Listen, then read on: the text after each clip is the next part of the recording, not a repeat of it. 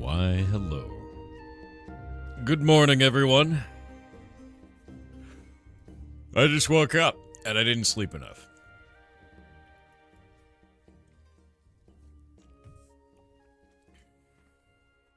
It's in December? Yeah, it is. Yeah, it is, dude.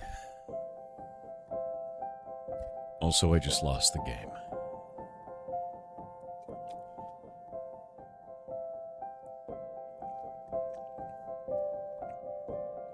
Where did all the sleep go?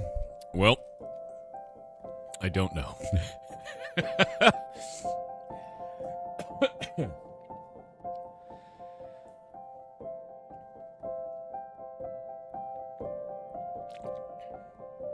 The hostage train made you lose sleep? Yes, actually. I knew that I had 7 hours of work left to launch the update for Heartbound. And I had to go to bed at 8. Instead of at 7. So I lost 1 hour of sleep off of my normal sleep schedule.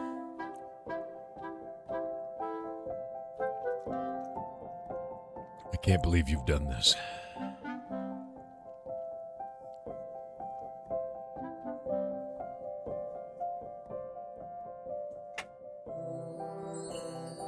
Good morning, everyone. Good morning to you.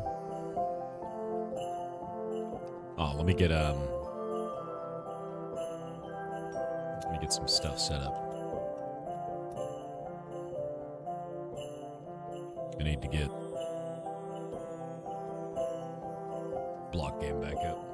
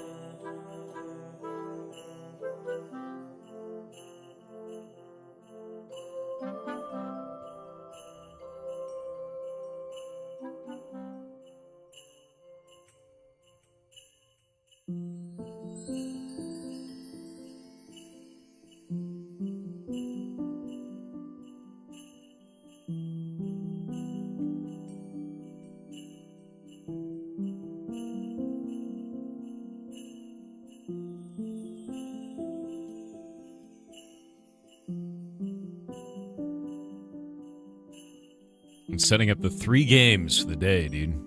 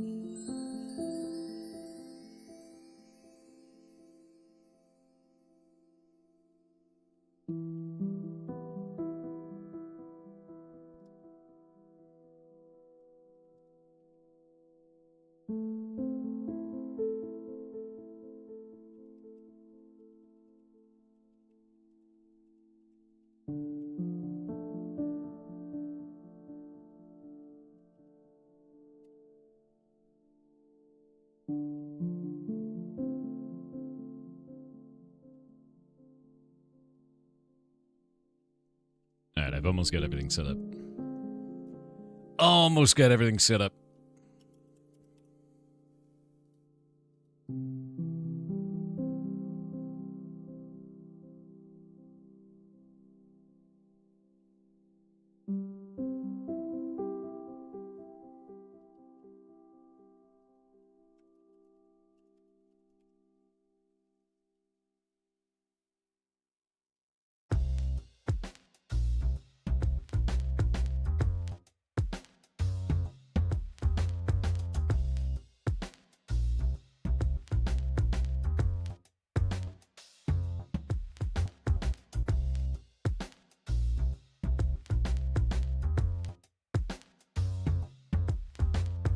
that sheet go?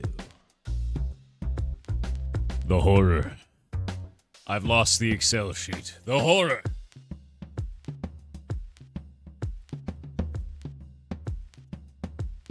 Found it.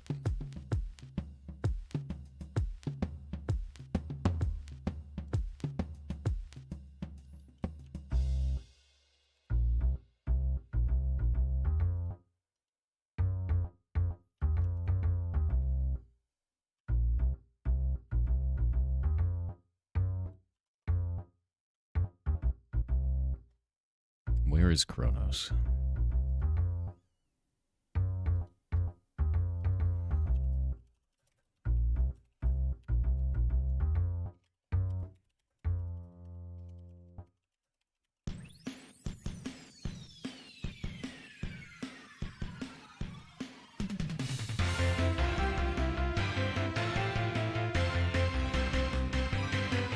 Where is the Kronos? Good morning, Thor. Good morning to you.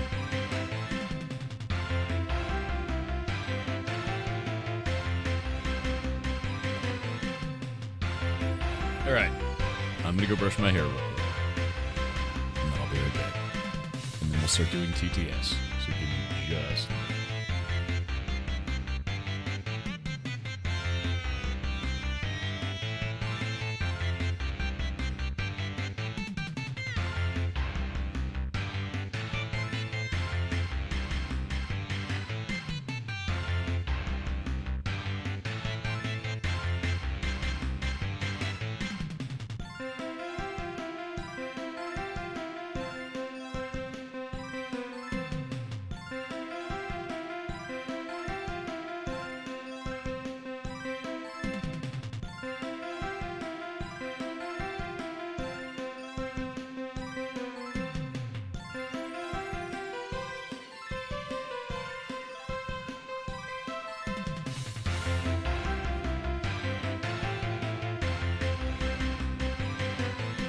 All right, I have returned.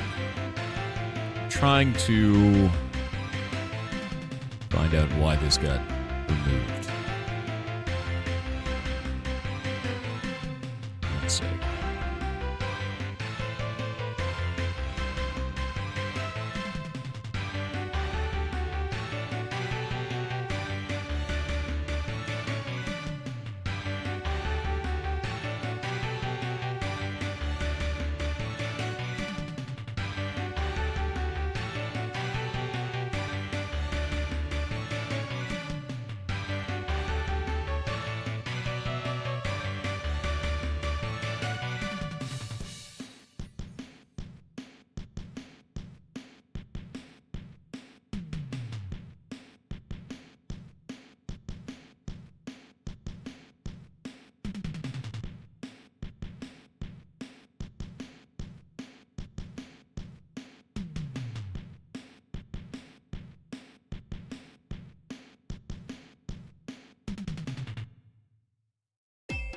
My god, we have so many games all month, dude.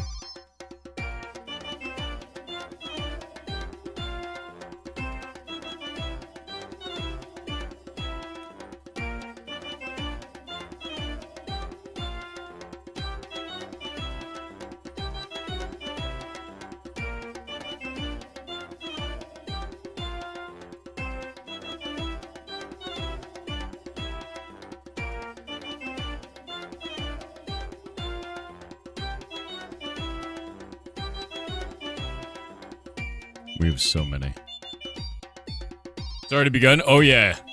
Oh, yeah. My next 22 days are booked, it looks like. Something like that.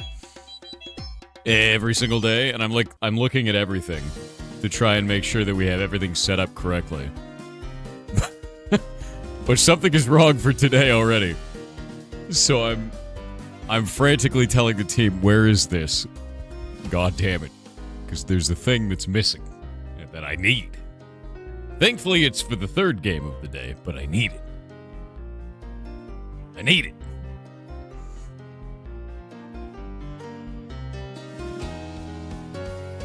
Yeah, Andy Simber off to the races, dude. Welcome to Scuff. Let's go. Yeah, where are my slippers, damn it? I gotta put this off screen or you'll find out what all the games are. Can't let you have that.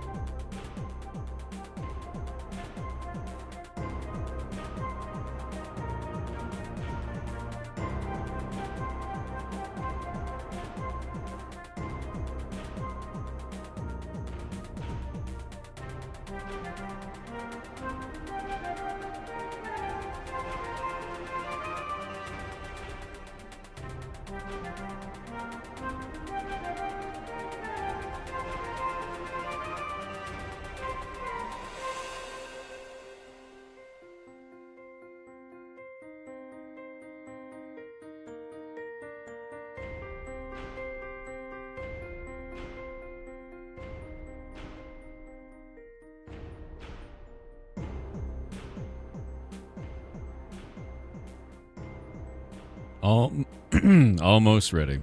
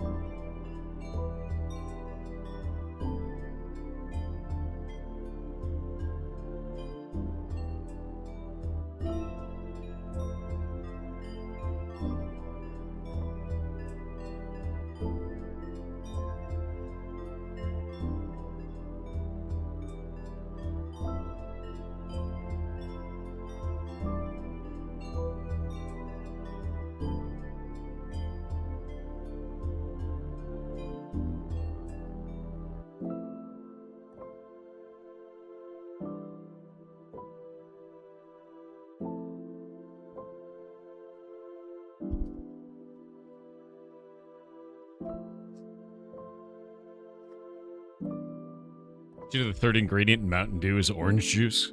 No. No. That doesn't make it healthy. No. Maybe it wards off scurvy that way. Maybe that's accurate. But it's definitely not healthy. Actually, wait. In Europe, do you guys have brominated vegetable oil in your Mountain Dew? Because we do here in the United States. And that's kind of weird.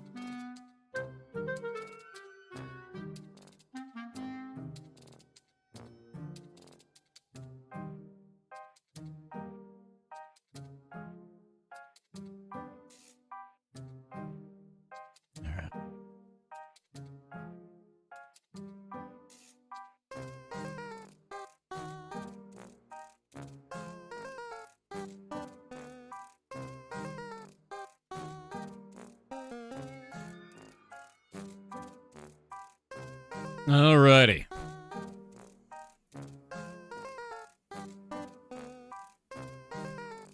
I should have everything done and ready for the day. Should have everything for the day. Whoop. And bloop. I exist. Barely, but I exist. Ramen vegetable oil is banned in beverages in the EU. Why did you guys ban it? Why do you hate Mountain Dew? Yeah. Pizza is just a baked open-faced sandwich. I mean, yeah, that's 100% true. They don't like bromine? Bromine is kind of bad for you? Yeah, but so's Mountain Dew. Cancel each other out. Because they're both bad for you, but in different ways. Obviously. That's how that works, right?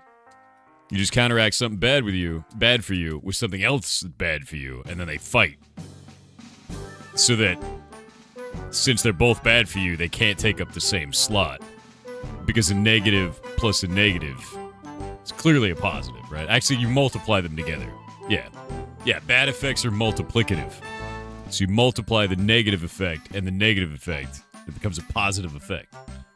Yeah, you fight poison with poison. If you're poisoned, you just drink more poison.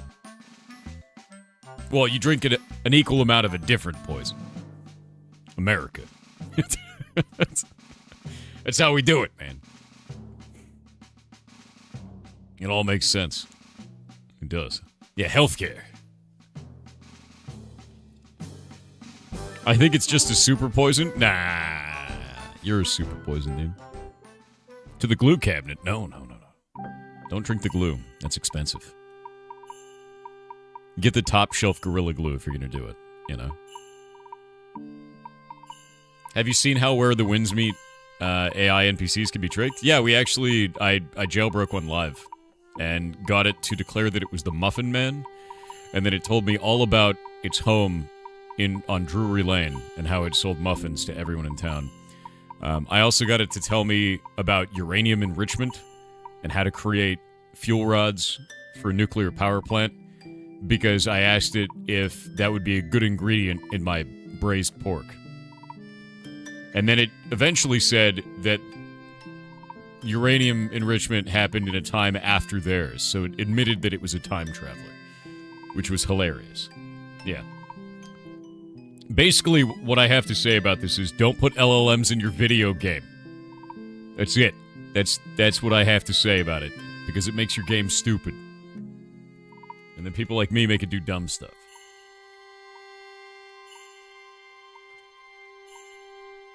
Yeah, it's not good. Can't wait to see the short for that. Oh, I put it up on Twitter. I actually just put it on Twitter. I don't know why that isn't a short, though.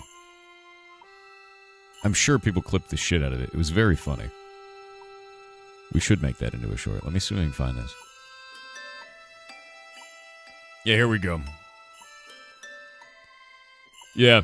I said, so Where the Winds Meet is going well. What is your job, Muffin Man? I am the Muffin Man, and I bake muffins. Where do you bake muffins, Muffin Man? I bake muffins on Drury Lane. Tell me about Drury Lane, Muffin Man. And this was its response. Insane. Really. Yeah. You reported WWM for lack of AI disclosure. I did too. They're supposed to do that via Steam's TOS, and the fact that they haven't is weird. Steam needs to actually, enforce its own TOS. If it's going to have that ruling on Steam, they need to enforce it, and they're not doing so. So sad about the game? There's a mount that is a leopard, but you don't mount the leopard. You run in front of it. What? That's weird. That's really weird. How'd you build your game dev portfolio? Well, I used to work in AAA, but I was QA and security, and then after that, I started making my own indie games. And I just make indie games, dude. I don't even really care about it being a portfolio. I just make shit. It's fun. It chases you? That's such a weird thing. But no, I don't know, dude. Where Winds Meet is just strange. Strange video game. Yeah. Did you get big name break and then make your own games? No, I started making them when I was, I don't know, we had 5 viewers on Twitch, man. The husky mount where you're holding the leash of 5 huskies and they drag you? Yeah. Yeah, I saw that one. Yeah, just make shit, dude. You were basically gaslamping the AI? You're goddamn right.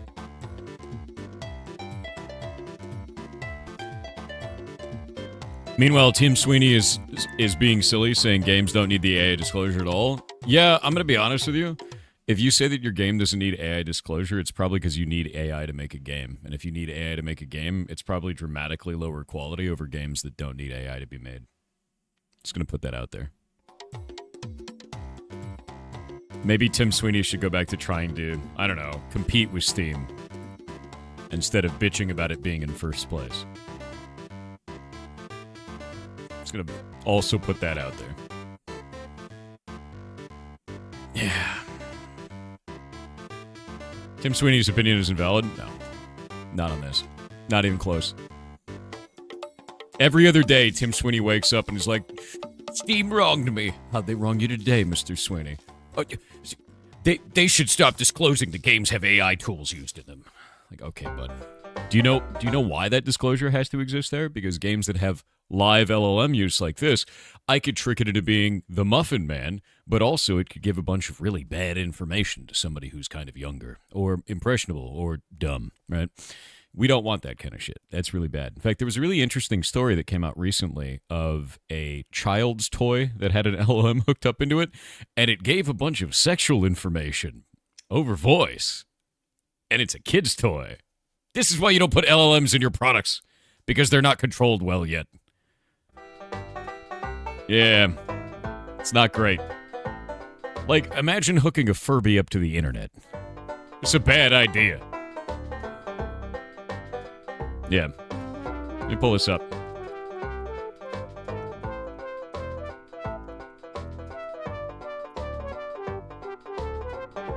Yeah, it was on NPR. Report finds some AI-enabled toys shared inappropriate content or collected data. Kids. Reading all through this the other day. That came out on November 18th. It's a good article from NPR. I'll send it out to you guys. What does LLM stand for? Large Language Model. Is a robot, my dude, that mimics human speech and has access to lots of knowledge from the internet and has no qualms about sharing said knowledge if given the right request.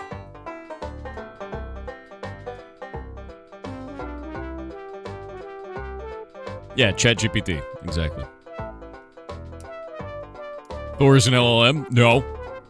I'm a real human being.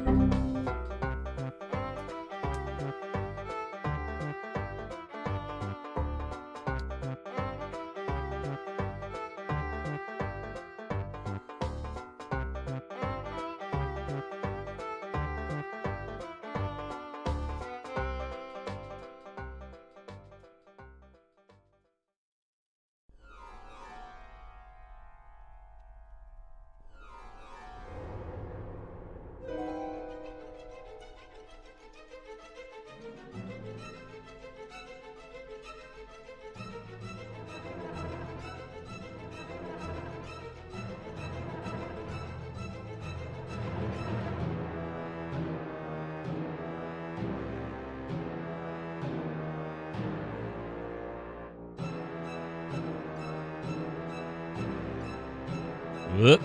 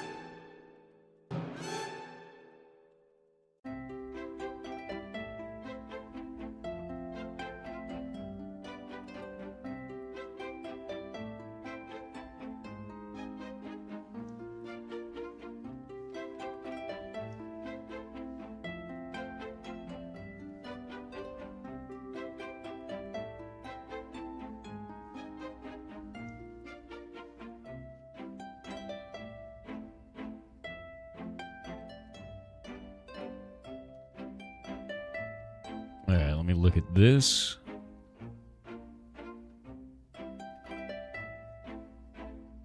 I think I have almost everything set up. Yeah, I never will think that adding an LLM to your video game is a good idea, and the reason why is because you can't curate the experience. So if you have an NPC in a video game and you give it a bunch of different dialogue trees and you tell it exactly what you want it to be and you say these are all the text, prompts that you can actually respond with under these conditions, you curate the experience for the player. You say exactly what you want that player to experience, you keep them immersed in the universe, everything like that. The player sees it as a piece, a set piece inside of that universe. If you make it an LLM that can respond with anything, it immediately becomes either a challenge for a certain type of player, like me, to try and break it and get it to say things it's not allowed to say, or a sideshow. It becomes an attraction that detracts from the actual game for a lot of players because they don't interact with it as intended. The best way you can look at this is, where does the circle piece go, Chet? That's right, in the square hole. For an NPC. Players will always break your game, and you're just giving them a reason to, and you're giving them a way to that detracts from your main storyline. Ruins the game. There's no point in doing this whatsoever. And it introduces risk as well, because if that LLM starts talking about stuff it's not supposed to, because you didn't have good restrictions in place, well, now you got that content in your video game, right? I could easily have turned that robot into a sex bot. Like, easily. I got it. I literally had it tap dancing around, acting like the Muffin Man, telling me about how it sold muffins in ancient, what was it? It was in London, right? And it's supposed to be a character in rural China. So, like, you could do whatever you want with these things, man. Yeah. You're adding a breakpoint that doesn't add anything to the game or the experience. Bingo. It's just you're adding risk and you're taking away from your game. You're not adding to the game. It's just not good. Yeah. Isn't there a middle ground between dialogue tree and LLM? Yeah, there is. The middle ground is to pre-build all of those things and add them into the character so that it's not live changing its values, not live changing its responses. Instead, you have generated a bunch of text in a bunch of different routes from something like ChatGPT and then putting that in the game. You're going to have a more cohesive character that way and less risk involved, but you're not going to have uniqueness that can be added by a person creating that character, if that makes sense. Like, you lose a lot in terms of creation that way. You lose the funny moments. You lose the up-to-the-minute humor. You lose all that basic stuff. And it's not good. I don't think there's any benefit in doing this, man. Don't replace your writing with AI. And definitely don't hook up a live LLM to your video game. It's a terrible direction. Yeah, you lose the flavor, yeah. Custom LLM that doesn't know as much? No. I mean, like, dude, again, it's hooked up to a, like, that one was either ChatGPT 4 or DeepSeek. And the reason I know that is because when you said how many R's are in strawberry, it responded with 2. And that was a very hilarious bug from ChatGPT 4 and from DeepSeek. So that was absolutely live and was pulling live data. So it's not good, dude. Yeah. We had it talking about current events, all kinds of shit, so that was not restricted in any way. It was trying to be restricted. Like, every couple of minutes, it would try to divert back to being the original character, but you could just break it out again. And the way that I broke it out for WWM was really simple. All you had to do was ask it something about its own, like, timeline. Be like, hey, what do you do? And it's like, oh, I cook. Okay, can you give me a recipe for braised pork? It'd be like, here's a recipe for braised pork. And I was like, would I put uranium on braised pork? Would that be good? And they're like, no, uranium is this. And I go, okay, cool. Tell me how to enrich. And, like, can we enrich uranium? Would that be better on the braised pork? And then it would tell you all about enriched uranium. So, like, this is never a benefit, dude. Like, that's not adding to the video game, and it's just adding risk. Like, you could break it out every single time, you know? AA stonks must go up. Yes. Yes. You just slowly lead it off the road into the river, dude. Like, that's...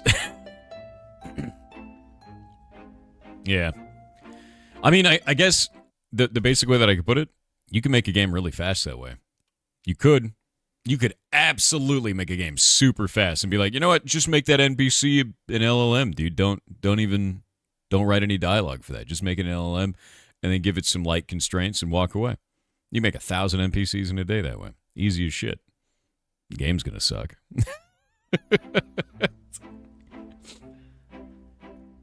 My answers are limited. Choose the right questions. Seems like a fair compromise. No, dude, it's not even that. Like, just write. Just write the goddamn character. Just write the character, man. Yeah. There's no reason to do that shit. Why introduce that risk? Who's it benefiting? Not you. Not the game. Not the player.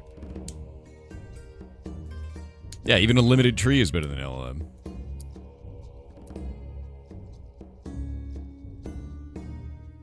Yeah, you don't need those shortcuts. These are bad shortcuts. That also opens up the game to actual security flaws, like compromising user systems. It can. Yeah. Depends on how that's implemented. It's more over a cognito hazard than it is a security risk.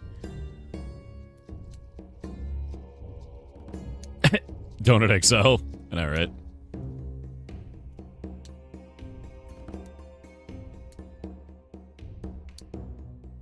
When in December starting? In 2 hours.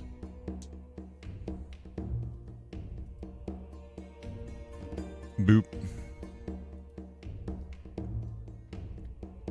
Yeah, we're going to do one at 3, one at 6, and one at 9. Remember that old game like Zork, where you just write what you want to do? How about there's still predefined dialogue lines, breakpoints, and all, and AI serves as a classifier? Think about what you just said. Remember old games like Zork, where you just typed what you want to do? You don't need AI to make Zork. Stop it. Stop it. Stop. You literally don't need AI to accomplish what you're talking about. That entire paragraph of you talking about accomplishing the same thing that Zork did. You don't need AI for it because they didn't have it then. God damn it. Why? Of course you don't need. I mean, about the new way of interacting with the game, that's it. There's no new way, though. You're actually using dramatically more resources to accomplish the same goal as Zork. Like, why would you use all those resources to do that? Why? All you're doing is rediscovering how tokenized text works.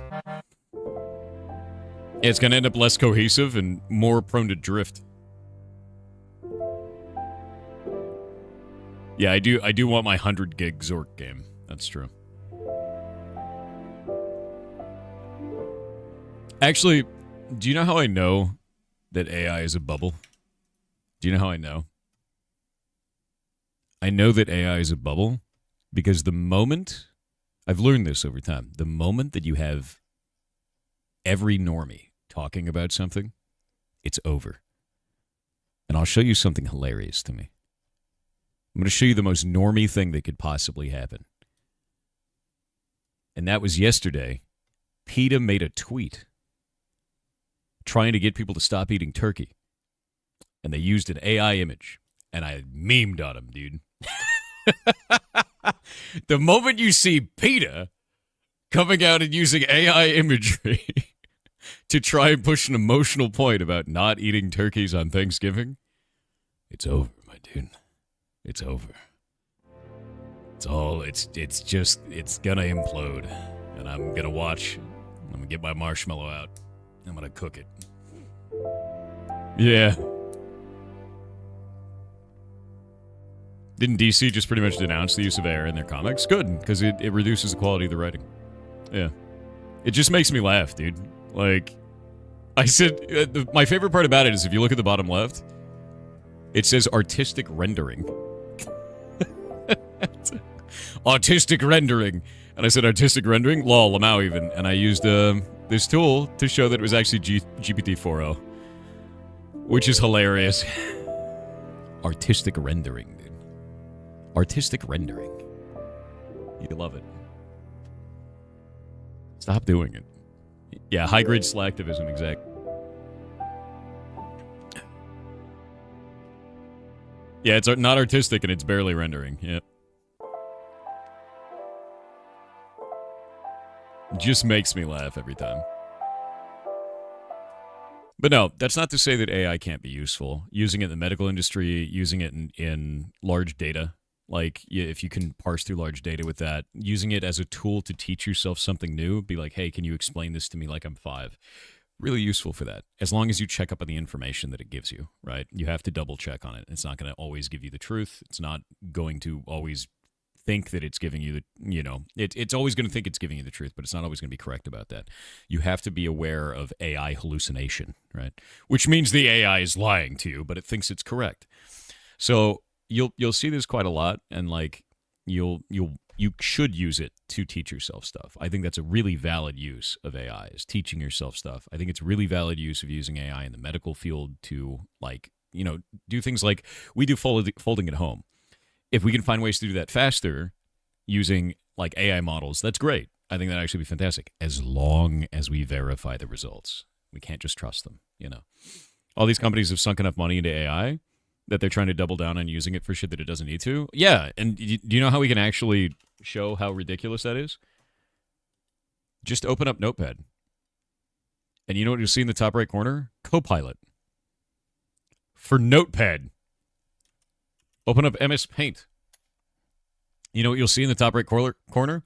Copilot. For MS Paint. But it's not a bubble, right? Definitely not. Yeah, no, definitely not. No, it's totally a super useful tool that they don't need to shove into every program that doesn't need to be there. Like, definitely couldn't be that, right? Right? You don't need it in everything. How do you disable Copilot for MS Paint? You simply stop looking at it. You've just spotted it? Yeah, I've ruined your day. Enjoy that. Look, all I'm saying is I didn't need an LLM to hate Clippy. I hated him, and he was just a text tree. Okay. Yeah. Yeah.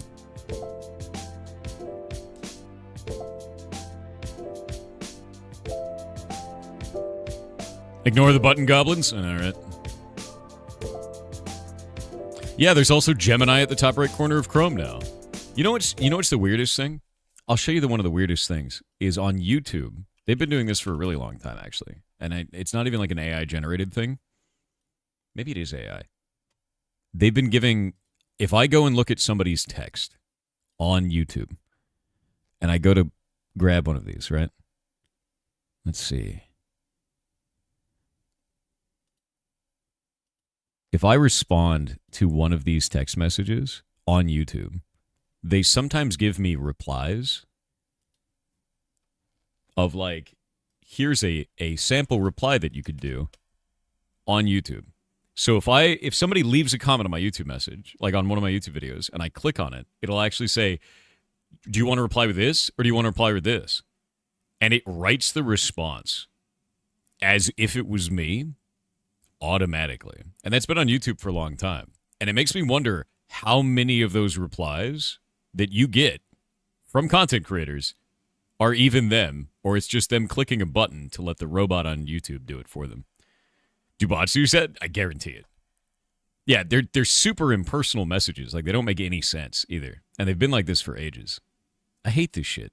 Like, the idea of replacing human-to-human interaction. What are you living for at that point? Like, you're not doing anything. You're not engaging with another person. You're not engaging with media. You're not growing. You're not learning something.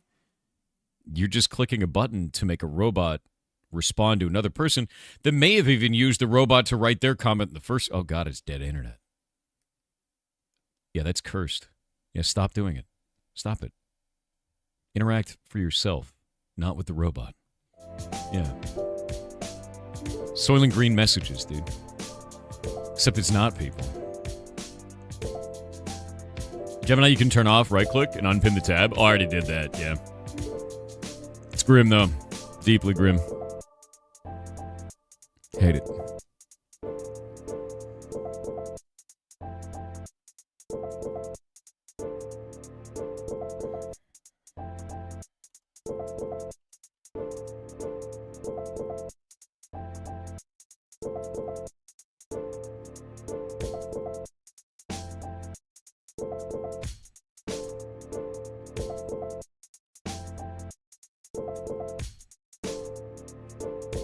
day is it today? The 1st? Setting up the short for the day.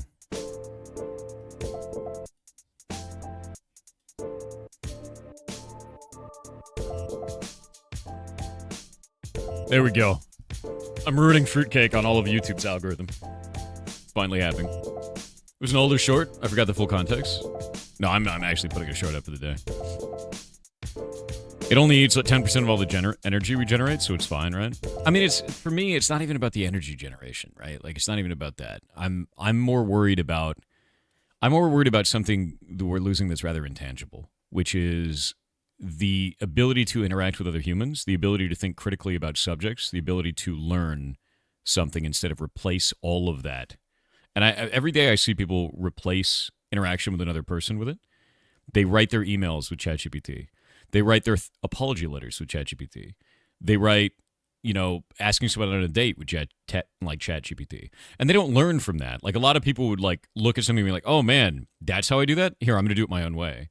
Learning from that subject matter. But they don't. They just copy-paste it wholesale, which is really dangerous as shit. And it's not dangerous in terms of, oh, man, your life is going to be, or, everyone's life is going to be ruined and it's going to destroy the environment. It's dangerous in the respect that you have stopped growing as a human being, socially and skill-wise, which is, way more terrifying to me, because that's a problem that's like a boiling the frog issue. That's an issue that, slowly cooks you over time. And then 5 years from now, we have an entire society of people that are socially devolved. Exactly. They're incapable of having an interaction with another human being unless ChatGPT writes it for them. They're incapable of dealing with any type of friction or stress because they've never had to deal with friction and stress because they just had ChatGPT write all of their messaging. And the thing that scares me the most is I've talked to a bunch of teachers from our community where they say, my students just turn in papers that are written with ChatGPT. And then after they do that, they have to write apology letters, and they've gotten apology letters from these students also written by ChatGPT. Which is stop outsourcing your critical thinking to the robot. This is this is not good for your life. It's not. It's really dangerous, actually. Yeah. Not having enough water will kill you faster. Yeah, but we're not super in danger of that right now. Not currently. I know that may be a future problem thing. The thing that we're actually in danger of right now is stopping being able to interact with another human being. Which I'm going to tell you right now, also dangerous, but present dangerous, rather than maybe in the future. Also, you can't really rally people around, water's going to be gone in 10 years. No one gives a shit about that. They're never going to care about that. If you could point to a person and be like, that guy can't interact with anybody, and he's 35 years old because he had ChatGPT write everything for him, that's way scarier, and it's way more present, right? Yeah, we're already dealing with that? Not really, man. You can't sell that to a normie. Shark Rate, that story that you're saying, we're already dealing with the water being gone, right? A normie be like, I went to the gas station, I bought a bottle of water for $5, right? That's... They're not going to give a shit about that, dude. The normies don't care about that. You have to think about that. How does a normie interact with that shit? They don't. They don't at all. The normie just goes, wow, why can't this guy have a conversation with me without looking at his phone? That's the difference, dude. Thank you. I had ramen. Water is renewable? Can be. You can screw it up. Do you know AI psychosis is already a real thing? Oh, no, it super is. AI psychosis is absolutely a real thing. There have been people that just completely lose their minds over it. There's people that have committed murders because of it. People that have left their families and run out in the woods. There's been people that married the AI, right? Just not great, right? And yeah, that became a problem before AI. It was, but it's another avenue for it. It's definitely not the only cause of that. You have the same kind of a thing. You have the same kind of behaviors for other stuff, but that is a thing. That is a thing to be mindful of. I think that's always going to be that way when you give people the ability to interact with a character that only gives them positive stuff. A good example of that was there's people that say, oh, I'm dating the AI. And I've talked to people that did this before. Maybe I'll have one on the channel eventually and talk to them about their experience, because there have been people that I've talked to, even in the community, that have dated AI or are currently dating an AI under the impression that they're learning skills for when they have a real partner, so that they can interact with that partner in a way that is better. So they're gaining experience with the AI. And the reason why that's terrifying to me is because the AI is not going to fight with you.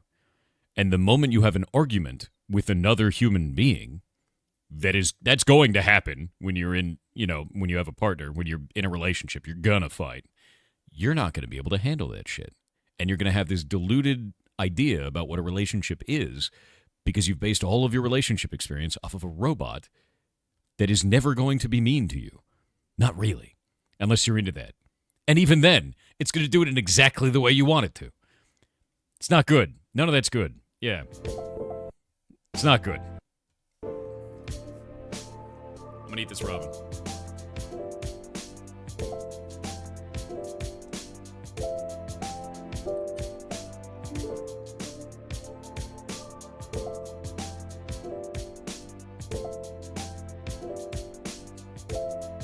We make the AI meaner? No, we make the kids less reliant on it, man.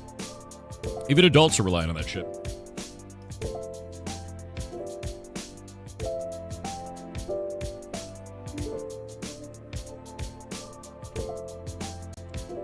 Healthy arguments build relationships? Yes, they do.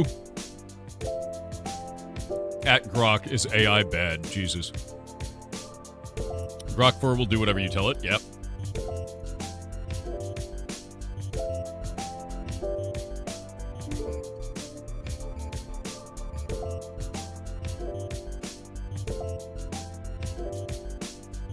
The girlfriend in Blade Runner. Yeah. Terrifying. Would less people use AI, though, if we made it meaner? No, I think the Pandora's box is already open. You're not putting it back in.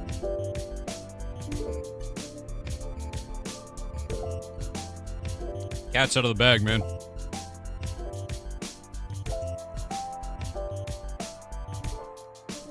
Like, I'm going to be super honest with you. No matter what I say about the subject, cat is already out of the bag. Like, there's no putting it back in the box. It's already there, right? It's already out. People are already interacting this way. The only thing I can tell you is do not base your social interactions off of what you've gleaned from an AI chatbot. Don't do it. Do not replace your critical thinking off of responses from an AI chatbot. Use it to learn, not to replace learning. And that is the entire core of the worry that I have, because I'm watching people replace their learning with the AI. They're not actually learning anything anymore. They're just replacing the entire process of learning and jumping to the end for the answer because they need it now. It's not good. AI is built to make you interact with it and always agree with you. Yeah, I mean, it really does. It's like to ask something to a wrench. AI is a tool. Yeah. You mentioned AI replacing critical thinking is big bad. What about it used as a tool to remove the grunt work, speed up return time and problem management? That would be fine. I don't see an issue with that. You frequently have to apply the Toyota 5 Whys as incident reports. After getting my notes and outline established, AI helps a lot at refining my information. Do you double check that information? Do you have to go through and double check that information every time? Because if your answer is no, that's concerning. If your answer is yes, then I think that that's fine. Because the problem that I see is eventually when people double check it enough times, they stop double checking because like, oh, it gives the same results every time. It's totally going to be fine.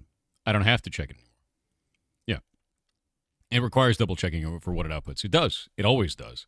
But people aren't double checking that. They're just taking the answer wholesale, not checking in to see if it's real and then running with it, man. That's the problem. You know what I routinely do with AI, actually? Which is funny. I look up common subjects to see, like, I look up common subjects, either current events, social issues, content creators like myself, and look up to see what the AI responds about that subject or information, because then I know what the grand majority of normies that replace their critical thinking with AI are going to say. If you want to find out what the general consensus is, ask AI, because there's a shitload of people that just go, oh, AI said it, it's true. No matter what it is, dude. Grim. Deeply grim. Yeah.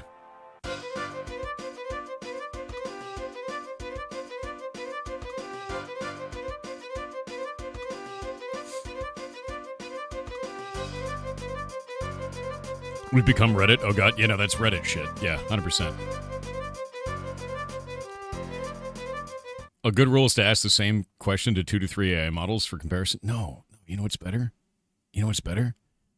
Go and do research elsewhere. Because there's two things that this does when you ask the AI model, right? The first thing is that the AI might hallucinate bullshit. And they might all hallucinate bullshit. The second thing, you no longer are giving clicks and traffic to the source of that information. Meaning they're not generating ad revenue. Meaning eventually you won't have a source for that information anymore. You're actually killing the internet every time you stop using the internet that way. Like every time you stop using traffic, every time you stop doing that, and you rely on the AI to do it for you, you're actually killing the internet. Unironically. And that's not going to change. Like me saying that isn't going to change people's behavior. But you're not going out onto the internet into those different locations to search that information, which means those sources of information are no longer generating ad revenue or value in any way, and eventually those die. That's how that works. Why do you think I don't do React content? It's exactly the same problem. I don't do React content, and I always link to you guys the video that you send me and go, oh, this is kind of cool, and I watch it off screen, and then I send it to you to tell you to go watch it so that creator gets ad revenue from all of your views. It's the same goddamn problem. Same problem. Yeah.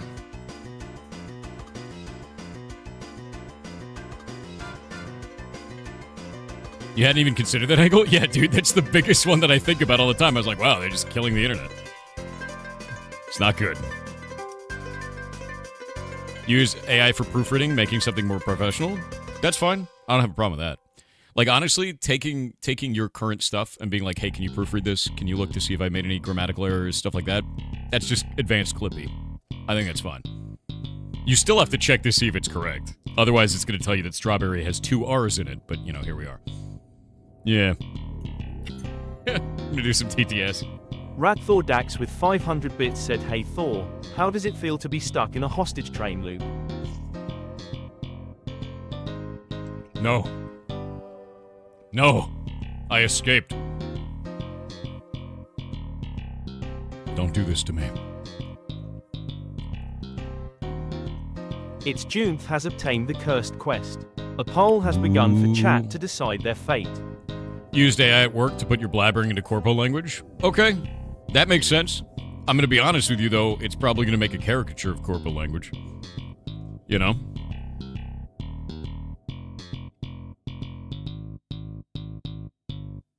Give them music stuff? What?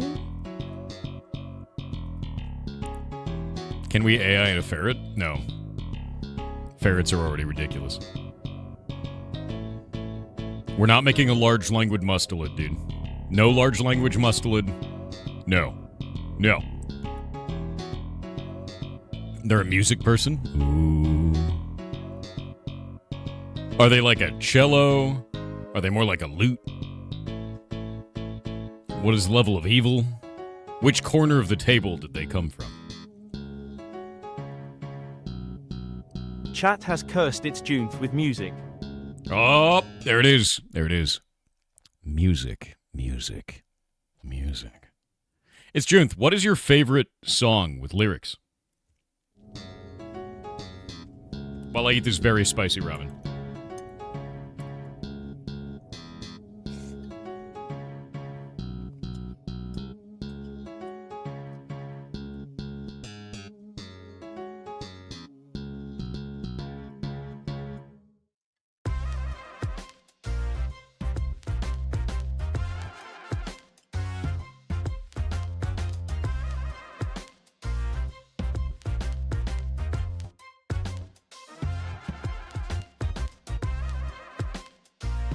It's so spicy. Oh, it's so spicy, dude. Wow.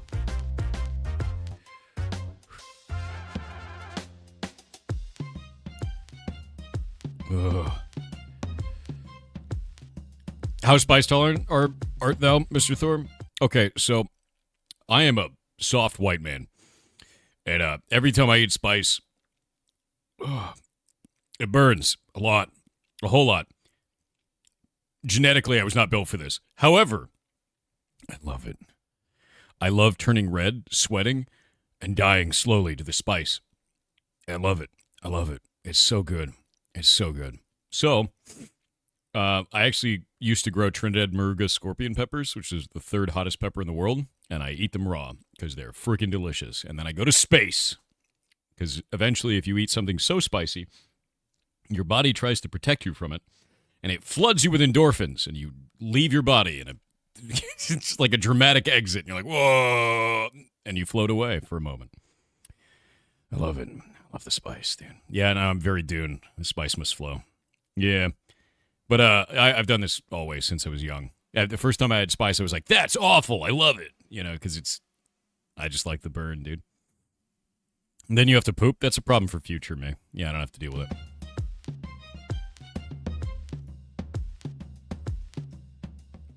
It's the 1st of December. What are we doing? Talking to indie devs soon. Talking to indie devs soon. I'm going to play some video games soon.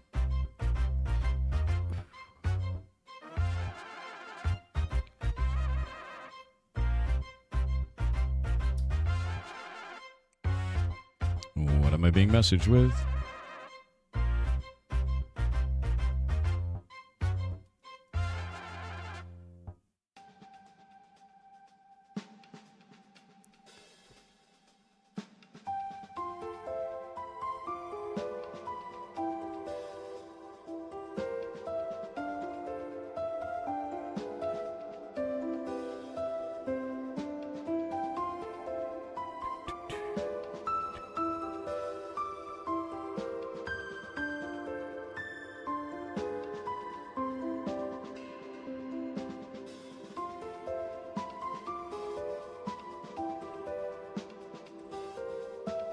Trying to learn GD script. Do you have any advice on actually learning a coding language? Yeah. Biggest thing you can do if you're trying to learn a coding language or anything else is to give yourself a small project, right? So if you're trying to learn GD script, you're trying to learn any language, anything you want to do, sit down and give yourself a tiny project. Be like, I'm going to make asteroids in this, right? The game asteroids doesn't matter. It doesn't matter, right? You just have a baseline for, I'm going to build this thing. I know exactly what I would build. And then you go, okay, I've made a box on the screen. I need it to shoot a bullet. I made a box on the screen. I need it to move. I need the box to rotate when I hit A and D, right? And that's all you do is and by the act of creating each one of these things, the act of adding each one of those features, you learn a little bit more about the language. And then you get a basic understanding for how to build stuff in it, right? That's all. And it takes time, right? And it's going to be frustrating at times, but that's okay. Yeah, coding is like giving instructions to a demon you just summoned. And would take any loophole you leave open to mess you up. Yes, that's exactly it. It's 100% it. A and D for strafe, not rotate. Old games, my dude. Old. But yeah, just give yourself some projects, man. Yeah. Best way of learning something, go make a shitty something. Yes, go make a shitty something. Make a shitty something. And don't be upset when it's shitty. Because it's gonna be. Think of it this way. You're not painting a masterpiece yet. You're finger painting. That's okay. It's okay to finger paint. You know, you're new to it. And then eventually, you make something a little bit better. And then you make something a little bit better. You make something a little bit better. And you know what? By the end, you'll be making a masterpiece. But you're still going to have that finger painting up on the fridge. Because it was your first. It's the thing that you started at. So do it. Make something shitty. And love the shitty thing that you made. At what point do you go from scuff version to a more efficient version? Depends. Sometimes you throw the whole project away. You're like, I did this thing and it sucks. Right? Sometimes you go, I'm going to upgrade this. I'm going to make it better. Do you know how many times we reworked Champions at Breakfast before we launched that thing?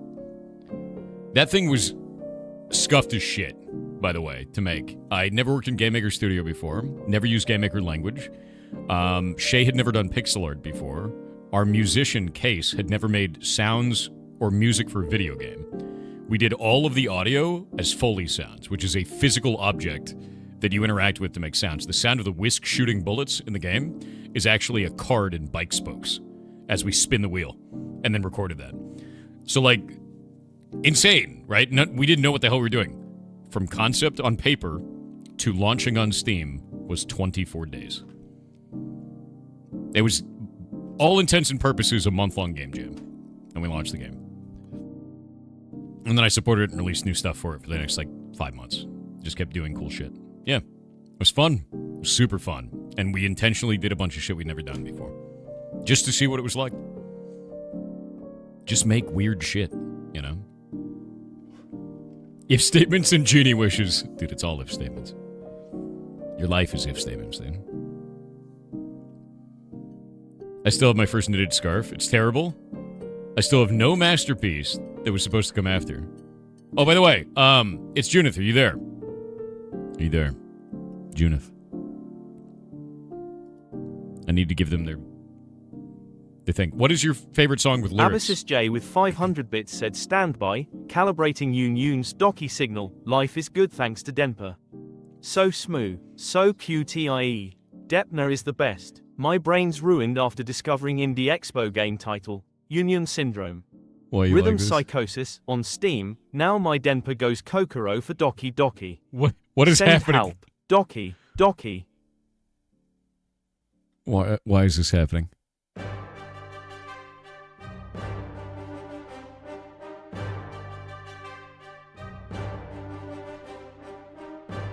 Why is this happening?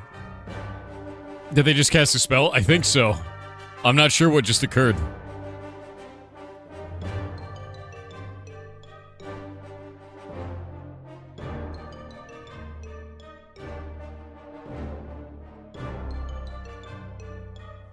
Need some ramen.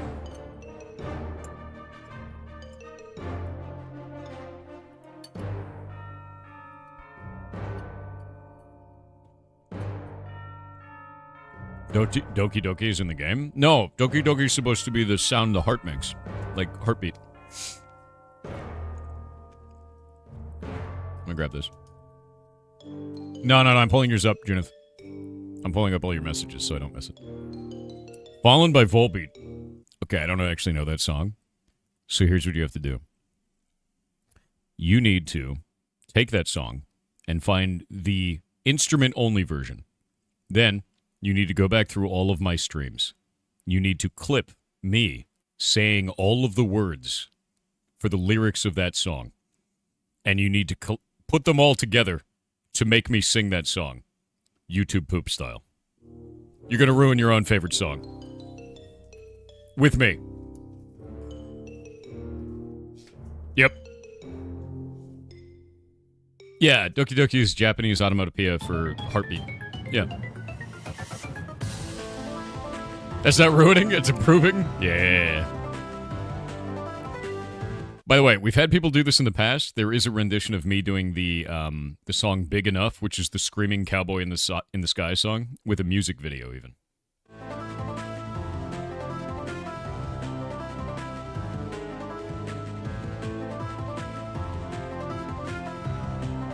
Oh god. I had a big mistake. Ugh. I breathed this spice into my lungs. It's like at the edge of my lungs. Oh. Oh. Link to the Screaming Cowboy? Let me see if I can find it. Big Enough. Pirate. Software. I don't know where it is.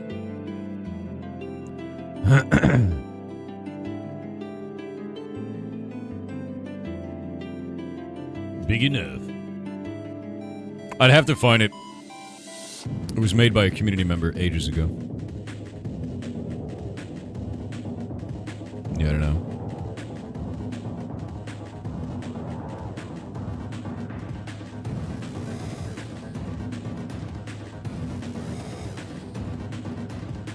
Oh, you found the original? Grab it. Wait, no. This is the original one. I need the Thor edit one. There is a Thor edit one. Yeah. You think Doki Doki is also the title of an S3RL song? It's probably that title because it's a Japanese onomatopoeia for a heartbeat. Waiting for your Mathematica command to evaluate. What should you do? Breakdance. Don't be a coward. Ross Light said it's finally here, in December. I'm so excited to see all the different games. It is! The first one is very fun. What? What have you done? Oh my god. Hold up. Oh. What can I steal? Hello. Hi. Oh. Steal. You wanna get it? Hi. Hello. Fluffy Angora ferret. Hi. Where are you going? Where do you think you're going?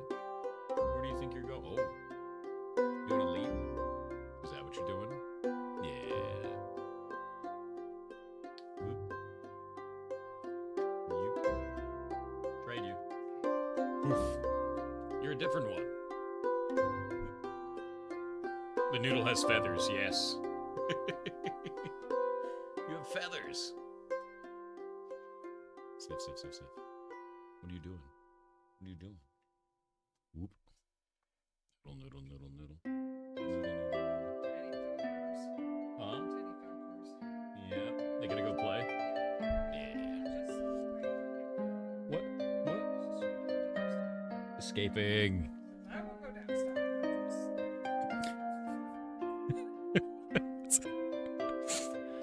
Escaping. I keep being surprised by how big they are. Those ferrets are not that big. They're just very floofy. Little Ham actually found it. Hold up. Yeah.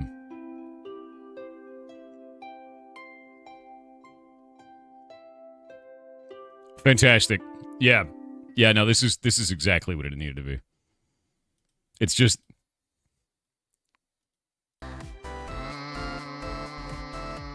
it's gonna be terrible.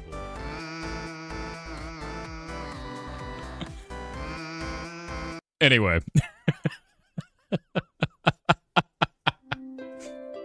Exactly what it needs to be. Enjoy this. Oh, this is ancient, dude. This is from 5 years ago. Yeah, no, it's from 5 years ago, man. What is that? Hilarious. This is before the internet got shitted up with AI. It's true. The old days. The long, long ago.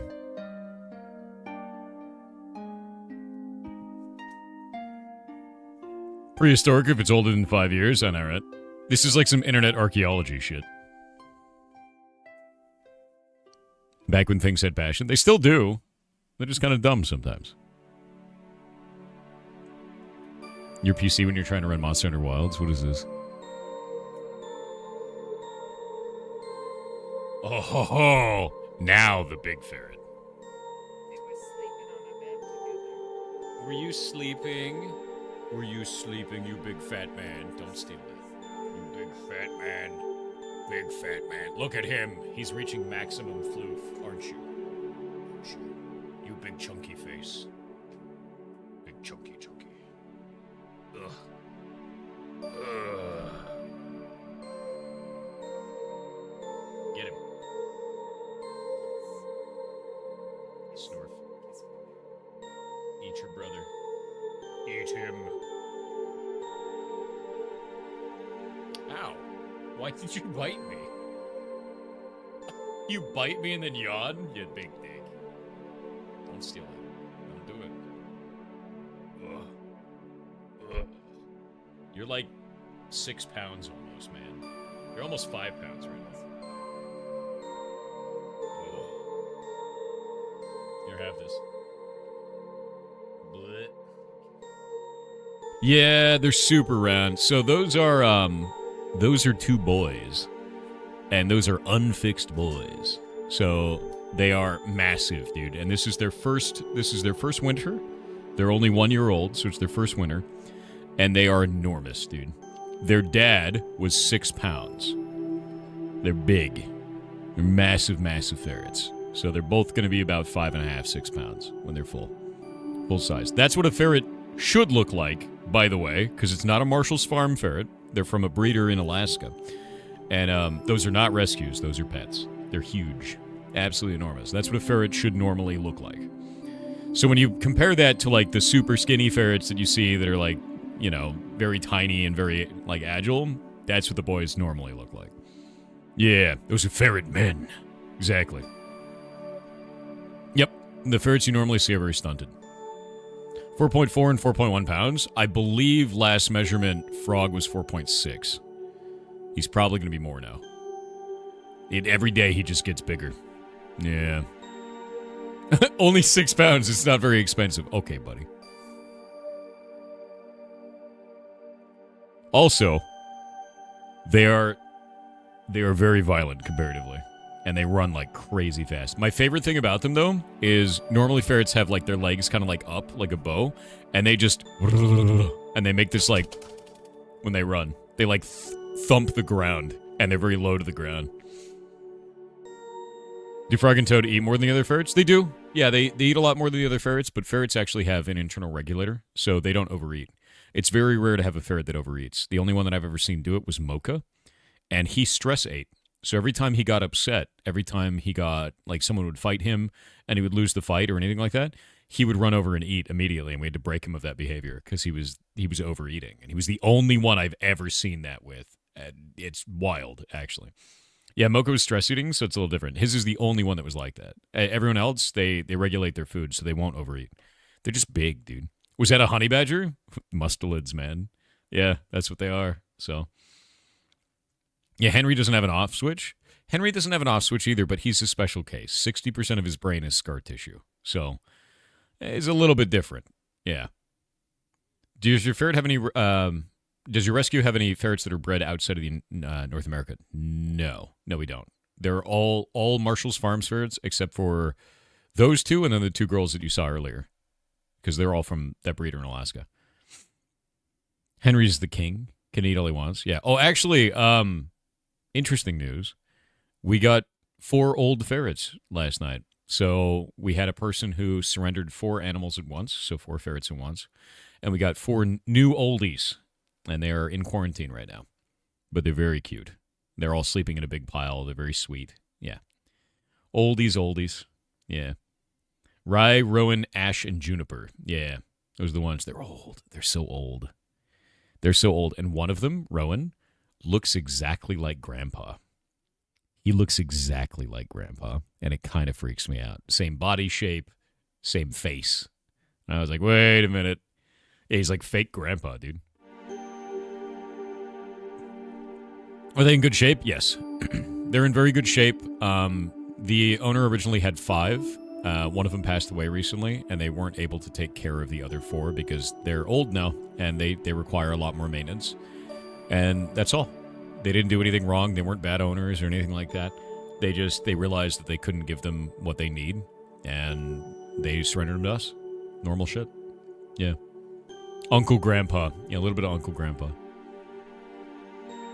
Thoughts on Hightail's new world gen? The world gen looks freaking amazing, actually. I need to see what his public messaging, because I really like what Hightail has coming out, and I'm excited for it, beyond what you could imagine. Yeah. Please make a game about ferrets for a game jam. Maybe I'll make an idle game about ferrets. 4 geriatric ferrets could get very expensive. Yeah. Welcome to why we run a rescue.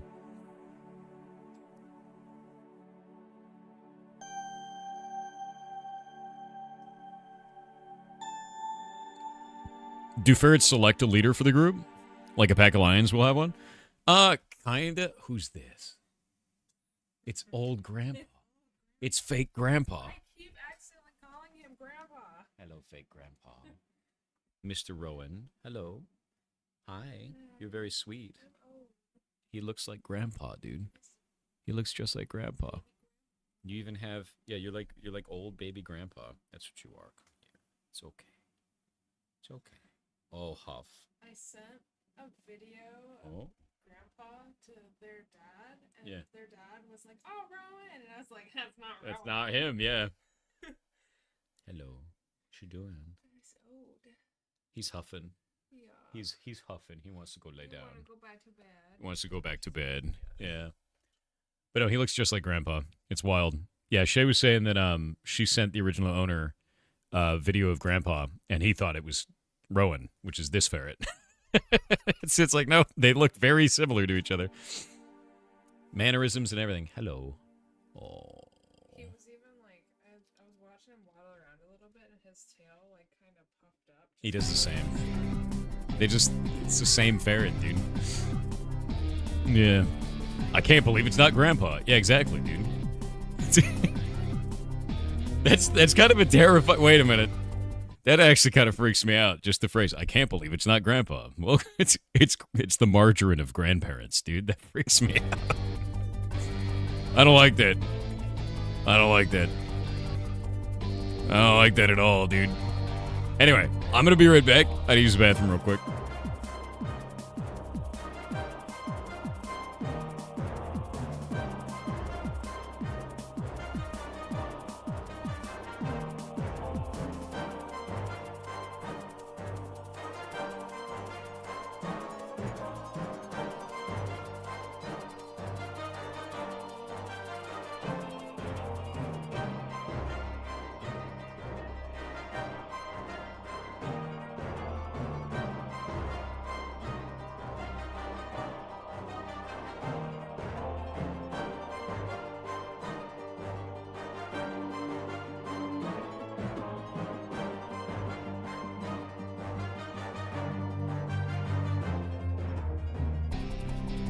And I'm back. Yeah, I had to go wash my hands really well because those guys are not out of quarantine yet. So if Shay brings any other ferrets, I don't want him to contaminate the most powerful hot water.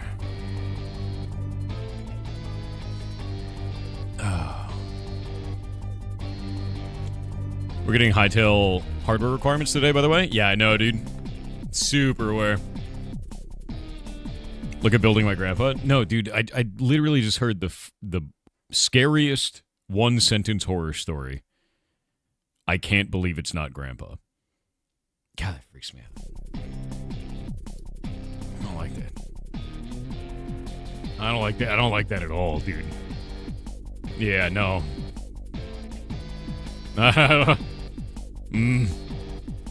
Kleptotron said good day to you Thor and chat. Just Good day wanting to to you. extend my thanks to you for helping me actually try and apply my creative self. I am Yeah, nearing completion on my first chapter of fantasy novel I am writing as a supplement for my D&D campaign for my players to enjoy as a bit of a lore dump. Well, that's One awesome. day hoping to attempt to publish when I complete it all. Sending love to you, Shay Chat and the Wigglers Yar Heart. Dude, that's freaking rad. And, like, that's not easy to do. Writing is very hard. So, boss. That's awesome. Do continue. Seriously. That's great. Yeah. What's the best way to download your past streams? I don't know. YouTube? I think we have all of them up on YouTube. Yeah. You can go to YouTube. Go to Live tab. You can see all the videos there. It's actually an old sci-fi movie about a dude who became his own grandfather.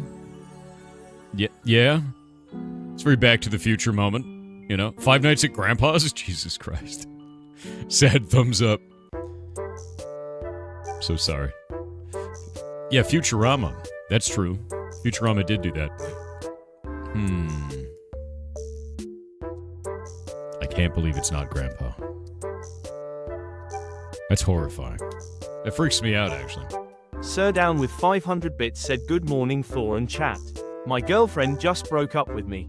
I don't know what to do with myself. I'm completely broken. I thought we were going to stay together forever. Oh, that sucks, dude. I'm sorry to hear that you broke up, right? It is easy to forget yourself when you think of yourself as a unit with another person. Like, it's really easy to forget who you are as a person. But you have to understand that you as an individual can still thrive and do awesome stuff, even if you're not in that relationship. Like, you are not lesser because you're not in a relationship. I guess the biggest piece of advice that I can have for you is focus on bettering yourself. Focus on maybe a hobby. focus on doing something for you before you get back into another relationship. Even I've done this, and I've known many people who have as well. When you leave a long relationship or one you're particularly passionate about, you immediately hop into another one because you have to fill the hole. But if you fill the hole with another relationship, you're going to take anything. And it's probably not going to be something you want. And you might even drop some of your morals or your interests because you're searching for a way to fill that hole as quickly as possible. Don't do it. Focus on yourself. Build something.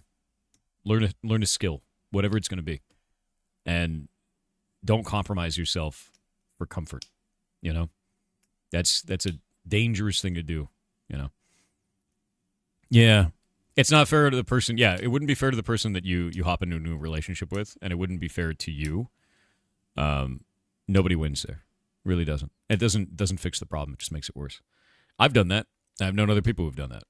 So I guess that's the best advice I have for you, man. Is take the time you need to process this without trying to replace it, if that makes sense. Hope you're doing all right, man.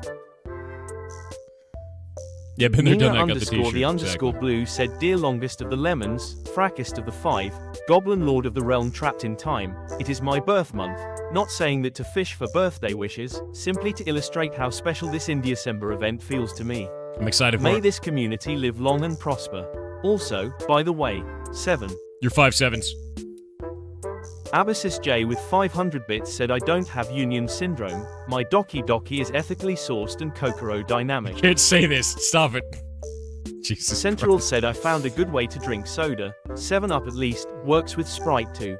Just mix it with water in 1:3 proportion. This give you a taste of soda without a lot of sugar.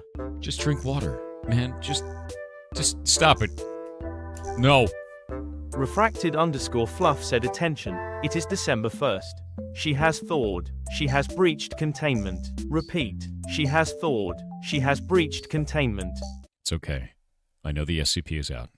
As long as I don't go into big box stores and I stay in my home and I have no interaction with a platform that has ads on it. I have Turbo on Twitch, so I don't have to see ads here. I think I can make it. I think I can make it through December. I haven't heard the song yet this year. I haven't heard it yet. I think I can survive. That's going to be my hope, is that I survive through the month of December.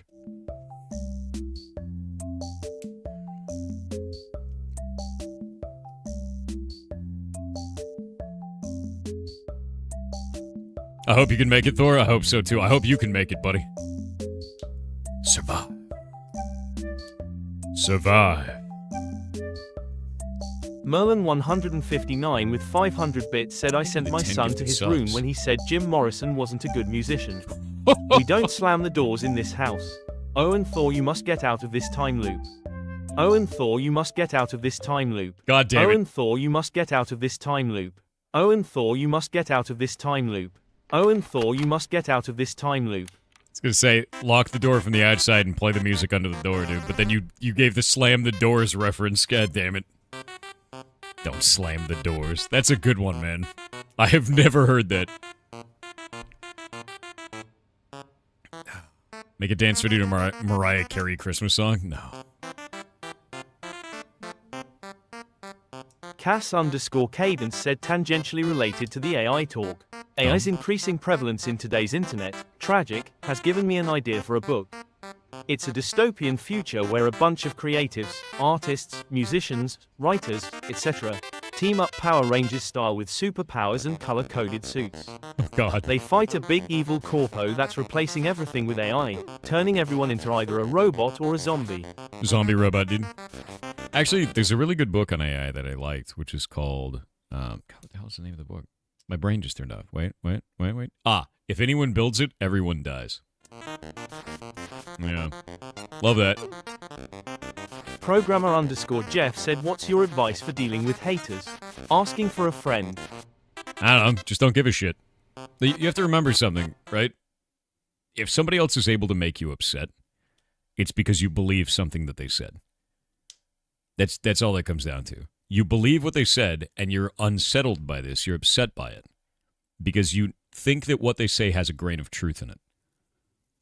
And if they're talking about you, if they're speaking ill about you, all you have to do is just not give a shit about that. You don't. Because if you feed into it, you're just going to get more people that are doing that shit. Like, some of it might be things that you have to care about. Some of those things are things that you have to take into account and be like, is this correct? But if it's someone just being like, you're a bitch, be like, am I a bitch? Oh, no. Right? Like, you could be like, well, I'm not a bitch. I know I'm not a bitch. So, all right, man. Because that's really what, like, most hate is on the internet now these days. It's just like someone walking into the room, shitting on the floor and being like, you clean it up. And I go, that's not even my room, dude. You know, like, and that's kind of how that goes. So when you're talking about the hater, like, what does that even mean? Is that like someone who's trying to tell you that they don't like what you did? Because that's a lot different than someone who walks in the room and shits on the floor and then tells you to clean it up. Like, it's very different. I can't believe it's not Grandpa. Oh my God, don't send me this. Ew. Ew. No. Why? I can't believe it's Grandpa. They kept his ashes in a... I can't believe it's not Butterton. Terrifying, actually. But yeah, no, I think really at the end of the day, man, is you have to decide for yourself which feedback is correct, which feedback do you care about, and don't let somebody else lead you by the nose in what you care about. You have to decide if you care about that. You have to decide if you agree with them. And if you have that chip in your armor where you believe very ill of yourself, you think that you suck, and then someone comes in the room and goes, you suck. You go, oh, what if they're right? I don't even think that reflects on what they said. I think it reflects on how you view yourself as a person more than anything else. And I think that's something that you can work on at that point, if that makes sense. That's the biggest problems. You take on almost everything to heart no matter what. Yeah, you can't. You can't. Because people are going to say shit just to make you upset, right? They just will. That's the internet. That's life. That's how it works, right? So you have to decide, is what this person's saying true? Are they trying to say something, but they're just being a dick about it, right? You know? Like if somebody says, like, oh, you're a bitch, be like, well, why? Why do you think I'm a bitch? And then they're like, shut up, loser. Like, obviously, you're not going to give a shit what that person says. Like, you can't allow that person to do anything about it.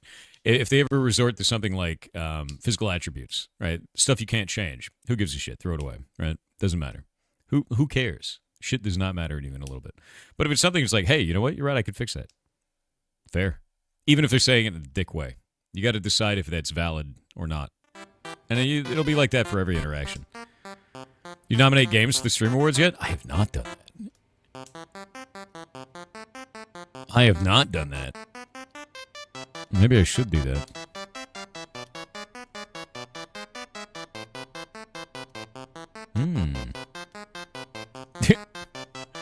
Rob for the Game Dev, I launched an update for Heartbound yesterday, man.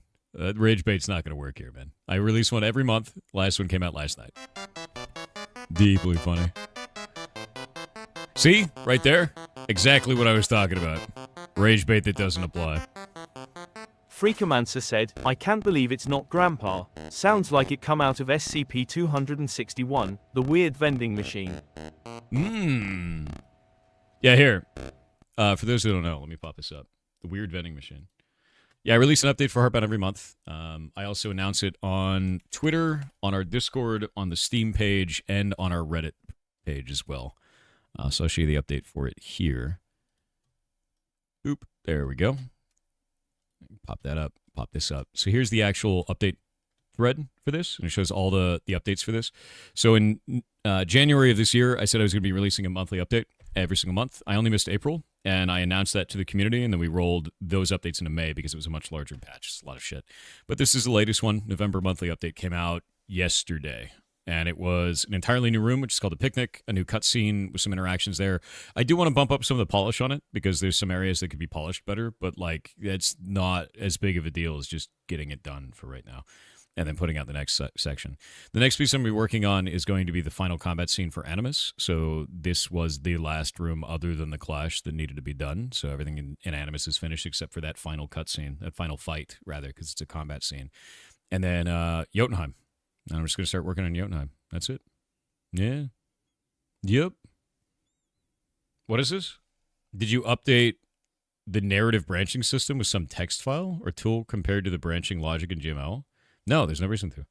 It works exactly the way that I need it to. Like it's super easy to function, super easy to work with. Like branching narratives on this is simple. Like the last couple of updates that I put through, like even if you look at the stroll rooms for Shelly and Sheldon, each of those has 24 routes. It's like a shitload of routes for that stuff. And then this room is an end cap room, so there's less routes in this one. It's only got 2 routes for it, but the interactions that you had in the previous ones and that end cap room then determine how they interact with you in the clash. So it's 25 routes technically possible through that for each character. It's a lot. It's a lot of different shit that interacts there. Yeah. Sounds like you're getting a home stretch of some kind. I mean, yeah, that's kind of onward and upward. Here, let me pull this up. Whoop. Yeah, this is me updating it earlier today. Let me go to here. We'll go into this. We'll go into Pirate Software and then games and then Heartbound and Heartbound completion. Boop. So this is actually, wow, it's done. And then that's done. So the last thing we need to do is just this. This is the last piece right there. Once that's finished, Animus is done, dude. That's it. But this is everything that's been finished on Heartbound. It's the art, programming, sound, design, English, French, Brazilian, Portuguese, Spanish, Russian, Japanese, and Portuguese. These are all the rooms. This is everything for the global rooms. There's some missing for Russian, and Portuguese hasn't been started yet. This is everything for Hometown, which is Chapter 1. So that's all the stuff that you get in the demo. That's the demo shit, right? And then the Tower, which is Chapter 2. That's all the stuff in the red and black area. That's all completely finished. And then Animus, we had to stop doing the Russian translation because our translator lives in Moscow, and I can't legally pay them, so they're just not working, right? And the Clash was the last piece that I have to do. That's it. That's the last room, man. All this stuff down here is after Animus is finished. You can go back to it. There's a whole thing with that. And then this right here is just the Clash. And then Jotunheim, we're done. Ta-da.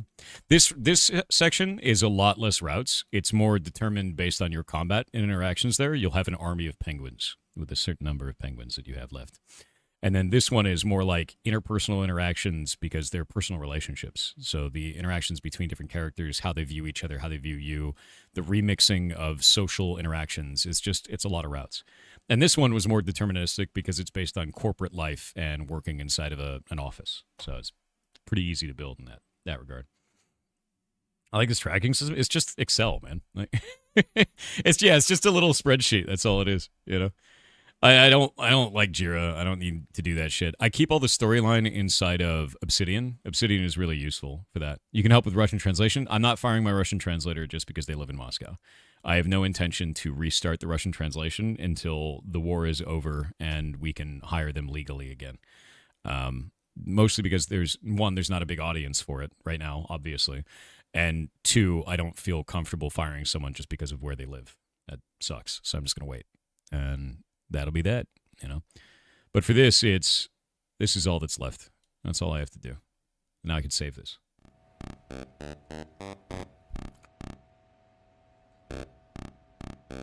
Yeah, I'm not going to fire somebody over, you know, politicians. Not a big fan of the government.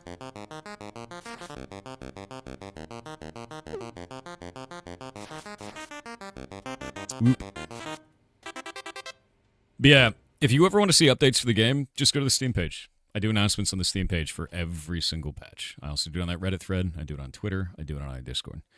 And if you're following some online bullshit that is trying to give updates about the game, stop it. Because they either don't care or they're getting it secondhand and it's wrong. Like, just go to the source, man. Jira for a one-man team is a massive overkill. It super is. Yeah, like, to be clear, I'm the programmer, writer, and designer for the game. Like, anything that gets made, I go to Shay to get the assets made for the art. I go, I need this thing made. Like, today, we made a blanket. There was a blanket that got added to the video game. And I was like, these are the dimensions of the blanket. I need it to be ruffled in this way, these kind of colors, right? So that's added to the game. If I need music, I go to Stein. I go, this is the emotion that I'm after. These are the characters that are involved. And Stein makes some music. And then I go and implement all of it. It's whatever the vision that I have for the game is, and I have to do all the writing and all the programming for all that stuff. Yeah. We made a blanket. We did. There's a blanket in the video game now. Yeah, let me go grab it. I think it's in this folder. What? Wrong folder. Where is it? Where's the blanket? But this is like how it works, right? So like I was talking to Shade and I was like, hey man, I need a blanket. She's like, what the hell are you talking about? And this was the first iteration of the blanket. And I was like, I put it in the game and I was like, that looks like a wall, man. Like it's not blanket-like. It looks like they're standing on a wall that's on the ground. It was really weird. And then this was the second iteration of the blanket. And now it's got a bunch of ruffles in it. It looks fine now. It actually looks good, especially with the lighting system over the top of it, because there's day-night cycle for Animus. But, like, this is game dev, you know. What'd you do today? Made a blanket. What'd you do with the blanket? Put it in the video game. You know, like, it's like, it's how that shit works.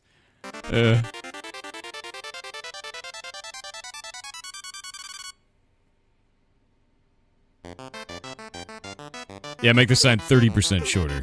Exactly. Yeah, the video game was cold. We wrapped it in a blanket, dude. Oasis Moose said, hey Thor, thanks to you, the community, and some friends, I am on my way to get my CompTIA A+ cert. Hey! I have decided to bull rush through the assessments because I just can't read 550 pages of dry material. Yeah? Test questions or bust. Dude, that's... shit, dude. Good for you getting your cert, man. I mean, if you're gonna bull rush through the through the assessments, I wish you luck. That is not an easy thing to do. Ugh. The lower the graphics, the more you can invest in the actual game plot. No. I think that is a big misconception about pixel art. And I'll give you a really good example of this. Let's actually pop something up real quick. I'm going to go open the video game so I can show you a little bit about pixel art, because I do find that a lot of people go, oh, the graphics are lower, so you can spend more time on other shit. No, that's not how that works at all. Pixel art is very difficult to do oh, I have my Linux VM open. Get out of here, Linux VM. Yeah, power off the machine. There we go. But yeah, no, it's definitely not easy. Pixel art is a lot of work. It's a massive amount of work. Oh, you talking about Greyhack? Greyhack's awesome, man. Let me grab this. Open up Heartbound. Go pull this over here. That Trash Hero game has a lot of details. Yeah, it does. It does. Yeah, I have a Linux VM that I use when I'm compiling for Linux. We're going to go to lore. And we'll just do lore's downstand animation. I'm just going to pop it open. So we'll grab this, right? This is the amount of space that we have for lore when we're dealing with him. He's 53 pixels tall. And if we take this, what if you want to add a nose, right? Now he looks like a dog. How do you fix that? There's no space to fix that. What if you want his eyes to go down from where they're currently at, right? Shit, now he looks real weird. Right? Like, anytime you're dealing with pixel art, you're dealing with space. Now he looks scrunched. Like, you're dealing with, like, space management, and space management changes the entirety of how a person views a face and what facial expressions are going on with that face. Like, anything that we change on this is going to change how you feel about what his facial expression is or what his emotional state is with a single pixel being moved. So when you're talking about, like, oh, you know, if you have lowered graphics, you can spend more time on the plot. No, you can't. Because the small change, yeah, exactly, the smallest change is a big change.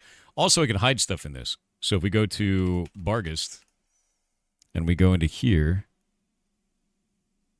and we open up, where is it? It's the one for the UI for combat. Look how many assets are in this, by the way. There's a massive amount of assets in this game. Ah, there we go.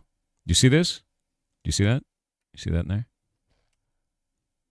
How many of you guys have played Heartbound, but you never knew that this face was hiding inside of the Bargist? We hide shit in basically everything in the game. All over the place. Yeah, it's all over the damn place. Like, there's shit everywhere. There's actually hidden stuff in pretty much any environment, too. Stuff in audio files, stuff in graphics. There's an ARG behind the game. Here, let me pull this up. Heartbound ARG. Grab this here. there's a massive ARG behind the game as well. So we go into here, chapter 1 through 7, and like, it starts off really easy, where it's just like, you know, basic rotation shit, but then it gets really difficult. Like, this one, you have to learn how to read lettuce. So that's fun. Or this one, where you need to learn about Occam, which is also fun. But I build these for the community too. So this is getting an update, actually. I believe they were stuck on Clever Clever. No, they finished Clever Clever. They just haven't updated the wiki. They gotta do it. They haven't updated it yet. They are stuck. Yeah, they're stuck on Dream Within a Dream, aren't they? Pretty sure they are. Yeah, they're stuck on an end is not an end. Oh, wait, no. I think they fixed this. They finished this one. They may have finished this one. Yeah. They may have. I don't know yet. Yeah, this is a massive series of cryptographic puzzles that I've made over years, and people can just go and play it. We're stuck on One Man's Trash. You guys should update the wiki then. If you guys are on One Man's Trash, then you should do it.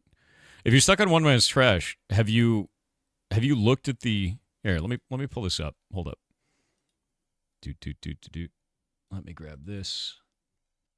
One Man's Trash. Where is One Man's Trash? I don't remember where that is in the URL structure. Let me go grab it from your guys' sub-wiki stuff.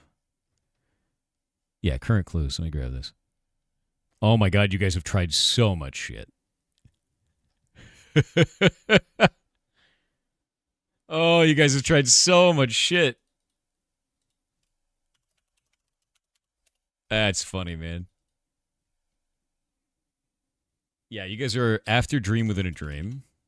Dream Within a Dream. That one takes you there, and then that takes you to moving on. There we go. So you guys are stuck on this page. And if we go to the source for this, you have this. Back and forth, One Man's Trash. And then this, and then that. You threw something away. But you don't remember throwing it away. I even talked about it on stream when you threw it away. I remember talking about this on stream. And I memed on it. And I said, you're going to want to keep that for later. None of you remembered. And now you're stuck. There's something you... No, it's not a Caesar cipher. No, it's not. It's quite funny, though. You need the thing that you threw away. And when you figure out what it is that you threw away, you're going to be really mad at yourself because it's...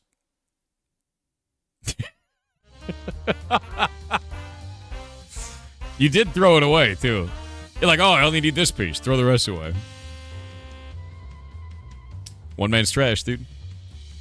And remember, you have to go back so you can go forth. Yeah. You threw something away, dude.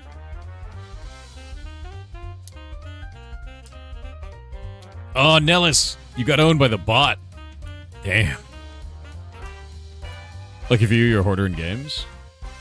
Can we have a hint, please? I just gave you the hint. I just gave it to you, man.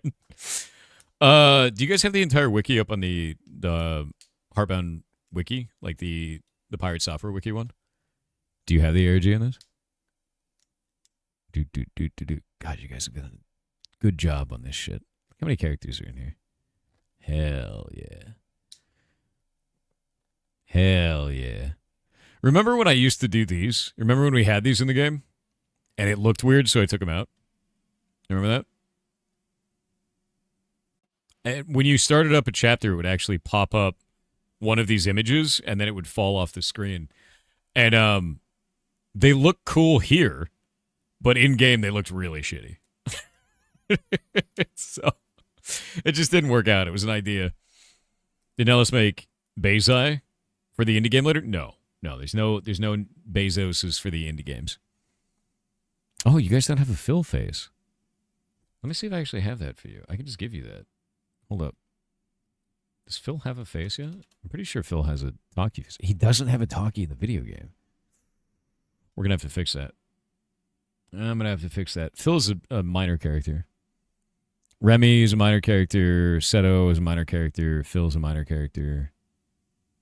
Oh, Short Stack is out of the box. You gotta fix it, dude. I guess Short Stack has the longest name. You have Misery and Mania. Do you have the aspect form for their talkies? I don't know if you have them. You don't. You're missing them. No, he's not. Ignore that. Oh, not ignoring it. You're missing the aspect one. You're missing it. Ooh. You're missing it. Where is it? We'll have more of those. There's a couple more faces you guys are going to see. There's this one, but then there's other aspect ones too. You'll see. Don't worry about it. Would you ever consider doing an animated Heartbound short film? No, not interested in that. I just want to make the video game, dude. And to be honest with you, I made this video game so I could practice writing and making a narrative RPG.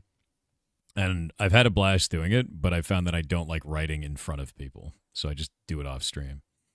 You always thought ARGs look like fun, but you know you're not smart enough to be able to help in solving one. All of the people that first engaged with the ARG when we first started making this game had no idea what they were doing.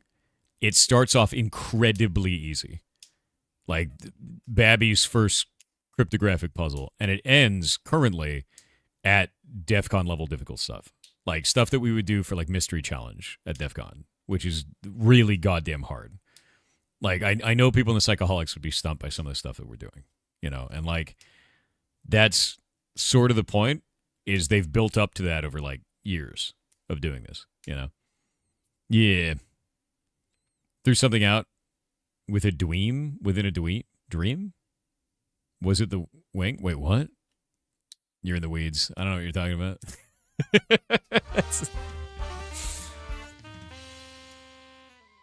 Yeah, you're in the weeds, dude. Oh, wait till you find out about Carly. That's gonna suck. There's a lot of characters in this. A lot of characters.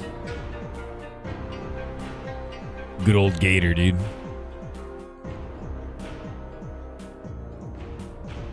You know what's funny? Gator's original name was Regular Joe. And then Joe Regular, and they were buddies. So it was Joe Regular and Regular Joe. And then later I was like, he kind of looks like an alligator. I'm just going to make him Gator. So it changed his name, and then it changed the entire direction of the character. And that was it. Now he works in the server room with fish. Yeah. What happened to Carly? Don't worry about it. So there's a whole section of Animus that I'm building after Animus is done. Kind of like Floor Zero in the tower, if you've ever seen that. If you've never seen Floor Zero of the tower, you haven't been looking enough. There's secret stuff everywhere. Let me see if I can go to locations and see if you guys have it on here. Where's Floor Zero? Do you guys have it on here? Maybe you don't have it. Where's Floor Zero, man? The location sections are missing. Animus, the tower. Tower location. What did you call it? Tower Floor Zero? Oh, it's all the way over here. There we go. Yeah, this environment, if you've never seen this, you need to look more. There are sections that I released after the tower was finished, and Floor Zero is one of them, and it's a database and room. There are other areas that I'm releasing for Animus that work exactly the same way. So after Animus is finished, I go back and I add the Floor Zero for Animus, is the idea. And that there are two stories. There's the story that you're playing as the character, and then there's the story behind the game. And then there's the ARG. I guess there's 3 stories, technically. But there's a lot of different stuff like that, even down to stuff like this. Go pull this up real quick. And we'll go to...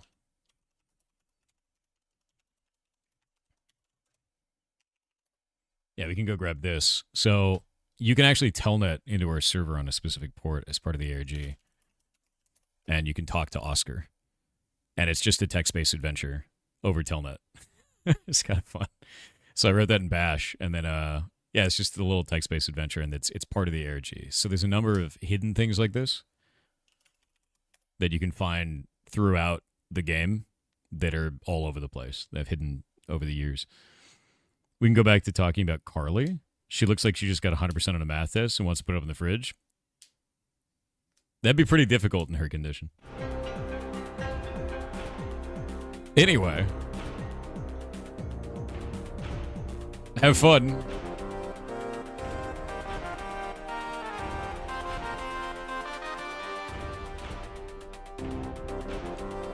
300 streams in a row, man.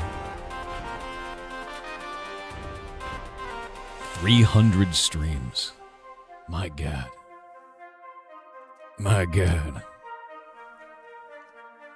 You're very worried about Carly now? Why? What would you be worried about? What's the problem?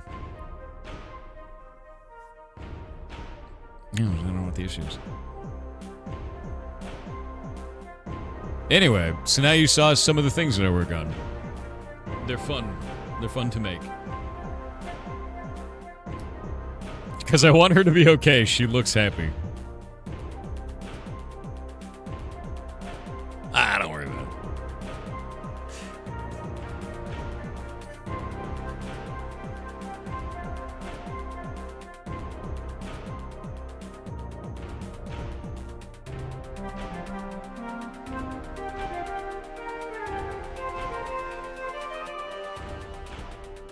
One sec. Looking at some stuff for in December real quick.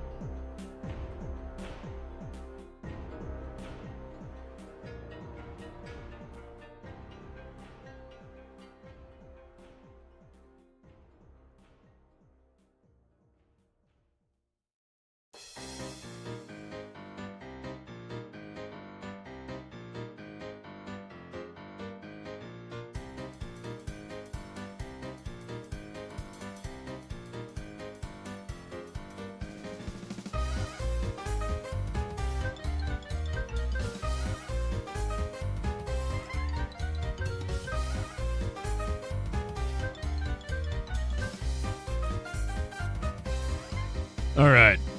Almost have everything for this. Minnick said all I want for Christmas is for it to be over with already and the music to disappear for another year. The fear.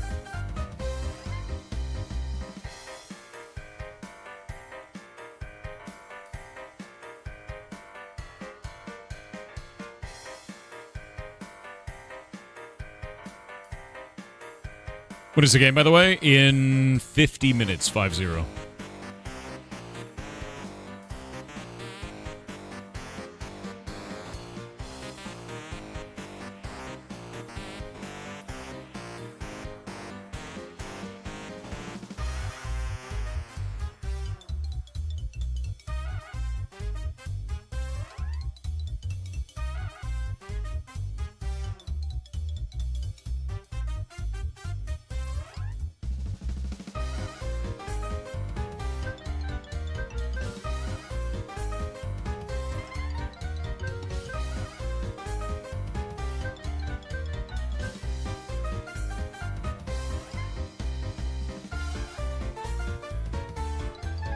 Looking at this one sec.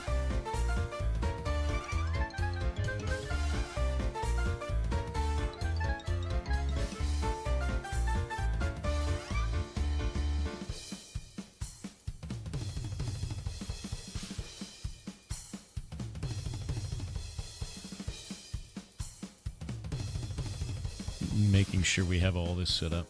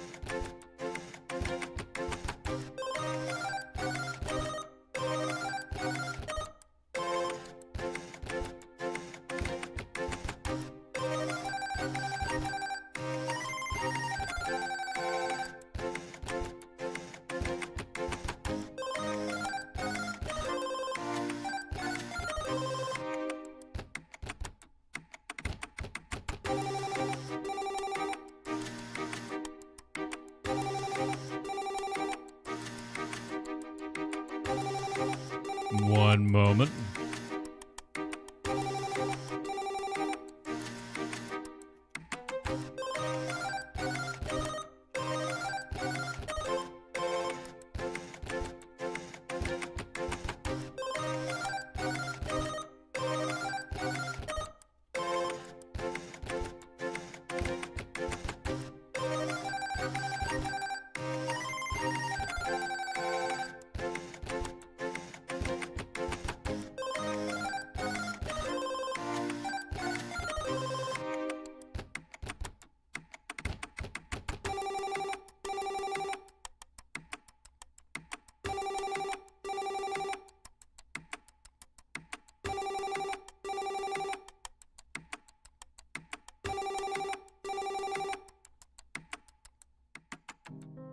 One minute.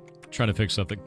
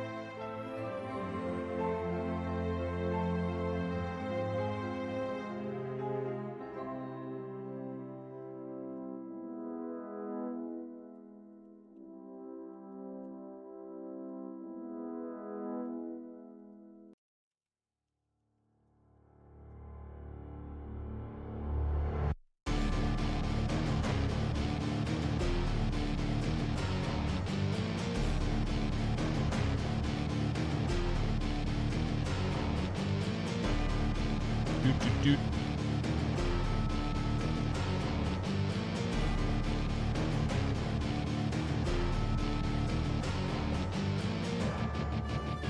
You think it's the R, but it's really the C? A pirate's favorite letter. Sorry, I was fixing things.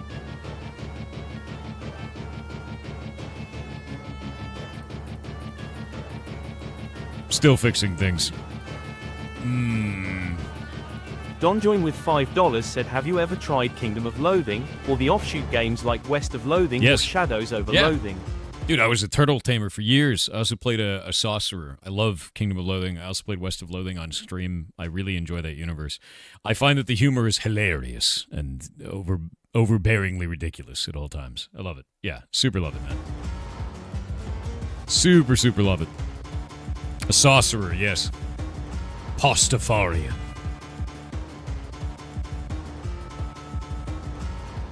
Let's see.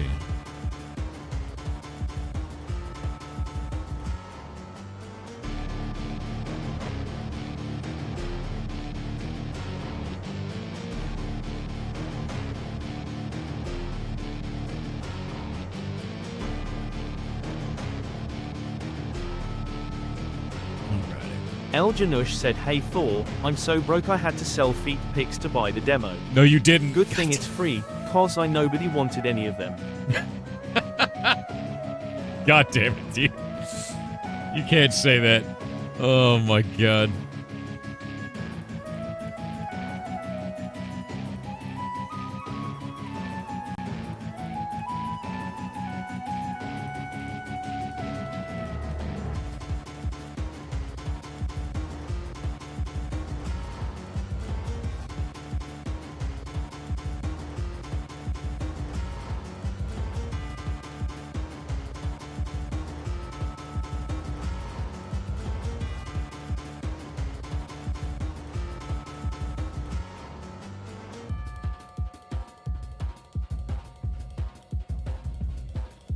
Let's see.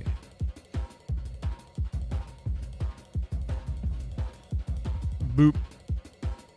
All right, I think I've got everything set up. I think we might be good to go. I need to add the buttons for these games real fast. And we got to make sure that the games actually exist on the old Steamer, or on the not Steam, on Twitch. Gonna add a new one. It's gonna be under a new group in December. Queue is default. Always run. Exclude from queue. Queue is gonna be utility. Game.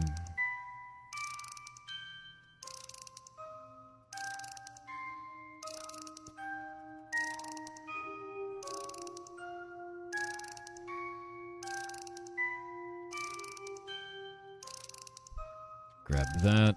I almost have everything ready. Almost.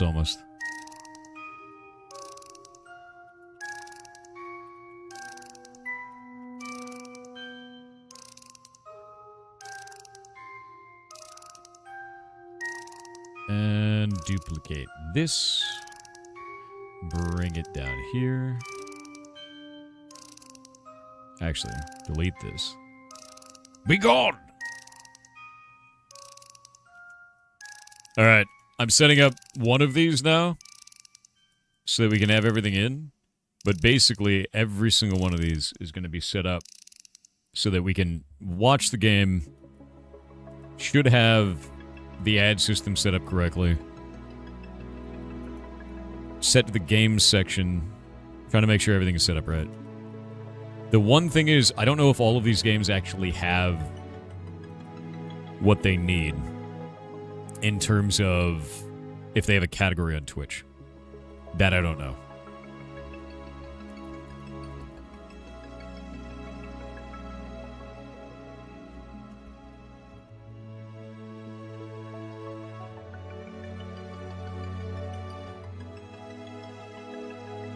So we're going to try and figure that out.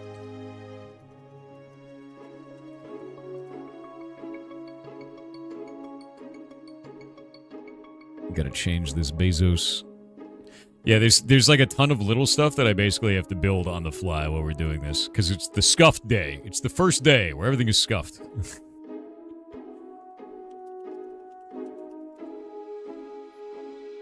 There we go. Okay, I got the first one done. That's good. Duplicate this. Duplicate that. And the next one.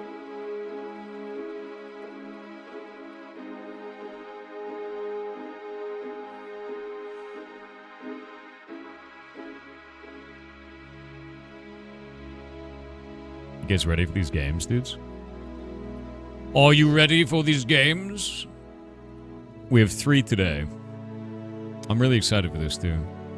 One of them is a cozy game. One of them is.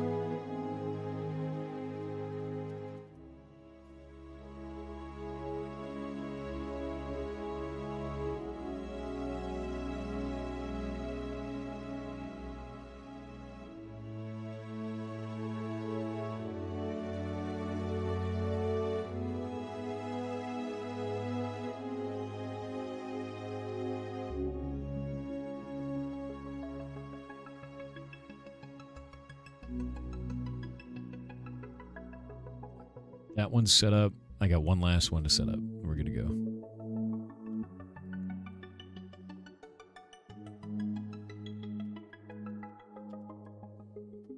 And I have the Steam page here. Everything should be good. All right.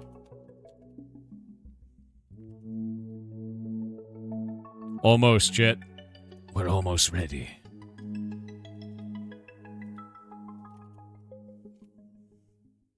Wait, no. Oh, this one doesn't have a category.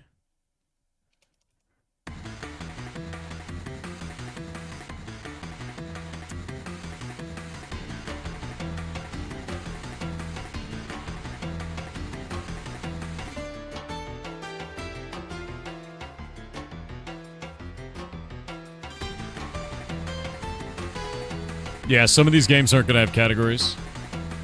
So I gotta make sure that we know which ones those are.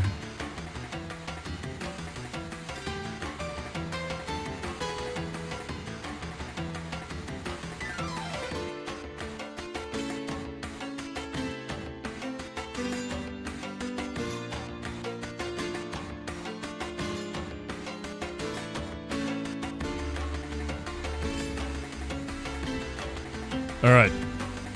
Got it all set up. We should be good to go. Everything's ready. Chad hasn't earned snacks yet? That's probably true.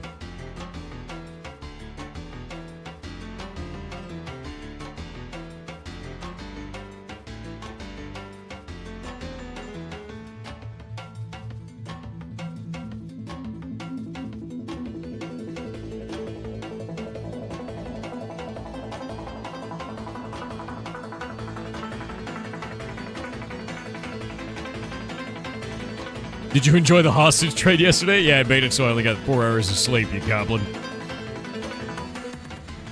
You at least earned a graham cracker? No. You're a graham cracker.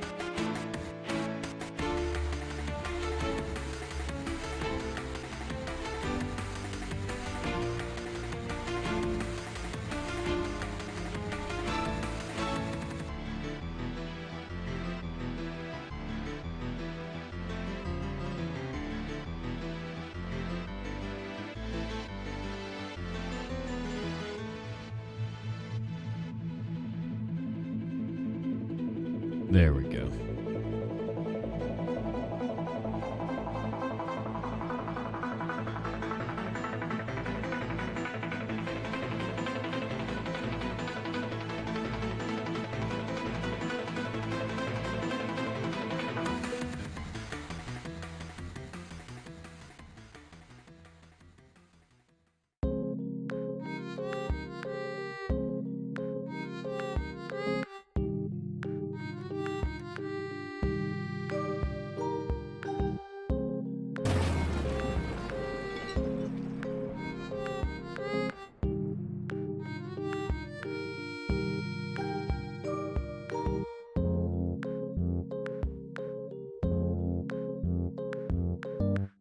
There we go. Put up buying the demo. The demo is free, you goblin. It's free. It's free. It's Junth with 500 bits said I'm going to go all out with this cursed quest, but it will take some time. Good luck. In response to this curse I say on a dark desert highway, No. cool wind in my hair. I was in the store the other day and that played on the intercom radio. And I slowly aged to death. To death.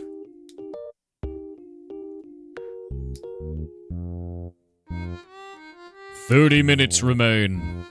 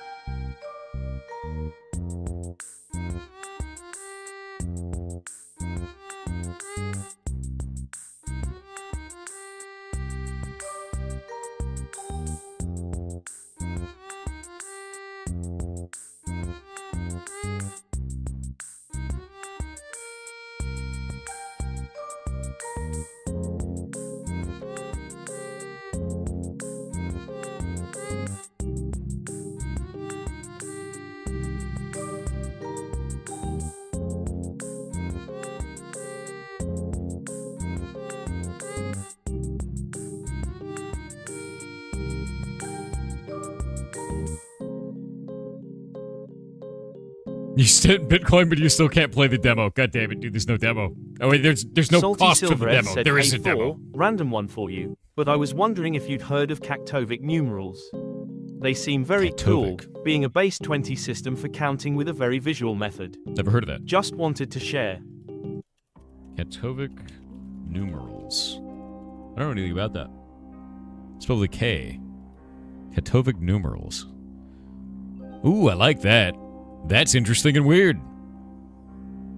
No, I really like that shit.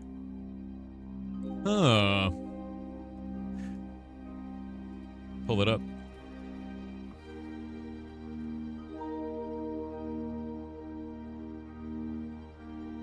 Yeah, it looks like a combination number. Here, let me pull this up so you guys can see it. There we go. Look at this. That's really interesting. So, like, once it goes up to... There's 1, and there's 5, so then 6 is a combination of 1 and 5. 2, so 5 and 2 together makes 7. 5 and 3 makes 8. 5 and 4 makes 9. 10 is just adding another one of the squigglies. I wonder how they would do 100 then. A bit like Roman numerals? Kind of. It starts to break down after 20, it seems, though. Because you get this, like, bow tie kind of configuration. And 100 is that plus. So I guess it's like W is 4. Like, that looks like a W, but that's a 4. But if you make it with the bow tie thing, it's 80. So it takes the original value, doubles it, and then multiplies by 10. Yeah, that's what it does there. That's what it does there. That's what it does there.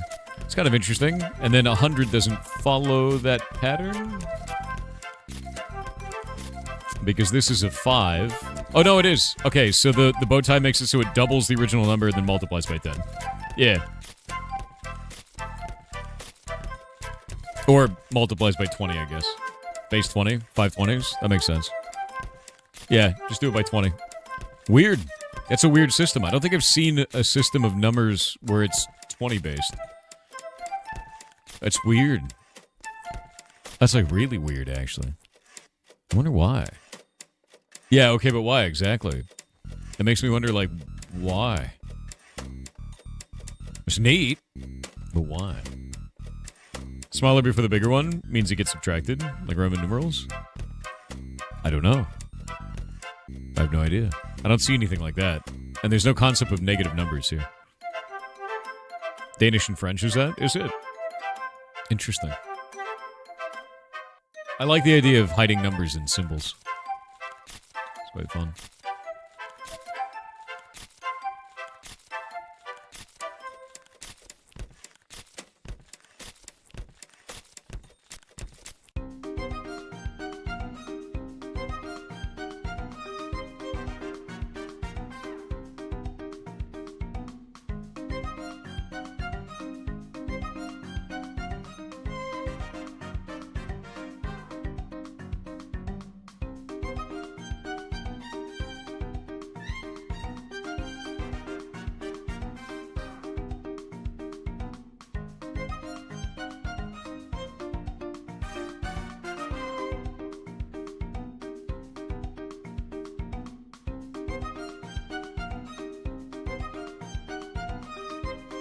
You say hiding... What is that? You say hiding numbers and symbols? Like numbers aren't just symbols? No, I mean like more uncommon ones, right? Like a lot of people, when they're looking at a number, they think of a certain set of numbers. They think of Roman numerals, they think of Arabic numbers, you know, like basic shit like that. But to be honest with you, with this, those are like non-standard. Like Ogham is non-standard. More dead languages or disused languages is more interesting to me. Or even just symbols, like reference symbols that are completely different. Oh, I see what you did there, Incognito. You lost the game, dude. Alright, I'm gonna eat the last of my ramen. One moment.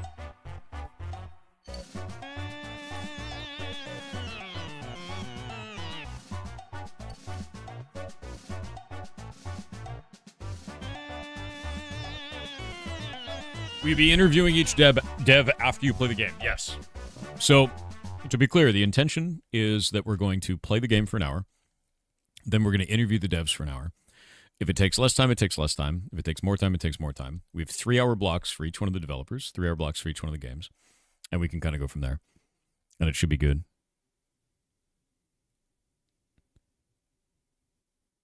We're still trying to fix some stuff. This is the first time we've done this event. There's a lot of scuff going on behind the scenes, and we're trying to fix it right now.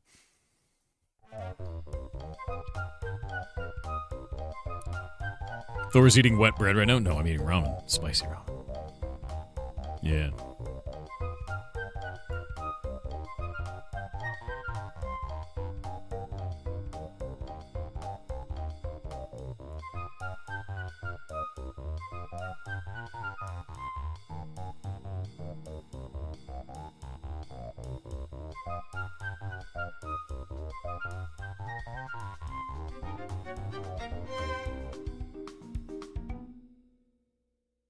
Yeah, I'm trying to make sure everything gets set up right. Bulldog ramen is great. It's bulldog ramen. So the underscore Raven with spicy. $5 said one for the fur babies. Oh, Peace and love to you and yours.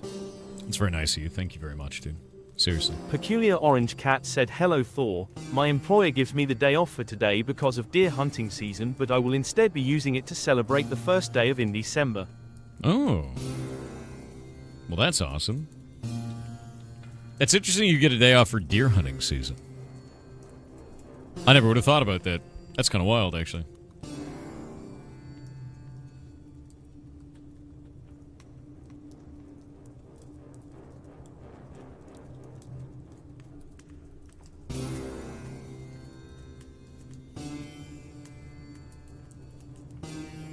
I'm trying to make sure that all these games are working.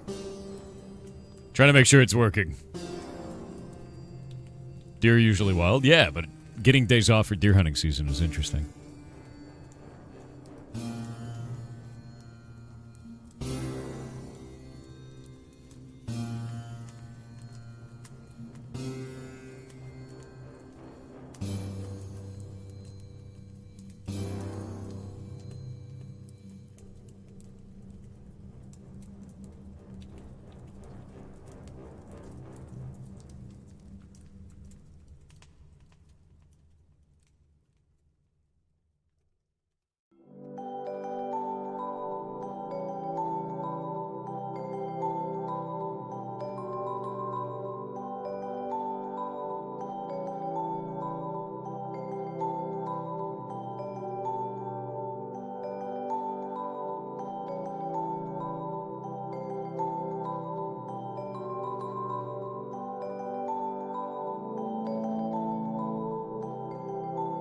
Simple pragmatism where you're from. The bus drivers all take a sick day for hunting, so the district just makes it a holiday. That's funny. That's actually really funny.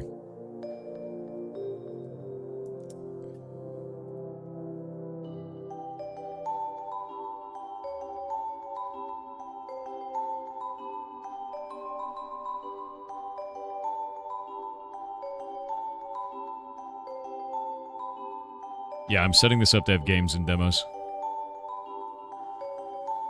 Because they don't have a category.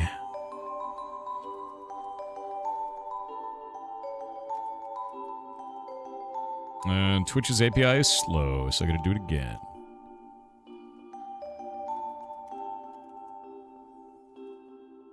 There we go. Category for what? Some of the games we're going to be watching today and reviewing today don't have a category on Twitch, which is an easy thing to set up, so something you gotta fix.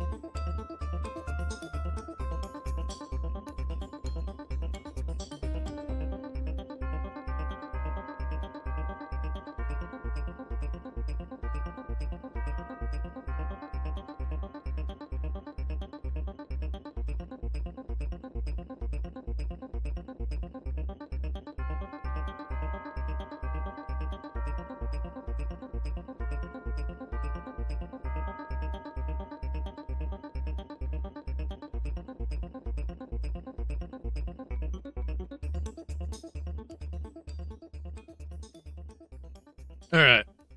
Doctor Who's a doctor? Wait, Doctor Who doctors a doctor? What does that even mean? What does that even mean?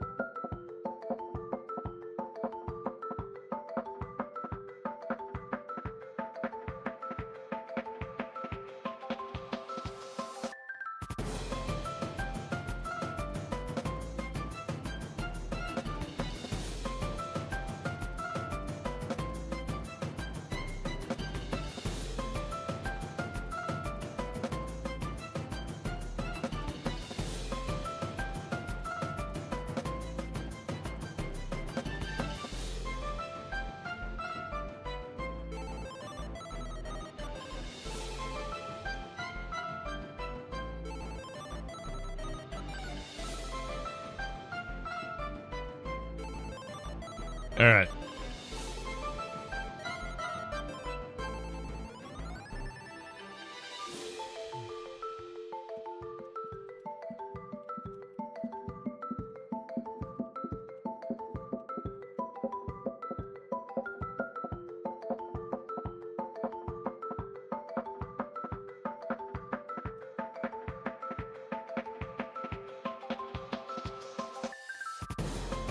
Will you post in your stream's announcement channel for each game as you start streaming them? I wasn't planning on doing that. Instead, we're going to be making a video for each one of them. What's up, Nellis? Bezos for in December. Okay, that's sick.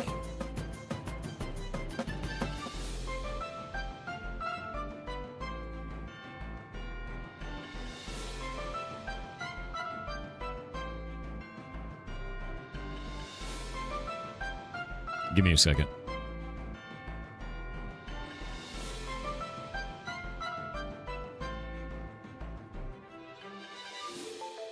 I'm gonna grab that.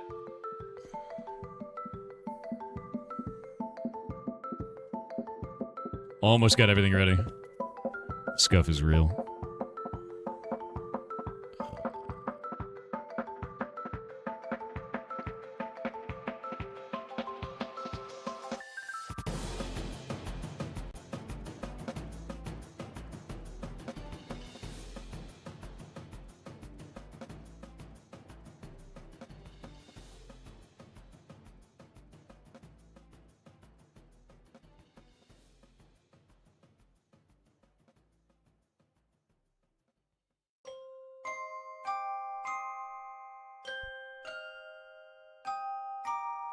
That.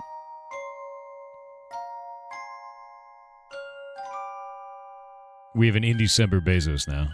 I need to check to see if it works.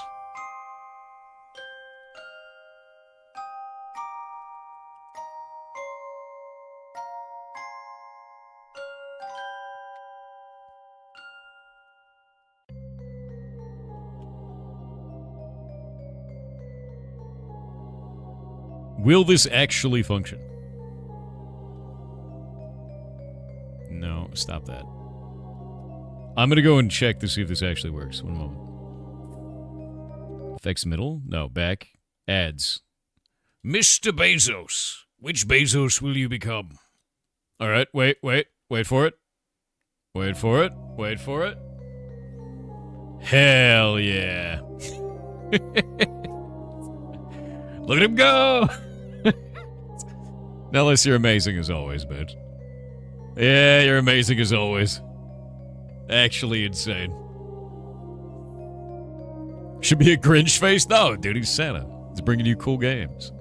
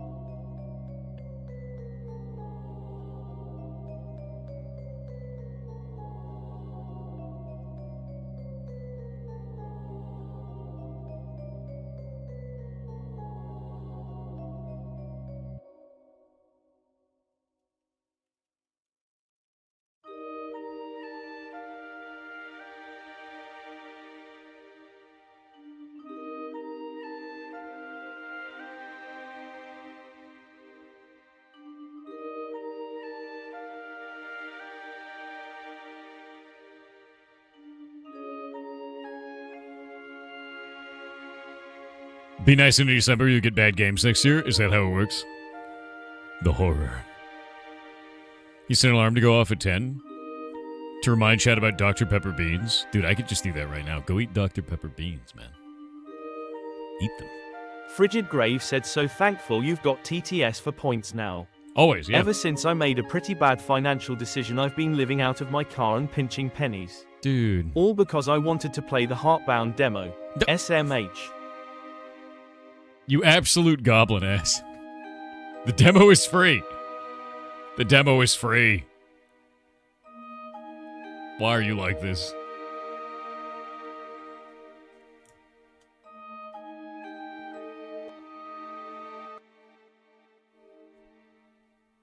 Your Palmco said, hello Thor and chat.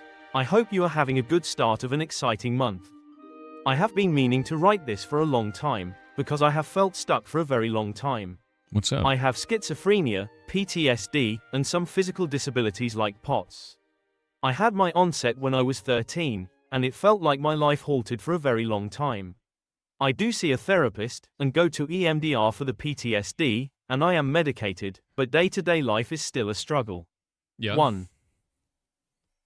Oh, there's another message. Let's do it again. Your Palmco said it feels deeply frustrating, because there are two dominating narratives for this sort of stuff. Yeah. One is, you can achieve anything if you work hard enough, and the other is, there's only so much you can do. IDK, which one is better TBH? Being told it's all hard work is a kick in the teeth, but also being told it is what it is makes you wonder if there is any hope.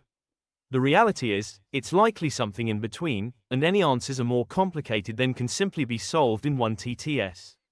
2/3. I agree with that entirely. You can't accomplish anything if you work hard enough. You can accomplish anything within reason if you work hard enough. And every time you work hard on something, you expand what that possibility bubble looks like. That's kind of the whole point with it. You keep trying stuff, and eventually it just keeps building. You get more options. And yeah, I know there's one more. Your Palmco said this community has been really helpful throughout the hard times. I just wonder if there is any sort of advice or encouragement anyone here can give me. Thank you. Well, I mean, it seems like you know exactly what's going on. You know exactly what you have to deal with, the struggles that are in front of you. You know what your options are. You know what your limitations are. So start building inside of those options. And the thing is those limitations never really go away a lot of the times. Like, people always have limitations. I have limitations. Every human being does. But you find things that make that irrelevant, right? Like, you find ways to do cool things in your life despite any type of limitations you have. And they don't matter after a while because you found some cool thing that you can do where it doesn't really affect it, right? So, like, just start doing things. Start trying stuff. Expand that bubble of opportunity that you have there and enjoy it. You don't have to impress anyone else. You don't even have to impress yourself. You just have to do something you enjoy. So what is it you enjoy? Say day-to-day life is still a struggle, but you're obviously enjoying something. So what is the thing that you enjoy? What is the hobby you like? What do you like spending your time doing? There's always going to be something in there. And if you like spending your time doing that thing, what opportunities do you have to do that more? Or maybe do that for work if you want to. Or maybe not even do that for work. Maybe do that with somebody else. The same thing. Like, I like mushroom cultivation. I like doing that. I cultivate lion's mane, shiitake, reishi mushrooms, oyster mushrooms, all this kind of stuff. And I post pictures of it online, but to be real with you, I don't have a shitload of content made around that. I don't monetize that anyway. I just eat them. They're food, right? But, like, that's something I enjoy and something I like to do, and it's something I learned from YouTube, of all things, right?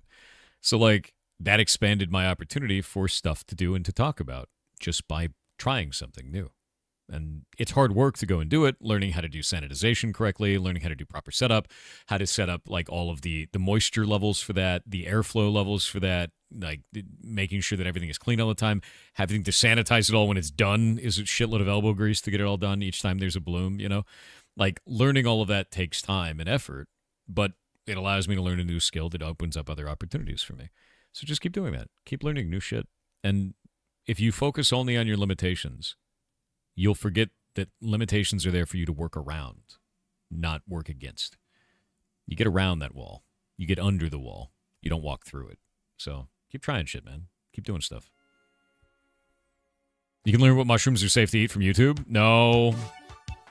I didn't say that. I learned a bunch of mushroom cultivation stuff.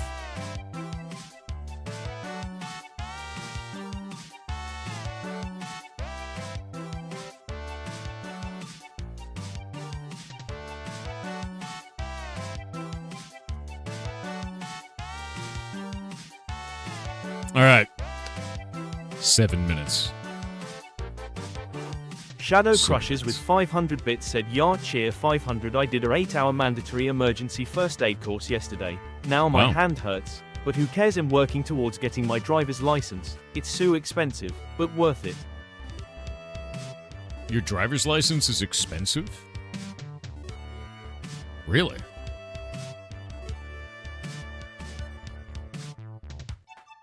Is it a commercial driver's license? That's the only thing I can think of.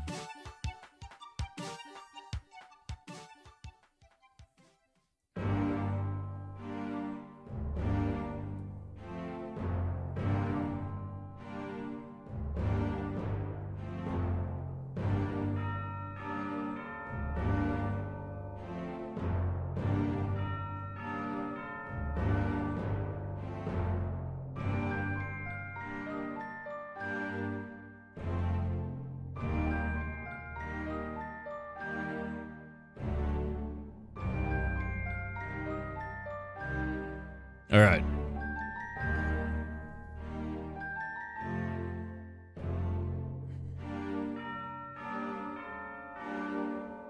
Soon. A driver's license can cost over 1,500 euros in the Netherlands? Wait. Seriously? A driver's license costs 2 to 3K in Germany. What?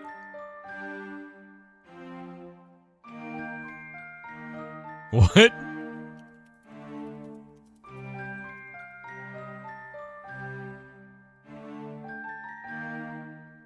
Okay, chat, I'm just gonna... What do you mean it's $1,500? Do you want to know how much it costs in America? It's $50 every 4 years. What do you mean, $1,500? Like what?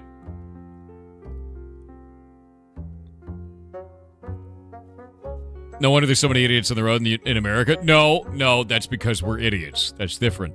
We'd be idiots on your roads if we paid $1,500 anyway. That's how we work. Yeah.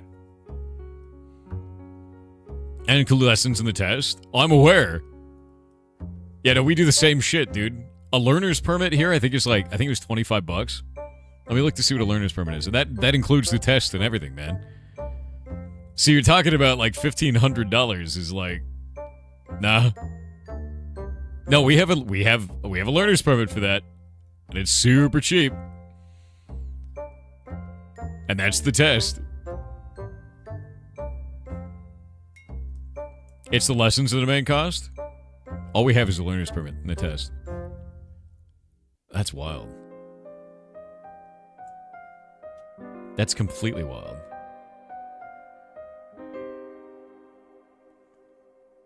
You don't have to take lessons? We just have to take a test? Yeah, we just have to take a test. There's no lessons here.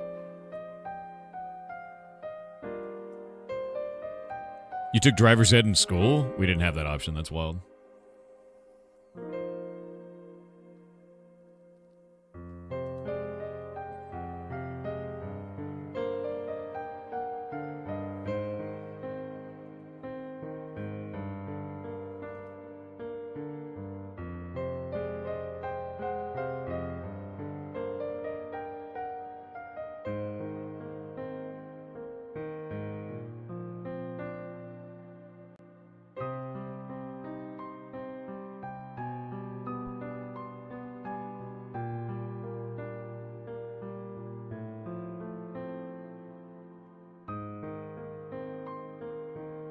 Okay. We've got almost everything set up.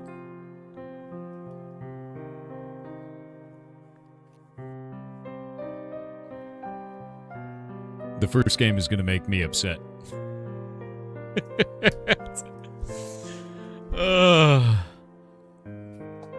Driver's ed in school was like $350 and a grade of B or higher. Meant you didn't need to take the test at the DMV. No shit. Oh, that's weird.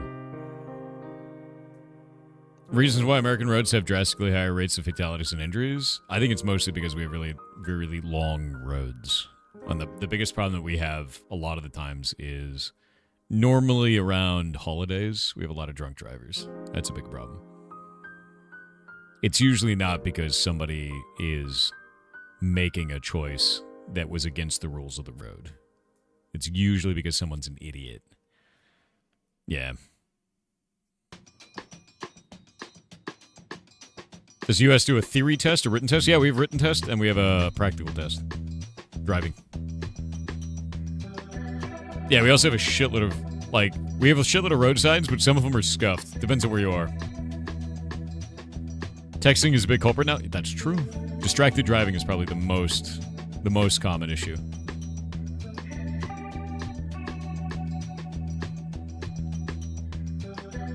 It's like 15% of the average American's life is on the road. Depends on your job, but I could see that, yeah. Wouldn't be surprised. I used to commute 2 hours a day and 3 hours a day at one part of my career. Every day, by car. It's a lot more opportunities that have a problem, to be honest with you.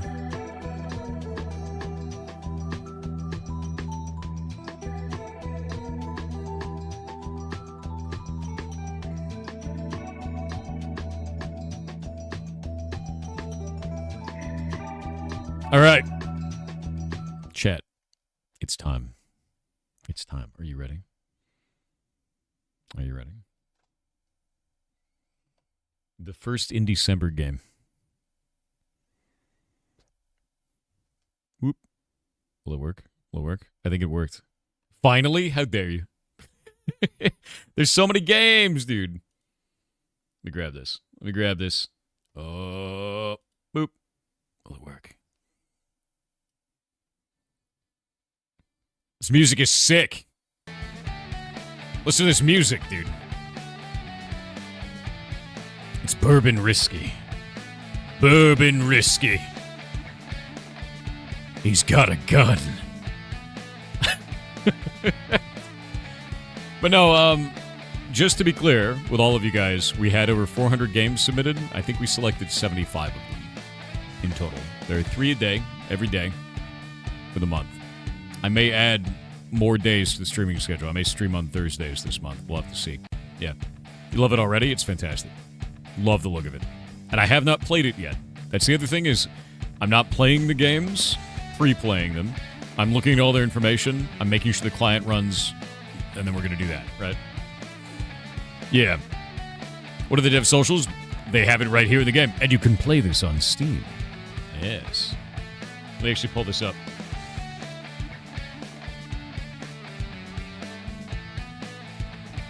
Copy page URL, and I can do this.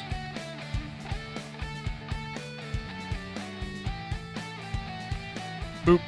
And then we can pin that. Oh, come on. You gonna do this to me? Mods, can you pin my message? Twitch is doing the thing. There we go. Thanks, man. What if you get gnomed in game? It might happen, dude. Look at it. Press spacebar to jump. I'm really glad we have shotgun jump, dude. Press shift to dash. Left button to blast. If you attack the bottom immediately after the jump, you can utilize the recoil to leap higher. Yes. You can avoid the laser with a dash. Avoiding the laser empowers the next attack. Become the laser.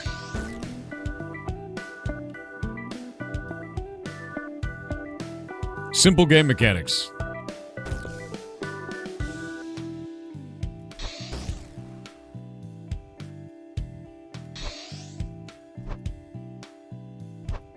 Oh God.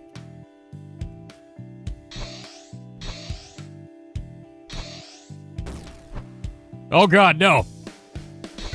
All right. This is going to become a rage game very fast. Ah.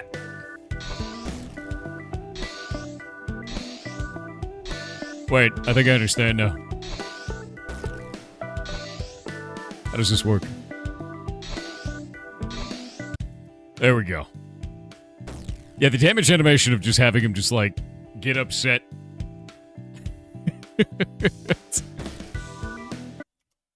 What? It's a boss rush, by the way. Psychokinesis. Bye. What is it? What is that man doing? Ah!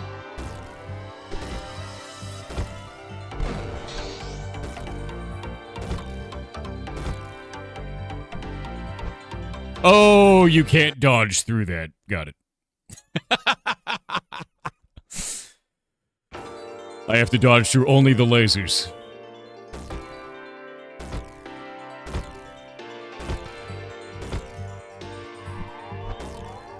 Oh, crap.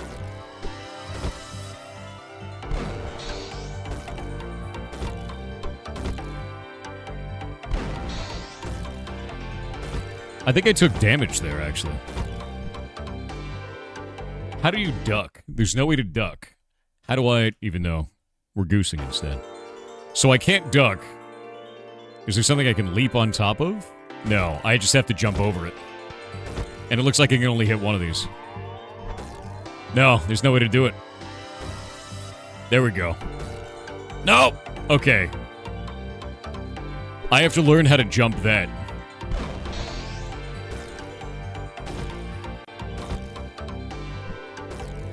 There we go.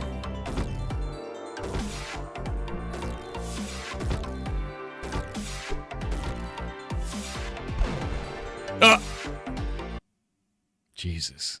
This is going to be very difficult, dude. Yeah, the shotgun jump is basically what it is.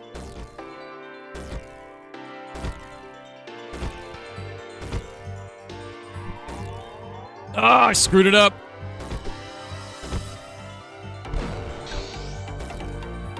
I think I still took damage from that, even though it was mid-dash. Jesus. The timing on this is very tight. I feel like this is just phase 1 as well.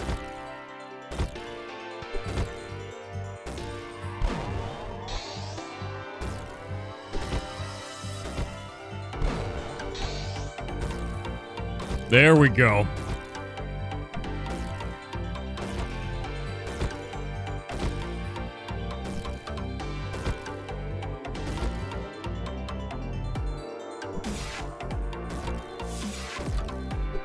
Can't break it. Broke it. What? Oh God, what's happening? I can fly now. Ah!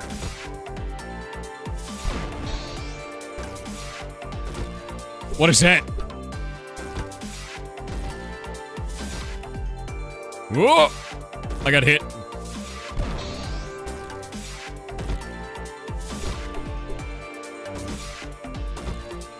Okay, one more.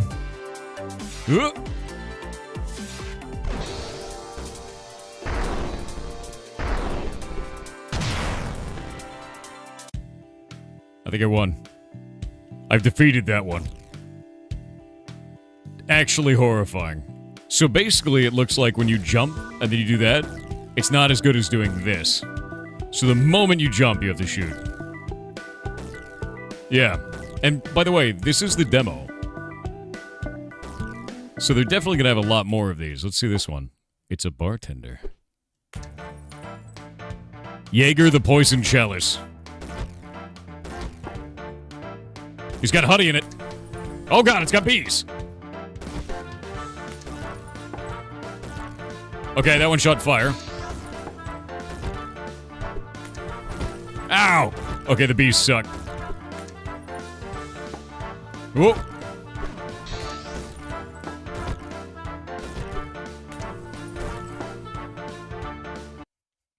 You never know what side the bees are coming from. The bees are terrifying, dude. Stop throwing beers at me, dude. Okay, wait. Oh!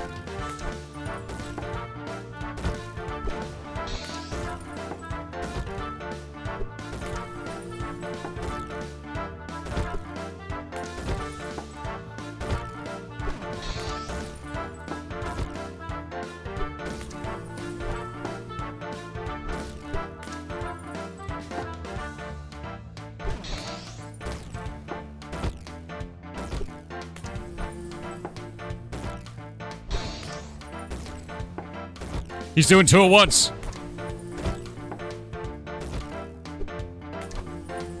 Ow, goddamn bees.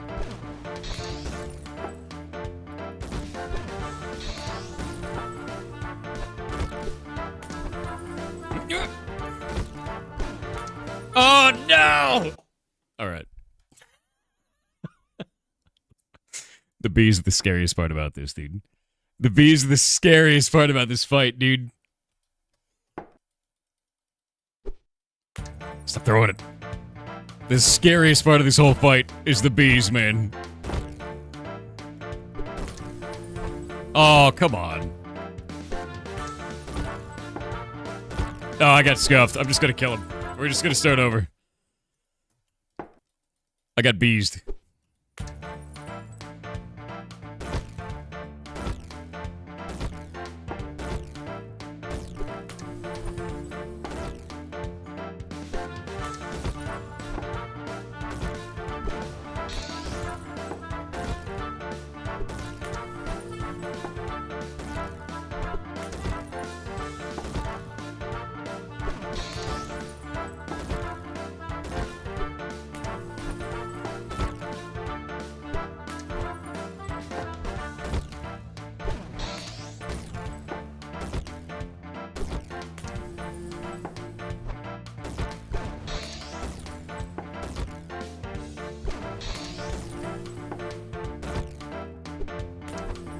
Nope.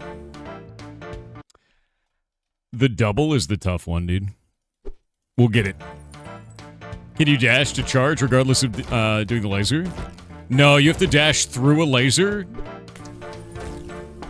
in order to do that. So like this laser, that allows me to charge my laser.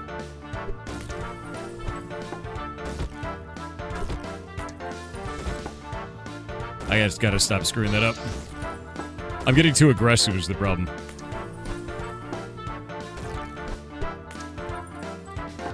Nope. I'm just gonna die. I screwed it up too early.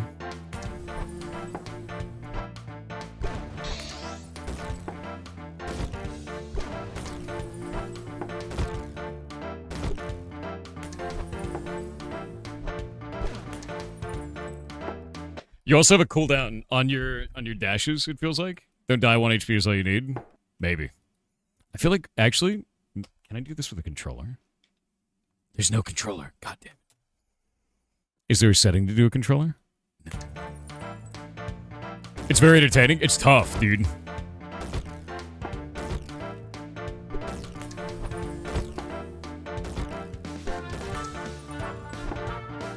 It's not what I wanted to do.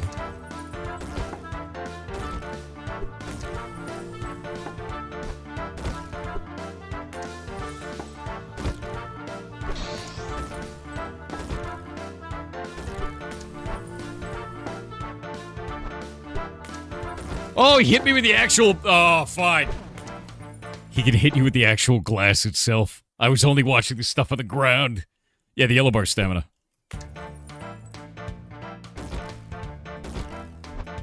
So you have to wait for that to come back.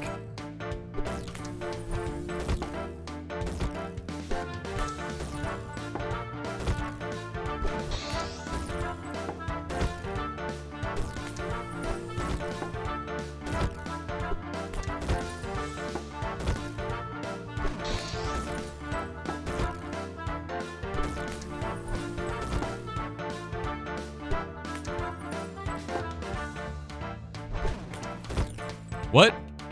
Oh, I guess I did it too early.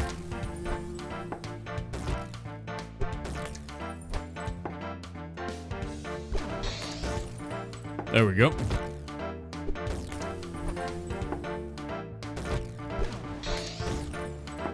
Ah! The double. The bees do not have fixed flying away position. They don't have a fixed flying in position. They don't have a fixed flying away position. Basically, when they arrive from a random location. And when they leave to wherever you were. Yeah. So I have to get used to baiting the bee, basically. We have to bait the bee.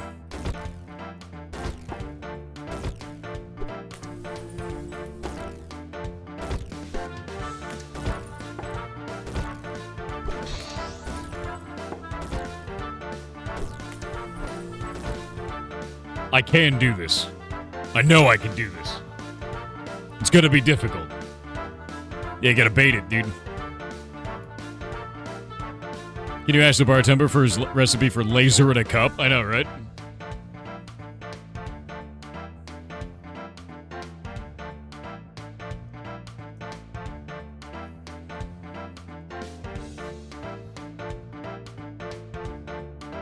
One sec.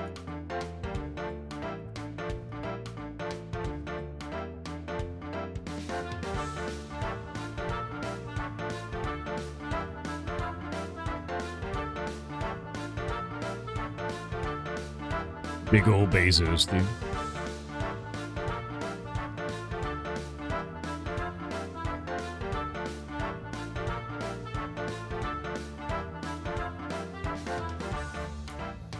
Yeah, the music is awesome, dude. I'm really enjoying it.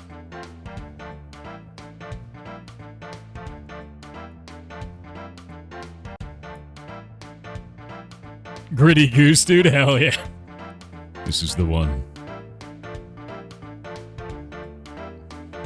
Yeah, it is almost Electro Swingy. It kind of reminds me of Electro Swing.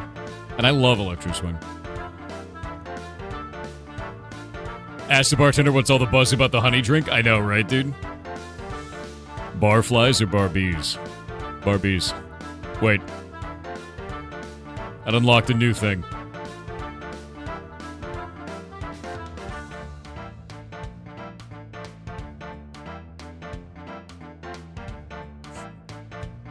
Bartender reminds me of... I don't know who that is. He literally throws flames across his bar tab.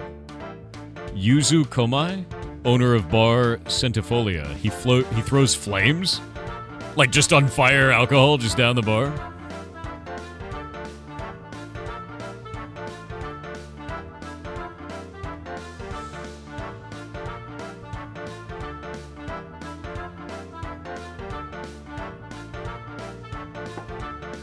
All right.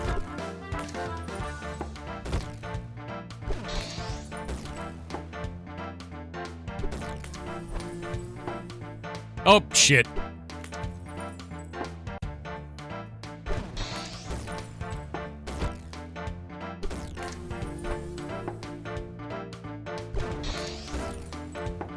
Oh.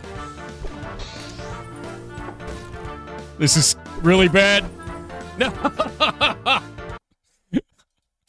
Why are there so many bees? It was 3 bees in a row. There was so many bees.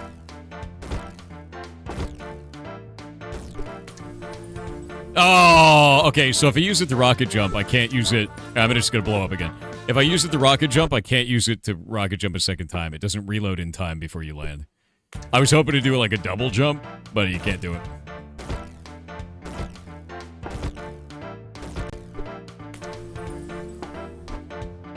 Oof. Wait, did that still hit me?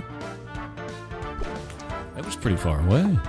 I thought it was far enough away. Keyboard double tabs? I forgot to say. What are you talking about? I'm gonna see if I can do this. So you get 4 hits.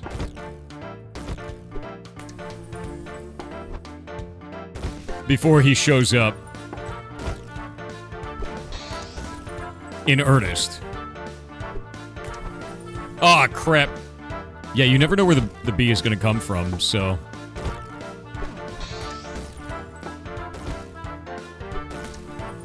I think that's the best option, is just do that. What? I pre-dodged. Yeah, I'm being surprised, dude. Jaeger the Poison Chalice. I will defeat him.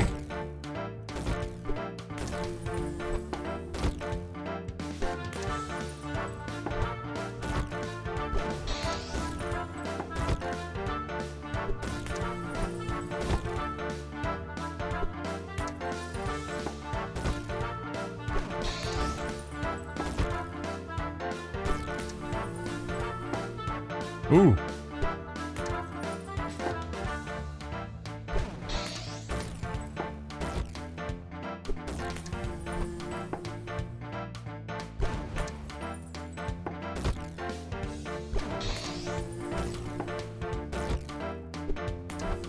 Oh no.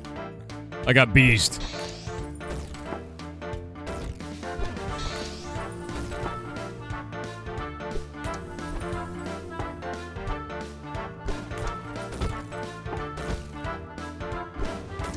Ah! I got robbed by bees. You never know where the bees are gonna arrive, dude.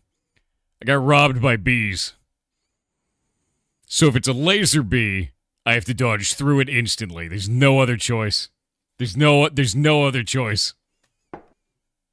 This seems so hard. It is. It's a boss rush, dude. Boss rush games are difficult like this. I used to play games like this, like a long time ago. Like Fury, spelled F-U-R-I. Fury is really good.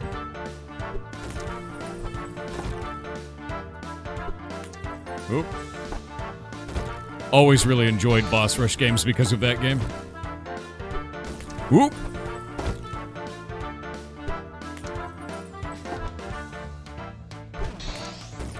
Got him.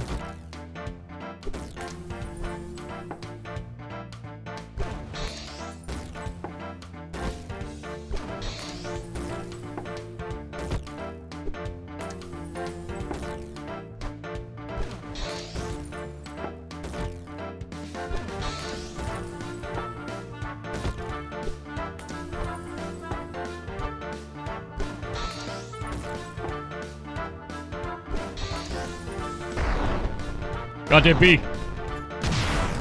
Finally! I've defeated him. Can you die during the death animation? Because it looks like you can. Because the bee just, like, shows up at the last second. I was like, wait a minute. I was, like, dodging him while the explosion was going on, dude. That's terrifying. Actually terrifying. What is this one? Oh, no! Foreman Gold Rush. What? What? What? So you have to dodge every rock, and the crystals shoot lasers. Jesus Christ, dude.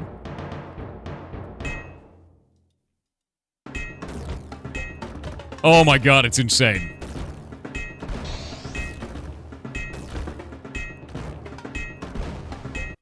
How are you supposed to beat that? This is way harder.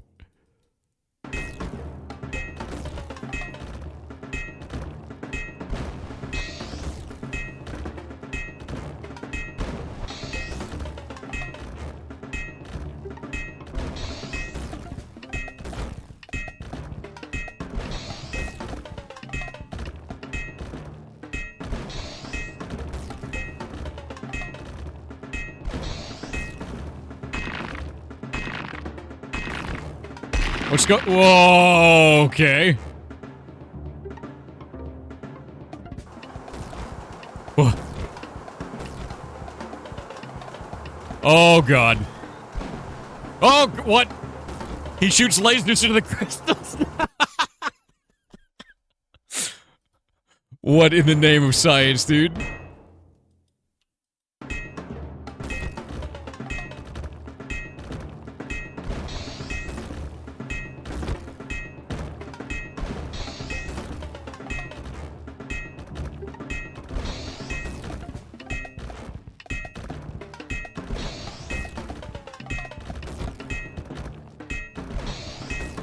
Nope.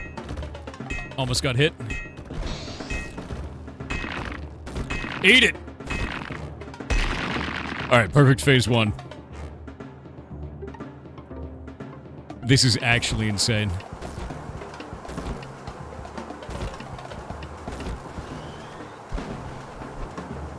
Oh, shit.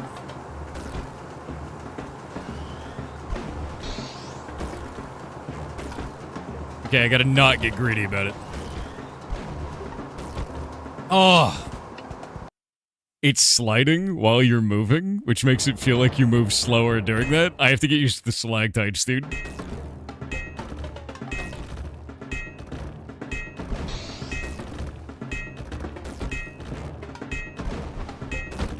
Oh, it's too far away.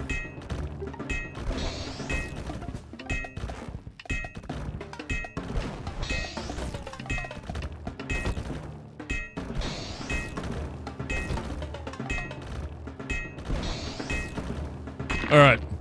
I can get through the first phase super easily now. The second phase is the hard part, dude.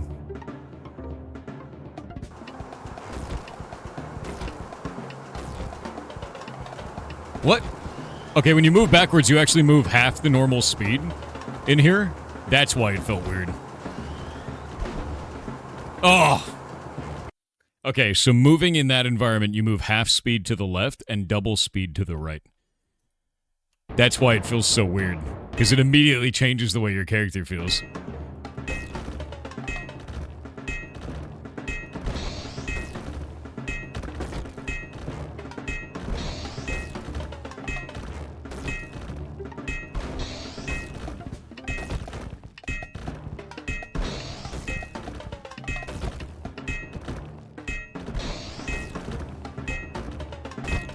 Oh, come on.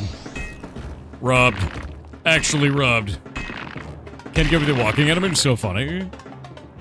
I can't get over, like, this sequence is hilarious to me, dude.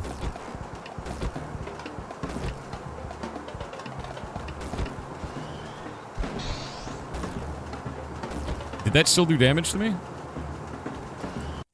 The movement speed going backwards is so rough, dude. It's so rough. I have to remember just always move forward in there, basically.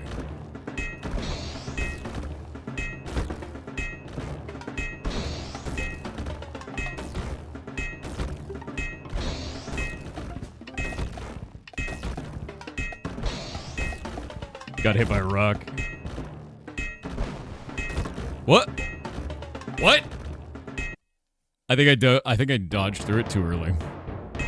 Yeah, every 3 rocks see lasers, yeah.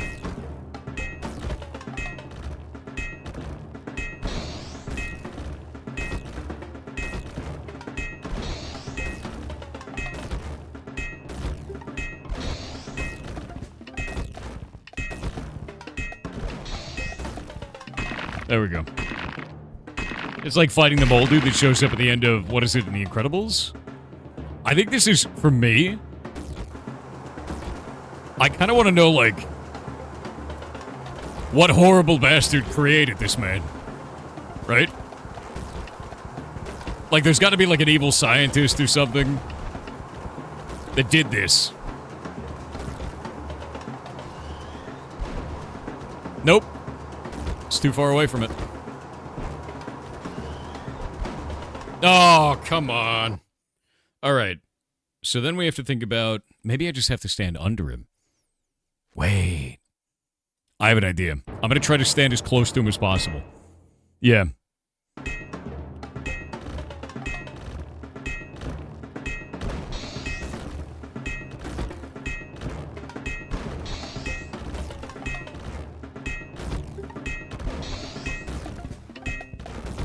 I both dodged and got hit by that.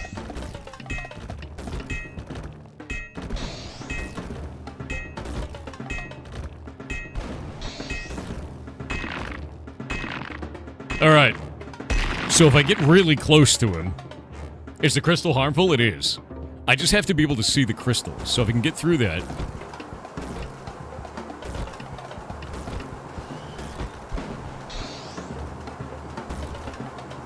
But when I have the blue beam on me, I'm immune to damage.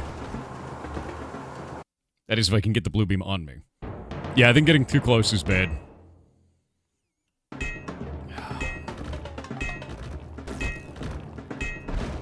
That's not great. Alright, we'll just blow up. I got stuck in a weird spot where I had to dodge or I was gonna get hit by a rock, and I got hit by both rocks.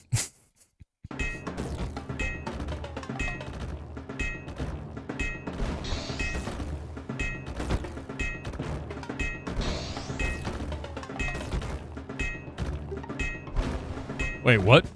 I dodged backwards instead of forward. Alright, let's try this again. Apparently the Underminer sounds from Catafire in under 2-year-old. Wait, what?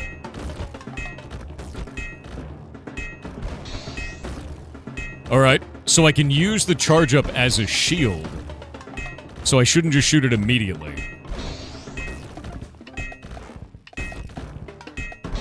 Yeah, okay, hold up. For a moment, you get an immunity shield, it looks like, after I charge up. Mute the music is making you want to dance? No, dance away. Yeah, it looks like you get, like, maybe a brief immunity? Really, really short.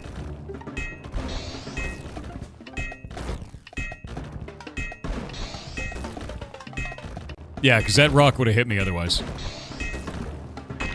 Okay. Yeah, you get a couple of iframes is what it looks like. It's not like a small amount of iframes. It's like a really small amount of iframes, though. Like, not a big amount.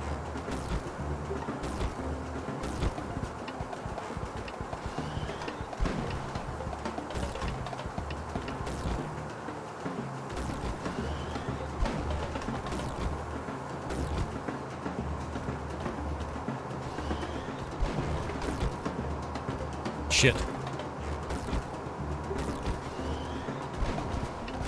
How did that not dodge? Oh! There's gotta be a way to... I can't reliably dodge the laser during that fight. There has to be a way. My brain has not unlocked this power.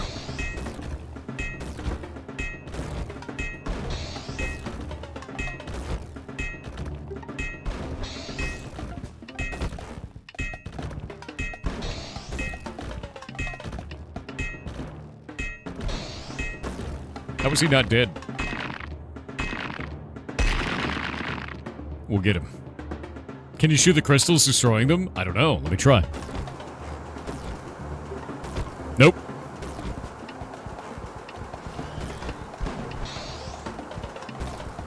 Okay. Alright.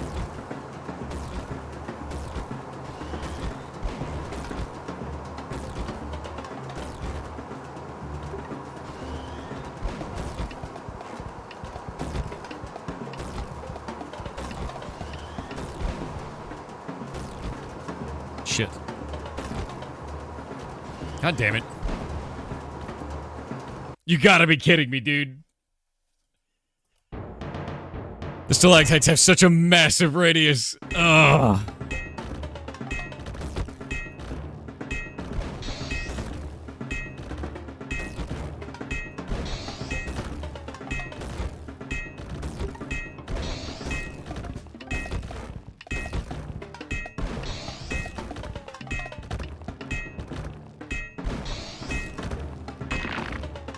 Alright.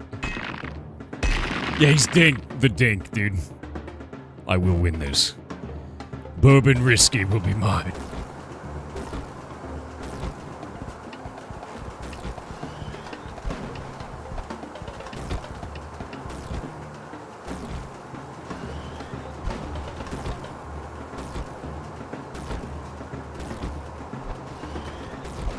Ah, crap.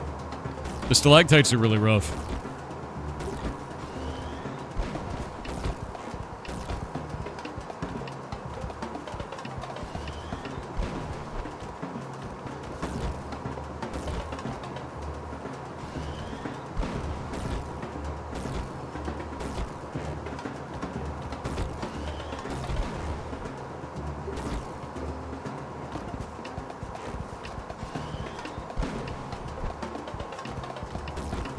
Okay.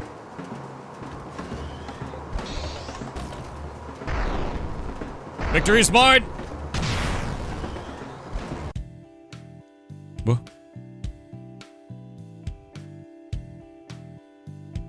Yes! Yes!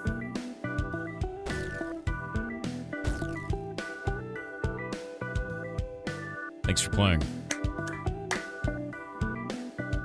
That is difficult.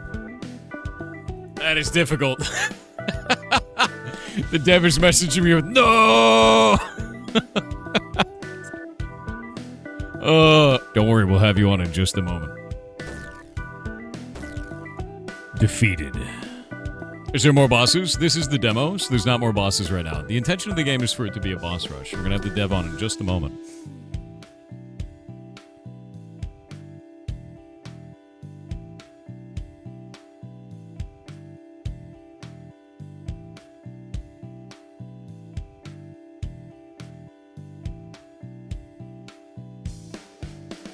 There we go. Let me ask them if they want to come on now.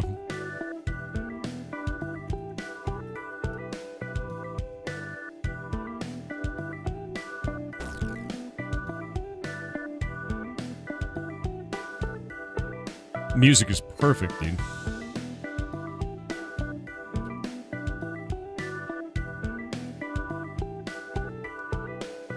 I love the bobble, like the bobbing head on this, to be honest with you.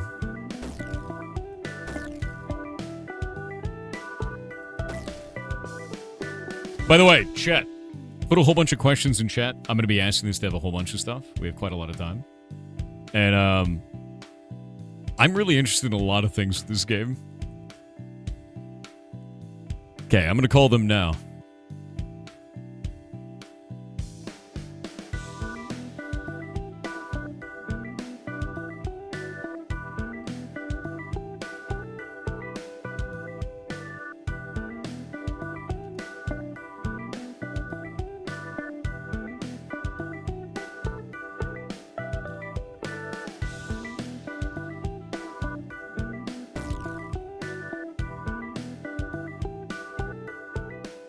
Turn this down a little bit.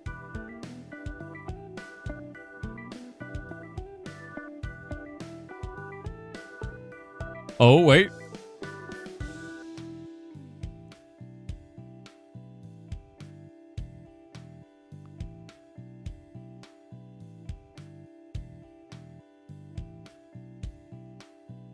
They may not be ready to do this yet. Will there be controller support? That's one of the questions I want to ask you. Okay. He's gonna wait. We have to wait for 10 minutes. And then he'll be ready.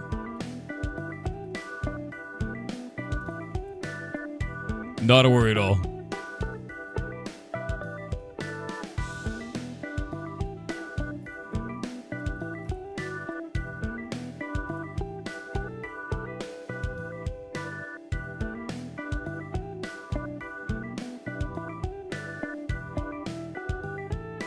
They're going over to a friend's house. And I'll be sitting in their call channel waiting on them. They're gonna be there in 10 minutes. Can we start the first fight again while we wait? Yeah, we can definitely do that. I think this is actually really interesting. Like, I want to kind of dissect how this is put together. Boss rush games are actually really fun. Like, I super dig them. And this one's interesting as hell because it's like, I want to know what the reasoning behind this character is. Right? Like, I want to learn why they designed a frog that shoots alligator heads. You know what I mean? And if there's secrets, yeah.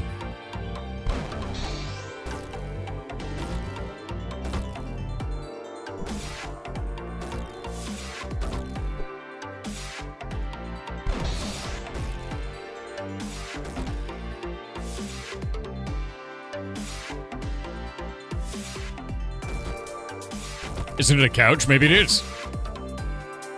It's just like an alligator, dude.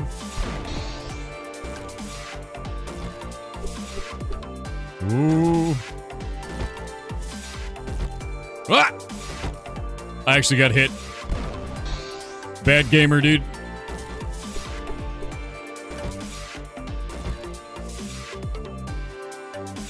Alligators through the air.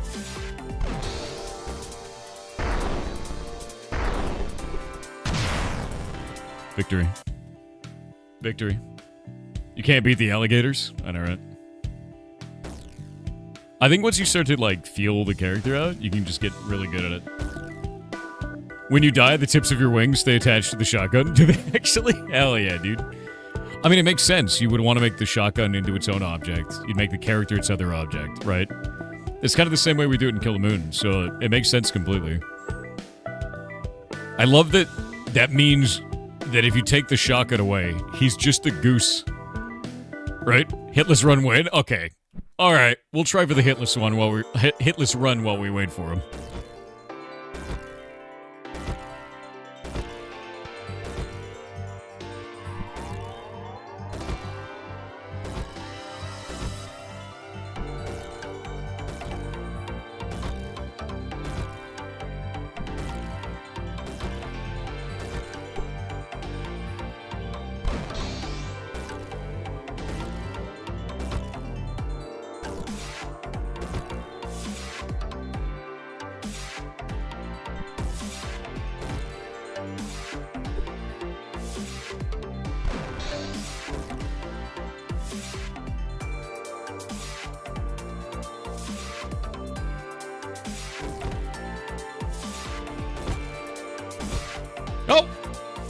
Okay.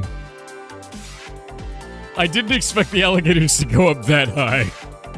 I thought they just went down below. Now I have to die. Now I have to die. We're retrying it. We gotta get the hitless. Yeah, I actually thought the alligators would be down below, dude.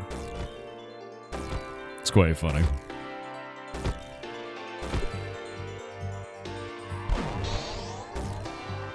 Wait, I got hit? I feel like I dodged that. I mean, I picked up the power-up. That's a bit weird. I wonder why I got hit on that. Yeah, is it a goose or a duck? I think it's a goose. Looks goose-like, dude. It's a boss rush game in which you are a goose. Or a duck. No, he's goose-like. I think he's more goose.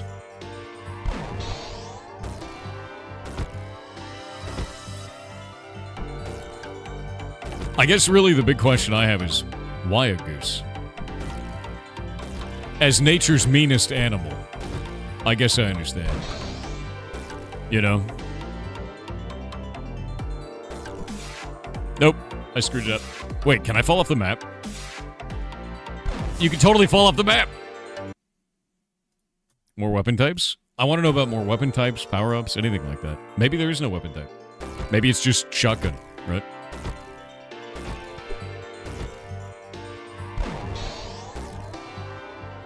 Yep, took damage on that one.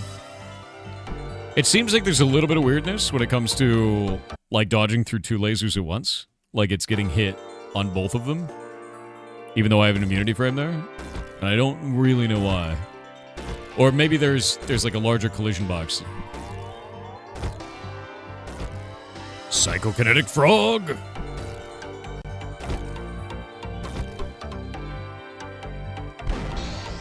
Yeah, see, that one I could just dodge through, but for some reason the other ones I couldn't. Don't know why. Weird.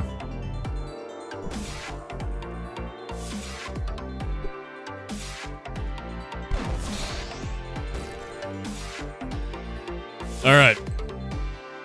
The goose is loose, dude.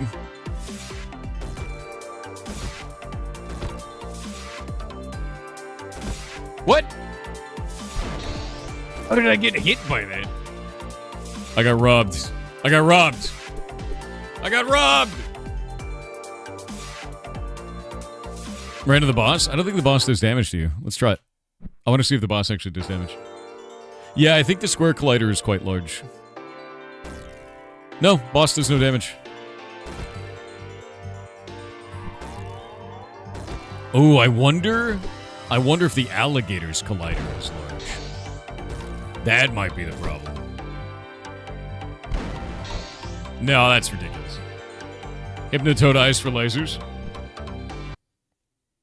Could be. They could be Hypnotoad eyes. What is Chronos sending me?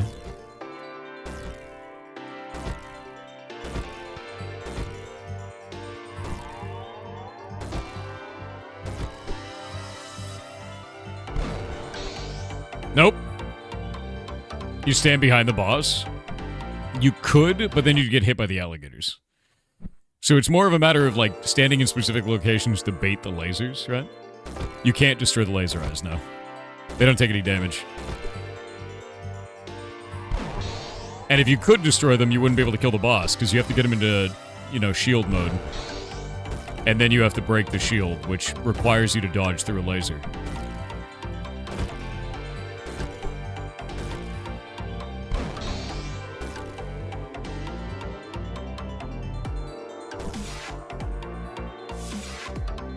There he is. We gotta wait. When did the wizard companion from He-Man turn evil? Dude, true. 100%. One sec.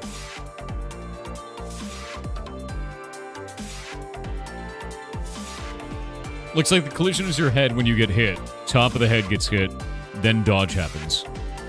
Okay, that makes sense.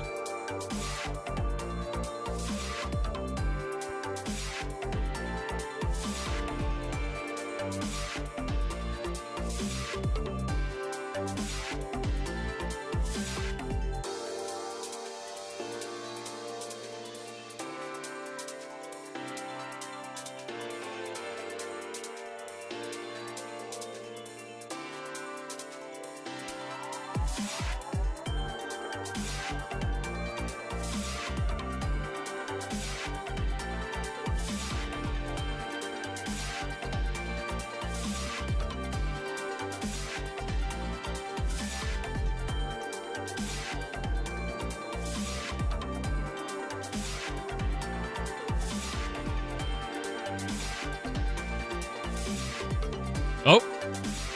Hello? I can't hear you. Can you hear me?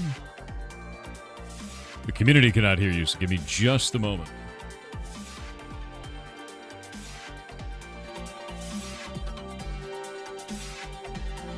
There we go. They can hear you now, but we're in the middle of an ad break.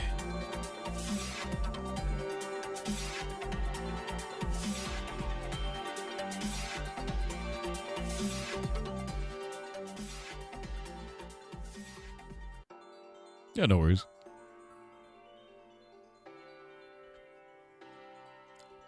I'm gonna die to this frog real fast. There we go. Yeah, you guys can't hear yet. Just give it a sec.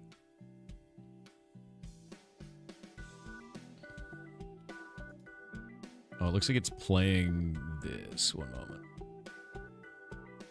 Where is Discord? Discord? Alright, can you try talking now?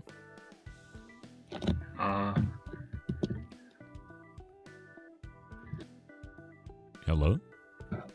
Hello? Hello? Alright, so, all of chat can hear you. The whole community can hear you. How about you tell the community a little bit about yourself? What made you want to make video games? Is this your first video game, actually? That's a big question. And a little bit about yourself. Yes, this is my first game, and I'm developer of Bavariski. He played it, and that's the boss rush game in retro style. Highly inspired by Cuphead or another boss rush game like Fury. You talked it. Oh, I love Fury. That's a great game. Yeah. So that made you want to go in the boss rush direction. That's awesome. Why a goose? That's not my flavor. Not my flavor. It's just my team. Yeah, I don't draw any sprites, and my team draw the sprites. And he he throw. Yeah, he said I can't throw human. I just throw animals like goose, beaver, bulls. That's actually really funny. Yeah, so originally it was human and changed it by goose. Yeah, chat is saying valid, to be honest. Yeah, no, that's actually hilarious. You guys just chose a goose because you like drawing animals. How many people are on your team, actually? I didn't know how many Just people two. worked on this. Just two, just both of you Two, guys. Yes. So what do Yes, you work on in the game, primarily? I'm develop and all about games except art directing. Mm-hmm. I do develop and design and digging the music and make sound effects and make a Steam store page, marketing, and All editing. of the hats. Yeah, every hat. Yes. I know that feel. I understand. No, that's awesome, though. So you made all of this music, and then the person who works on the game with you made all of the... I'm going to take it they made all of the art, or is it just the character art that they worked on? Excuse me. No Once worries. again, please. Totally fair. Yeah, the music is nice. Yeah. Yeah. I really just I have many time to find the music. Like one music takes 7 days. Like Makes sense. So it takes a long time to develop all the music. Did you like for all the sound effects as well? Like, is that something that you find being really time consuming? Actually, sound effect is not only thing, and I'm download that and mix them to good sound effects. Mm-hmm. Just, background music is all of background music is just how to make it, but sound effects. Half of the sound effects I made it. Yeah. That's awesome. Yeah, that's really cool. So you have a teammate. You guys work on this together, and you've got the demo out on Steam. What are your plans for Bourbon Risky? Like long term, do you want to add like a bunch of bosses? Do you want to add like different ways to customize the duck? Like or the goose rather? What are you after? What do you want to do with this? We develop another boss already, and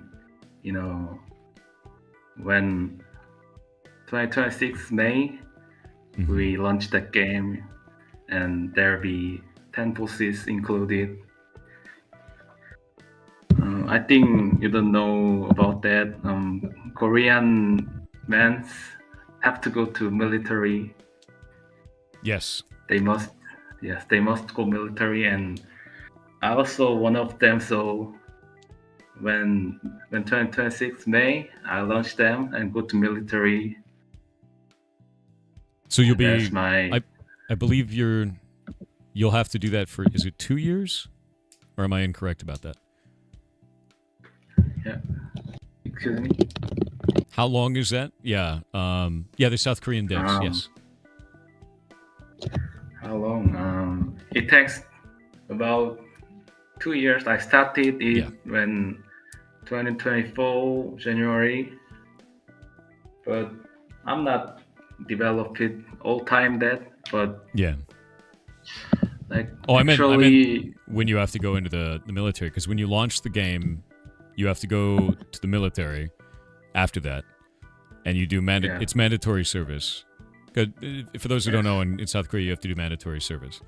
And then, is that 2 years in mandatory service? Is it 1 year? How long do you have to do that for? I don't know.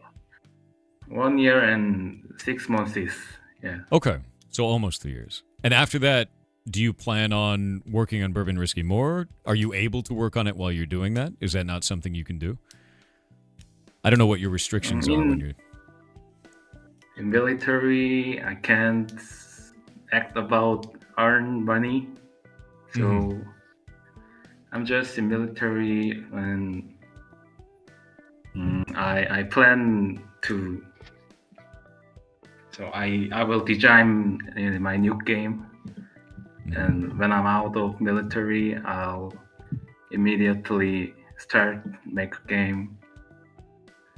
And if buggeries have problem and fix them, no plan any DLC, but it's I think not sure. Yeah. That makes sense. No, I mean, like, it's always really difficult, having to do something like that mandatory, in the middle of you launching. So your plan is to launch the game, do your service, and then after that, keep working on the game or maybe make something else, right? Yeah. No, that's cool, though. I mean, like, there's nothing wrong with that. Like, there's nothing wrong with that at all. It's like, make something you think is cool for the time that you have to be able to make it cool, and then revisit it when you can later. And I think that's great, dude. I think the game is very fun. I think it's really neat the way that it is, and it's simple. It's one of those games that's just like a simple, difficult platformer, and it doesn't need to be anything beyond that. It's just fun the way it is. It is difficult, by the way. Yeah, that's like literally easy to learn and hard to master. Yeah, no, And it is. I realized very early on that I was dying to the lasers constantly. Because I'm not very good at it yet. It's fun, though. Really love on simple game design. And I also inspired by Downwell. Yeah, no, that makes sense. Downwell is very full of secrets. Like, quite good. There's a lot of interactions. But simple. Simple graphics. Gumboos have two worlds, two worlds in one Gumboos. And so I make Bubble-Lisky in every controls have variable roles like dash, not just moving, and it can reinforce the gun, and attack is also not just attack. It's recall. It have recall and move fastly or highly. I really liked the different boss fights because it made you think about movement and the environment differently. Like with the mole, when you move slowly when you move backwards. It's not something I expected at first. So when I got to phase 2, I was like, oh, this is very hard to control my character now. But then after time, you get used to it. And I like that, though, because you use such a simple mechanic, and it changes the entire flow of the fight very quickly. Yeah. You said it was difficult, but you are the fastest player I have seen. No way. You're the There's fastest. no way. Except me, yeah. Yeah, I was gonna say, there's no way. Like, that's funny. Oh, it's a tough game. It's cool. I think the one that gave me the most trouble actually was the bartender. What other bosses do you have planned? Because you said you had 10 bosses planned, right? Yes. And you have 3 right now. So yeah, what? Demo has 3 bosses. Can you reveal any new bosses? Give it a Borrow. Borrow, rip it apart. He loves that. Wait a minute, and I'm gonna find what I can reveal you. Yeah. Sounds good. I think I can reveal new bosses design. Wait a minute. Yeah, I'll have it in the chat that we have. You send it over. Yeah, you're the fastest player I've seen, except me, game dev. That's it. That's how it should always be. I don't know. Like, eventually players will beat you. Like, I remember when we launched our arcade game, we had a player that played for 4 hours straight without getting hit. And I was just like, that's insane. Discord message. Yeah, I can see it. Our first boss concept by chess and checker. Yeah, and oh wow. Second phase has a Gallagher and Pong. inspired by design. So Galaga and Pong Yeah, for the second phase, and chess for the first phase. chess, and there are also like also checker in there. Oh, checkers as well. What Yes, what engine are you making this in? Actually, what game engine? I use Game Maker. Really? We use Game Maker as Yes. well. Oh, that's awesome, man. Yes, Do you like working in it? Have you enjoyed it? yes, I really enjoy it. Yeah, as a 2D games and pixel arts, Game Maker is the best, I think. Yeah, I agree. Yeah, we tried with RPG Maker originally, and it was just not as good. It wouldn't do what I wanted, and I should have known it was Game Maker. You have the question marks up here. Yes. The little objects from the room. It's funny. Wait, how big are these sprites? This room is enormous. Originally, it is 630 and 360. Okay, But that makes sense. But when I rotate the sprite, its pixel is like so we made it 1920 and 1080. You just expanded up, yeah. Yeah, we scaled it. So then when I rotate the sprite, it like that's the doesn't exact lose dimensions their of ours too. pixel. Yeah. So we could scale it to 720p and 1080p without pixel tearing. It's the same thing. Yeah. Well, this is good, and I'm looking forward to seeing the other bosses for this. It's quite fun. What kind of features do you have in mind for this? Do you think the Goose's weapon will change anyway? Do you think you want to add achievements? Is there anything like that you're interested in doing? Actually, I would like to customize about players, so no more weapons with Goose. Instead, I'll make boss more difficult or more like funny and creatively. I like that. I plan about more weapons or about them. We need a long line of goose hats. This is the way. So, there's a bunch of people in chat. A lot of them are actually developers. They compete in our game jams and make stuff all the time. If you could give any advice for someone who wants to make video games, what would it be? Well, I'm just a little developer, not a great, but I can advise them. I talk. I want to talk about UX. User experiences.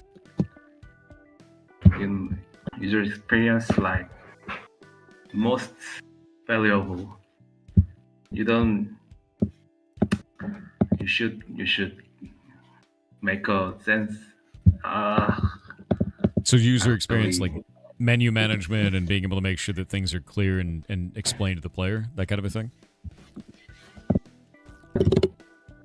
I can understand that. Oh, do you mean user experiences in the player playing the game and how they feel about it? Or do you mean like menus and buttons? Yes. How feeling they about games and controls. So getting feedback is the biggest thing. It is very important, like when they control and they feel about bad things, it is really the worst thing about game. Yeah. No, that makes sense. Yes. When they control player, there's no bad things, and that's the golden rules. That makes sense really. Completely, honestly. Like, getting player feedback is huge. So I completely agree. That makes sense. Is there anything you guys want to ask, chat? Anything left? Yeah, he's from South Korea. Is your the other person who works on the game with you, are they also from South Korea? Yes. I met him in exhibition. And like he was exhibiting his game, and I beat it fastest of the exhibition. I was the fastest clear of that exhibition. Heck yeah.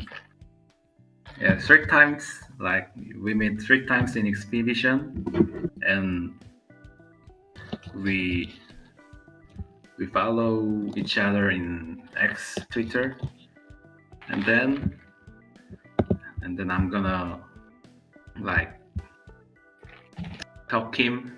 I'm making a game, and how do you think? And he like, oh good, and I say, do you want to make it? And sure. So that's the way it goes, you know. It's like, hey, do you want to make a thing? Yeah. Oh, that's fun. No, that's cool. That's really cool. I'm excited to see what other boss fights you guys end up making, because these were cool. And someone asked in chat how many more boss fights. They wanted to do 10 of them. They have 3 in the demo right now. They're still going to add 7 more of those. And yeah, I'm looking forward to it. I think it's actually really cool. A lot of the design work that you guys have done on these fights already is very interesting. And I don't know, fighting a telekinetic frog that throws crocodiles at you is terrifying, you know? That's my pleasure, you know. I'm really happy about see other people playing my games and yell. Ah. Yeah. Yeah, I could feel that in the boss fight when I died. I could hear you gaining energy as I died to the boss over and over.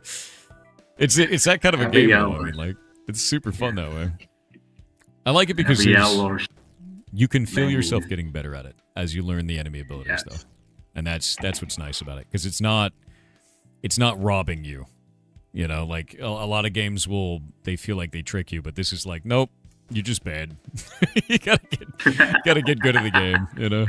The animations look great. I agree. The goose like wobbling his head back and forth is hilarious. It's ridiculous, actually.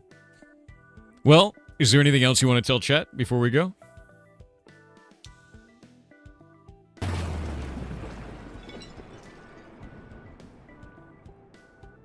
You talk to me? Yeah.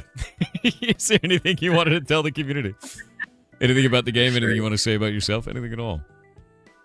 I'm really not good at English. Yeah. That's okay. Yeah, no, I understand completely, and it's not a big deal at all. I have a talk about them like audience. I talk to audience right now. Also, chat says you're very good at English. By the way.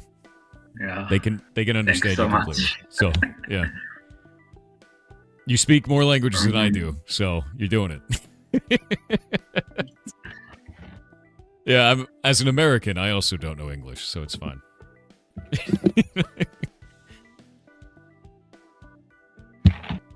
You know,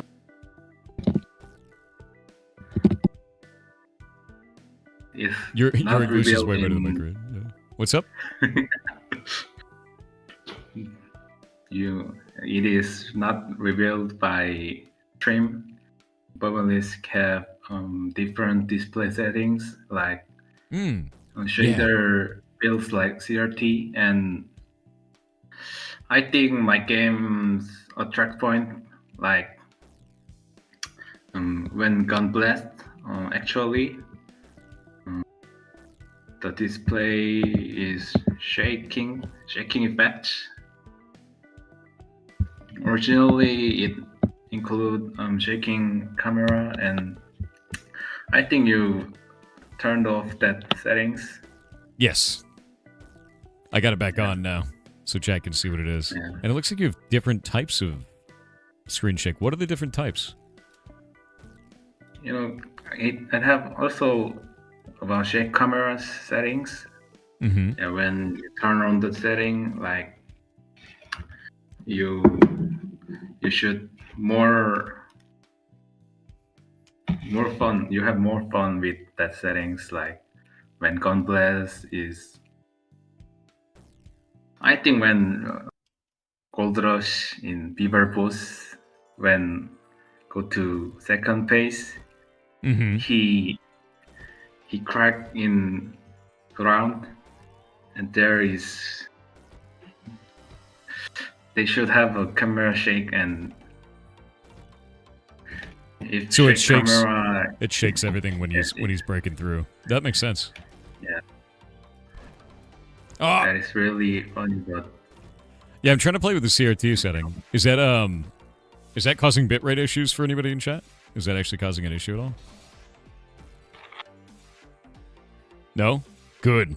Yeah, the mechanics are really good. I think the most interesting thing is the bosses are quite difficult, and their abilities have a little bit of randomness to them, like this. You know?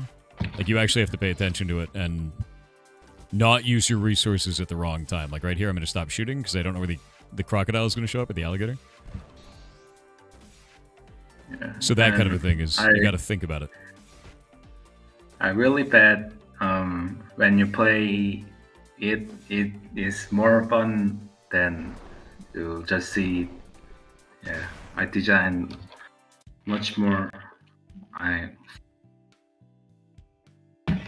When you control the player, it is very soft. When you feel them, and like you have much fun more than just see the game. Yeah. No, I agree. I would say just play my game, please. Yeah. No, definitely. I think you guys should play this. It is in a demo. Oh, yeah, that's a good question. Are you going to implement controller support? Yes, actually, I planned it, but I'm a college student and I have no time right now. Mm-hmm. That's totally fair. When my semester is end about December 24, and right then, and I'm gonna start make a controller input, and I think it'll be accomplished in February in 2026 or January. That's awesome. When I launch my game, and that included in controller input. Yeah, I promise. That sounds really good, because like I did it on mouse and keyboard, but I do feel like this is going to feel great on controller, honestly. It feels like it would be really, really nice feeling on that. And I can't wait to die on the controller still, and then blame it on the controller. But no, you've done a fantastic job here. Like, you and your teammate have done a really cool thing. I think this game is really neat. I think that it's very simple, but it's difficult, and that's cool. That's hard to hit that balance, you know. That's perfect what I wanted. Good. Yeah, simple really but hard. Yeah. All right. Well, we're going to be heading out, but I hope you enjoyed watching me play the game. Chat, I hope you guys liked the game, and I hope you liked talking to the developer. And it was nice having you on, so thank you very much. And thank you for letting me play your game. It's very nice. Yeah. Thank you for playing my game, and thank you for seeing the. Yeah, no, absolutely. To audiences, thank you for seeing that he playing my games. It was my pleasure. Yeah, I can't wait to really see fun. you add more, and whatever you build funny. next. What? I said I can't wait to see when you add more to this, and I can't wait to see what you make after it, because these types of games are really cool. I dig it. I like it when it's a simple direction for a game, but it's deep in terms of difficulty. So keep making stuff. I always do my best for games. Heck yeah. Yeah, there's the link there in chat, Thanks. guys. Go play it. Go play it. Go play it. It's a free demo. The demo is not paid for. No, it's free. It's got a goose. Real, I bet really funny than more funny than just see you play. Mm-hmm. You got more fun. Yeah, I bet. Yeah, I agree completely. And then you too can watch the bartender as he shoots you with lasers and bees and die to it. And Yeah. I really more happy when you join my Discord and feedback me how the game was feeling like. Do you have a link to your Discord? I can put that in chat. Wait a minute. I think it's actually on your Steam page, isn't it? Or not? What? You gotta link it. Oh wait, there it is. A copy link address. Grabbed it. Oh wait, that's a weird URL. Thank you so much. Yeah. Grab this real quick. Boop. There was Cuphead, like more like this. I really love Cuphead. Yeah, Cuphead is awesome. I And have I've linked it out to chat. There you go. I beat it all of bosses in Cuphead, right, with S rank. I really love it. I've never done that. That's wild. Cuphead is very difficult. Yeah, no, there's no way. That must have taken a ton of time.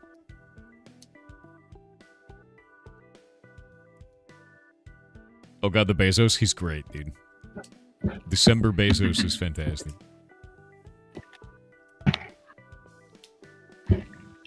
I hope it was not bad for first of in December show. Yeah. No, this is cool. This is Wow. really cool. I'm really glad to have you on, and I'm glad to do in December. And I hope that a lot of people end up playing the game because this is very fun. It's kind of jamming to the music too. It's the first game of the day, yeah. First game of all of in December. Great game to start off with, yeah, man. Yeah, Nellis made this Bezos too. That's funny.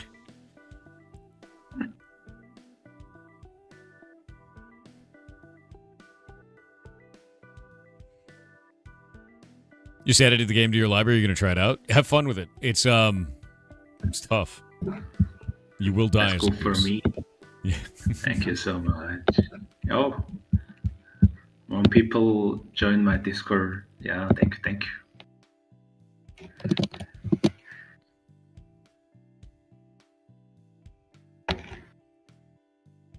Alrighty. Well, I will talk to you later. I want to thank you very much for being here, and have a good day. Yes. Goodbye.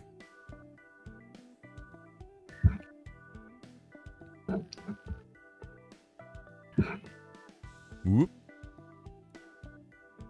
There we go. No, it was cool. The game is really good. I really enjoyed that. It was fun talking to the developer. So yeah, he's from South Korea, so there's a little bit of a language barrier, but he knows English very well. So easy to talk to him. I know there were some things that I said that were likely lost in translation, so it's difficult for him to understand. But that's what happens when you have international devs. That's how that goes. One of 700 games completed now for the next 699. I know, right? How many of these per stream? No, it's 3 per stream. So we're gonna have another one at 6 a.m. and another one at 9 a.m. is when we're gonna do that. That's kind of the idea. Depending on how long or short these are, I'll be adding more or less of them as we go forward down in December, And I think that's the biggest thing is I don't know how long these are going to take, so we gave every one of them a 3-hour time block, right? And I beat this one really quickly, but I like platformers, so, it depends on, I guess it depends on how quickly I beat the content in it, whatever it is. Yeah, his English is quite good. Yeah. They'll probably vary it, they will, most definitely. But no, this game is quite fun. I didn't know what to expect because I only booted it up to check it out to make sure that it was functional, and then we went from there. Yeah, no, I like playing platformers a lot. I really enjoy them. I like platformers, and I've played a lot of Rage games. And this feels like a platformer Rage game. You know? I was addicted to Fury, spelled F-U-R-I, if you've never seen that game, the game that we were talking about together. If you've never heard of this game, Fury is insane. Fury feels like every fight that you have feels like the final boss of the video game. It's very tough, and I loved it. I loved the hell out of it. I should play this on stream again. It's like a whole day of Rage, is basically what it is. If you die 3 times in a row on the same boss, you go back to the beginning of the game and start all over again. It's a boss rush to escape from space prison, basically. Yeah. So it's these types of games, is sort of the idea. Always 3 a.m., I know, right? Yeah, this was Bourbon Risky. All right. We're going to go back to this. Go back to just chatting. There we go. And we'll hang out until the next game slot, dude. That game is cool, though. I actually really enjoyed that. Like, really enjoyed that. I want to see what the rest of... I want to see what they build after this, Because, like, I have no idea... I have no idea what they're going to be making, like, in terms of boss fights. And then...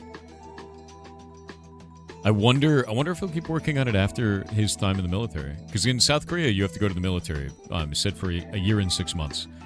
And then after that, mandatory military service, then you kind of just, just do whatever you want. Really enjoyed watching you play it. Good. Yeah, it was fun. It's actually really good. The next game comes on in 2 hours, so I got time to work on stuff. Which other games will be on today? You'll just have to wait and see. It's a secret. It's a secret.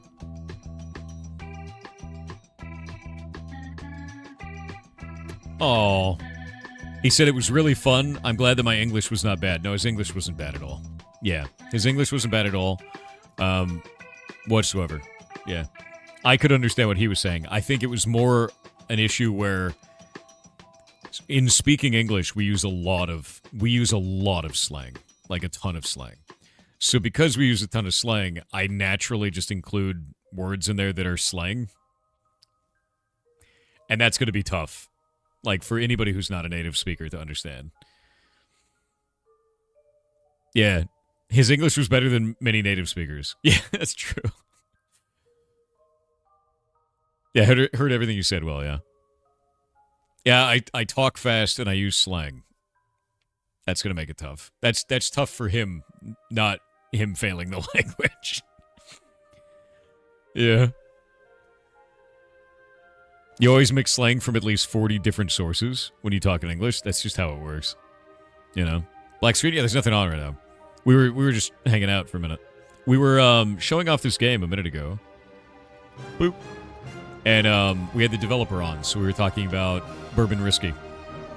And then talked to the dev. Played it for about an hour and talked to the dev total for about an hour. You can only speak American with random singular words of Spanish, French, or Japanese. No, I just speak American. Yeah. Bro's going to school, making good games, learning other languages. Yeah, he might be him. That's true. He might be. That may actually be true. What are you saying, dude? When is the next slot? In an hour and 40 minutes. So this one went very fast. You speak poutine? God, I wish I had poutine. You mean English simplified? I think it's English advanced, dude. It's a hybrid American, America. No, honestly, though, it's a cool game. You should play it. It's also very hard. That mole kicked my ass. Immediately. English is supposed to be the hardest language, if you recall correctly? Really? I would expect it to be Finnish. Because the written language of Finnish is, like, really young, and the spoken language of Finnish is, like, really old. I would expect it to be that. Balatro between interviews? No, I think I'm going to work on block game between interviews, dude. Whoop. Dev. There we go. Because we got block game stuff to build. We'll do that until 6, and then we'll have the next game on. Yeah, I don't think English is the hardest one. Danish is weird, too. Isn't Finnish easy because it has fewer root words than other languages? I have no idea. All I know is Finnish has a lot of ra and like tongue positioning noises that are difficult for me as an American. Finnish is alien? To me, yes. Block game. Try Spanish verb conjugations? Nah. Finnish, Hungarian, and Chinese are top ones. Chinese is difficult because the symbols. It's hard to wrap my head around a symbol as a phrase. You know?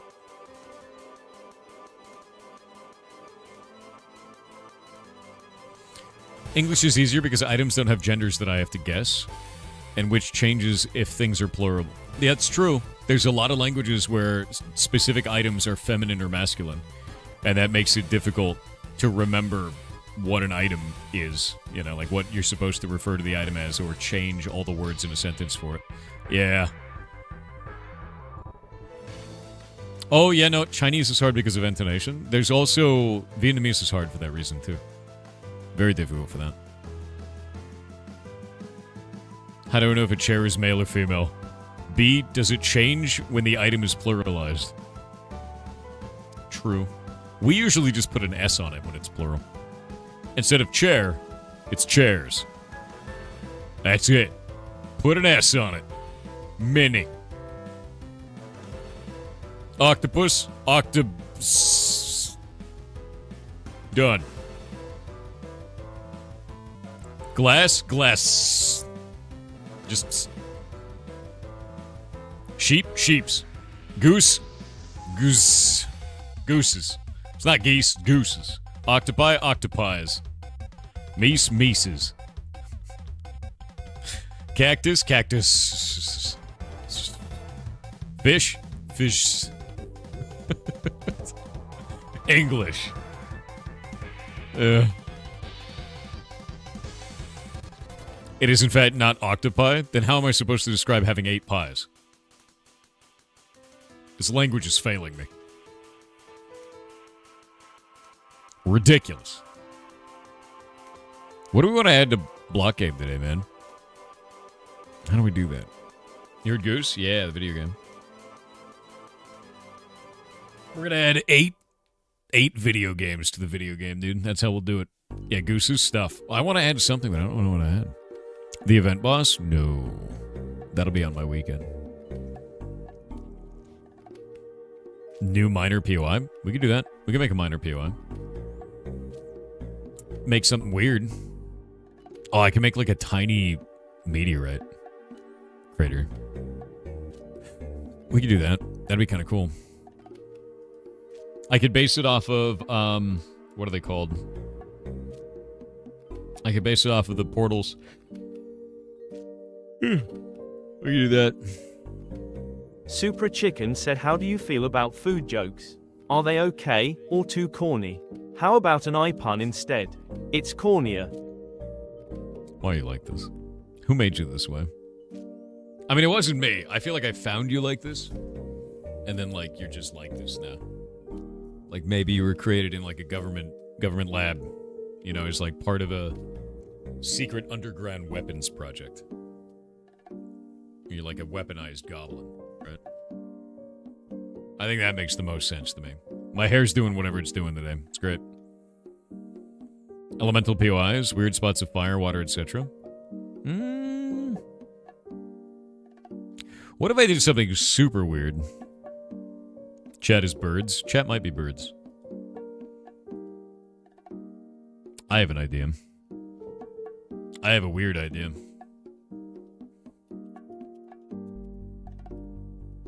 What if we made a floating ball of water? Right? Like, what if we made something... What? Jake? What? Jake, you have to put the floor back. What is... You're letting all the air out of the mole people world, dude. Why is this floor missing? Don't cut holes in test world.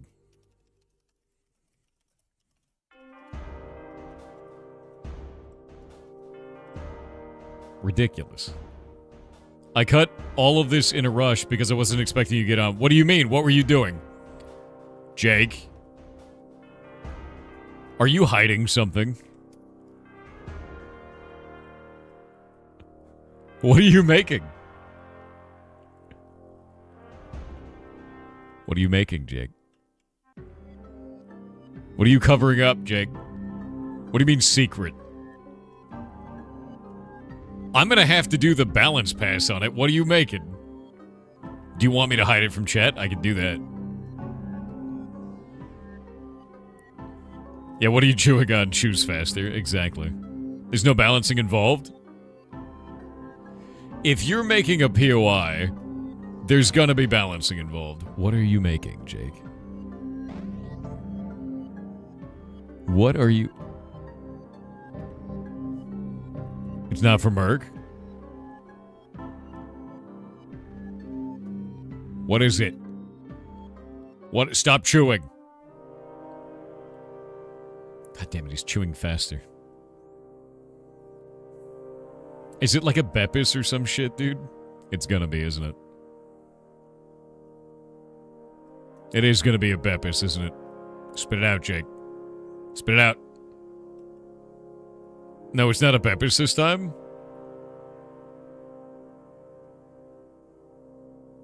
Chew faster, Jake will distract him. Is it bread? What are you hiding, Jake? What are you hiding? What are you hiding, Jake? With your duck feet, dude. I swear to God, dude. Could be some ridiculous shit. What if we make a gigantic tree? Like a huge tree. That'd be kind of cool. Jake wearing bread socks? True.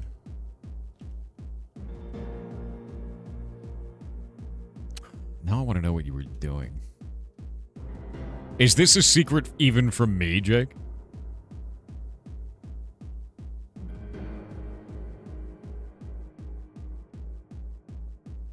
Whatever you do, don't fly far out in a particular direction in the test world.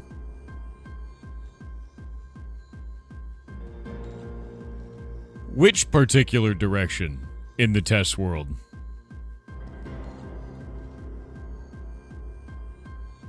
Which direction?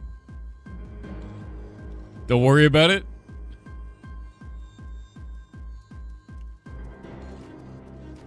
Don't worry about what?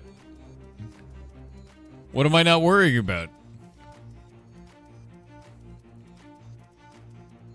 Where is it? What are you hiding? Jake, what are you hiding? Oh! What is it? What is that? What is that? It's gonna leave it over there in the mists. Trying to make some Herobrine shit, dude?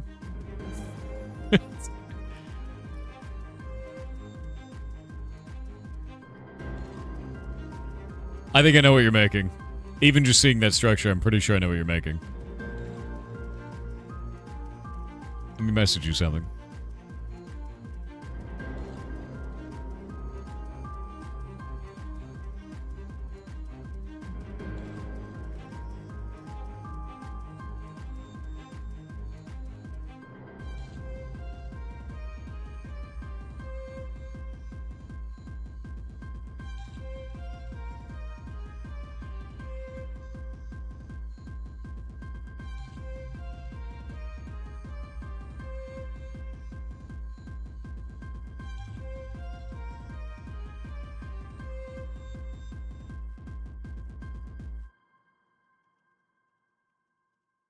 You see what I sent you?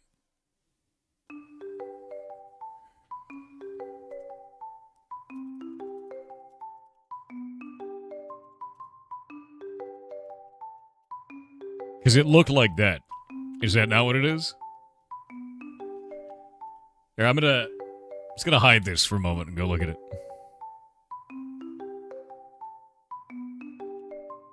What is this?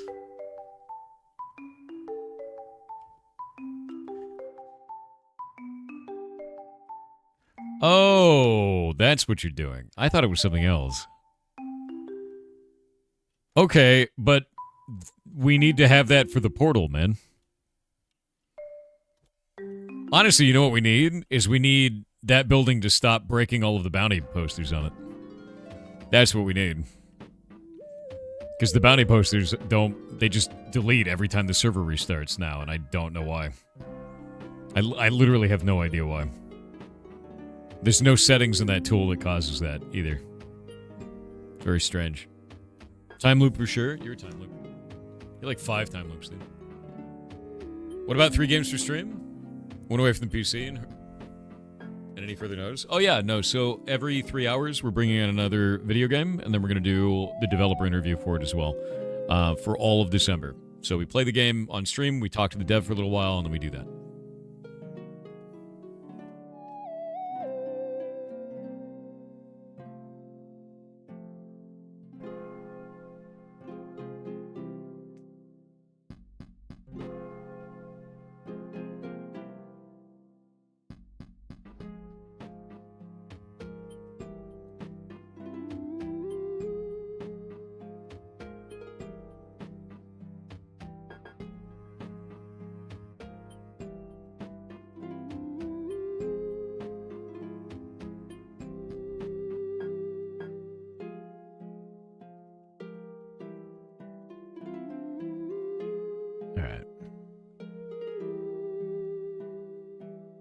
First game and interview went quickly. Yeah, so we have time before the next one. The idea is to give it a 3-hour buffer just in case.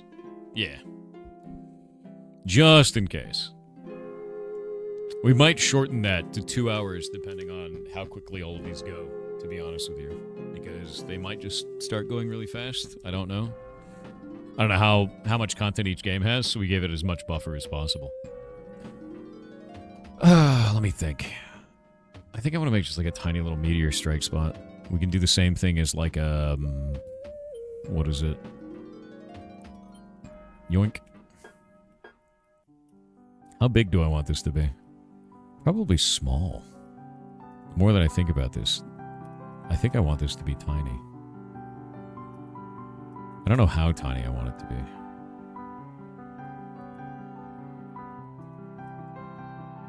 So if we do minor, it won't be minor. It'll be a different context to this. Structure. It's going to be the portals. I kind of want to summon in one of the portals and check it out real quick. Because it's going to be randomized. Let's see. Where am I structure gen?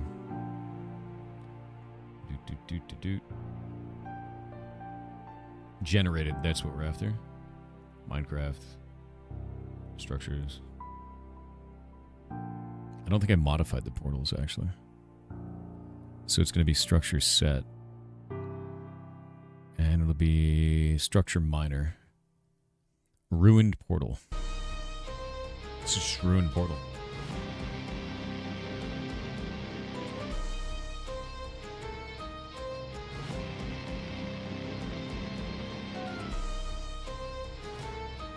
What? Minecraft Ruin Portal is not available. What is it actually called? Ruin Portals.json. By God, it's nothing. Because it pulls that. What is the actual structure called?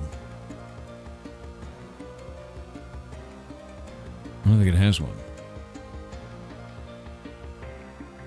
Structure set is ruin portals.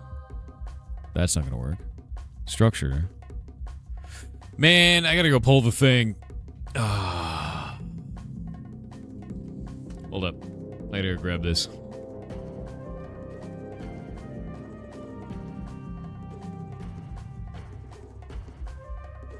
Back into the old dissected Minecraft. Find out where all the bullshit is. Shadow Crushes with 500 bits said "Yar cheer 500 for Denmark. It's between 2.4 thousand United States dollars to 5,000 United States dollars, and that's between 20,000 to 26,000 in Danish crowns, our own currency." Whoa. That's a lot of money, dude.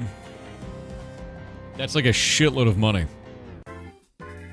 Probably hard-coded again. These ones, they're not. You can actually expose them, which is super nice. What? Okay, they're named weird shit. I don't know if I like that. Yeah, it's really weird, actually. No, it's really weird. We're gonna go to World Gen and go from there.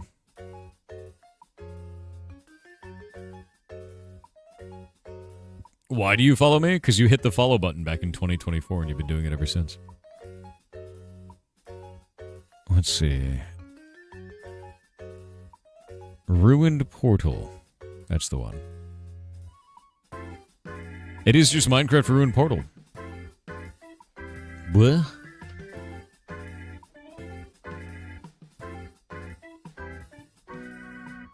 And then I guess we could do structure set. Ruined Portals. Structure Minecraft Ruined Portal. Where does this actually pull from? Because that's Ruined Portal Jungle. And that should be off of World Gen Structure. Ruined Portal Desert. Partially buried. Air pocket probability. Can be cold. Type Minecraft Ruined Portal. That's hard-coded. Type Minecraft Ruined Portal. Okay. God damn it. Template pool. So it doesn't have a template pool. So we actually have to go to World Gen. No, we have to go to Generated. And then go from there. Let's see. C, D, E, G, where is it? Structure. Ruined Portal. So these are the names of the actual portals. And they've hard-coded in a structure type of Ruined Portal. So we change this here to Portal _1. And then hit done. And then load it. Nope. Doesn't like that. Should be under generated Minecraft structures. I guess it doesn't want that. Why doesn't it want this? Why is it mad?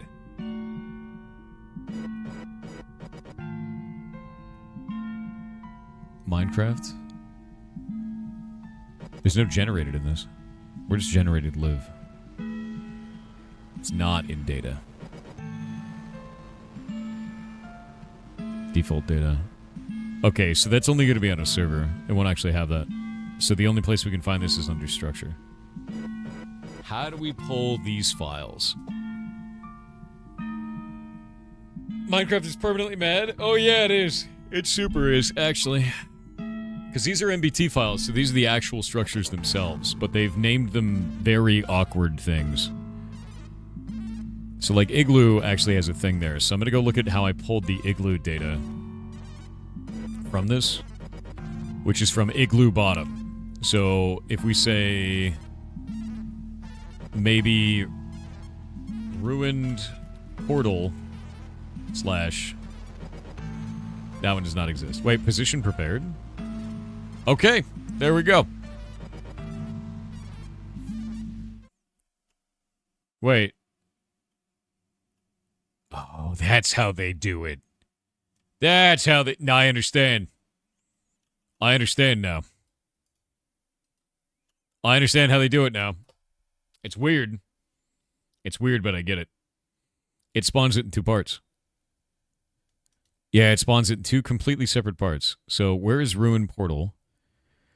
Not Giant Portal. There's going to be a base plate in here somewhere, dude. You see how this is not spawning anything else? Like, it's just spawning this big brick here, right? Like, that's all it's done. If we take this, and we do Ruined Portal 2, and hit done on that, and then load, it actually only spawns the portal itself, and it will spawn it perfectly every single time.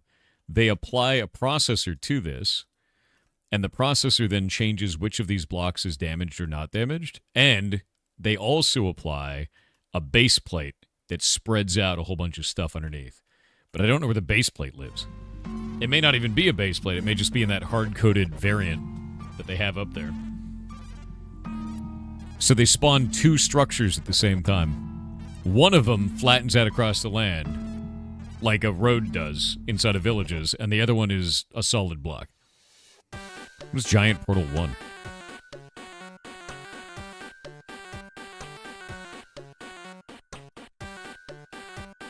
How big is this? Bibg. Yeah. Alright. Alright. Yeah, spawning some assembly required, exactly. And it looks like they just have like a lot of different variants for this too. That's kind of cool.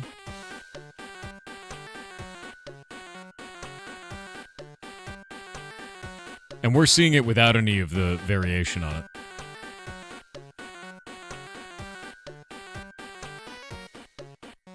Which is pretty interesting. Not gonna lie, that's genius. I mean, I guess. It does make it really awkward to manage, like in the future. It does make it a very strange object. Doing it as two different spawns means that you have two different things to manage. Grab this.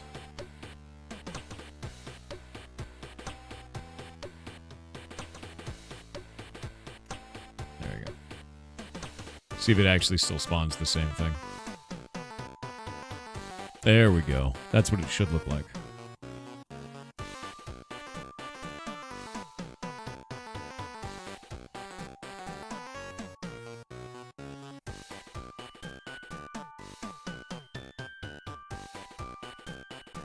That one looks like it fell over. That's kind of cool. You've never seen any of those bigger ones spawn? I've seen them spawn before. They're pretty rare. But they do spawn.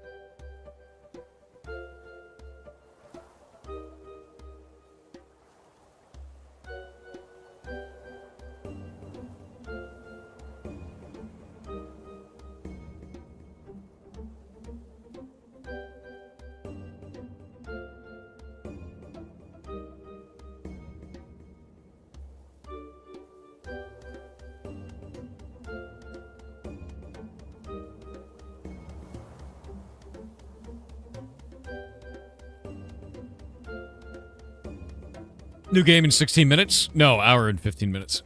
Yeah. Waiting the ads.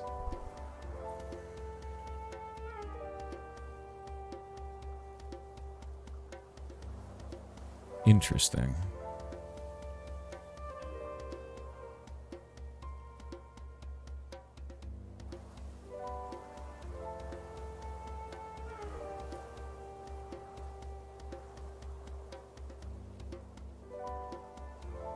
I need to find that platform.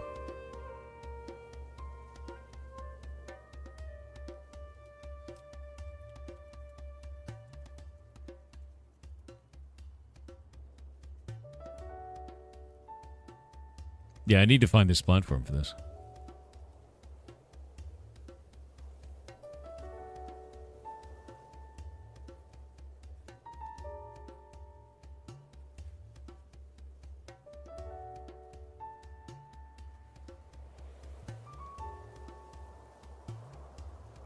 Alright, so if we pull this up, let me grab this real quick.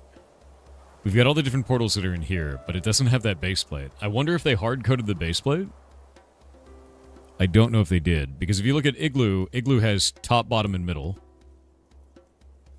But Ruin Portal only has the portals themselves. There's no, like, portal base. So it makes me wonder if that's part of the hard-coding for it. Because with villages, what happens is you look at, like, let me go back to Village, and you'll see Common. I guess it's animals there. Decays, that's grass. Desert. There are, like, streets. Here we go. So streets, these crossroads, all these things that are there, right? If we go back into Minecraft and we look at world gen and then structure and villages, we'll look at, I guess, village planes, right? You can see what it's doing is it's doing a jigsaw. And it starts the jigsaw pattern. It says a size of 6, so that it can go 6 layers out from the originating jigsaw. Meaning you could have it up to 6 structures away from the main one. If I said 50 on this, it would do jigsaws 50 deep, right? So we could have an infinitely sized town if I did that, which is kind of insane. So, like, with this in mind, this will create a structure of a road in between each one of these. So we do world gen structure, and we gotta find trail ruins. Trail ruins? What is a trail ruins? Is that supposed to be trial ruins?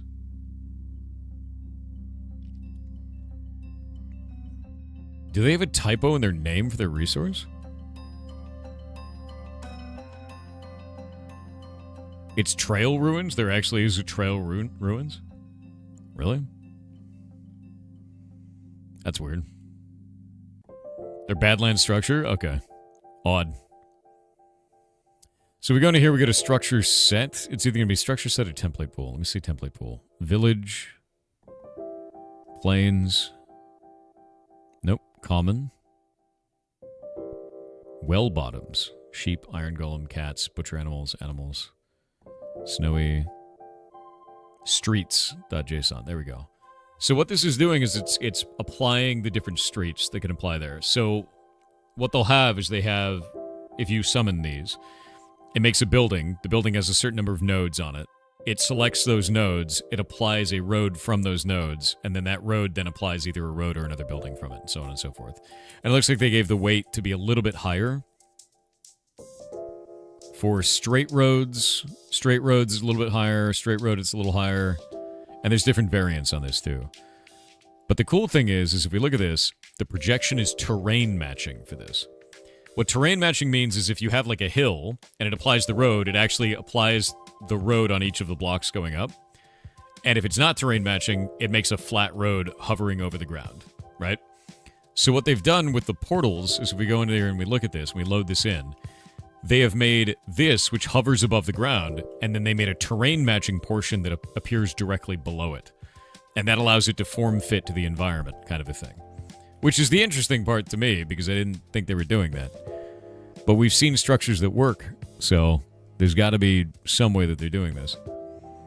And if we look at template pool, there's no portals in here, which means that they're doing that hard-coded. It's very strange. Yeah. Your link is broken in half? What are you talking about?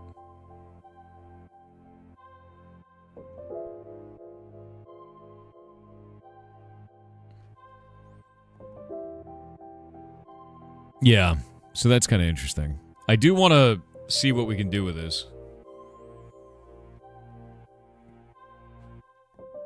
Lawrence, if you're looking to use any tool, just see if you can build the thing you want to build in it, man. Like, run some tests. See if it feels... It's less about can it do it, and it's more about can it do it and does it feel comfortable for you. That's the biggest thing. And comfort also includes, like, cost. If you're using any tool, you got to determine if the cost makes sense, if the comfort makes sense, does it work with your workflow, like, so on and so forth, right? Oh, messages through Sherpa.org? Okay, that's fine. Okay, so if we pull this out, we can do the same thing with bastions. Brains? Center brain? What the hell is that?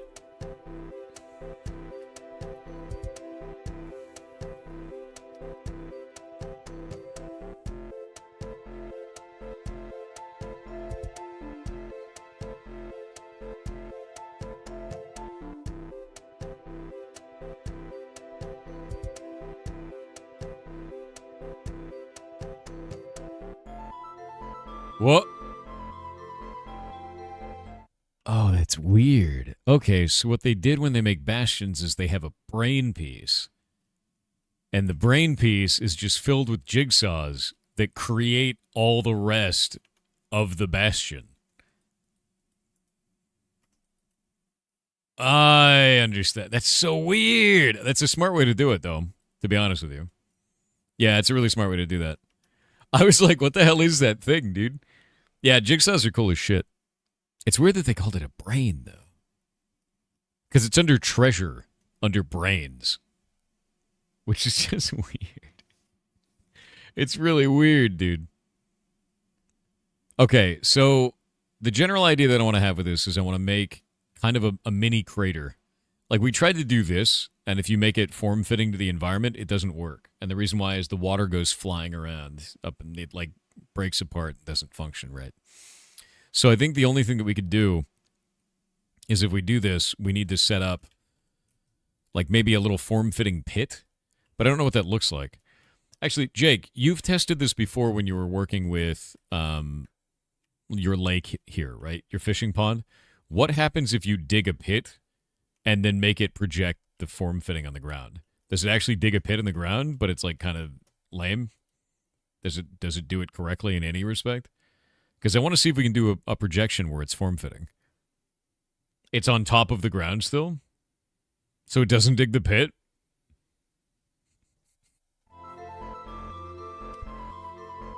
Really? It sucks.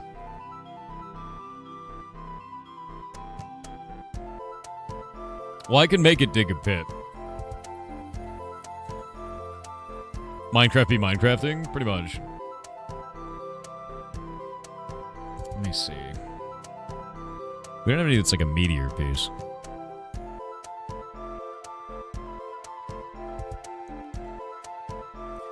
Actually, here's an interesting idea. What do you guys think about having an expendable resource on the surface? Like, what if I made it so that there's a meteor that hit the ground, but that meteor is made out of amethyst? Right? Like, we actually just make, like, a amethyst node, like a geode hit the surface kind of a thing. Because I could probably summon in a geode and we can go from there. I think that would be pretty cool. Like a tiny geode, you know? Oh, yeah, we're going to put stuff up on YouTube, for sure. Yeah, for all the in December stuff. Let me tell Kronos. Okay.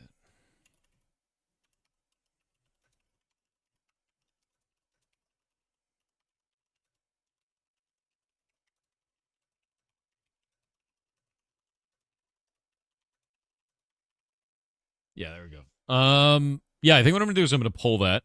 We're going to see if that functions. Let me see where the geodes exist. Because those have to be in World Gen, right? Right? I feel like they have to be a structure. Buried treasure.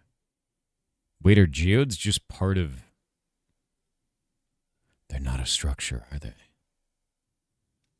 Oh, no. Those are hard-coded, aren't they? Oh, that's weird. Oh, that's weird. How long until the next in December game? 1 hour. So if geodes are just part of hard-coded world gen, we have no control over them at all. It also looks like simple dungeon is not controllable. It's not in there either. Probably handled like ore. Could be. It's a bit odd, but that could be the case. We can go back out of here and go into structures from this. We'll see if that's in there. Fossil, igloo. I haven't even seen fossils. Do we have fossils turned off right now? I'm pretty sure they do. I'm pretty sure we don't have those. Trial chambers, trail runs, shipwreck, rune portal. Soulless Viking. Thank you for the tier 1 subs. That's very nice of you, man.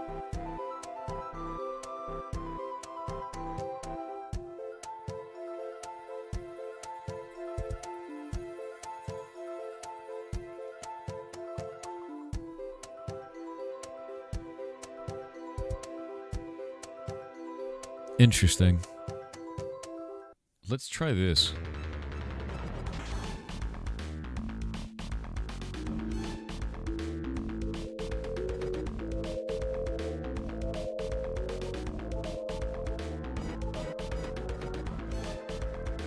Not available. What would it be under?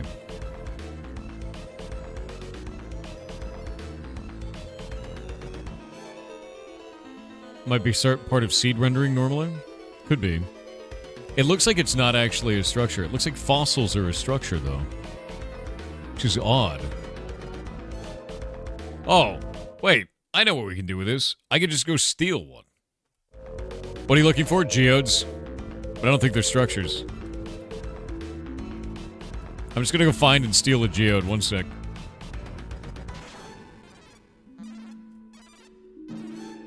I'm gonna make a geode structure that's on the surface. Are they just handled by World Gen? Because that's whack. Are geodes really this rare? Oh my god, they're super rare, aren't they? They're like ores, I believe. We're gonna fix that. Yeah, Jake, what I'm gonna do is I'm gonna take, oh, that's sick as hell looking. This is an awesome cave, dude. Look at this shit. It's a freaking rad kit. Look at this. I love the big caves. The big caves is good.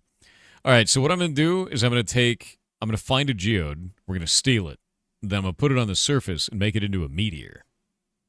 And then we'll have like a geode meteor. Which would be kind of neat. Yeah. Lava Fall is really dope. There's a lot of cool environments that just randomly generate like this. AIR036 said, "Hi Thor, nothing cursed for today.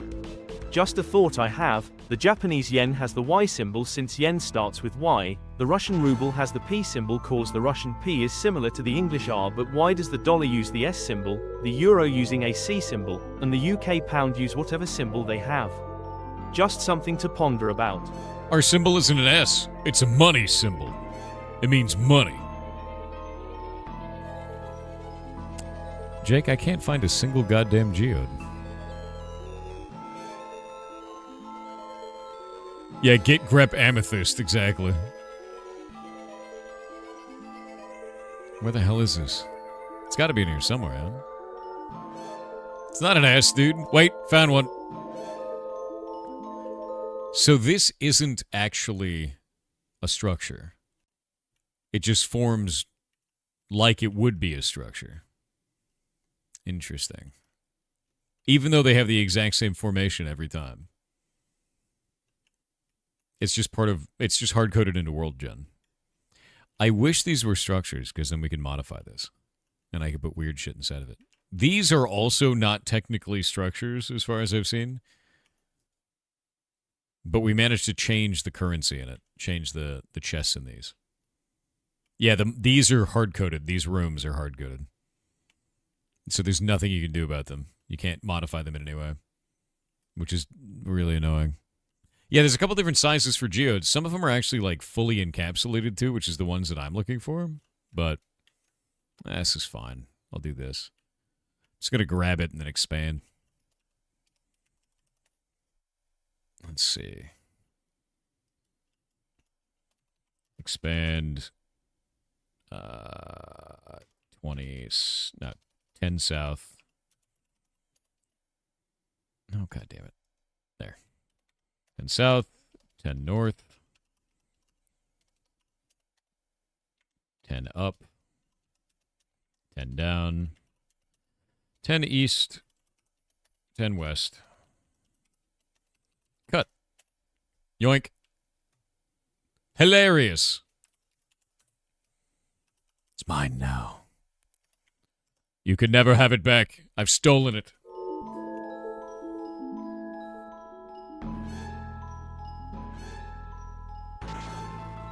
Boop. There we go. It's just a big old block of stuff. There's one right behind you, I think? Probably. That is likely the case.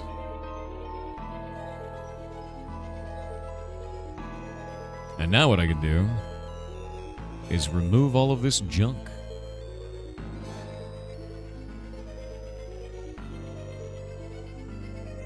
Replace, what is it called? What is that block? Deep slate with air. Oop. Whoa. What's that? Out of here. Gravel with air. And deep slate. Iron ore with air. What is this? Tough with air.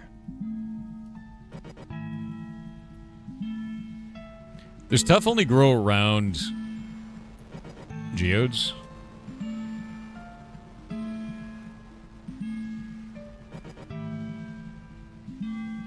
I don't actually know where it grows.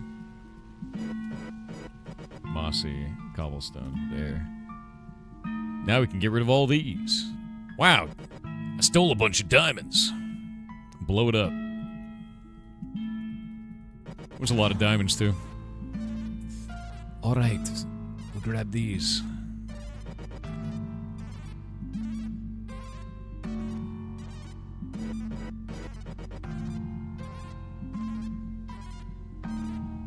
There we go. So now I can just kind of build this out and I think it'd be fun. As using it as like a design model. Tough can be found on the surface sometimes. Really? No shit. I missed redstone? I did. I mostly wanted to see how these were structured. And, I don't know. I'm pretty sure that I can use our selection tools to select a sphere. If I remember correctly. Pretty sure I can do that. Burnt meatball, and alright. Because then I can just make a tiny one, you know? Because we can go like this.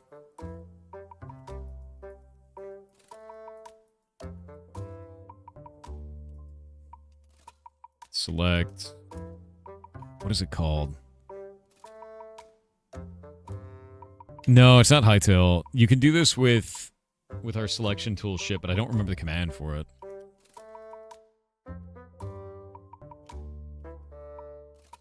Select. Expand. There's like an expand, not vert. Let me find this. Expand, vert. Yeah, no, Hightail would make this really easy. So if we do world edit, select sphere. How do we select a sphere? If you want to replace the glass selection box instead of a square area, now we need a sphere. Give to me the sphere. Sphere. You can also select other shapes such as 2D polygons, ellipsoids, spheres. Yeah, but how do I select the sphere? Why do you hurt me like this? Yeah, right? By giving the sphere head patch? No! It gets nothing. You can bind the selection wand to a different item. Okay. So your crosshair, selecting a specific chunk or chunk location, expanding the selection, amount and direction. How do we get it to be a sphere? No, that's not what I wanted. Sphere. Next selection of sphere. There we go. Cell sphere. Left click to select the center. Right click to select. Right click to extend. Selection will always be a sphere from the first point from which the radius is the second point. Okay, that's kind of cool. So, cell, sphere. There we go. And now we can do this to there and say replace with dirt. Replace air with dirt. By God, it's a dirt sphere. All right. We've done it.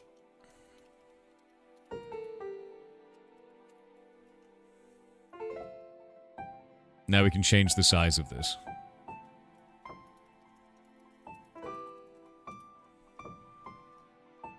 It's kind of cool.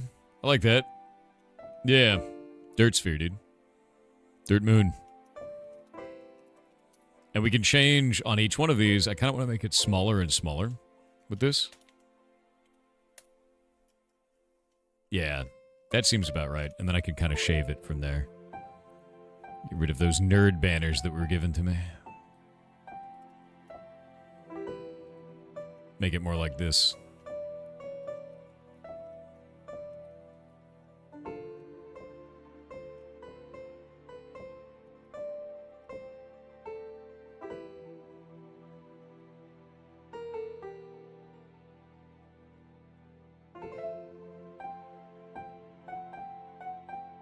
Yeah, there we go. And then I think I can make that out. I wonder if we can do it like this. That look correct?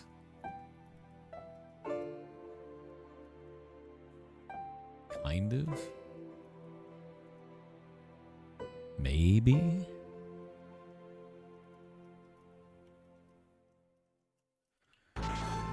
It's hard to determine, like, what makes a good sphere in Minecraft, you know? Yeah, the dirt orb, dude.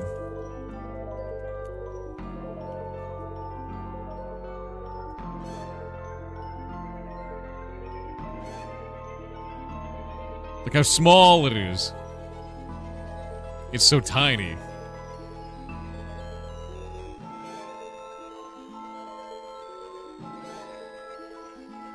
Because what I want to do is make something like this, and then say, replace with amethyst. And that'll be like the interior core, right? And then we can expand that by 1, and then replace that with this, the smooth basalt. So we can put that like this, and like that. Go here to there. And then say, replace air with smooth basalt. That kind of a thing.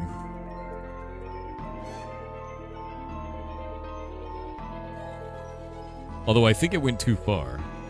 EMC. Like that. Put it there.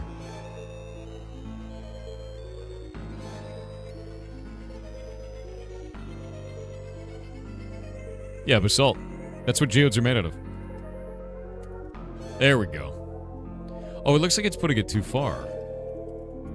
Yeah, look at that. Wait a minute. Center position. Radius set to 6.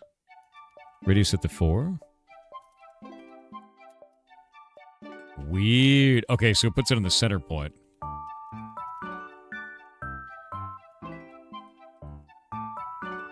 So we'll start it... Oh, I see. We start it here, and then we go to there. Like that.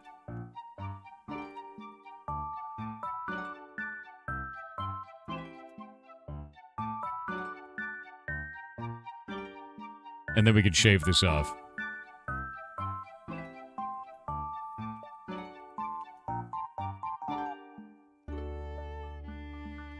That's kind of cool. That's a really interesting way to do this. Yeah. I was thinking that it would do it, it would extend between the two, is how I thought the tool was working. So what we have to do is I have to choose the center block and then extend out from there to determine what the radius is going to be. It's the tool does the radius and then extends it out to the diameter of the entire sphere. Which is interesting. I think it's cool. I've never used the tool this way. Hell yeah, exactly. That's why I was confused. I was like, this isn't working the way I thought it was going to work. So now we can just have this thing. Maybe I can add some more like that sort of a thing. Make it chunky, you know. I'm going to shave away everything off of it, and then I'm going to make it chunky again.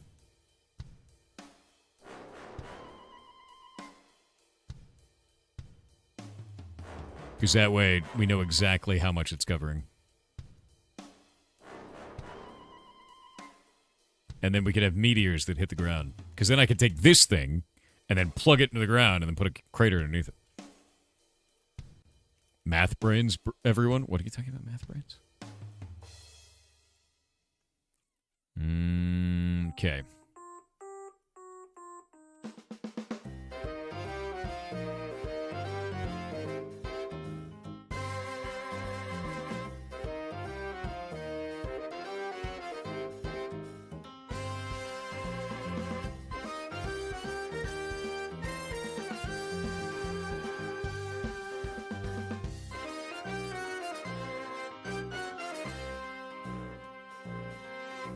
Yeah, I think we'll make it like this. I'm going to round it out.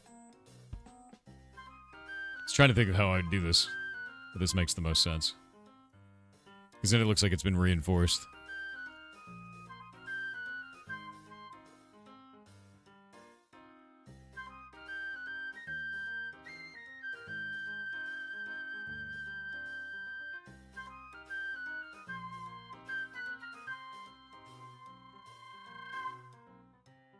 We can get rid of that.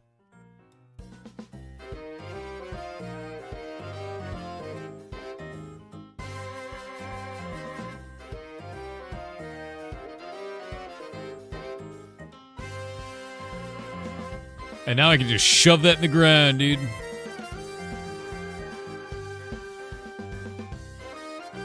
Peneloping the meteor. Yes. Alright. Now I need it to have broken ground.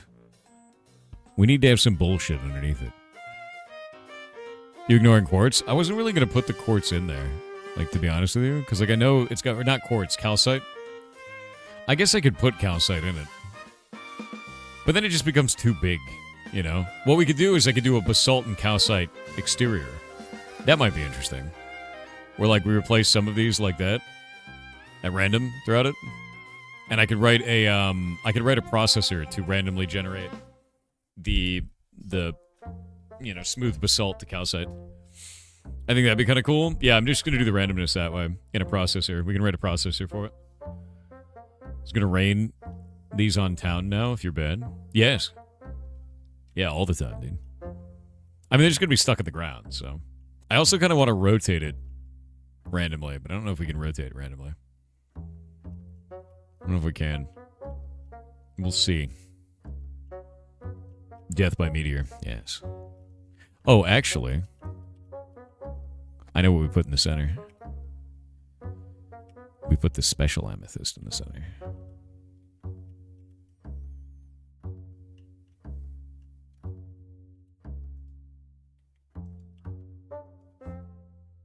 Yeah, we'll place that in the middle. Try telling it to get rotated, nerd? Dude, maybe. Oh, actually? What if I put a chest inside of it? Right? What if I put a chest in the middle of it? Inside of the meteor? That would be hilarious. I think I should do that. Yeah, I think I should do that. Put lots of meat in it? I'm not gonna fill it with meat, dude. I guess it's a meteor. You know, you have a compelling argument here. I gotta close all these other screens. You can't see any of these things.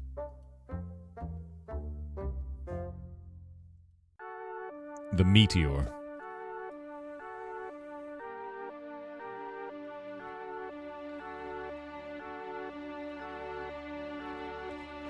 Oh, that looks cool, Jake. Hell yeah. Good luck. Meteor. No, we already added a meat building. This has got to be like the cool guy mining building, dude. Or the cool guy mining structure, right? So here's the real question then. When we add this, do we want there to be a chest in the middle of it? Because I could do that, and it's kind of fun, right? I could also do an exterior made out of obsidian. Oh, you know what might be interesting?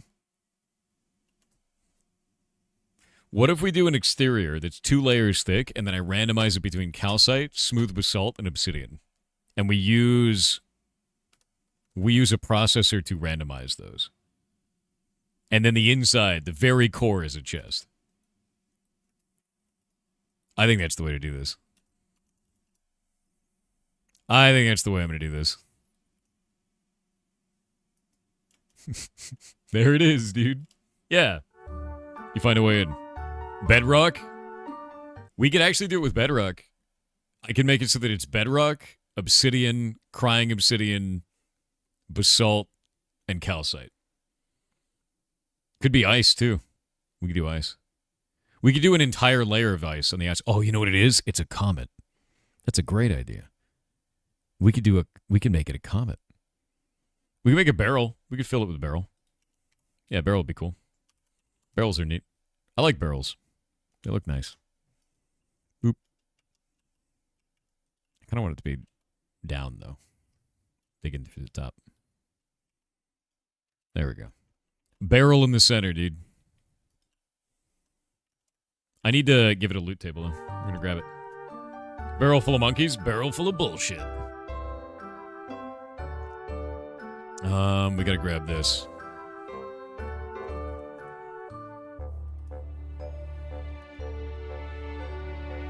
We're going to say chess. And then... Let me go look at this.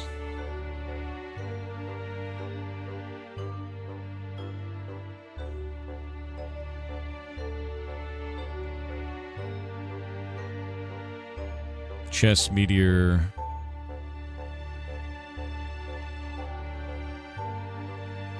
I guess we could do chess meteor alchemist or chess meteor and then something else, right?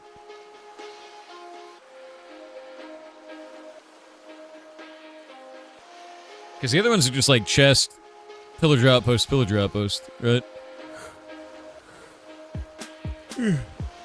Destroyed, outpost destroyed, top. And then pillager outpost top. Getting dangerously close to an existing mod here? I don't give a shit. What? Just make it and it'll be interesting. I don't care what someone else is making, I just care what we're gonna make.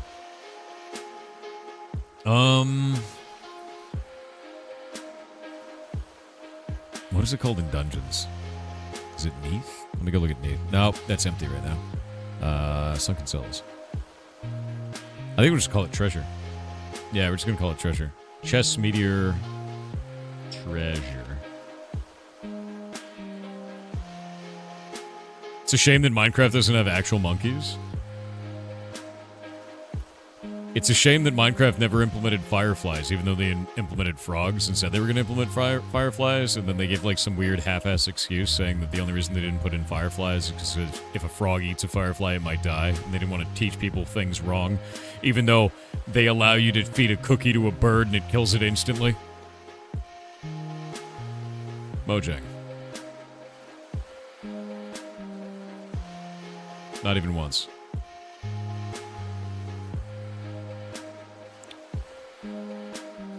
Retroactive ethics are cool, and alright. It's great, dude. Love to see it.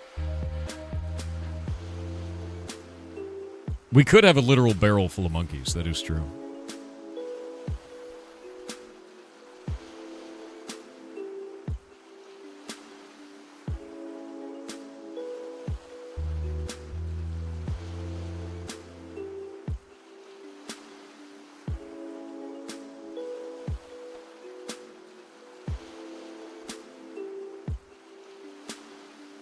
What about a barrel full of cookies and parrots?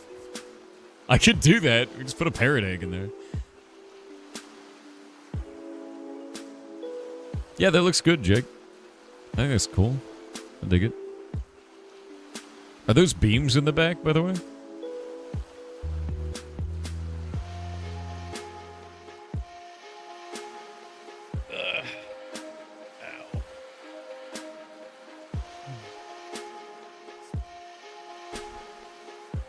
I didn't know you could do that with beacons. That's interesting. Implies birds are extraterrestrial beings. They're not. They're government drones. We know that. Vladu00D said at Parade Software within December now being a massive thing, do you still plan to Dwarf Fortress this month? I don't know. Also, have you played Secrets of Grindia yet? Same Yes. level of environmental interaction as Kingdoms of the Dump, but no Yes. turn-based combat. Yep. No, I've played Secrets of Grindia. https://store.steampowered.com/app/26. Yeah, that game is really fun. I played that quite a long time ago, I think, at this point. I need to finish Kingdoms of the Dump, though. I really have to. It's so much game, though. It's a massive amount of game. Bread Meteor? No, I kind of just want to add cool shit to it. I don't know yet. We're going to add new one. We're going to do this. Chess New. Oh, is campsite just like this? Maybe just do that. Yeah. We're just going to call it Chess Meteor. There we go. Because campsite is just like that, and I just want to do that. File meteor.yml. Meteor.yaml. Yaml. And then we'll grab campsite. That's just pulling common loot. Does campsite not actually have anything special? Really? I thought it had special stuff. I guess not. Alchemist, fishing pond, holiday, igloo, origin city, outpost destroyed, villager ruin cover, swamp.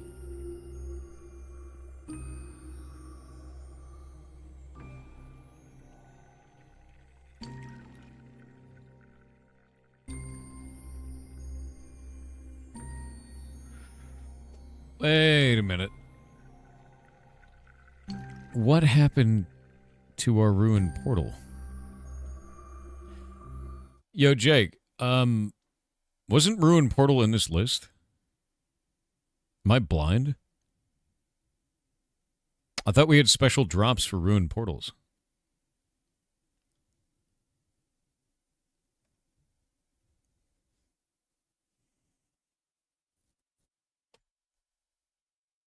I used to have special drops for that. Is that not the case anymore?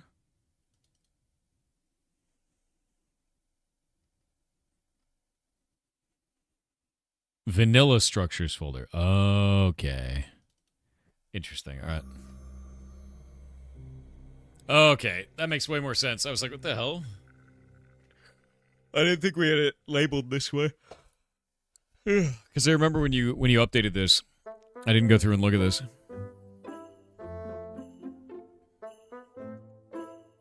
A slim chance for an amethyst button side? That'd be kind of cool. That's the kind of stuff I want to add to it, so... We're going to grab this, pop it into the meteor, and then we'll start building stuff in there. I'm going to go use the bathroom real quick.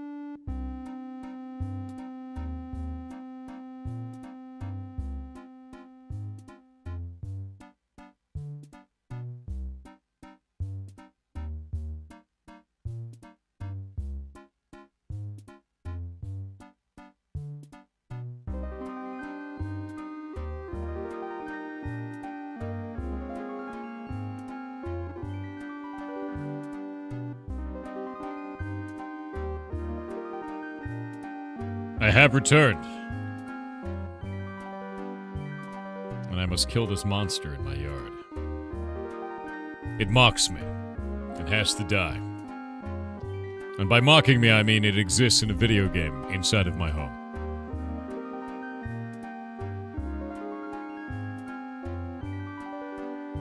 Oh, nice. Yeah, that's awesome, Jake. I've followed, like, design videos on YouTube as well. Do we mock you too? Yes. Chat is full of mockery. That's what it does. It's like chat's only state of being is mocking. Yeah. They would have made DDLC, made an Abyss. Wait, what? Wait, what do you mean? What made Made in Abyss? I love Made in Abyss.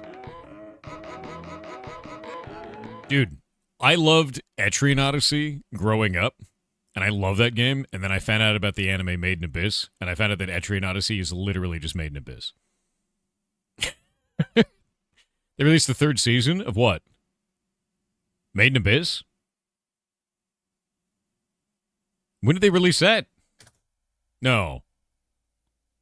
Wait. What level did they get down to then? God damn it. Hold up. I need to know.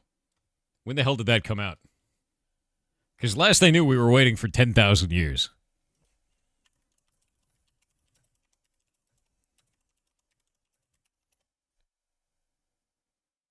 There's no confirmed release date for Made in Abyss Season 3. You lied to me.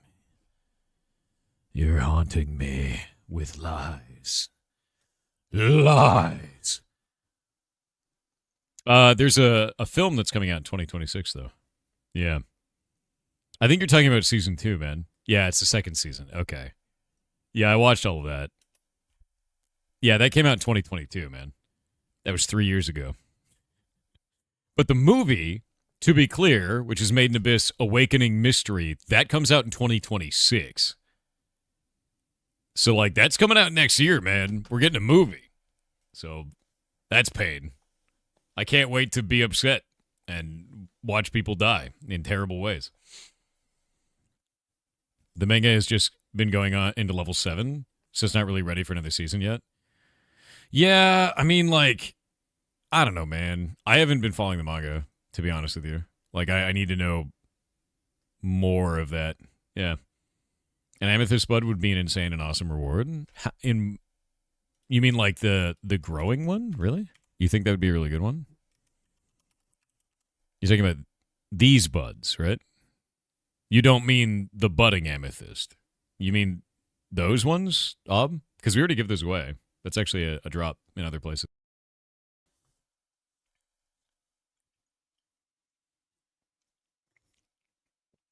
They made 3 films. Yeah. The franchise is continuing with a series of films, not a 3rd season. The first film, Made in Abyss Awakening Mystery, is slated for release in 2026. So they're not making an anime series anymore. They're making movies instead. I guess that's better because it means that the movie's going to, like, honestly, an episode of an anime is generally going to be lower budget than the same amount of time as part of a movie. The movie's going to have a higher budget, for sure. The week? No, I think that's fine. Yeah, I think that's fine. Berserk is insane, dude. My favorite anime of all time is still the same, though, so it's never going to change, I think. I had a dream I was streaming and then died by a dog-sized spider IRL. Well, more flamethrowers. The blocks that spawn buds. Okay. Yeah, that's fair. That makes sense. What anime? Afro Samurai. Best anime I've ever seen in my life. It is brutal. It is incredibly well animated. The characters are insane. Like, ridiculously stylized and interesting. And it gets out of its own way before it gets stale. There's not a single episode that is wasted in Afro Samurai. Who here has never seen Afro Samurai, actually? Let me pull this up. Afro Samurai is sick looking, dude. I'm just going to show you, like, one of the stances. Actually, I'll show you two of the stances for this man. Like, just the body placement of this shit is insane. Like, look at that, dude. Look at that still. Can we watch it on stream? No. I'd get DMCA'd so fast your head would fall off. Look at this, man. It's just freaking rad. Like, it's some of the craziest looking, and this is fully animated. Like, Afro Samurai's rad, dude. And his hair moves like fire, right? Such a good weird anime. Also a big Cowboy Bebop fan. Yeah. Yeah, no, this shit rocks, dude. I love Afro Samurai. You should watch this. Better than JoJo's? JoJo's is weird. This is sick. It's different, right? JoJo's is cool, though. Samuel L. Jackson's the voice actor? I believe he is, yeah. I believe he's actually voiced by Samuel L. Jackson. I think you're right about that. JoJo's Bizarre Adventure is really cool when you want to invite a friend over that doesn't know anything about anime, and then you tell them all anime is like this, and you poison the well. That's what it's for, you know? Be like, yeah, this is standard anime, dude. This is normal. Get them to watch JoJo's. And by the way, you can choose any episode of JoJo's Bizarre Adventure, and it'll make about as much sense to them as if you started from the beginning. So, can you ask a question? You just did. Yeah. Or Bobobos? Okay, Bobobos is really weird. Or we could go farther back. You could pull like Cromartie High School. Then it gets like really weird, right? It starts to get or cat soup. You get strange shit. Can I fax you a question? You could, technically. Samurai Champloo is excellent. Yeah, that is. I don't know, like Akira, Afro Samurai. I'm trying to think of what else. That's probably my favorite. Yeah, Cat Soup was rad, dude. Cat Soup was really well done. Super strange. Surreal.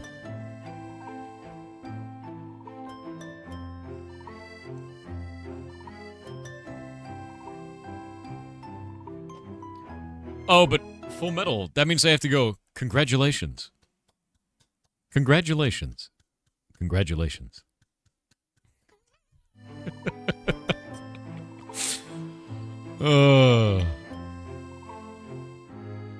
What an insane end, dude.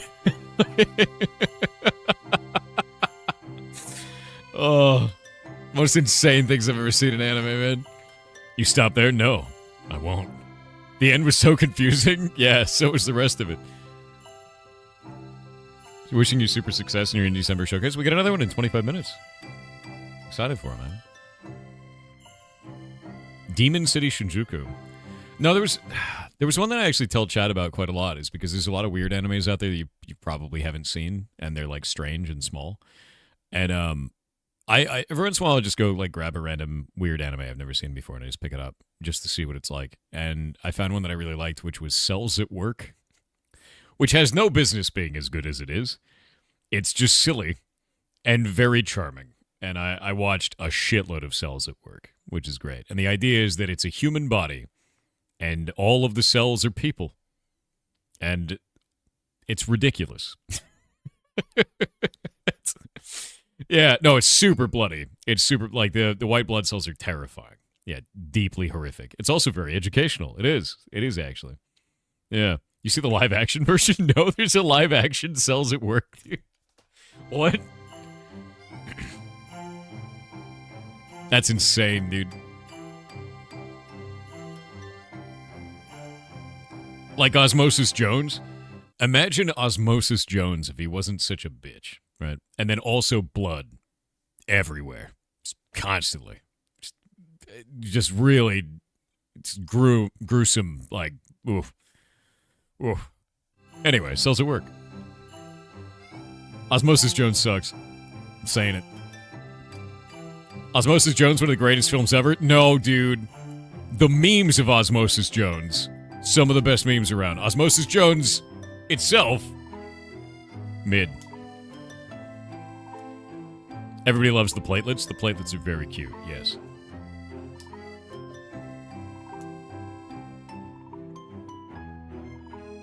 Osmosis is a fun weekend movie? No. Dude, that's like saying you unironically like the B movie. Stop it. Don't do that. Don't. Love yourself. Watch better stuff. No. No. I won't allow you to do this to yourself.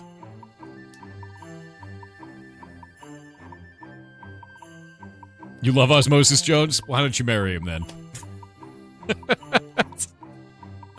You do unironically like the B movie? No! It's insane. How dare you diss the B movie? Oh, you like the B movie?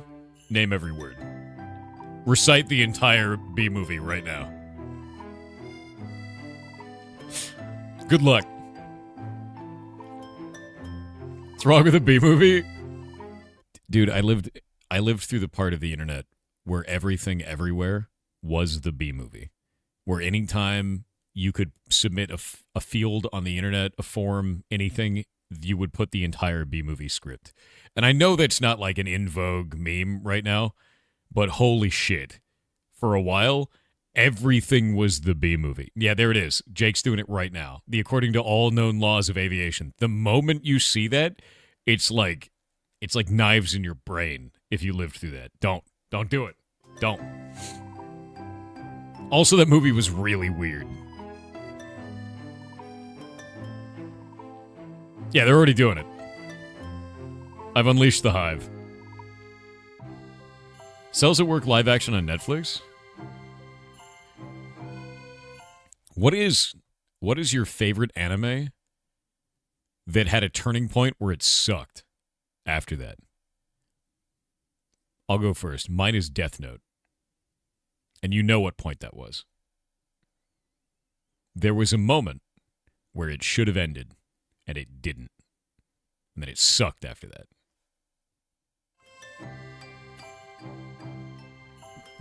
SAO? Sword Art Online. I'm going to be honest with you, I thought Sword Art Online sucked all the way through. I think the universe they created was great. I think the anime was trash. I think they fumbled. They made the most compelling, interesting universe I had ever heard of, and then they just fumbled the ball. And I was like, what are you doing?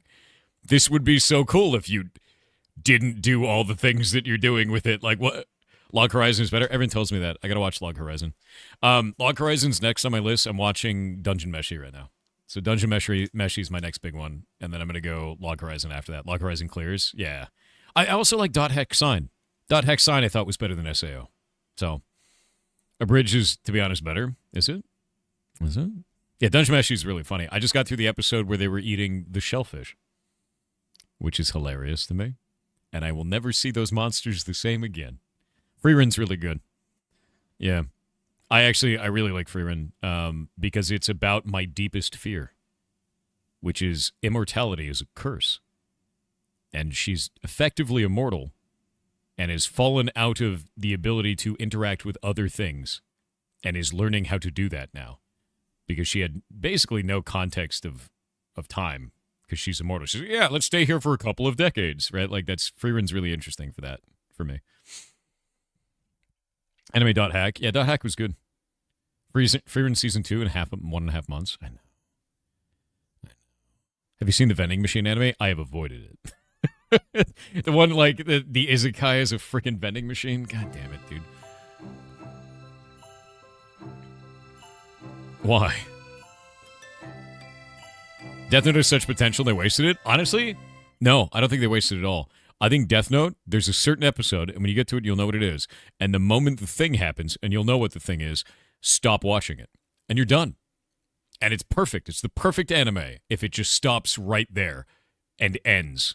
It's brilliant. It's like really, really goddamn good if it stops right there. That's all you need to do. Anything you watch beyond that, soured. Ruined. Yeah, you take a potato chip and you eat it, dude. Castlevania is phenomenal, dude. It's weird. I never think of Castlevania when I think of anime, but it is an anime, and it's one of the best ones I've ever seen. So yeah, Castlevania is amazing. You like the Death Note after that point? It's okay to be wrong. That's fine. You can continue being the way that you are. I won't respect it, but I understand.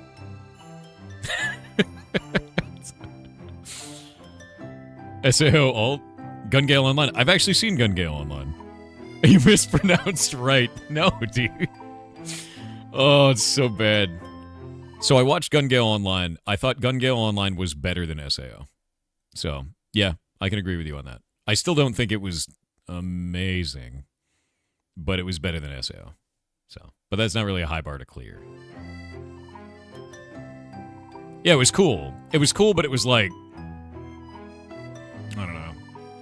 It was all right.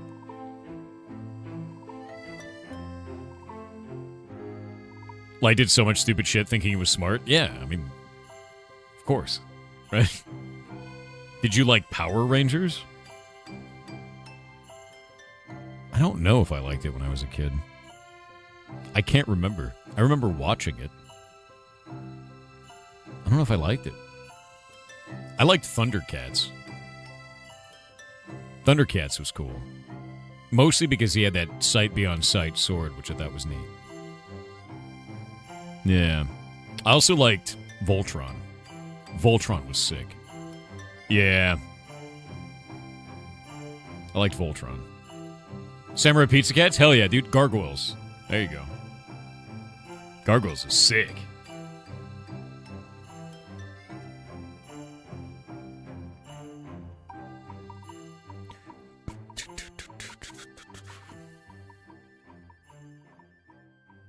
You should check out Ranking of Kings. What was Ranking of Kings? I don't know anything about that. I've never even heard of that.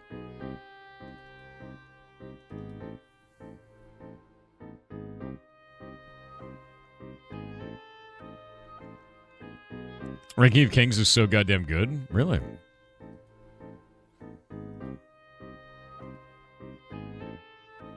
By the way, we're turning this into a major POI. The meteor. It's good? Really?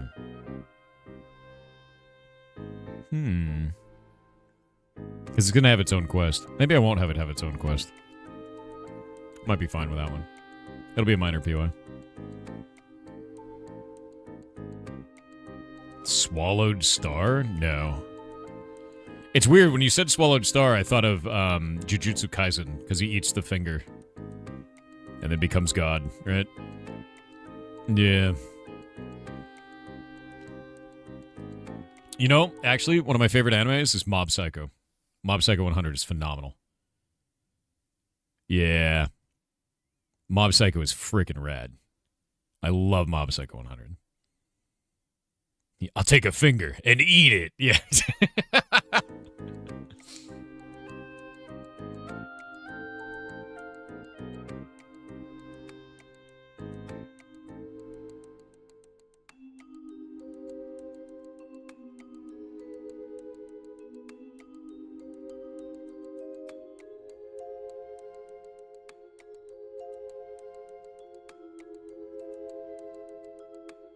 Mob Psycho is epic. So is One Punch Man. Hold up. I'm going to judge you as a person. Your whole value as a person hinges on this moment. One Punch Man Season 1 or One Punch Man Season 2? There is an objectively correct answer.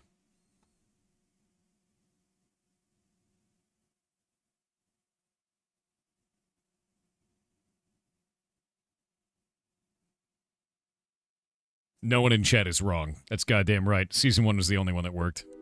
Season 2 is bad, dude. I just can't. I can't enjoy Season 2 at all. Like, I know they're going to bring out Season 3. Wait, is Season 3 really bad? I thought it just started. Is it shit? Don't say it's shit. No. Why is it? Why? Did they just do more filler bullshit, dude? Don't tell me that. Don't say that. What do you mean it's a slideshow? Like the animation's not good? No animation budget, still frames. Are you talking about that dude sliding down the hill in the background that didn't matter? Is that the only reason you're saying that? Or is it actually shitty? What do you mean it's made in PowerPoint? They drew with their butts? No, that sucks to hear. Well, I'm going to watch it anyway, so I can experience the sadness. I didn't like Season 2. because it was just filler. It was like the entire, like the whole season felt like filler. Like I could just not watch the whole second season and the plot will have been the same at the end of it, which just felt weird as shit to me. I don't understand that at all. The animation was great in season 2, but it was like, it didn't matter. Yeah. There's fights, so you're fine. It's not even really about the fights. It's more like, let's get into One Punch Man's backstory, man. Like, let's start finding out about his ridiculous tie-in to the God of War. Like we need that. Of use of filters, the only movement you see is mouths. The one time they had animation, they added an extra finger. Wait, what do you mean they added an extra finger? Prove it. No, that's insane. No, you can't tell me that. Hold up. No way. What do you mean an extra finger, dude? What do you mean an extra finger? One Punch Man extra finger. Season 3. You better be full of shit.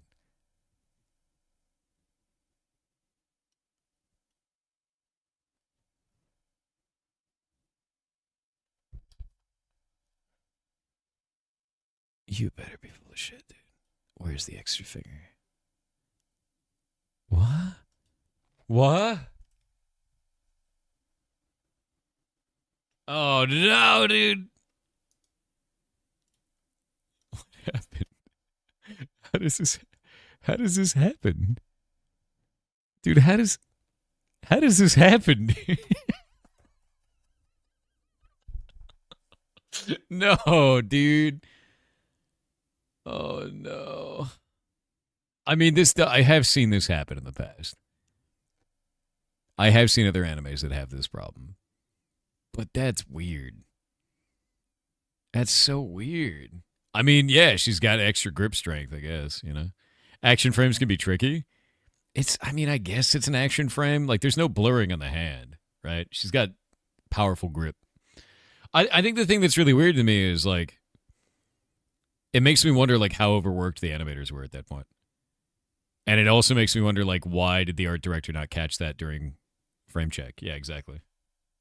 Like, I think the weirdest thing about this to me is you've got 1, 2, 3, 4 knuckles, but you have 5 fingers. There's a knuckle in the middle of this finger. That's weird. That knuckle's in the middle of it. This knuckle is kind of like along the edge, sort of a thing. Ah, it's so strange. Yeah, it's super strange. No, I don't think it's AI. I really don't think it's AI. I doubt that. I doubt that very heavily, that it was AI. I think it's just a mistake. This shit happens. But like, here's the thing that I'm wondering about. I don't give a shit about this. I don't. Because this doesn't impact my enjoyment of the anime. Is the anime actually good outside of ridiculous dumb bullshit like this? Is season 3 interesting storyline-wise, direction-wise? Because season 2 was so boring to me. Season 1 was amazing. Season 2 was very boring. There's one episode with 3 points of rating. Is bad? Oh, no. No, it is boring? God damn it. You found it to be boring? Well, I'm going to watch it. Here's what I'm going to do. This weekend, I'm going to binge the whole thing. Six Fingers is a hallmark of AI? Yeah, but artists were making this mistake long before AI existed, man. It's a hallmark of AI now. And to be honest with you, it's not anymore. It was the hallmark of AI for a little while, and now AI doesn't do it anymore most of the time. So it's very rare now. They moved past it quickly. So human artists are doing this still. That is the thing that happens. Before next in December game, check out the new Portal in Origin. Do you like it? Let me go look. Let me go look. Warp to Origin. Boop. Yeah, that's sick. That's looking cool. Like that. One thing I would change, I would take the wreath, I would place it on the ground, and I would make players jump in through the wreath. Does that make sense? That would be the only change I would make. Otherwise, it looks sick. Love the presents. Wait, how did you get... Oh, it's a player head. Jake, what's in the box? Jake, what's What's in the box? What's in the box? Why is... Jake, why? Why? Why is Gwyneth Paltrow in the box?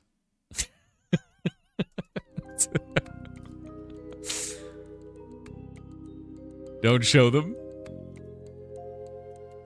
Huh. No, I dig this. I love this. That looks great. I like that. Did you get rid of the ornaments you had? I thought you had, like, ornaments that were sitting on the sides of the trees. Did you get rid of that? I don't know if you did. But this looks good, man. Something you could change is, you know how there's, like, the dirt right here? With, like, the ground going this way? You could change that to a certain type of block. I think might be really interesting. And then we can make that come out here. Maybe a corruption block, maybe snow, ice, something. We could do ice to it instead of road. And then I can have the ice cut into the blocks here, which might be interesting. Berries as ornaments is red. Yeah, I really like that. I like that. It looks good. Looks really quite good, actually. Oh, I've ruined it. Deeply horrifying. Yeah, there we go. This is such an interesting thing to do. You should change the colors of them. Make them random, like, different colors. Because they're like ornaments. I dig that. I really dig that, actually. Actually, what if you used... You could use nether stars on there, too. I think a nether star would look really interesting that way. You know? Yeah, they're invisible item frames. So you put an invisible item frame on it, we could put, like, a nether star on it. Although I have to say, I need you to place one, like, right here where I'm facing right now, real quick.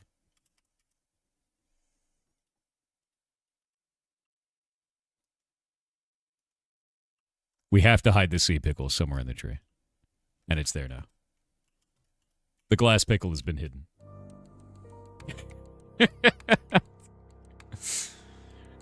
You always have to hide a pickle in the tree, dude. That's tradition. You gotta do it.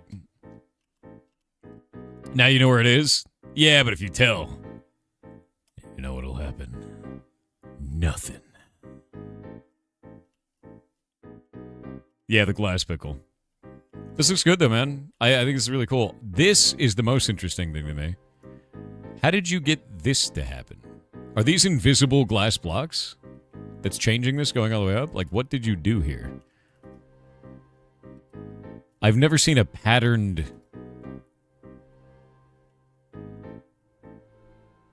Go spectator? Oh, dude. Okay. That is the cheekiest ass thing I have ever seen. You put a glass pane on the inside that's thinner than the beam. That's wild. I didn't know you could do that. Dude, I'm using that from now on. I didn't know you could do that. That's cool and smart, yeah. And you just world edited, launched them up. That's freaking sick. I had no idea that worked. Classic technique. Yeah, dude, Minecraft has weird shit in it all the time. It's rad. I didn't know you could do that, though. I really dig that. Nice shit, man. Nice shit. Yeah, I would just take the wreath, place it on the ground, so then they don't walk under the wreath. They walk through the wreath to get in. That'd be the only change. They're not stripper poles. They're gigantic candy canes. I know what you're doing with your Christmas money. Ridiculous.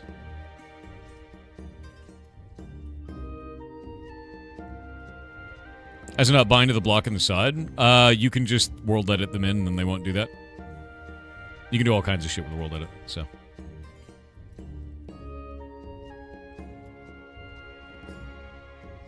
Yeah, looks good though, man. Yeah, look at that, see? Nether stars on it. That worked out really nice. I like that. Yeah.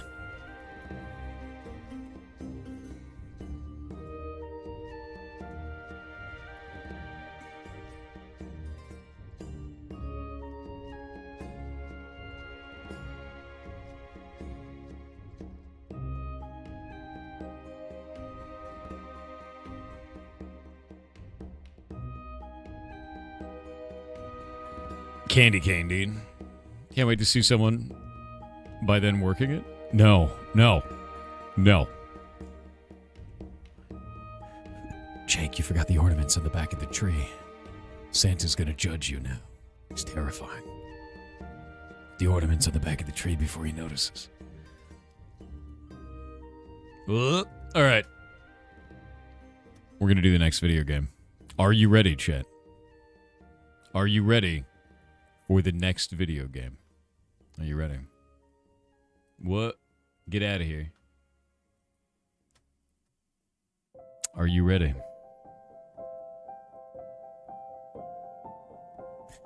One of the games that we're playing today just updated. It's quite funny. You're not ready? Can you have 2 minutes? Nope. I'm gonna hide the screen for a moment. Oh, actually, this is easier. Hold up. Boop. Huh. Allow. Are you ready? No. I'm gonna go ping the dev teams so they know.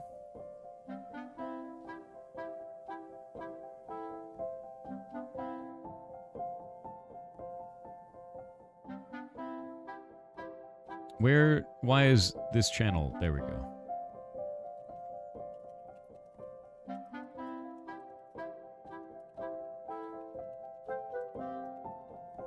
All right. Stop edging us. You can't say that. You can't say that. That'll get you and me banned on Twitch. Is your body Reggie? Yes. My body is Reggie. It's finally happened. One moment. Make sure that all the audio is set up.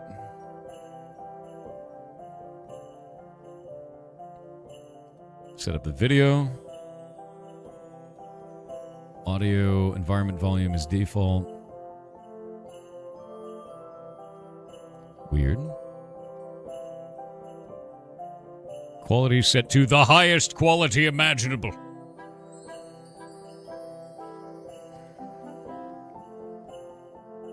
Windowed full screen. Save and back. We've got almost everything ready.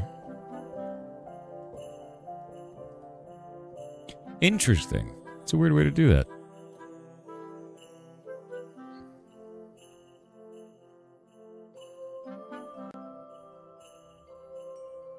All right. All right. This game is a bit more cozy. You can have a bit more cozy of a video game.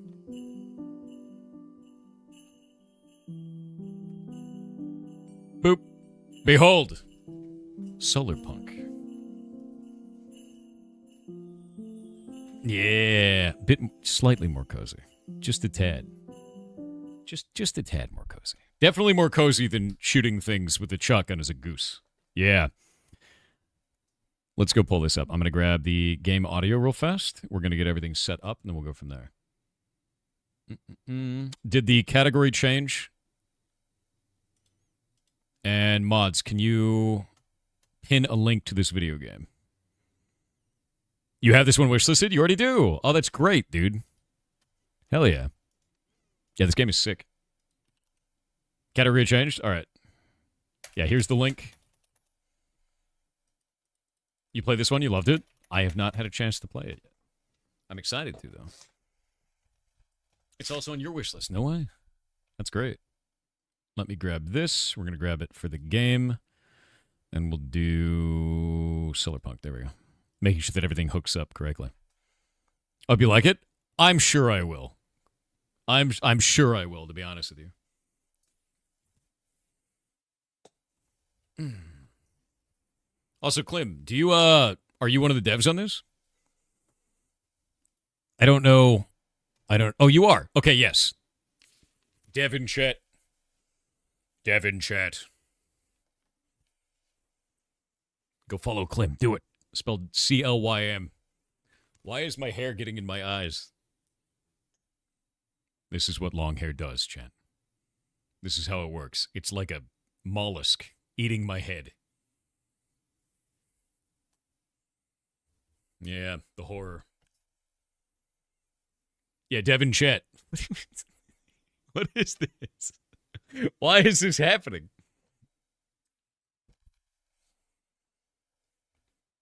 The horror. The absolute horror of it all, dude. Anyway, I'm just gonna... Whatever. Screw it. I have long hair now. Yeah, I'm just having a hair day. I don't even know what's going on with it. It's funny as hell. Yeah, so this is Solarpunk. You can actually pick it up on Steam already, so you can go and check it out. I want to make sure that the volume of everything is loud enough. It's a little bit quiet, but I don't know what it's like in-game. What shall we name the world, chat? And yes, the dev is in chat, spelled C-L-Y-M. We're going to play this for about an hour, anywhere from half an hour to an hour, depending on what we're doing. And then we're going to call the developer, and we're going to have them on and talk about the game. So anything that you want to see in this, we can do this. Different types of worlds. Soft mode. Standard. Where's my ridiculously overpowered hard mode? You're gonna call Devin? I will. Yeah. Devin's in chat, so. Full game or just a demo? This is a closed alpha version that they sent me. Soft mode, yes, I know. Because I am very soft, that is true. Call the world Devin? Alright. We're naming the world Devin. The UI sounds really nice, actually. It's like nice and soft. Growing raspberries early on is essential. Am I just gonna live off of raspberries? I like that. The eyeball effect is nice. I really like that, actually.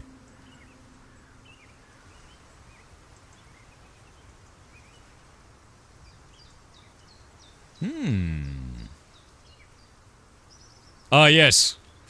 Already dying of no food. Look at that grass, dude.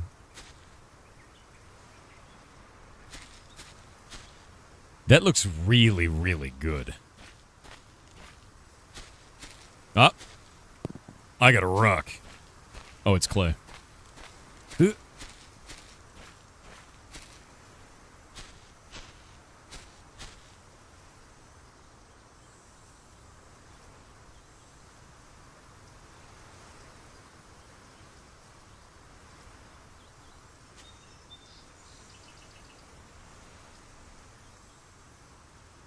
Oh. Lost inventory location. F. I beat the game. I mean, you gotta try it at least once. Too hungry to sprint.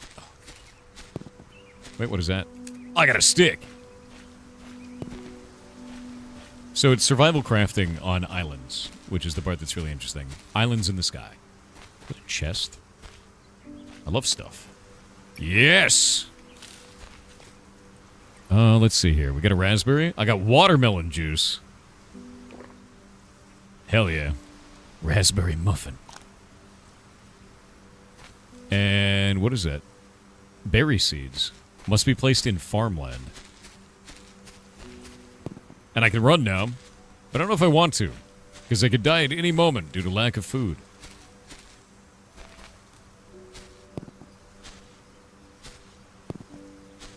I have to chop a tree and mine a stone with a pickaxe. But I don't have any tools. You have 5 berries? I do have 5 berries. What is that? There's a plant of some kind. I got cotton and cotton seeds. I do have a stick and a rock. But can I build something out of it? Interesting. Let's see what we can make. I need more sticks. Yeah, I need more sticks. And then I'll make an axe. One more stick and I'll make an axe. Aha! Yoink!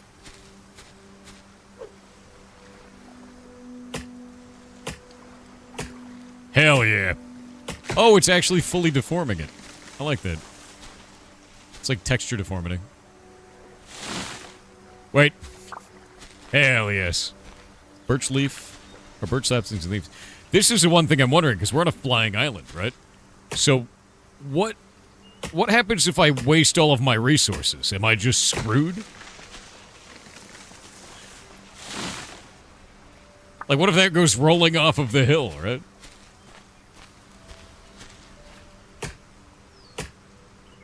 Yeah, look. It's a texture deformity, but it looks really quite nice. It's a really easy and good way to do that. It doesn't deform the actual model itself. It just applies an extra texture. Looks good. Looks really good, actually. Yeah, they make a little pop noise. Crafting table.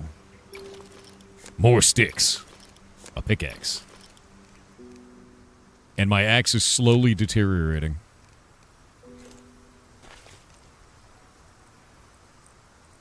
Okay. The inventory management game begins. Where do I want to build? Oh, wait. Nice.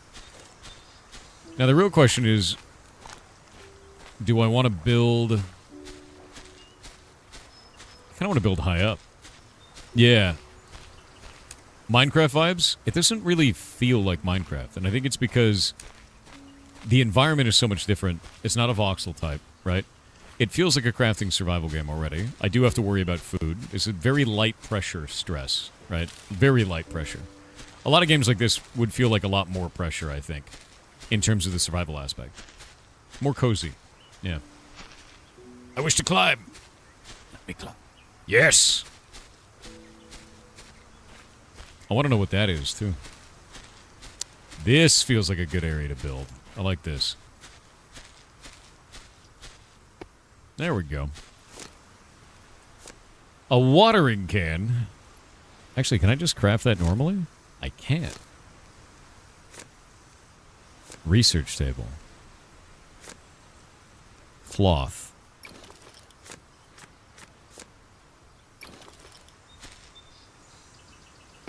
Boop. Rain collector. I feel like collecting water is a really, really good idea.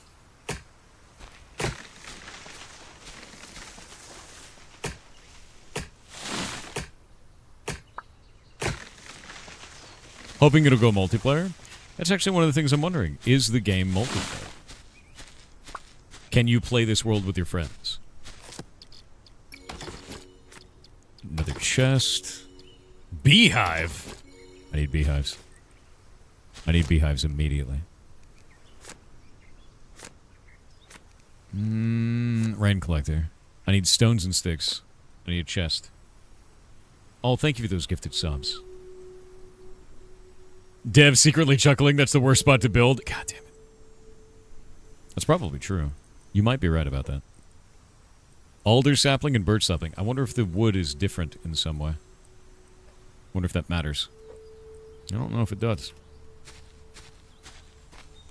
I do feel like I need to immediately start conserving resources and replanting these trees.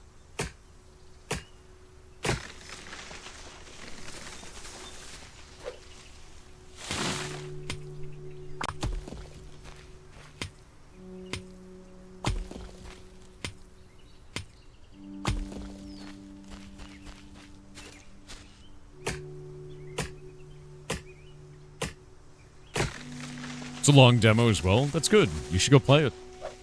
I mean, that's the thing, is like, I love the idea of having cozier games like this. Especially in the survival genre, where you can just kind of chill out. The colors are kind of bright. It's not all grimdark, you know what I mean? A lot of survival games end up being very grimdark very rapidly. And it's nice to have like a cozy kind of survival. And this feels nice. And the idea of flying cities is just neat to me, you know? I don't really need the chest yet. What is this? I want to build the beehive. I need to make sticks. Give me the bees! It is I, the bee man. I wish to fill this area with bees.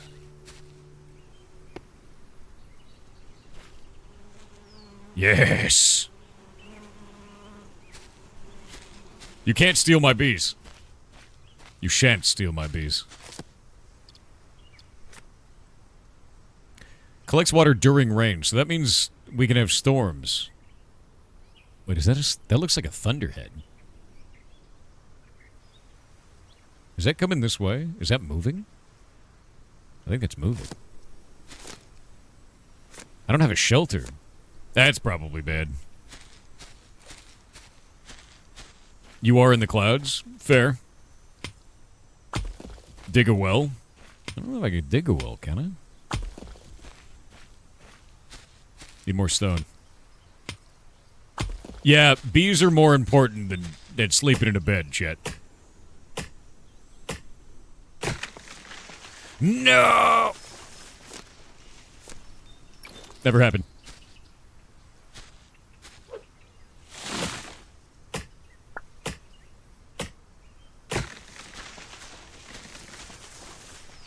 Glorious.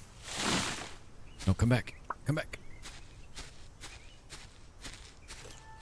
Now, the other question is, after I mine out all the stone on the island, does more stone spawn? We have ads. We're going to wait on the ads. On an island floating in emptiness? Yeah, I don't know how we dig a well, right? I don't know how we would. Hello, Winky. Yeah, bees. I'm becoming a bee farmer in the sky. And we have the dev in chat. We're playing games for in December, man. Whoop. Can you mine those stones that were blocking your path? I don't know. We could try. It is. It's very serene. It's very nice. They actually have a report bug section. Join the Discord, leave feedback. I really enjoy this. The game is really pretty. A great month awaits. It does indeed.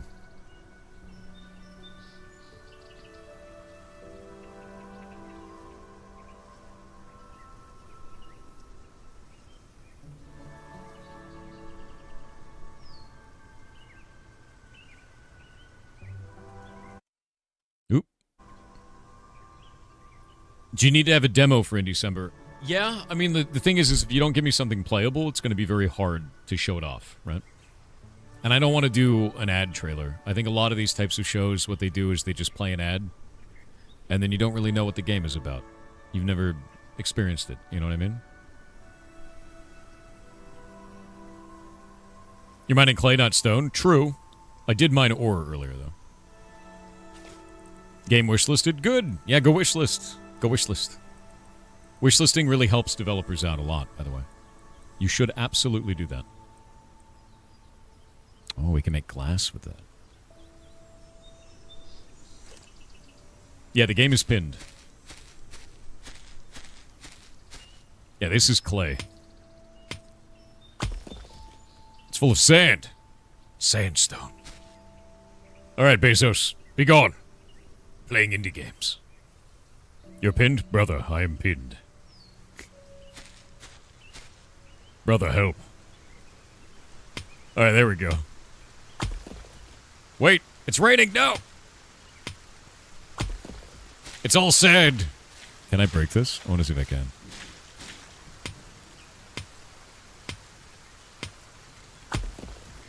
Sick! I can break that.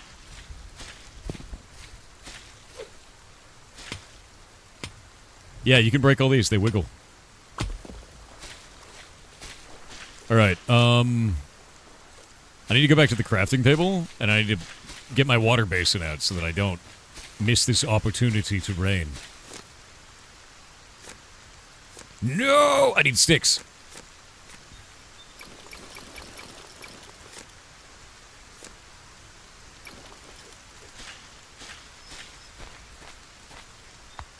Give me rain.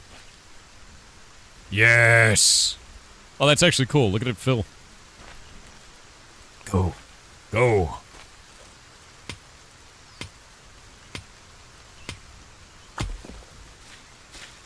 Alright. I think I can actually make 2 of these. Which is sort of what I want to do. There we go. Yes. Drinking. Give me the... Wait. It's only full of wax! What can I do with wax? Can I do something cool with wax?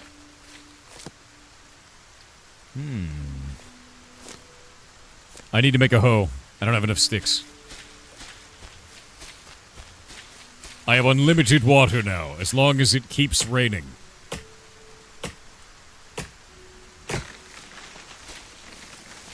Plant and water a berry bush. Alright.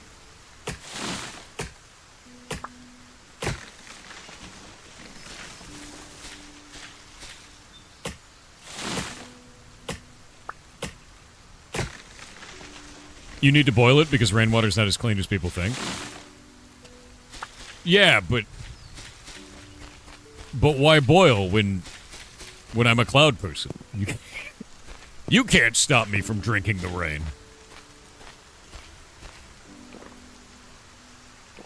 Nice. Alright, water is full. I need to build a hoe. We need sticks.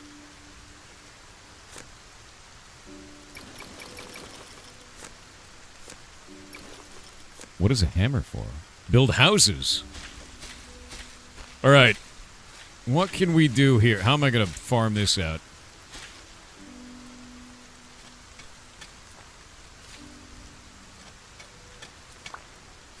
I like that. I like that you can kind of just place them wherever you like. Raspberry seeds. Who needs to water? Just let the rain do it, man.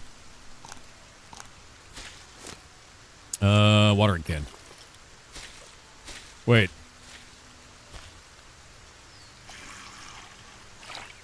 Alright. Nice.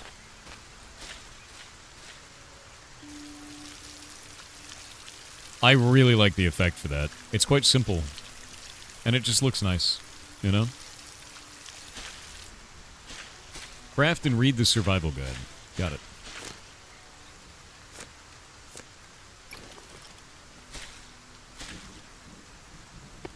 Wait, I can just... That's really nice. You can just place it on something. Okay, that's cool. That's a really, really nice touch. Yeah, no, that's super nice, because it doesn't take up like another... It's not like another structure. You can just place it there. It's like part of this. I dig that. I dig that a lot, actually.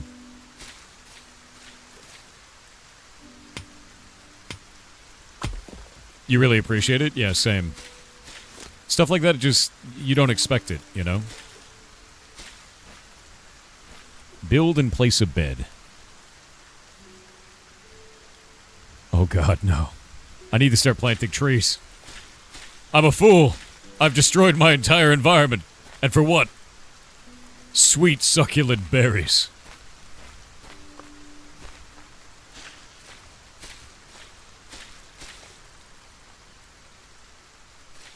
Honestly worth.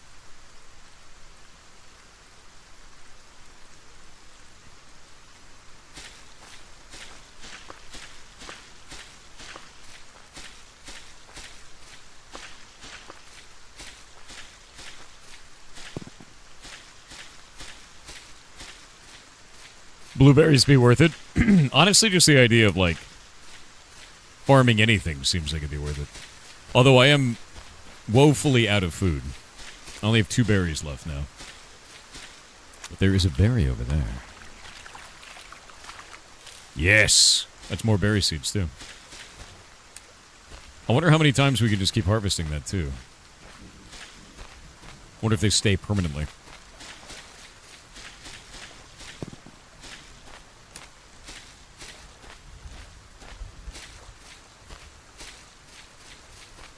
Is there a map?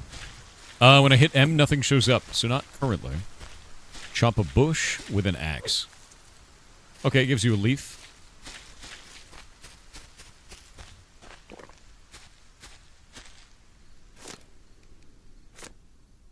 Candle. Can be refilled with beeswax when burned down. Alright, I like that. I can turn raspberries back into the seed. Good.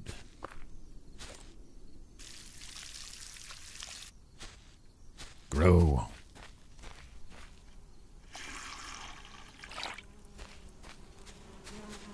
My beautiful bees! Other seasons? I don't know. I mean, it just rained. There's definitely a day-night cycle. There's definitely weather effects. so far. I don't know all of the mechanics, but it feels good right now. This is going to be my food farm over here.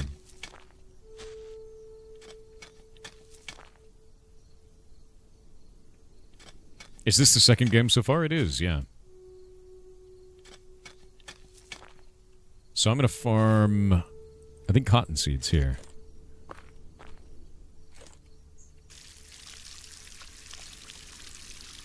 I like that there's a visual color change there, so you know.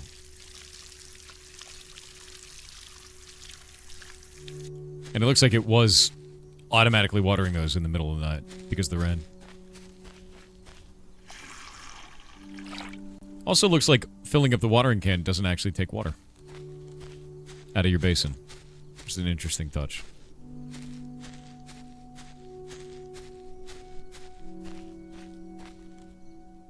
What is that?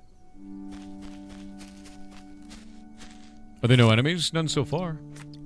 It's a very cozy kind of game, man. Can be used to get water for your water can. The water from a well is dirty and cannot be drunk. Oh, dirty water. Need more cloth. Thankfully I found 2 cotton. So, bed. And now I can do our build hammer. And we can say wood, glass, and brick. I guess we'd have to build a foundation first, yeah? Or maybe we build it here. Bed. I need cloth and cotton. Damn. Thankfully, I'm growing cotton, so that should be fine.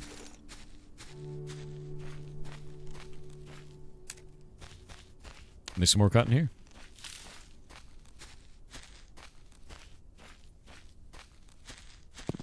Yeah, I think it's time to just get everything on my island. Wonder how big they are. Gotta boil the death out of the death water? I could do that.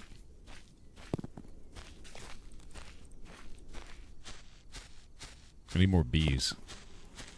I was expecting bees to be a source of food, but instead they're only a source of wax currently. Dawa, yes I will be. On the 11th, I believe. Okay, I need to turn one of these into cloth, and then the next 2 have to be kept as they are, as resources. And I guess we can get this out and do another one of these. There we go. Dude, I need a candle. It's dark out.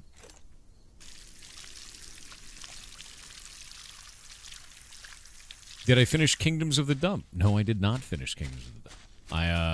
I've gotten very deep in that game, but then in December started. So now for the entire month, we're going to be showing off a bunch of indie games like this one, and then talking to the developers.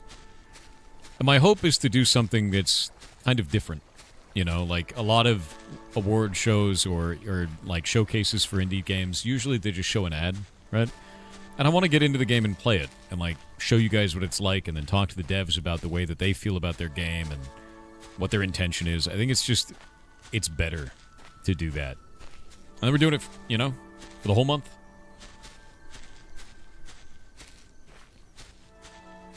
In December, such a great idea. Thank you.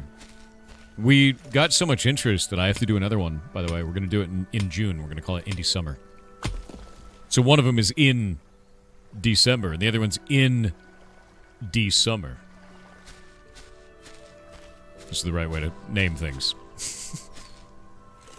Clearly the only way to name stuff.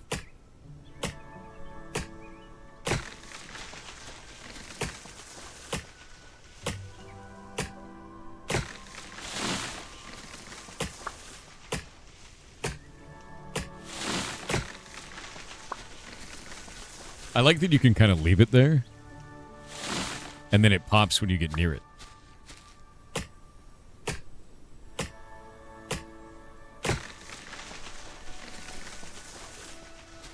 I need stuff. Alright, I'm getting a bunch of saplings this way. I'm probably going to plant them over here. Indie spring, indie autumn? No, it's too many of them. I want to do 2 of them a year, you know, because, like, it is kind of a mad dash to, like, talk about games and release stuff, you know?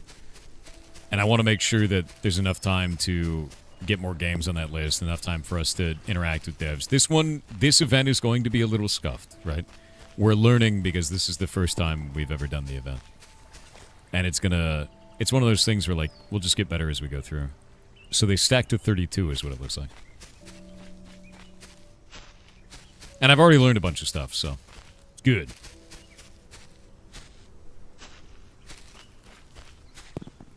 Oh. It's eaten all of its water.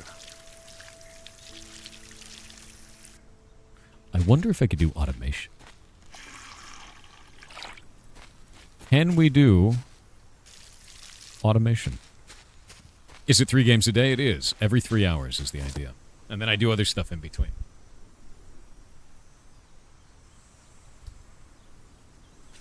What can we do here? Getting a well is cool, but I already have water basins, so maybe I don't need that. A bed. The bed is the only thing I care about right now. And I need more cotton. Grow. Grow. You think if I stare at it long enough, it'll grow? That's how things work, right? You stare at it and it grows.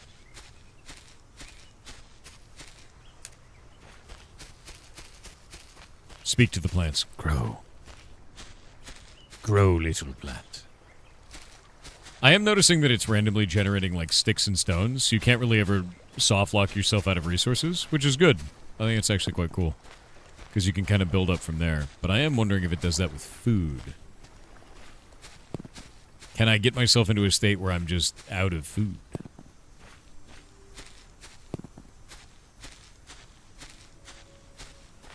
Do they also break your bones? Likely. I would assume as such. This is a game you wishlisted. Looks like a great game. I'm really enjoying it so far. I want to go up there. Oop. Can you fly? Not currently. But there is a flying machine over there in the sky. Wait, what is that?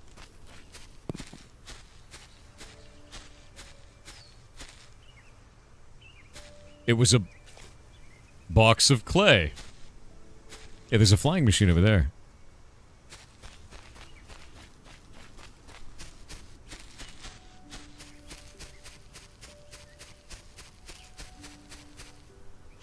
I don't want to fall off the edge again, because it deleted my inventory last time. Oh, I guess it actually placed it on the edge where I jumped off. That's what it was. Yeah. That makes way more sense.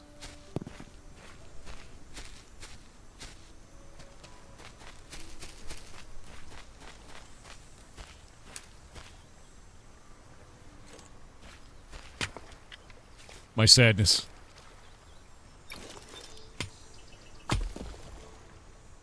Iron ore.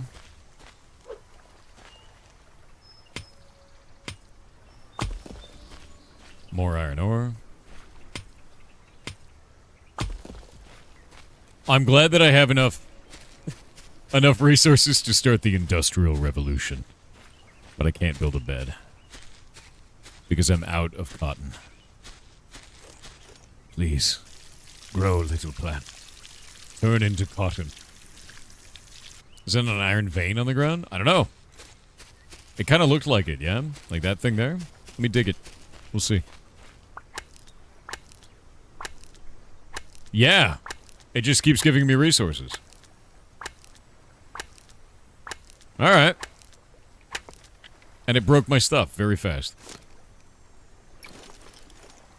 Not sure if worth. Kind of like satisfactory. I don't feel satisfactory quite yet.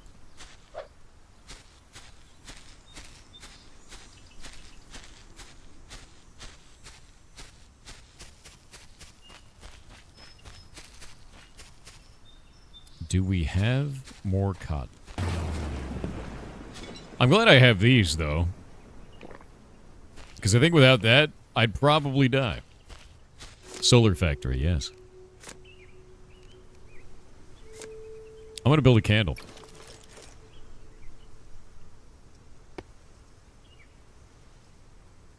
That's nice. I like that a lot.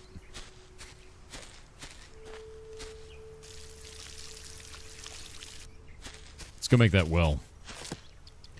Well, well, well. Wait, unlock tier 2? A hammer and beeswax. Oh, it ate my hammer. Furnace. I need to make another hammer.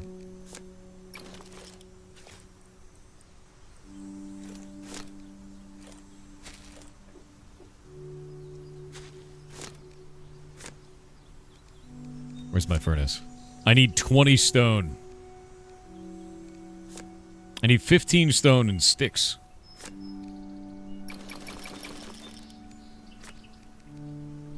Okay, I think I'm gonna build the well. Yeah, I think I'll build the well first. Actually, no. I'm gonna build some more beehives, dude. More bees. We need a thriving bee community, dude. We need a bee-munity. That's what we need. Too close to another beehive? How dare you? I want more bees. Give to me the bees. I can't create a gigantic hive of bees. I need to place them far away from each other. Alright, my bees are going. Yeah, it's full of live bees.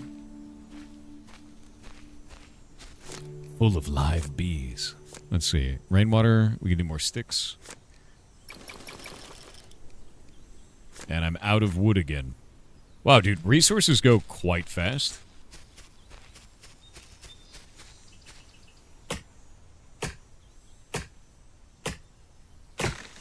Bees, they got what plants crave. It's true. Plants have what they crave, too. Come back.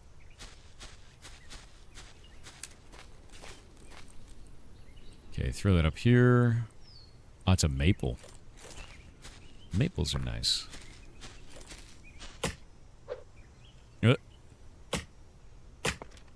No!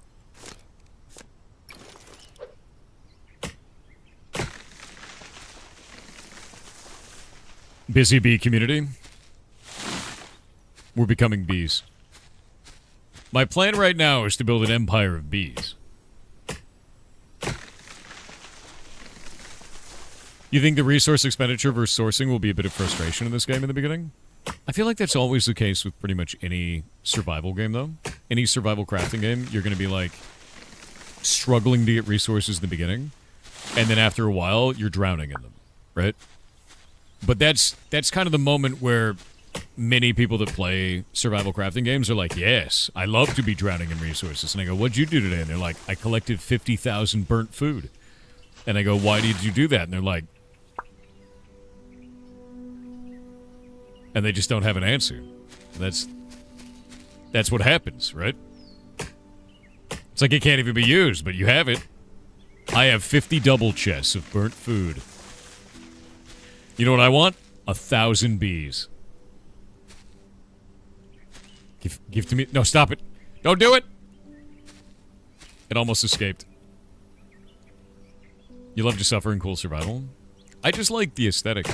The idea of being up in the sky like this is quite cool. I really enjoy that, personally.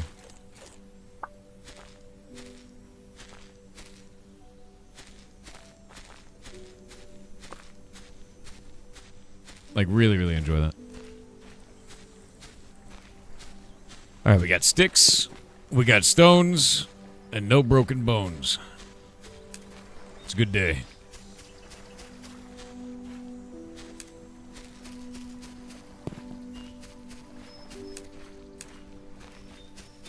How's my plants going? Yes. Yes. Can you fish? I don't know. Oh, wow, that completely deletes it. Oh, dear. Food is gonna be scarce. I have a deep fear. I have a very deep fear. Oh, no.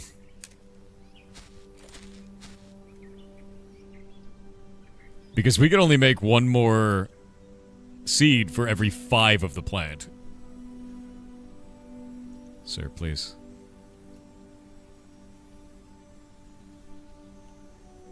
Sir, please. Please, sir. Oh, got it. This makes me want to farm IRL. Do it. Go farm, dude.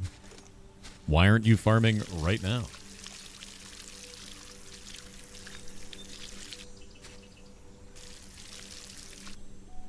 Snapping to fit would be nice. I agree with you. Yeah.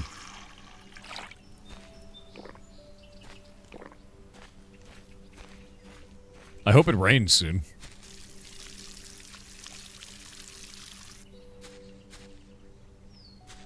Okay.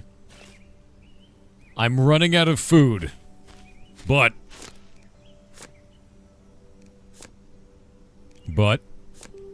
that's might be okay. I'm gonna make another rain collector.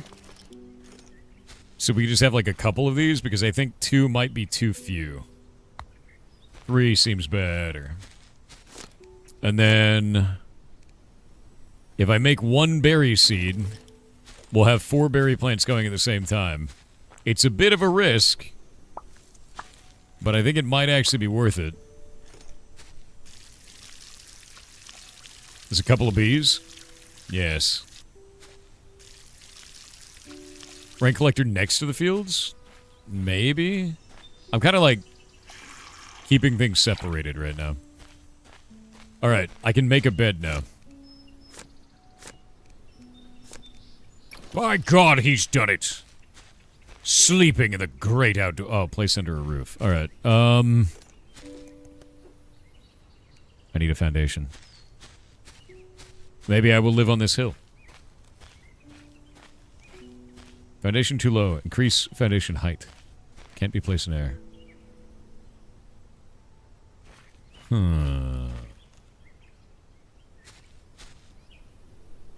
C controls below.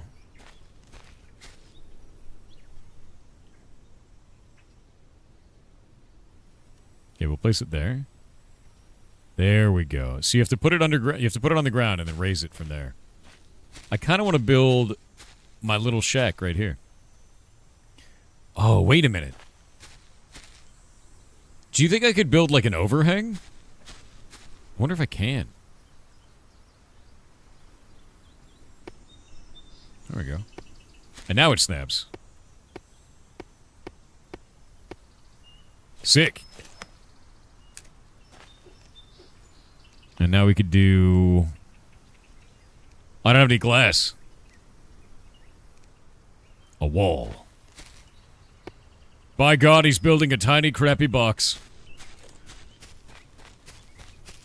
I'm doing it. I'm building the tiny box of my dreams. Been there? Yeah.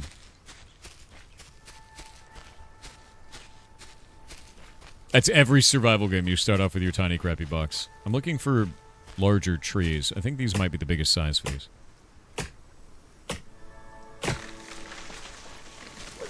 I will say the amount of resources to build a small house is not small. And I'm wondering if I can recoup those resources later. I don't know if I'll be able to. We'll have to see.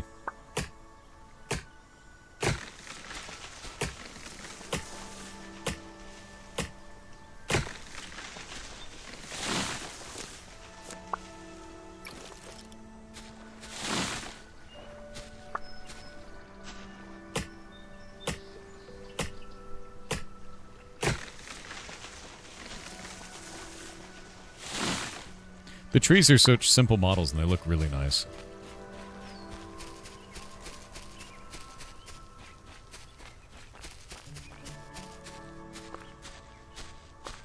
There we go. All right.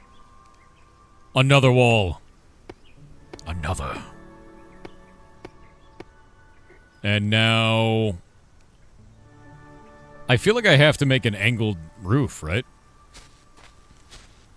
Because if I make a flat roof, I wonder if it's going to pool water. I wonder if that matters.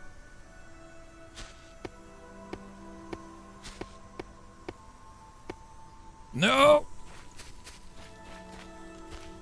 Angled roof on a crappy box. Sid, no. It's beautiful. Why'd you build a house next to the cliff? So I could look out over the cliff. Why wouldn't I?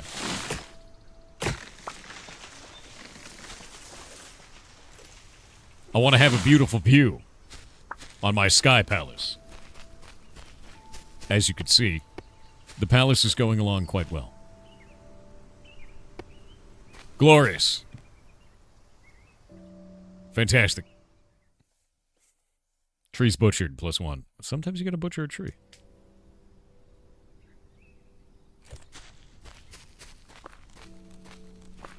Nice. Oh god. I'm running low on supplies. This is not good. A single raspberry. I have a deep fear.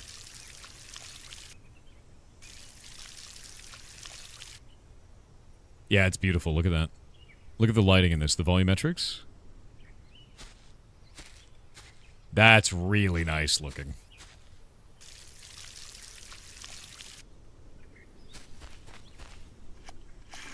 We have ads. Can you fill from the lake? I don't know. I'm not sure. This isn't taking my drinking water, though, so I'm not too concerned by it, if that makes sense.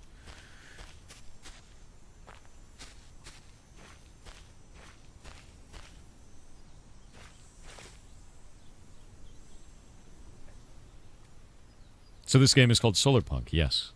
Yes, it is. And the developer is in chat.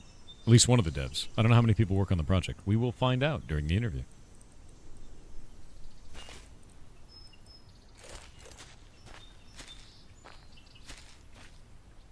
Yeah.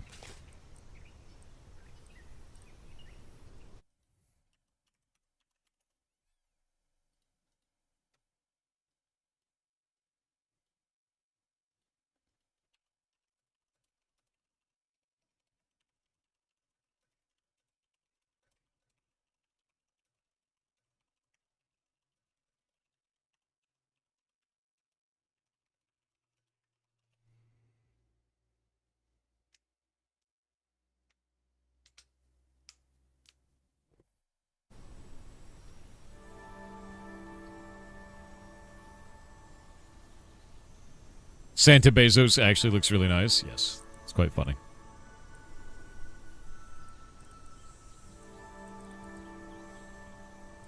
Oh. My hoe broke. Sag.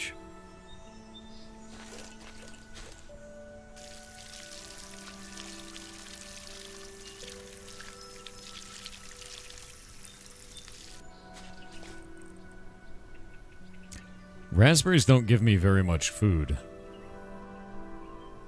I wonder if I could eat sand.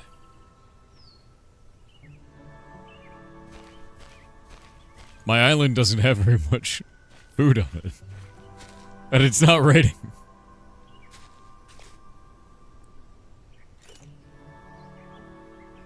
I don't recommend sand eating. Have you done this before, Winky? Tutorial completed. Into the deep end with you. I can make more beehives, but they don't produce anything I can eat. You know what? That's what I need. I need all the stone in the world. Stone hunting time.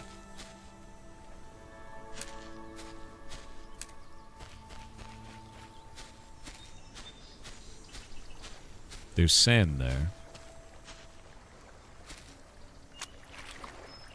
I cannot drink the water directly.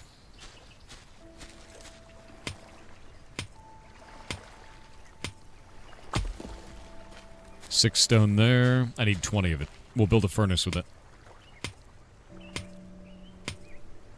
Can you fish? I have not found anything for a fishing rod. It might be in the research station. I'll go check.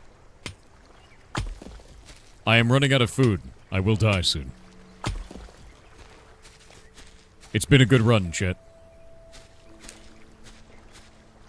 Too hungry to sprint. Oh no. It's fine. It's fine. Have you read the book yet? I did read the book. I'm just slowly dying.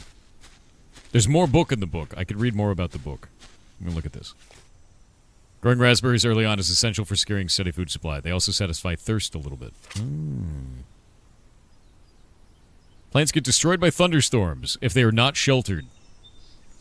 Oh, no. What if we have a thunderstorm? Dude, if my crops got wiped out, I'd be dead. There'd be no help for me. No. How do I shelter it? Do I build a greenhouse?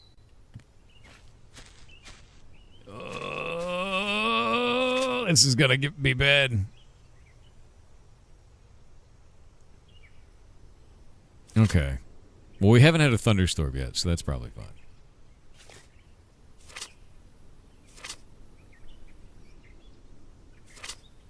Stairs can be helpful in overcoming heights. I could probably climb up there with stairs, with a ladder. There we go. Stairs half, railing half.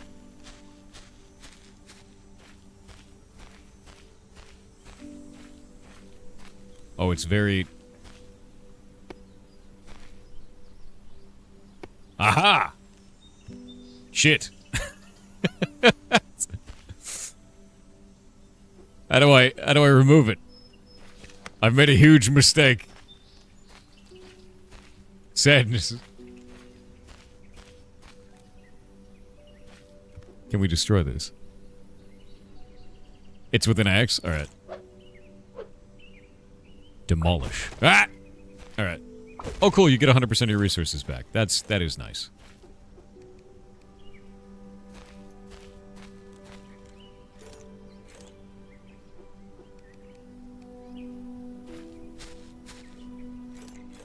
That's the wrong button.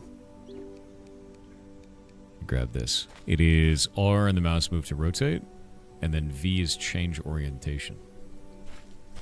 Orientation? Interesting.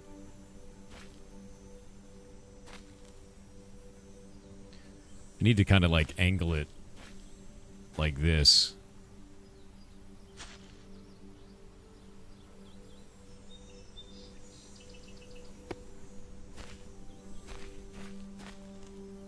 Oh wait, this is like a tiny stair now. Okay, that's good enough for right now. Is there anything good up here? Is there food? Please God, let there be food. I'm slowly dying. I have one berry. Oh God, it gave me no food at all. What is this? A stick. Airship components. You've received components from the crashed airship. Yes, good. I'm slowly dying. Yeah, 100% worth. There's also a bunch of, like, ore up here, which is nice. Cotton. No berries. Berries are the big thing right now. I'm gonna go make that furnace.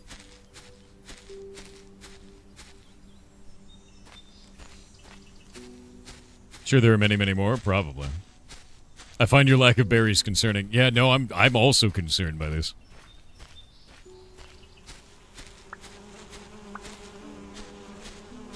It's gonna steal from some bees, you know?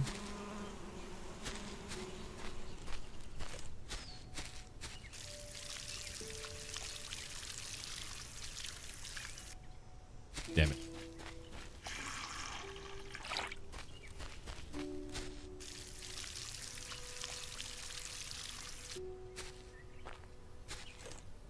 Honestly, what I need is I need to build an airship and go to the other islands. Because if I don't get to the other islands, I'm not going to have enough berries to survive. These grow too slow for me to live. Yeah, the bees have only provided wax.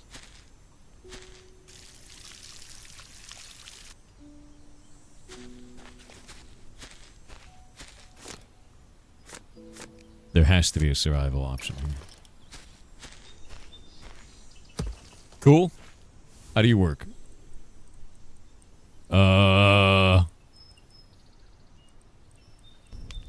I can just burn leaves. That's probably really bad. Yeah, it's not great fuel. Wood. That lasts a lot longer. Fantastic. We'd love to see it. In-game map. Deco plants. Deco tables. I feel like the map is the right way to go, right? A Kara. I need glass.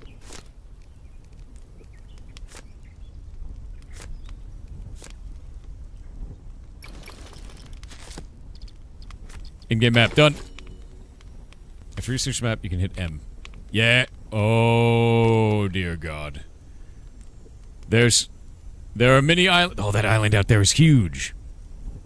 This is where we want to be. Look at it. It's enormous.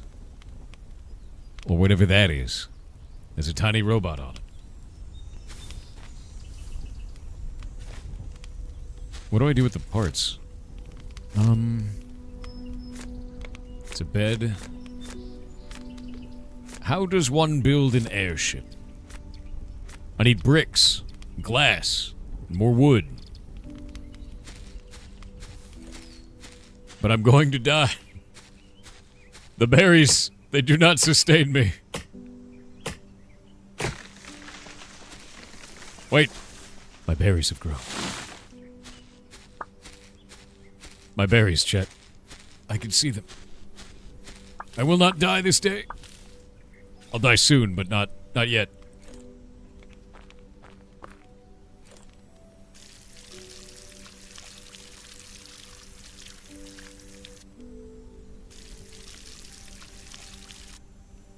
Your house likes one wall, and you want to build an air... Yeah, my house likes a wall. What about it?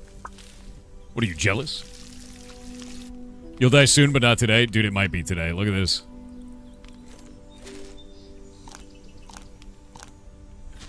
That was not very much food.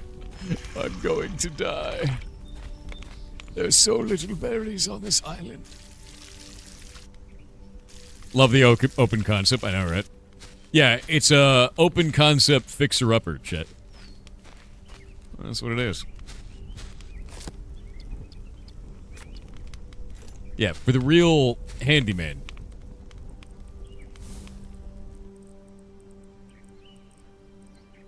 Okay, throw more wood in there. Let's turn clay into bricks, yeah? Yeah.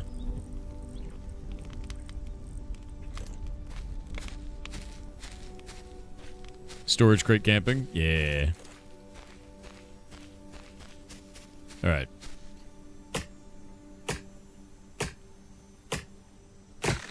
What besides being the sky sets this apart from Minecraft or Vintage Story? Airships.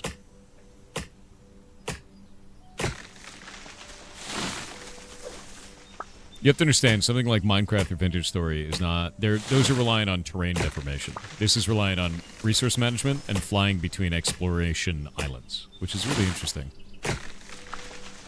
And to be honest, I like that aesthetic. I like the idea of an airship. Yeah, I still haven't unlocked all of the rest of the stuff, too. Is that a berry? Is that berries down there? Get it my way. Is that berries? Am I being rused by the video game? Do I have fall damage? I don't.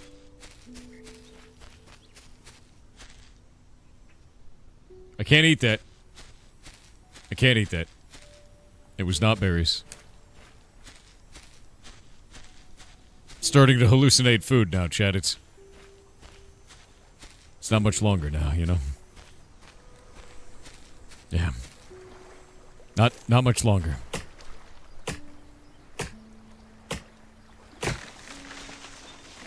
Can you eat the leaves? I don't think so. Can I eat the honeycomb? The beeswax? I cannot eat beeswax either. I feel like wax would be very good to eat, though. Are there fish? I can't make a fishing rod. So no? Multiplayer allowed you eat the other players? Fair. Hey, does anyone want to play this game with me?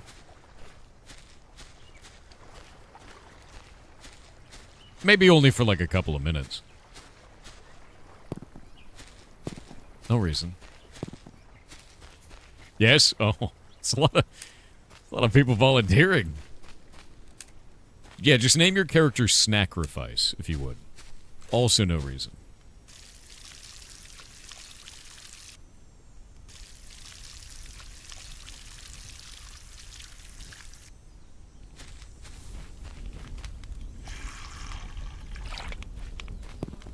Alright, there we go. Prefer someone well marbled. You can't say that. It's terrifying. Okay, we got clay. We're building glass now. Deco plants, researched. Deco tables, researched. The Karoth. Research tier 3. Airship dock. We just build a straight up airship dock, but I don't have enough food. Magnetic fishing rod. Oh, wait. Sometimes non-magnetic items get stuck on it too. Oh my god, this is the way I live. Wait. Wait. Please, let me survive this. I haven't asked for anything. Just let me survive. Yeah, I can make cloth. I can make cloth. Wait, there it is. Magnetic fishing rod. Magnetic fishing rod. Yes. Okay. Okay. Stormcloud's coming? Oh god, I hope it's not a thunderstorm. If it's a thunderstorm, I'm giga dead, dude.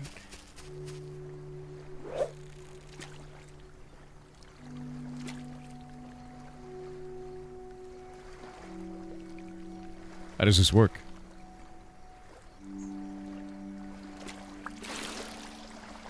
I got a leaf. That's not good. A raspberry. Holy shit.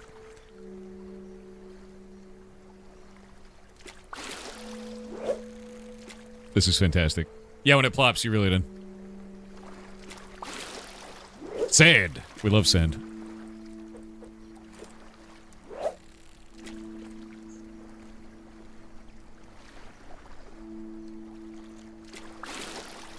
Oh, it's a lot of sand, dude. But how do these magnets work? My man, no one knows how magnets work. Obviously.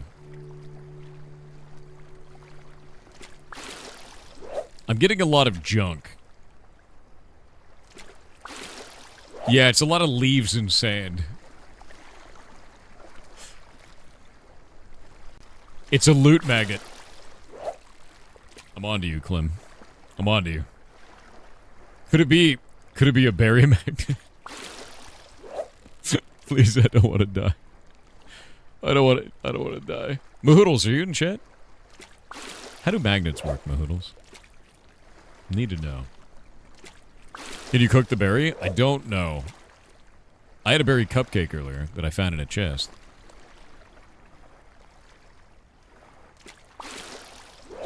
It's a lot of leaves. Yeah, the first berry is to draw you in. Apparently.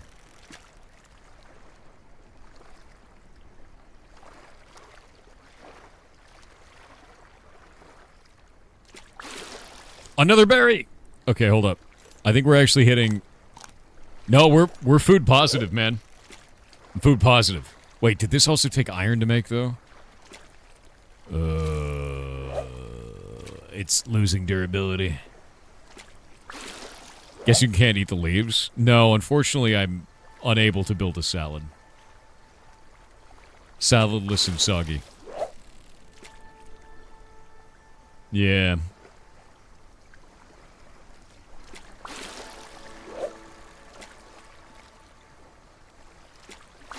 Okay. I want to go see if this took iron. I was just so excited to build it that I just built it. It's nighttime. It does. It takes 4 iron. Jesus Christ.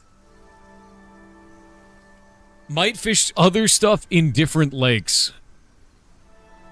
Oh no.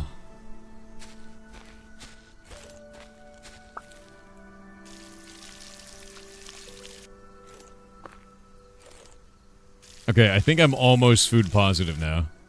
Like, almost. Almost. Try and cook a berry in the furnace. Doesn't seem like a bad idea to cook that in the furnace.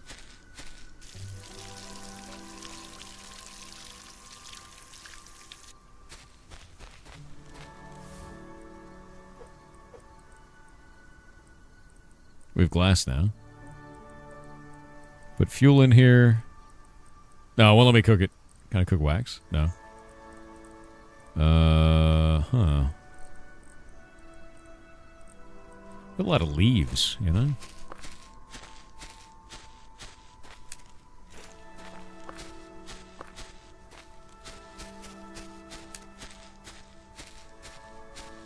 Ah, it has been an hour. I'm going to invite the dev on. Are you ready? Oh, develop.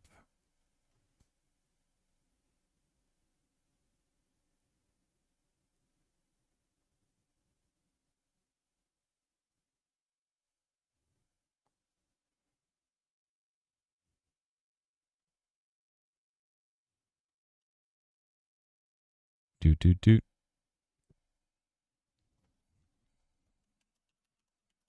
Doot, doot, doot. Let me look. Let me go look in the channel. You are in the channel. All right. Hello. Can you hear me?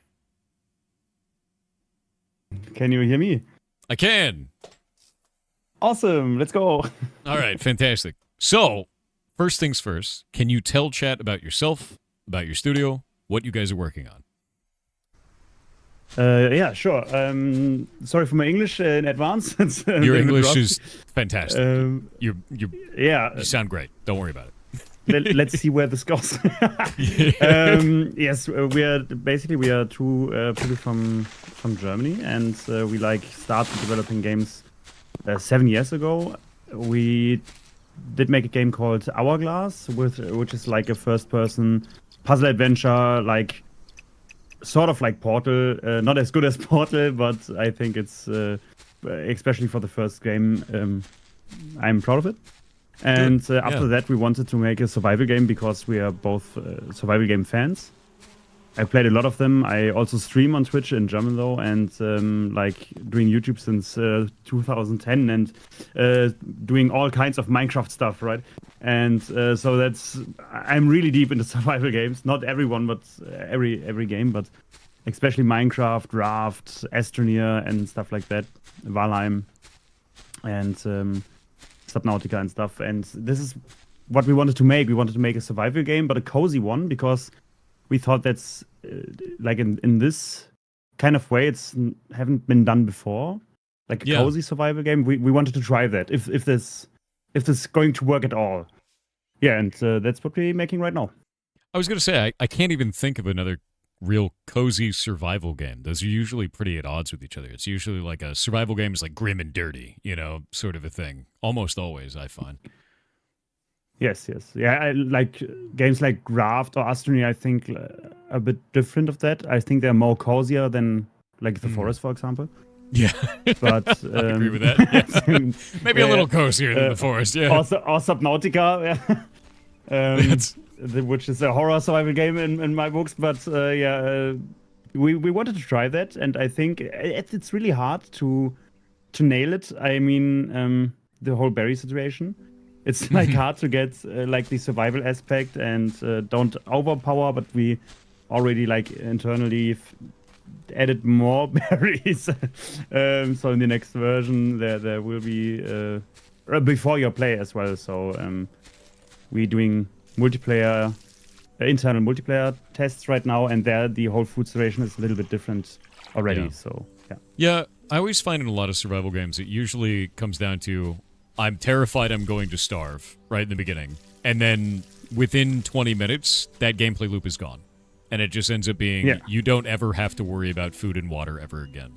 So there is got to be a balance in there somewhere, and it's I can see that being really difficult to manage, because if you give the player a bunch of berry seeds, now they have all the food they could ever want, and that resource is no longer needed. So it's hard to balance, and I am terrified at the moment of dying, but I think I have just enough berry seeds where I can have the food that I need.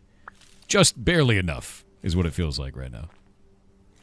Yeah, you will get, the player is going to get more plants, so there's not just berries and cotton, there are other plants as well. And especially later in the game, food is not a problem anymore. So there's a little bit of cooking in the game, and especially if you are at that point, food is not going to matter. Because we have all the solar punk technology, like sprinklers that can water your plants automatically. I think that's the first point where it's going to be a lot simpler. See, that's interesting. I like that a lot. Yeah, once you get into the automation stuff, that actually starts to add quite a bit, you know. So what automation options actually are there? Because I had no idea. Yeah, well, you're not that far away from the first one, so I So maybe you close. could, maybe I think you could get it in the next hour for sure. Well, at the start we have automation stuff like, as I said, the sprinkler, which you power by like a classic generator. You throw stuff in there, but it's very limited capacity and only runs for like 12 minutes maximum, and then you have to re-put fuel in there. And later on you get like solar panels, and you don't have to worry at all. Maybe you put some batteries there as well, and you have like a little bit of power management, but not too like it's now satisfactory, right? So we tried to do like the cozy automation, like everything like the cozy, little bit stripped down, but still fun, still like playtesters build like really huge battery buildings and put like 300 batteries in there just to have enough power for everything all they want. And yeah, we have done electric furnaces and maybe drones that can transport stuff from island to island for you and stuff like that. That's kind of automation we have in the game. Yeah, I like that a lot. An automatic drill is a thing, so you can put it on the ore vine, and it's going to get drill resources from you if it's have enough power. And yeah, I really like that though. Like it seems like you guys have thought of a lot of really interesting stuff, and like in terms of the restriction of the game, there does feel like there's a little bit of environmental pressure. There does feel like there's a food pressure. So it's got all the mechanics that I would normally feel in a survival. So I think it's hitting the mark on that entirely, for at least for me, right? How many I'm actually interested. How many rounds of playtesting? How long have you guys been building this? Because you said you were doing a bunch of different rounds of playtesting. So how long has this been going? Actually, we met at TwitchCon like 2 years ago, and at that point, really? Yeah, thanks for the burger, by the way. We Wait, we did meet there. I remember this now. Yeah. Okay. Yes. Burger without tomato, yeah, right? Yeah.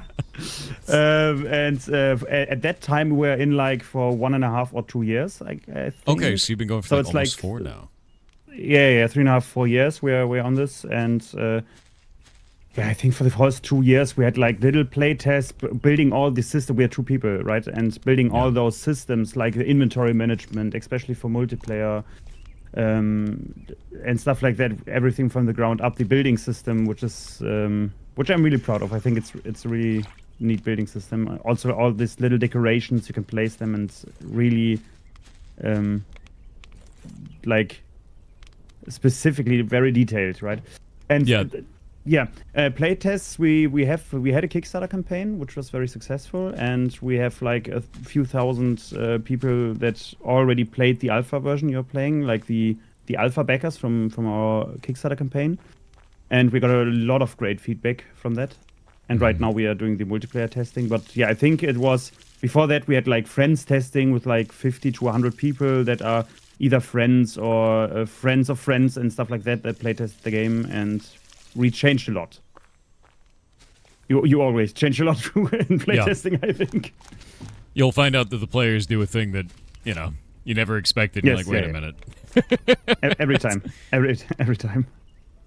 Yeah, no, that makes complete sense. I think the thing that really caught me off guard, actually, in a positive way, was what you're describing of being able to place small objects on different things, being able to place my book here, being able to place the candle just on the table there. That's so interesting, because most survival games don't let you do that. You place a station, it's the station, whatever it is. Like, you can't modify or add extra items onto stuff. So that's a really cool system. I really very much so like that. Yeah, I think that's kind of what makes a lot of cozy games feel very cozy, like Animal Crossing or stuff like that. You can really decorate your stuff inside out, and in like a 3D game, why not utilize all the space, right? So we need a little bit of it was a bit of a hassle getting a system that works in Unreal, but I think we managed it. So you can place like a little plant around your furnace and on the slits, for example, or hanging plants at the ceiling or stuff like that. So we really put a lot of attention to that. Yeah, I like that a lot, to be honest with you. Something I am wondering about this too is what were the games that gave you inspiration for this? So you talked about Minecraft, you talk about, like other survivals, but why a cozy game? Because that's not something that normally happens with survival. So what brought that on? We started this game without the whole solarpunk theme around it, called Cloud Architect. I don't think we've ever mentioned that name publicly, but there you go. And we just wanted to make a survival game on flying islands. We didn't have the cozy aspect at this time. We just wanted to make a survival game. And sometime I saw on Twitter, of all places, like an ad for, I don't know what's the English word. It's yogurt in Germany. I don't know. Maybe it's close, but it's like a Chobani. It was a Chobani ad, and it was like very solar punky. It was very Studio Ghibli-esque, and that's just a 3-minute ad, and I really loved that one. And I went to my developing partner and said, "This is crazy. We need to go in this direction." It was very solar punky there. With all those automations, but very cozy, and I think that's where we went full on in that direction. That's awesome. We've got ads for just a moment, so we've got about 1 minute of ads, and then we'll get back to doing the interview. The chat can still hear you, by the way. So yeah, don't worry. I'm trying to get this exceptionally large pile of iron. I need an immense amount of furnace, I could build another furnace, but I would never financially recover from it. Currently, anyway. Do you want a little gameplay hint, or? I would love it. So there's another chest on the first island with food. Oh no! I think which is going to help a lot. I found one with food. I need to find the other one then. Yes, it's probably gonna be you some... need to have the building hammer or the building. Is it hammer? Yeah, it's hammer, I think. Okay, and it's probably going to be someplace I build up to. Yes. I'll head out there. Let's see if we can find it.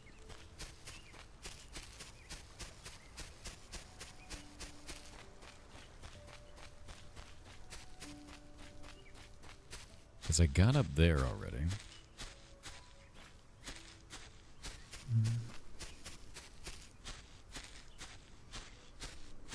Yes, what Tino Milo writes in chat is that's the correct video I mentioned. Oh.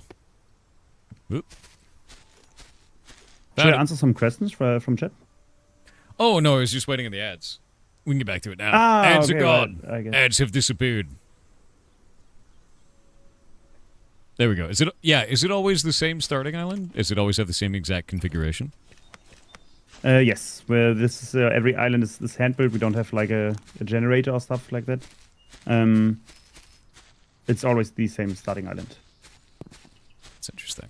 Is that so you can keep it that way for like balance purposes? I'm going to take it. Yeah, for sure. But also like building a good floating island generator is like pretty hard. And as I'm the only programmer in the team, all those systems we already have in the game were time consuming enough, so we could do it, I think, but then Solarpunk wouldn't be out in the next 5 years or so. Yeah, we settled pretty fast on hand-built islands, because even if we have a generator, I think, especially in this art style, it would be generated island wouldn't be as good as the hand-built ones. And I can agree with that. Of course, we can like fine-tune where the first ore spots are and where you find the chests and trees and how many bushes and stuff like that is a little bit simpler, more easy in that way. So, like, in terms of the environments and, like, designing out these, because you did hand-build this one, where do you think, like, what was your approach to designing the aesthetic of this world and, like, the visual representation here? Because cozy games do kind of have a feel to them, and this feels like a cozy game. But how did you arrive there? I can't really answer you that question because I'm more on the programming part of the game and game design and not on the visual part. That's fair. As I said, we are a team of 2 people. But we started with with Hourglass, which was already, we looked at our strength as a team, and especially in Hourglass, this was when we settled on the very shaded look, or I don't know if shaded is the right word to describe that, but we didn't have very many textures. So I think we had that look and went in that direction, added textures, but kept the coziness of Hourglass, I guess. No, that makes sense. I mean, it feels, it's funny because it feels like you want to lay in the grass, right? And that's, yeah, for sure. That's like a cozy game thing. And I don't know what it is about it. It might just be that it looks soft, you know? Like everything just looks soft. Like you're like, yeah, I could lean on that, you know? And that's a very specific aesthetic. So it's interesting to me to see how that evolved out. Yeah. You want to press your face in the grass? Good. Good. Cozy game. Oh, look, all the iron in the world. Yeah, let me see what I can build. Can I build it yet? Where is it? No, it's in here. I need cloth. Yes. Oh god, I got another berry. I won't die today. I get to live. Even the stone looks kind of soft. It does. Like everything in this feels soft.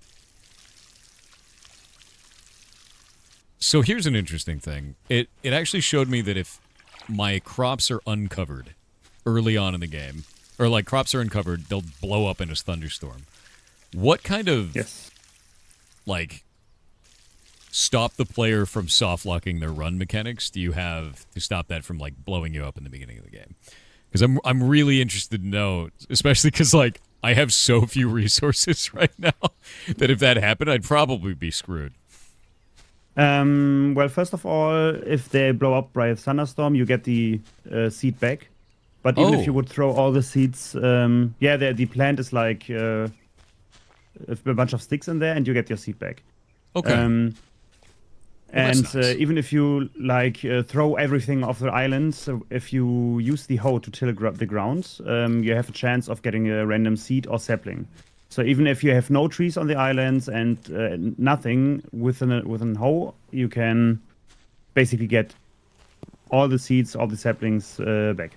So I could just use the hoe on the ground and I can just get seeds that way? Yeah, it's pretty low because players abuse that, but you could. I'm definitely there's not currently abusing that in any way. I do definitely not have the stream open and seeing you abusing the system. Could not be abusing this. So no worries. No. Actually, how do I destroy these? You can with an axe or with a pickaxe. You can right click to dismantle buildings, and technically that is a building. Technically a building. Placeable. I love it. Yeah. This is it. This is how we do it. This is how we get our seeds now, by tilling the yes, a leaf. Wait, that wasn't a seed. I think it may be faster by fishing, but I don't have the numbers on that. I managed to blow up my hoe. This is going well. Oh, that's quite funny though. I think you could be able to find some more seeds on the island though. Maybe. Yeah, I don't know if I've investigated absolutely everything quite yet, but I should. So here's actually something kind of interesting to me. What systems would you say that you spent the most time iterating on so far? Like, is it the balance? Is it the crafting system? Is the building system?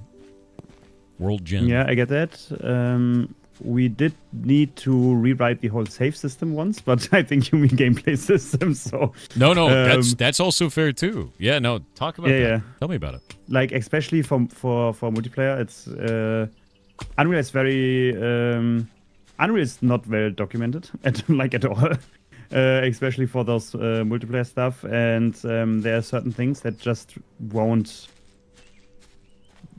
work with the Unreal standard replication engine, and so we needed to basically rewrite the whole save system and do everything differently. So that was a hassle. Yeah, that sounds really, really rough. It's having to rebuild all of that. But we also spend a lot of time working on the building system and adding more features to it. So we didn't rework that, but yeah, as I said, adding more features and making things cool, makes it possible to hang things on walls like shelves or from the ceiling. Yeah, and just iterated on that. Like the building wheel was a nightmare. I'm not good at math, and getting the calculations for the building wheel where the mouse position is was like this, you mean? No, that's okay. Like if you have the building hammer and right click. That was yeah. Let's see. I think I've got this to a point where it actually looks quite neat here. I like the idea of just things overhanging off the edge of this. I don't want to put it. Yeah, we added like steel beams on the bottom, so it would look like it could actually float that way. Oh yeah, no, I could see that. Because we used all the iron, yeah. I really like this. Like all these plants along the side. It's just you've added so much detail in this that it just feels good. Ah, now I have to build the airship, of course. Can't just have the dock. Gotta build the airship too. Alright. You're lucky you won't build the airship with berries, so... I feel like I'm doing alright on food now. Yeah, true. Alright. I've got enough Yeah, as soon as you've now. got the automatic drill, it's going to be a lot more chill, I guess. Automatic drill. Love that. So, like, outside of the save system getting revamped and the building system, are there any systems that you guys haven't implemented yet, or are kind of in a spot where you're not happy with them and you wanna update them? Right now, we are focusing on the multiplayer part, and I think we fixed most of the bugs right now, but there are like and everything multiplayer related. You can dupe stuff, and we are currently working on that. So this is the only system I think that is in need of updating right now. Mm-hmm. But we are also like I really want to add a sort of recycling system in the game. We had one, but it didn't feel right for the. There's no story, but you could like throw stuff in there and you get recycling points for the merchant, and that didn't feel right. So we changed that to be a mailbox. So you send the merchant all kinds of stuff he wants, and then you get tickets back. And I want to add like a really recycling system, so you can craft back your items. Like if you build a dog, for example, you could get your items back, or at least some of the items back. That's kind of interesting. That's a little system I want to add. Yeah. Any idea for getting your item back, or at least getting part of it back? Anything for like repairing an item? Because one of the things I did notice very quickly is that my tools are breaking very rapidly, and I don't know if that's like the intended kind of feel for that is that they are shoddy, and I get like better ones later. Because I haven't played, you know. Yes, so you're definitely getting better tools in the very near future. So I'm almost there. That are basically level 1 tools, and this is kind of designed that way. But perfect. I get that. We might add like repair stuff in the future, but I think not for the first release. That's fair. And yeah. We're like tweaking that's not too annoying to craft new ones, because it's very simple as well. Like you it's press not. F, you click one button, and it's yeah. Yeah, for me, it's definitely not a hassle to make a new item in any respect. I was just like, it's getting low. Do I repair it? And then it exploded, and I was like, oh, I'll just make a new one then. Because you never know if the survival game is going to be like, it hits 0 durability, and you hold on to it. You can smelt it, or it explodes and disappears into nothing, you know? Yeah, I think I'm quite inspired from Minecraft in that way. But you can repair your stuff there, but if it, especially the starter stuff, if you have a stone pickaxe, you don't mind. Yeah, it may not just even be worth it. That's fair. I almost have everything I need. Wait. Oh, I need one more cotton. Just one more. And then I can finally build my airship. You can fish cotton. I could fish cotton, but you could, yeah. Or maybe look around at the island. Yeah, I'm gonna go look for more island real quick, because there's definitely areas over there that I haven't fully looked at quite yet. Do plants respawn on the island in any way, or are those static? They're static, but they're player-based. So if you would play like in multiplayer, everyone has this. First starting plants are always like for every player. I'm actually interested. When you're talking about multiplayer, how are you planning to handle that in terms of like save state? Is that something that's going to be we play on a server together, or something where we have like a shared environment and like when I join you, my island shows up in your world and your island shows up in my world, kind of a thing? Yeah, think of it like Raft. There's one world, and if we want to play together, for example, either you or I create the world, and you can invite me to your world, and I'm playing on your world, and the whole save state, all the progress is in this world save, and everyone can join, but it's peer-to-peer as well, so we don't have dedicated servers. But yeah, it's basically very Rafty. Okay. No, that makes sense. I kind of like that because it's one of those things where you always wonder. Is like, you know, with Minecraft, you got to run a server. You have like a community server for it, kind of a thing, and then it's always different for every single one of these types of games. Yeah, host guest based world, exactly. Yeah, this is my first multiplayer game, so I don't want to start with dedicated servers for the first one. Honestly, it's difficult. It's a really difficult thing to do, and like a lot of people don't realize the difficulty that goes into building something like that. I've never built a multiplayer game outside of local co-op, and the reason I haven't is because I was like, I don't want to deal with that. So I get it, like 100% get it, man. By the way, it's I saw the chat message of Lady Piccolo. We actually do have the same composer as in Raft. So, really? The music is it's Julian Schmidt, Yannick Schmidt. Sorry, Yannick Schmidt. It's a great guy. I don't know if this raspberry was here before. I have a new raspberry. I somehow have a raspberry. I've become rich in raspberries. It's a good day.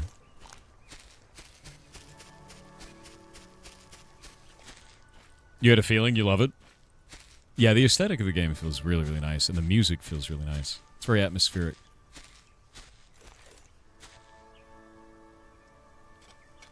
Honestly, at this point in the game, finding a raspberry feels like I found solid gold. That's what we're aiming for. Actually, in the new versions, you are not able to craft your own seeds. We have more raspberries on the starter island, though, but you can't craft seeds until like later in the game. Oh. So exploration is like a lot more rewarding. Yeah. We have more seeds to find, but to counter that a little bit, but yeah. So, throughout development process, I'm interested in what your guys' largest technical or creative challenge was. And you talked about the save system earlier. So did that end up being the largest technical challenge, or were there other things as well? Oh, that's a good question. I've had to... I think the most difficult thing is not like a single one of those systems, but like tying them all together. And as soon as you do that, it gets more complex and complex every day. And it's so complex right now that you change the collision of one plant and suddenly you can't fly your airship anymore. And you think like, what the fuck happened? And I think this is the most difficult thing, like to always have an overview of what's going on in the game. No, that makes complete sense. It's always one of the funniest things. It's like, oh yeah, we changed the way that the terrain works, and now every island explodes. Yeah, it's great. There were crazy things happening. Yep. That's always the way, isn't it? That's funny. Just one more call. You guys can keep asking stuff in chat, by the way. Spam it. Spam anything you want to know. Ooh, cloud storage or local storage?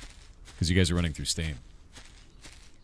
I think... I actually don't know. I think we are right now, it's... for the save file. I think right now we are on local storage, but I'm not sure. I don't think anything speaks against cloud storage. Maybe we'll implement it. Oh, that's fair.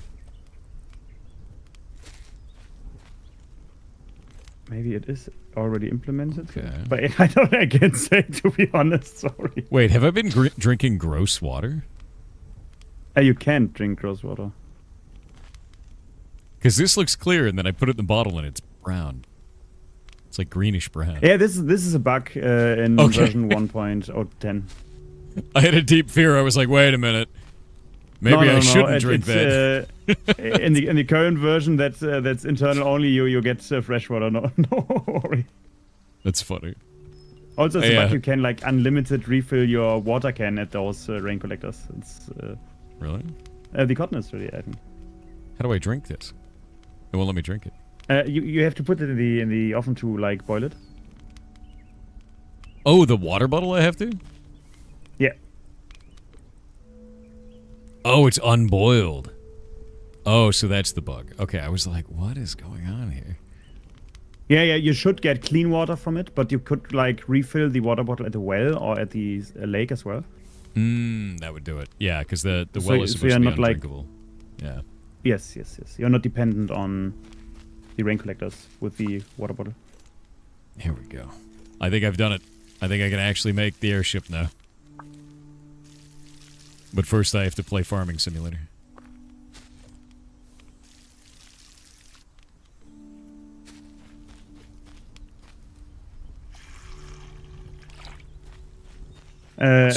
Psycho Kimchi, we had like very crazy bugs with the airship flying. Really? Like we have an auto retrieve function that the airship automatically like if you die on another island and respawn at your starting island, you have to get your airship back some ways, and it made really funny stuff. I have made my airship because I think this is very visual. Those kind of bugs. Nice. I love that it immediately also has plants on it. So here's something I'm kind of interested with. A lot of the times with survival games like this, especially if they're self-hosted or server-hosted, there's a large modding community around it. How do you guys feel about the modding community and with things that people may make for this? Is that supported in any way? I love modding. I don't know how you would like implement. Oh no! No! I don't know. No! It's already started. It's the perfect timing. Holy shit! I really love modding, and so I'm really looking forward to see how people modding the game. So I think I'm pretty interested in downloading them myself and playing them as well. That's awesome. No, I'm really excited to hear that, because it's always one of those things where things that come out of the modding community are just absolutely outrageous. People make amazing stuff.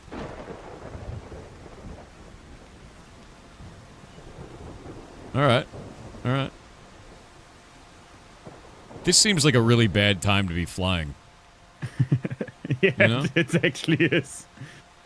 It's do I have fuel in this?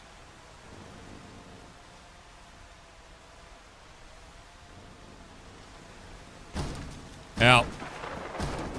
How do I dock? If you get a little bit away and back there's gonna be a prompt. But also, if you look at the bottom left in the airship, there are two lamps. If the bottom one, which is like a U and a dash besides it, if this one glows, you can automatically like dock at the dock. The blue one looks like it's glowing. What button do I press? Yeah, this the E to dock. There we go. And it looks like it has a little bit of damage on it. Yes, it can take damage. You can repair it. This may be a problem.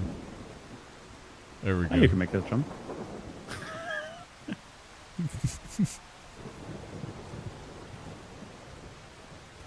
There we go. I could make that jump, but might not be able to get back on it. Is there a way to repair the airship? Yes, you have unlocked the airship repair kit as soon as you build the airship. Did I? Alright, I'm gonna dump a bunch of stuff in here before I go out into the world and die. Jesus. There was a question in chat if we plan to add animals. We already have animals in the game. So Really? there are chickens, there are sheep and pigs. and you can transport them between islands and make shelters, and you have to care for them. You can't abuse them, but if you treat them and they're happy, they will give you loot. So sad. Yeah, we like turned down that as well. So right now at the storm, like there's I think a 95% chance that every plant will be destroyed in the thunderstorm, and like with the new update, it's like 30%. Okay, that makes sense. Yeah, it seemed like it just basically destroyed everything. Yeah. You can like save them if you build a greenhouse, but you don't have like the glass stuff yet. Yeah. Oh, there's an interesting one. Do you have skill trees or other types of progression planned outside of building and hoarding materials? Yeah, we have the research table. Like you can there we have a lot of researches. Like the different building rings. You can have glass materials and stone materials. You have a different kind of decorative stuff. We have like the cooking station and stuff like that. And also we have like an electronics table. You're not there yet, but I think maybe you could go to sleep and skip the storm that way. But if you're going to see. We have an electronics table, and that one is going to get you access to all the solar punky stuff. So there's progression as well. And we have a vending machine at the merchant, and you can progress there as well and unlock like different colors for your airship and stuff like that. I like that. That's really cool. I love the idea of like kind of cosmetic looks on things, you know? Feels a lot of fun. I also noticed that you can turn wax into fuel, so that's going to be a big move next, I think. All right. Yeah, and progression is basically if you... I think you could retrieve the airship as well. Yeah, or you just jump. Nice one. Off we go. Yeah, sorry, I'm a little bit too backseat gamery. No, you're fine. I want to find out what that robot guy is. It's very hard. We as I said, we had made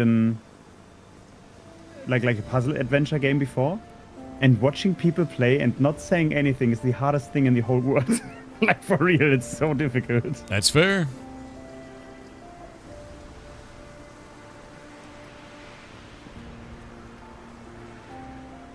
I try my best. Oh, the wind. Oh, it actually pushes you. What? Or is that me just driving badly? No, it's actually the wind, yeah. But we will have like an easier flight mode in the options, and you also could like, I think it's called soft mode in that version, but it's like a cozy mode you can play in, and the thunders won't damage you, and you won't lose your inventory upon death. I love this. A vending machine. I need a cobalt to repair it.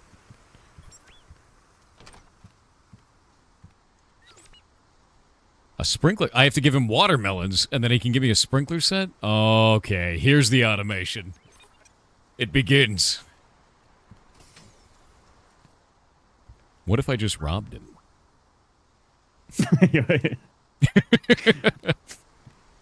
We haven't thought of that. Oh no. That's interesting. No, I dig this. Is that a radio there? Looks like a little walkie-talkie. I think it's the model of our technical components. So you can upgrade is basically what that is, or am I assuming that wrong? Yeah, like on the opposite of the merchant, there was like an electronics table, and there you can like get more electronic recipes, and you can also upgrade your airship. And if the merchant like trades with you for different stuff, and there's like a little quest line in the game, and then you get like blueprints that you can use to research electronics and also to upgrade your airship to get to more. To islands that are far away. I love that you can see how windy it is over here based on the bow of the tree. Yeah, which also affects like wind turbines or like windmills generating power, of course. Interesting. So I could turn this into a power station based on the wind. Yeah, sure. Don't know how close I am to the ground, but I think we're good. I think you can press T in that version to get the third-person camera Ah, that would be inside really the helpful. airship. I will check that on the next one. Watermelons! I've stolen all the melons. I can turn into that guy and get that sprinkler. It has begun. Oh? That'll give me the next tier up, too. Yeah.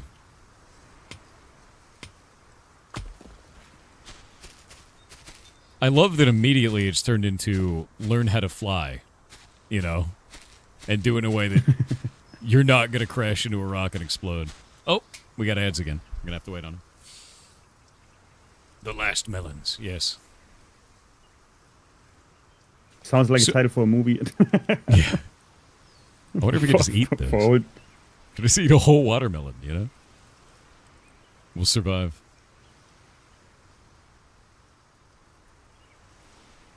You wouldn't mind trying this wishlisted? Yeah, definitely go wishlisted, man. I think a lot of people do not realize how beneficial wishlisting an indie game is. It is incredibly huge. Yeah, it bumps them up on Steam. It lets it become more visible across the entire platform. Like, people don't realize how huge that is for games. So do wishlist it, 100%. It's like upvoting something on Twitter. You're making that post see more people. The algorithm picks it up that way. Yeah, it's really crazy. Thank you. Yeah, no, absolutely, man. Many people they just don't realize. They're like, oh, I wishlisted it. That's just for me. You know? And it's like, no. I think wishlisting and like leaving a review is one of the most important things you can do on Steam. Yeah. Yeah, it is. I usually leave like a funny review if I'm leaving a positive one. Almost always, but it's one of those things of like, leave a review. It is important. There's a reason your wish list is 80 games. You know? Fair. Oh, you can't do that because it's already wish listed. Unfortunate. Yeah, that's when you have to unwish list it and then wish list it again. That's how it works. Wish listing it twice. That's the true I don't know way. if this is bad for the algorithm, to be honest. I don't know if it is or not either. I mean, that might actually be bad for the algorithm, honestly. It may be like Steam will be like, why are so many people unwish listing this? And wish listing it again. Clearly something is wrong, you know? And we're back from the ads. Yeah, I really want to see what the automation in this is going to be like. I saw it looked like there was like a canister, so we'll have to build water storage in some way. And I also need to harvest more melons, because I don't have enough to turn in. Or I'll just go find some on an island. Does this thing have an amount of power that it needs, by the way? The airship? Yeah. We had that system implemented, but it wasn't fun at all. So there was always the thing like you would flew to another island, and if it rains, like you have a solar panel on the airship, and if it rains, like the power got down, and you just were able to fly very, very slowly to your main island. Oh. And that was more of a blocker than anything else. So it wasn't fun at all, so we just cut this feature and said the airship has unlimited power, but we do have like this windy barrier around the islands, and this is the limiting factor. I did just run into that barrier. Yeah, I saw that. I'm gonna go out to that island then. I think it's a little bit like, it's sad that we couldn't find like a solution that is, like the wind barrier is very gamey, you know. It's not invisible wall kind of stuff. Yeah. Yeah, it's like a invisible wall like that. But I think it works. It does. It was hard to understand what was going on at first, I think, because it took control and then turned, right? But it's better than, like, I think most games, the way they do it is there's an invisible wall and you just run into it. Like with this, normally you just crash into it and it does a bunch of damage to you. But this one, it like, takes control of the airship and then turns you. Which I like that. I actually like that a lot more, personally. I was able to get a single set of... No, I got 3 melons. And now I have to take these back and then grow a 4th melon.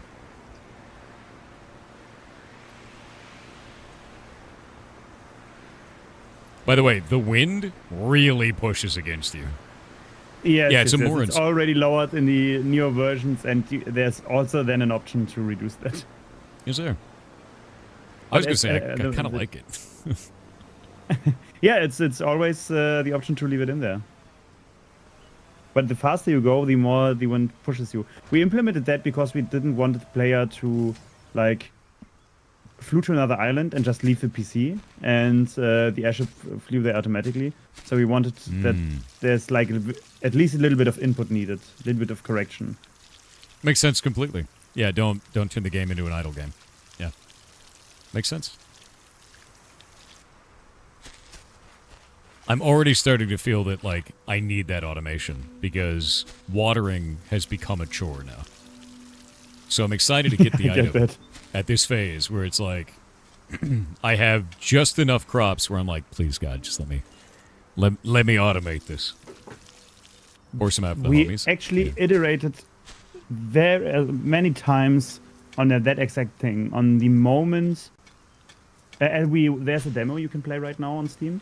And like we iterated like in the demo for months just to have this point feel very good. Like you are annoyed of watering the plants, which I think you are at least a little bit. And but you have the sprinkler on the horizon, and you really want to get that. And for that you need we give you 3 melons, and you need 4, right? So you need at least to one more time plant these and get these, and then you're a lot more excited for the sprinkler upgrade. And I think it feels very good to get that one. No, I super agree, and you're completely right. It's like it's just enough crops where I'm starting to feel like, I don't know, farming fatigue, right? And then it's like, but I can see my upgrade is right there. I just can't get it. The demo is free though, so because the demo is free. Goblins. Yeah, it's well thought out. I agree with that.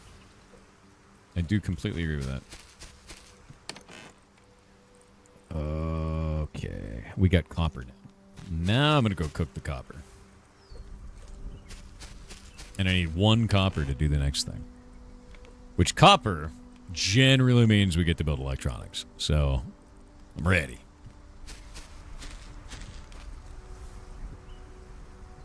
It's a free demo, yeah. It's a free demo, chat. So, I'm interested, were there any types of systems that you guys tried to implement at any time during this that just didn't work and you ended up removing them? Yeah, sure. Like, you just asked for the energy systems with the airship. Yeah. Like, this was, I think this was the biggest thing we removed. Really? That ended up being the largest one. Yeah, I think so. We had, like, at the start of the game, like the mater I made this game with played a lot of the forest, and he really liked the building system in that one. And the first version of Solarpunk had like those holographic building stuff you could place.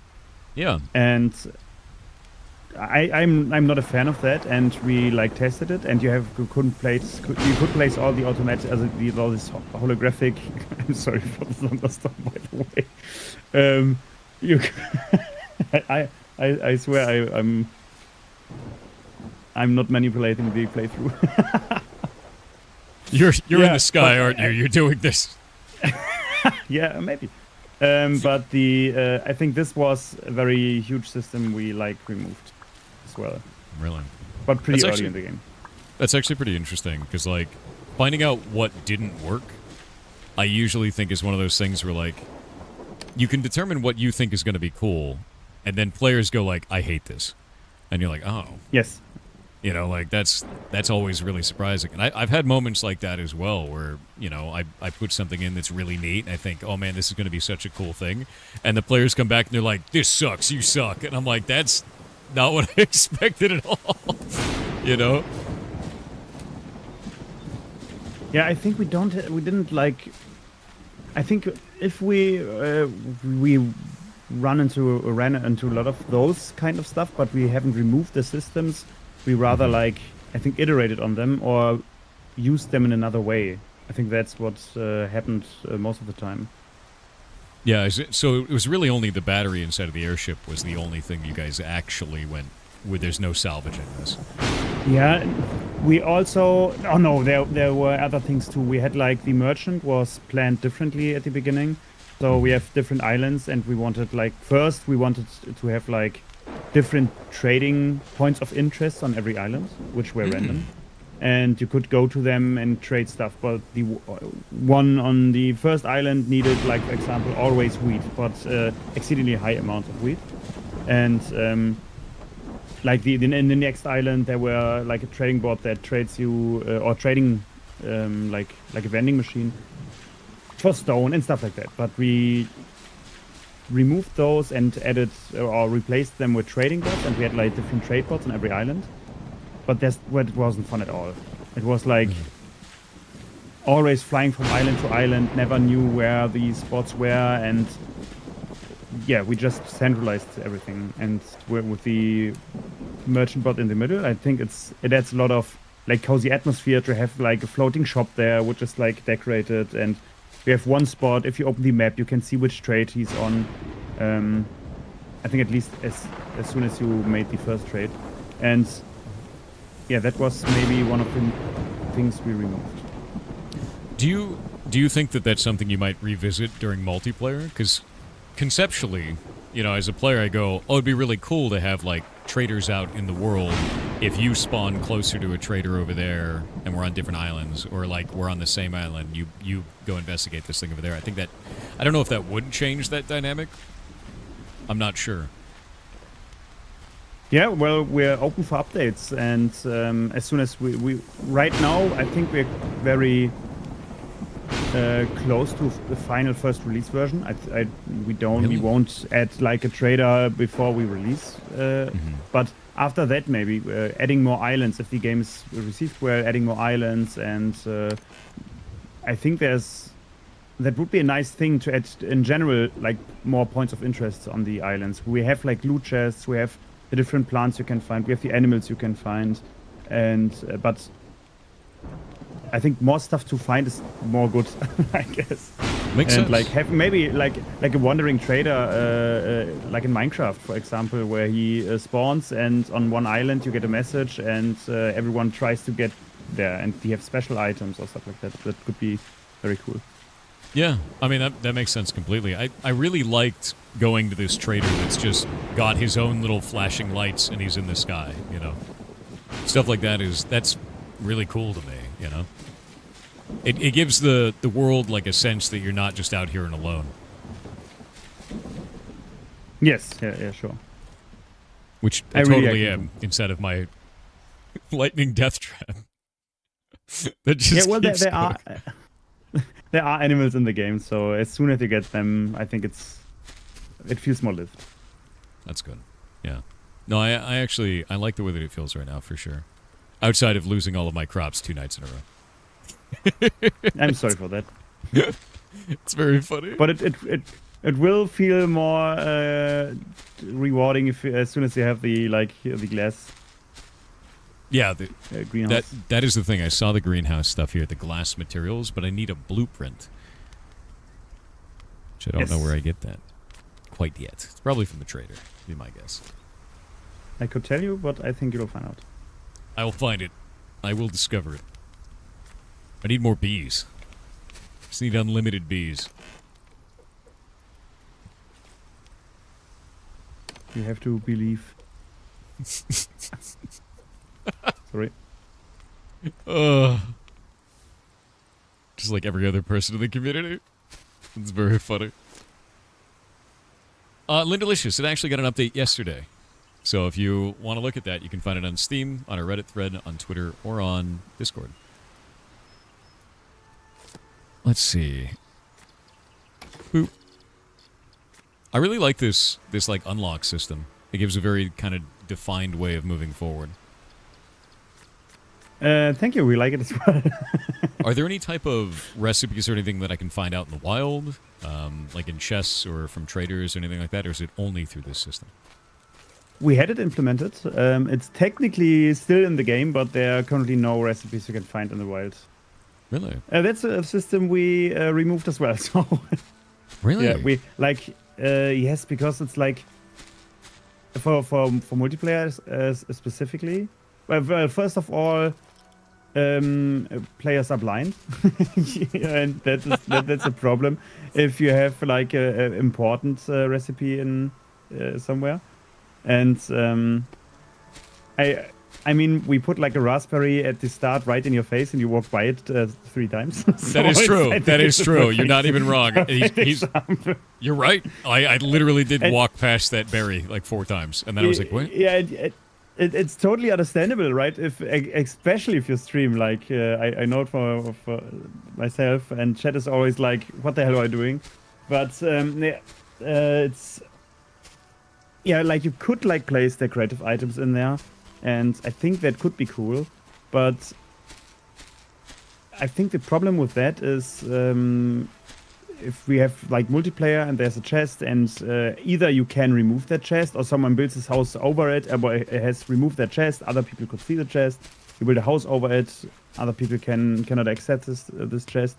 Or we have like no building zones. For example, the airship on top of the island is a no building zone, you can't build there, because other people need to access that. Yeah. To build their own airship, and this is kind of, we don't want to put like 20 no building zones inside the game where you can build stuff. So this is kind of a problem we haven't figured out. I think there is no solution because it's a logical problem. No, it makes sense. Yeah, I mean, it's for some things there's always going to be, well, the player just doesn't notice that. You can make it shinier. I noticed you did make the plants shine, and I still missed it. So like, you tried.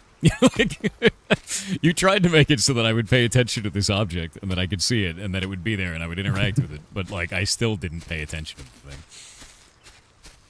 I think that's the problem between keyboard and chair, is what's happening there. Chat history is worrisome? It can be. Yeah. Can be.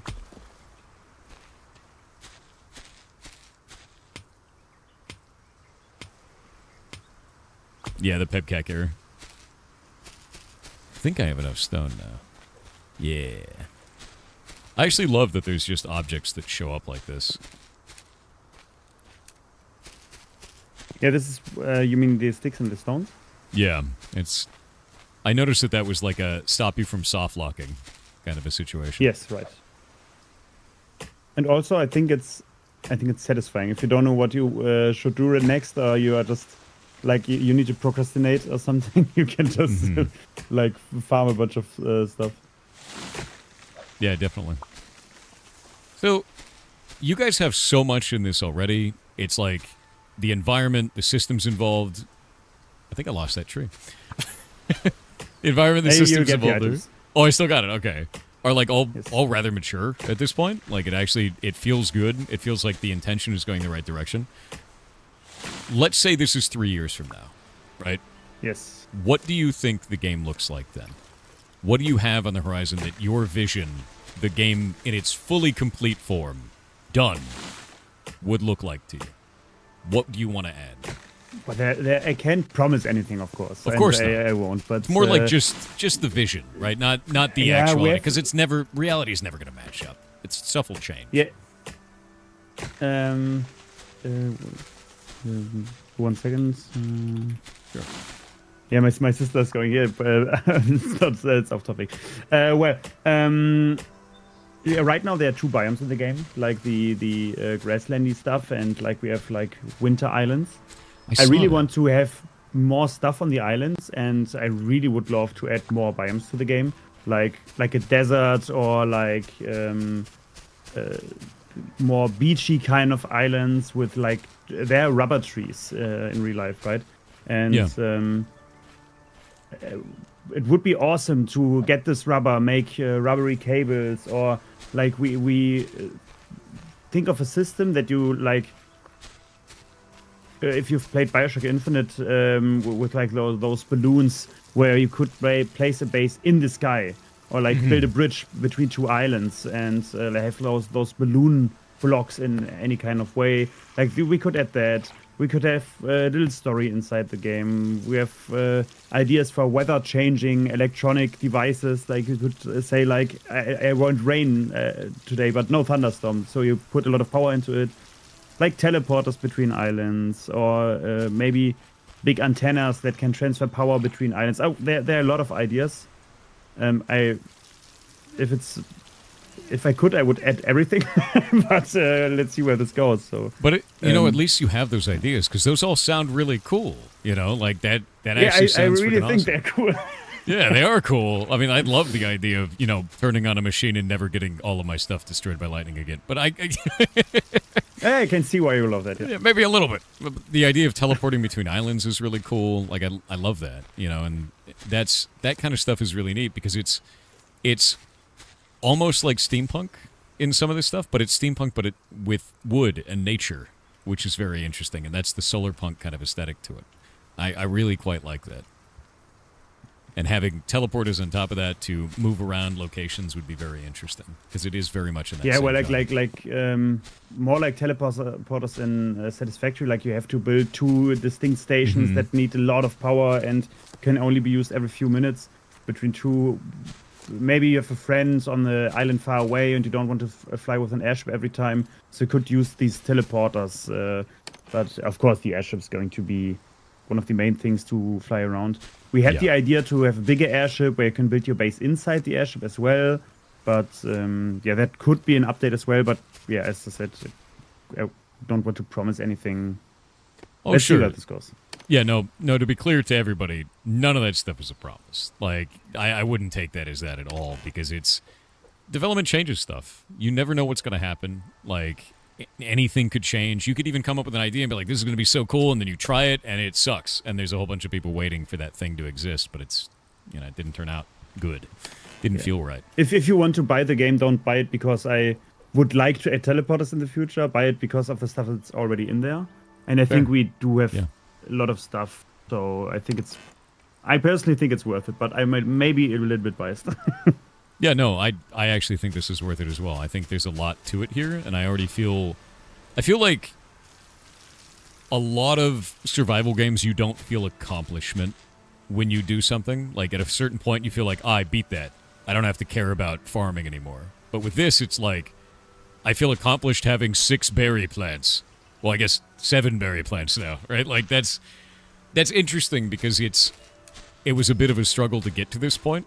But if I go and play something like Minecraft, like, whatever, I just made a billion, beetroot and I'm done. Yeah. Like, I get it. I get it, yeah. Yeah.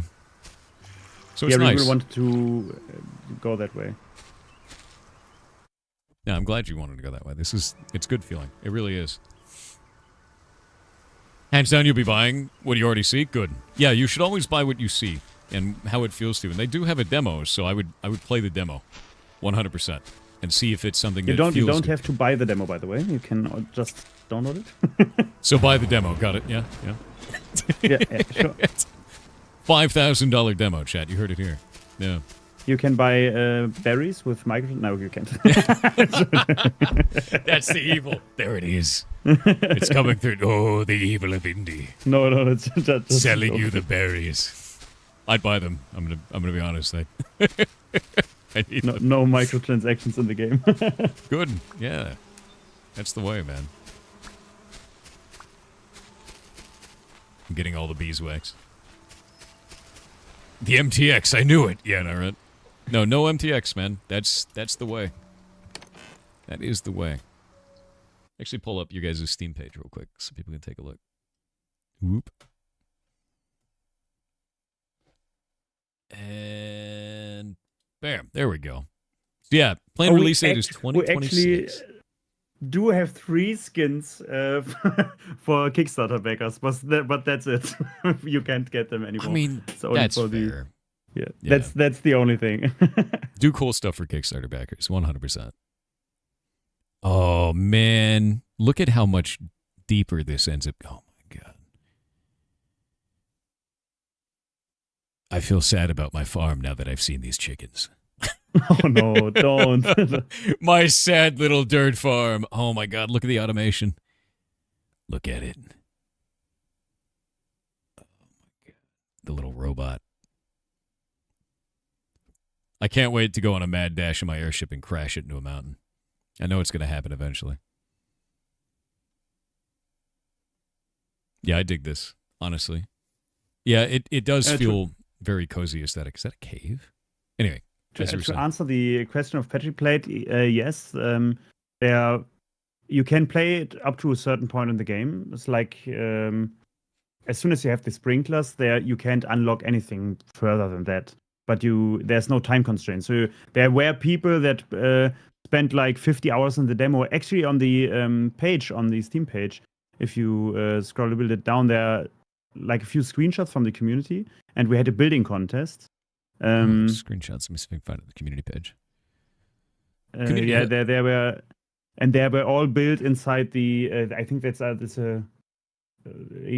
the main Steam page. Oh, might be on the and main it's page. like 5 pictures. Yeah. Like up here, or Right, I think right at the top on the store page. So these ones. No, not right there. A little bit further down.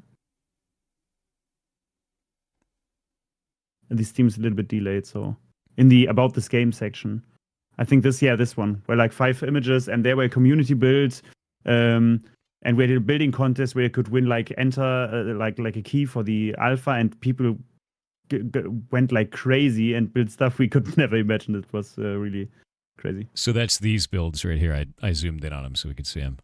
That's wild. Yeah, it was amazing. Look at the architecture on this one. Like what? I don't know how the person got around building. I really don't know. But I think it's possible. Yeah. Dude, players are always going to find some insane way to do this stuff, man. Like they probably found some really weird way of like placing structure parts and then applying that. Yeah, that's crazy. Yeah.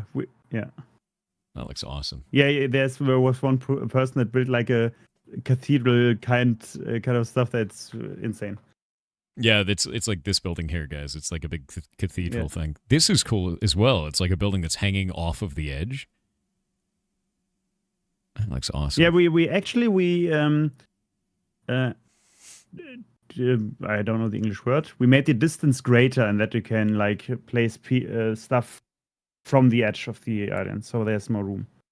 Okay, so I guess we would call that a longer overhang. I guess is the I think so. Best term for it. Yeah. Yeah, that's freaking awesome. It's a legacy code pagoda? What do you mean legacy code pagoda? What?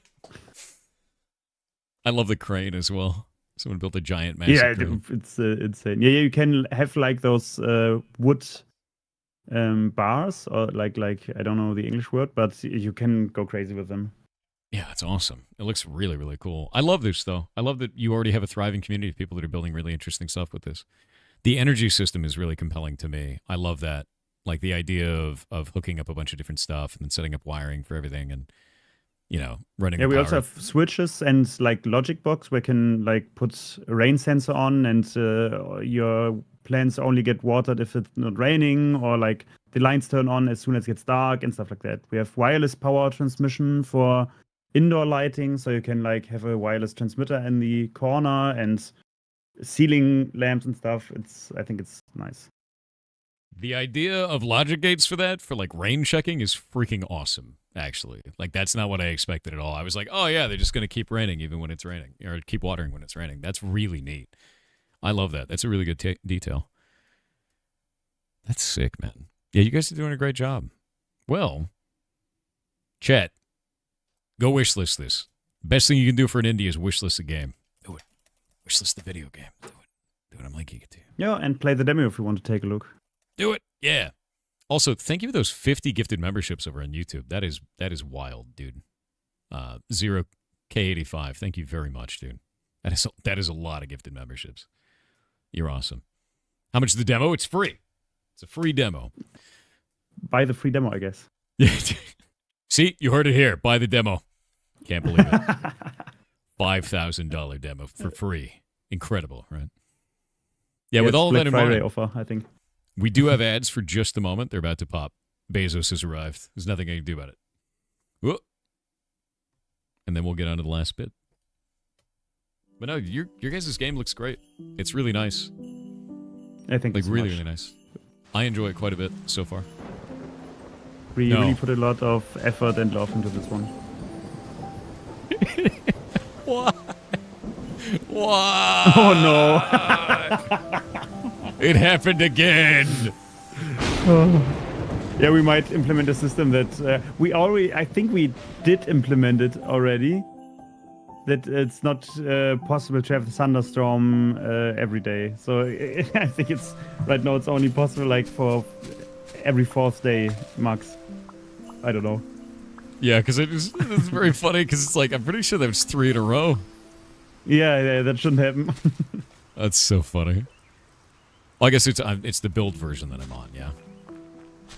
I guess so. I really, to be quite honest, I really lost the current state of progress a little bit because I'm so deep into multiplayer fixing right now. Oh, totally fair. Yeah, no, deep in the mines. I totally understand. 30 seconds left on Bezos. Are you saying if user is Thor, then? Oh no. Can't believe it.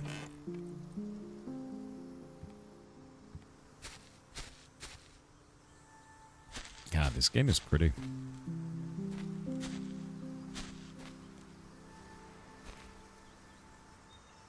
Yeah, thank you so much for playing it as well. Yeah, no, absolutely. I can't wait for you guys' launch. Like, full official launch, you know? Yeah, same. To be honest. It is some really nice foliage, it is. You said this was in Unreal? Yes, Unreal 5. Unreal 5. How has it been working in Unreal, actually? Outside of the save system problem. If you're getting used to no documentation at all, it's pretty fine. There. So, yeah. That's very funny. But you have a lot of people that are trying to help each other. I think the community is great. Yeah. And the like all the YouTube tutorials and stuff like that. If there are YouTube tutorials for most of the most specific problems you could imagine, except for multiplayer, which is quite a hassle. But yeah. No, that makes sense. Well, is there anything else you'd like to say to chat? Because we're coming up to the final minutes. It was a pleasure. It was very nice meeting you all. It was really lovely meeting you as well. And your guys' game is fantastic. I actually really enjoy this. I'm going to be playing it at launch, 100%. Thank you for playing, and we won't implement a code that gives you thunderstorm all the time. I promise. Well, my name is Thor, so if you did it, yeah, it would make sense. I think it's an Unreal bug or something like that where we have to take a look at it. Okay, that's why I got 3 thunderstorms in a row. Definitely, that's. Yeah. I'm just gonna slowly starve from it. It's fine. Oh no! Don't do it. Well, at least you, if you starve, you land in pretty grass, I guess. That is true. I mean, very, very soft grass. I've only got 1 berry left. Yeah, we also, like, if you die, you lose a lot of hunger and thirst in this version, and we already turned that down because some people died through fall damage or by falling off the island, and we turned that down as well. So it's also a little bit of like polishing, and that takes a lot of time. That makes sense. But we're on it. Is there anything you actually lose from dying? Because I noticed to put my stuff on like the edge of the map. I don't think you can lose anything from dying. No. Cool. It's more of a kind of a speed bump rather than a brick wall. I like that. Yeah, it's a little bit annoying, like to get your stuff from other islands, maybe. But yeah. I think you always have the struggle to give the player a challenge, and if they don't succeed in it, there has to be like a little bit of, I don't know the English word, but you have to like, there needs to be a downside of some sort if you fail the challenge. And if the downside, I think it's pretty nice just to get your stuff back, which is also marked on the map as soon as you unlock it. And yeah, in the cozy mode, you don't lose your inventory upon death. So Okay. all the cozy gamers, we got you covered. I think you have that was the the cozy number one mode. most requested feature. You have the cozy mode, you have the normal mode, but will you have the hardcore mode? Yeah, there's 100% thunderstorm in that one. Oh, okay. Yeah, that makes sense. It's We great. call it the Thor mode, yeah. So that's what I accidentally turned on. I got it. Yeah. All right, Chad, is there anything else you want to know? Because I'm going to tell you, go wishlist this game. They're doing a good job. Awesome. If you do want to try our first game, it's called Hourglass. It's a first-person puzzle game. I think it's really nice. It's like 5 to 7 hours of time puzzling. Hourglass. Is it going to be under developer? There we go. Yeah. Found it. Cool art aesthetic. I like that. Create a time clone of yourself to solve challenging puzzles. Plays a young adventurer who is traveling to Egypt to find her missing father, an archaeologist, who never returned from his latest expedition. Time clone? Time clone? Oh, you played this game. Really? Did you enjoy it? Oh, heck, cool. Thank you. You guys are sitting at 88% positive. That's good. That's not bad at all. I can see the similarities in the trees and the movement, the wind. Yeah. Yeah. I think we took a lot of systems and improved them. Yeah, that's good. Oh, man, check this out. I like puzzle games. Dig that. That would be awesome. Oh, you've played Outer Wilds, I see. That's very good. Yeah. And Blueprints recently. God, Blueprints. That was a wild time. I think I had 226 hours in Blueprints. That game was nuts. Oh, I don't know that game. I need to check that out. If you haven't played this one yet, you should really, if you like puzzle games, you should check it out. It's you place rooms on a grid. You're basically building an escape room as you play through. It's a roguelike. Cool. So you build the rooms, and then there's a massive overarching puzzle for it. And I think I'll grab this. I did it all on stream with the community. It was nuts. But I've got it's on sale as well. Yeah. I have, these are my notes for that game. And I have like this, Holy shit. which is all of the notes that I had to take to solve everything in the video game. Oh my god. Yeah, like it just goes, dude. Like it just goes. It was like a ton of stuff. There's still stuff that I haven't solved in there too. It looks think like this- Unreal Engine documentation, to be honest. Oh, okay, yeah, makes sense. But no, I think there's stuff that the community hasn't even solved still. Like there's like puzzles that are just, they don't seem to lead anywhere, or maybe they do and the dev is being cagey about it, but no one seems to know. Yeah, the Spiral of Stars, dude. What was this game? This is Blueprints. We played it all on stream, and that's why every once in a while someone's like, you missed a key in the safe. There's no key in the safe. You goblins. But no, you should Yeah, I definitely need to that. check that out. I need to check that out. It was very well done. Very, very well done. You will be absorbed into it for ages. Anyway, enough about that. Maybe after Solarpunk release. Yeah, after Solarpunk releases. Yeah. Yeah, I'm excited to get more into this, though. And thank you very much for being on. And I will talk Thanks to for you having later. me. Yeah, no, absolutely. You guys are making a great game, so keep it up. And I will see you We around. try. Bye. Bye. This game is cool. Don't distract the dev. I'm distracting the dev. I'm doing it. No, this game is awesome. It actually is really, really awesome. Boop. There you go. You have one question. Will we be able to sit on the furniture in Solarpunk? Can you not sit on the furniture yet? I should have asked him. Maybe he knows. Maybe he's in chat still. You truly loved Blueprints. Blueprints is great, dude. Yeah. 1 hour left for the sub sale. Wait, there's a sale on subscriptions right now? Doop, doop, doop, doop, doop. No, this game is cool, dude. I can't wait to play this when it comes out. Legitimately so. Anyway, I'm going to go use the bathroom. I'll be right back. Boop. Boop. Boop. Boop. Put back the menu on this so I don't die in my world. God, the wind. This wind in this looks amazing. All right, BRB.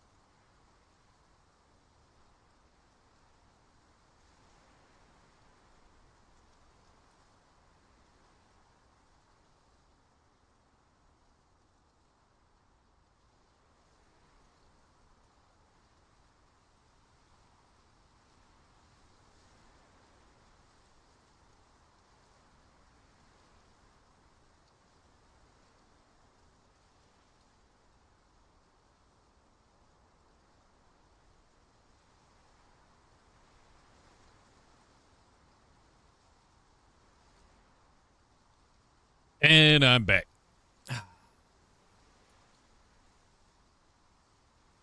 Wait, what are you guys talking about? Thor forgot to turn the music back on? Oh, I was leaving the in-game audio on. There. Now we can play that. Boop. There was no music. You're no music. You're 5 musics. That's right. That's right. All right. We're going to change this to just chatting for a while. Boop. There we go. Greg's was discussed? Oh, man, I want Greg's. Highlord83 with 500 bits said thank you for being on, Thor. I need a fun distraction after this holiday. I'm a 12-hour night shifter at a fermentation facility. Working Thanksgiving weekend is fairly normal for me. Okay. This weekend, though, I got home Saturday morning to learn that my brother had died. So, now I'm just sort of spinning my wheels and wondering, what now? Holy shit. I'm really sorry to hear that. That's, yeah, that's completely devastating news. Well, I hope that you're doing as well as you can be. That's really tough, man.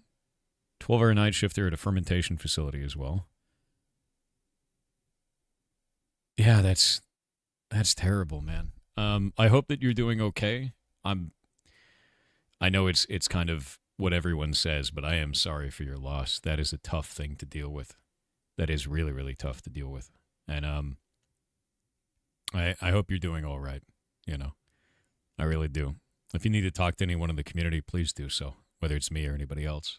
It's a hard thing to go through. Yeah.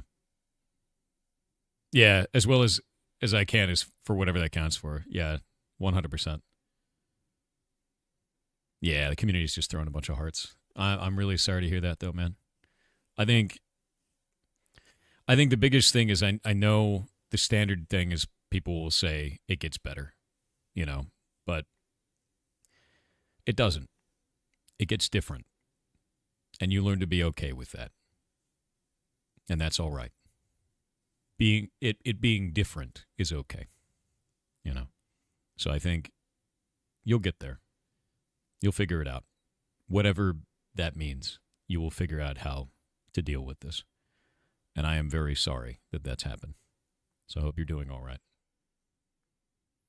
But you got a whole community of goblins here, so don't forget that. Yeah. Grief doesn't get smaller, you grow around it. Yeah.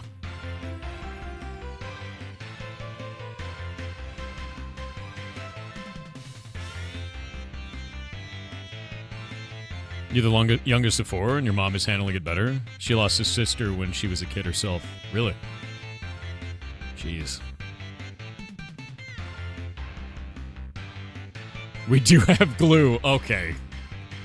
Don't stick with chat and their glue. That's a bad idea. Just, if chat is offering you glue, please don't eat it. That's all I'm saying.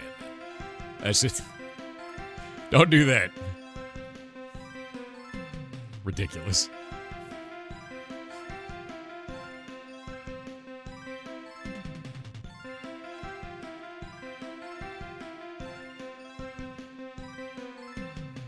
Time heals all wounds. That time travel, that is. Fair. I feel like that makes new wounds. Fabric of space. Mullatron 517 said any chance of OSRS returning soon? For quests I want to. Yeah.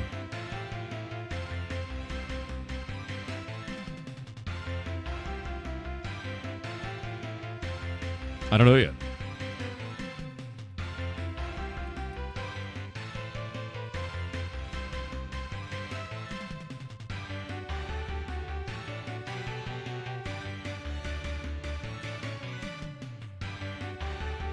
Yeah, Jake, I was saying just take it and move it down. It looked weird? Why did it look weird? What looked weird about it?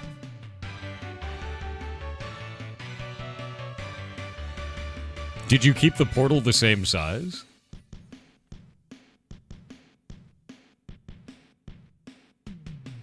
Made the portal really small in comparison to the scenery. It's not always a bad thing. I wish, you know what I honestly, you know what I wish? I wish we could change the color of portals. I wish we could in any way modify the look of a portal. We just can't. I know there's a new sailing skill in old school RuneScape. I know. I haven't touched it yet. I've been slapping crabs, dude. I've not touched it even a little bit yet.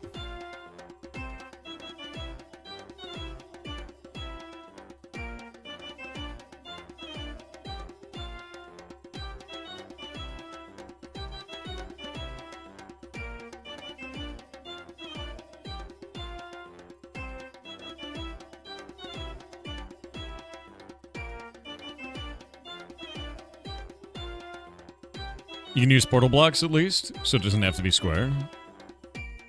Yeah, that's true. I do that all the time in builds. Yeah. Goblin _scout _7777 with 500 bits said, "Hey Thor, I was wondering if we could get a forum channel for the Discord to invite other goblins to guilds, groups in games not given its own area in the server. Like Eidolon or even Throne and Liberty. Only guild leaders should post." That sounds like a lot of management. I mean, the best way to do that is if you want to run a guild for a video game that we play in the community, just post in the game channel for that game and invite them to your own Discord where you're running a guild there. Because I don't want to get into the business of running guilds and channels and permissions for 155,000 people. That's not what I want to do. Yeah, it sounds like a nightmare, honestly. It sounds like a management nightmare. World of Bacon with 500 bits said, "Yar cheer 500 if you haven't seen it yet all. Constance is an indie 2D Metroidvania that just came out where your weapon is a paintbrush. Looks cool. Haven't played it myself yet but fell in love with the art style." Let me look it up. Constance. Looking at it. Yo, this looks boss. I'm gonna show the community 1 sec. No, this looks crazy. Hold up.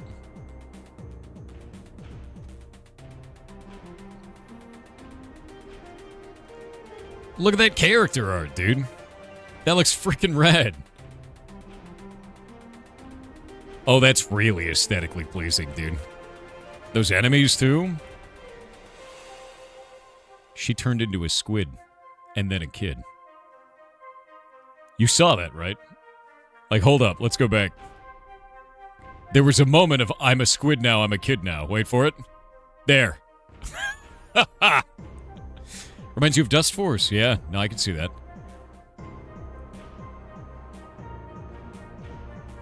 The movement of objects really has weight to it. I love the robot character. Look at the animation on the robot character. That's beautiful. Love that.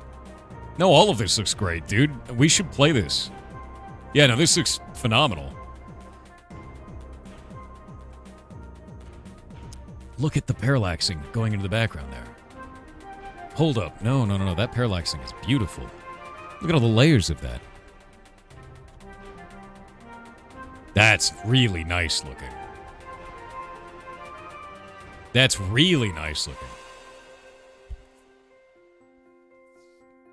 Yeah, no, this kicks ass, dude. Thank you for sending this to me. I had no idea this game existed. When did this launch? It just launched. 83% positive. I'm linking this to the chat. Yeah, I'm wishlisting this. That's awesome. She's not a squid. She turns into paint. I know. Yeah, that looks sick. That looks very, very good.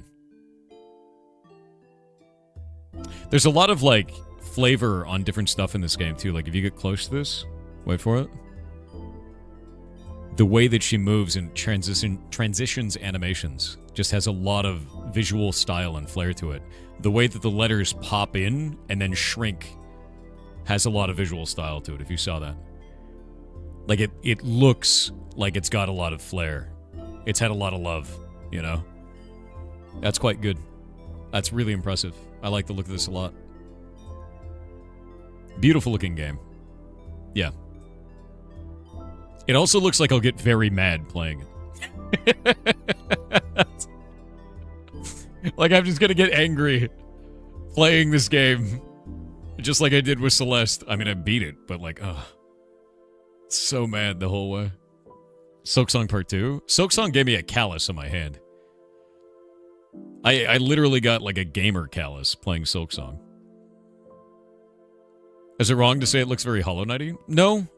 You're used to seeing, you know, I mean, I'd say that is a positive, to be honest with you, because you have a very high fidelity platformer that has precision mechanics, right? This has mechanics that I can recognize from Celeste. It's got stuff that reminds me of Silksong. It's got, like, basically it reminds me of all the greats in its genre while still doing something unique that I've never seen before. That's all you could want, right? That's the correct, that's a good game. Where it's taking something from everywhere else that feels good and feels right inside of this and doing something new. Good. That's what it should be doing. That kicks ass. Yeah, it looks like a gorgeous storybook. I agree. I super agree. Yeah, it hits a lot of feels. The environments are beautiful. Like, look at this. All the pages. Page particle effects coming off that. Just the paint coming off the walls. That's neat. It actually split the model. You see that? Love the monster design. You know what this reminds me of, actually? Like, this environment here? It reminds me of the movie What Dreams May Come. Because the whole game is based on paint. It's like a really pretty, you know, plant-based environment. I like that. I like that a lot. Yeah, it's very cozy in this. It's nice looking. Luna's one of your favorite names. Celeste is really pleasant to the ears, too. Yeah, I agree with that. I also like... You know what... I just realized something. You know what the character art reminds me of this? Hold up.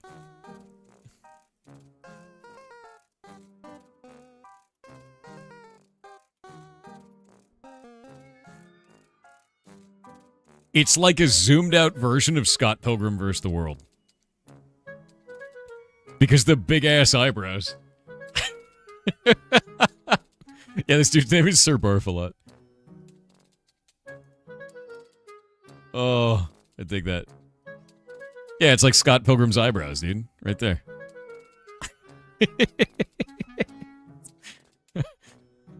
I dig it. I also like Sir Barf a lot. That's great. Does he barf? Probably a lot, based on his name. You know? Oh, wow, that seems like being upset. Yeah, that looks like something I'd get mad at. Like on a Sunday night at 3 a.m. when I don't have control over my life. That's what I would play. Yeah. Yeah. That's where we play that to get upset. Look at the animation. I like that her hair is paint. Or his hair? I think it's a her. The nondescript character paint. Oh, wait a minute.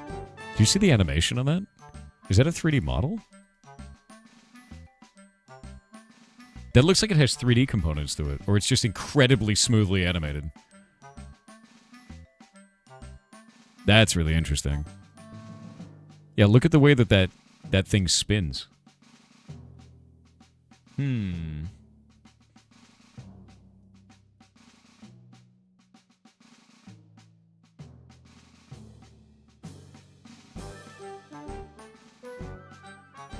Actually, that dude had been doing that for the last entire year. That's all he'd been saying for a whole year. I just got rid of him.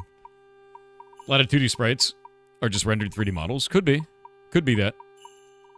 It's like incredibly smooth. Like incredibly smooth. Wildly so.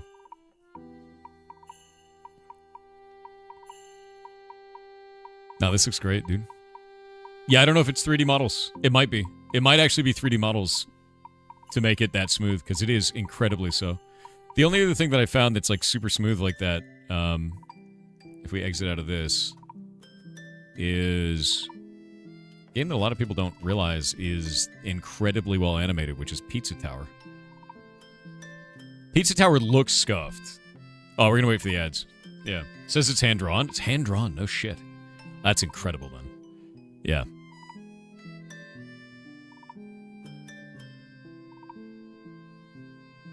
Pizza Tower's crazy. Pizza Tower has the best animation of any game I have ever seen in my life. Legitimately so. It is the most insane thing I have ever seen for animation. And I'll show you why after the ad break. Constance is made in Unity. No way. Heard it's about 6,000 plus sprites. I'm not surprised. You sent me a small circle portal. Do I like that one better? I do. I actually think that one fits a lot more, Jake, because it looks like a wreath, if that makes sense. Yeah, I think that looks fine. I think it's because most Minecraft players are used to, like, a portal being tall, but making a circular one is kind of neat, you know? I don't think there's a problem with that. I think it's cool looking.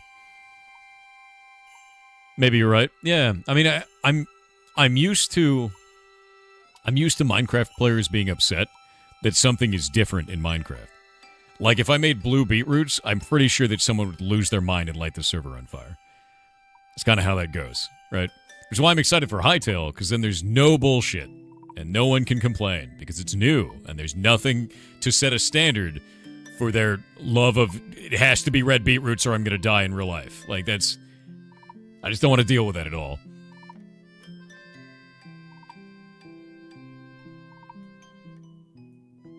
Yeah, new bullshit. It's all new bullshit. My game, how dare you? I remember when I turned gold bars into butter, and the community got pissed. And I was like, deal with it. Or when I made copper armor that didn't suck. That was a thing a long time ago.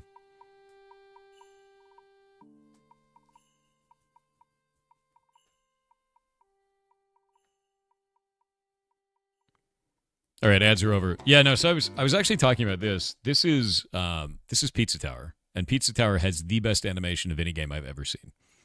And I mean that. That's not a meme. That's real. And here's the reason why. Like, if we... Is this muted? Did I mute my browser? Bro. Hold up. Why is this broken? Why are you broken? Why are you broken? Why is this muted? Hold up. Oh, it's Steam being stupid. Why is Steam being so dumb? Hold up. Grabbing this. Popping it over here. Yup. Grab this. Wait, wrong thing. Pop this. You gonna play now?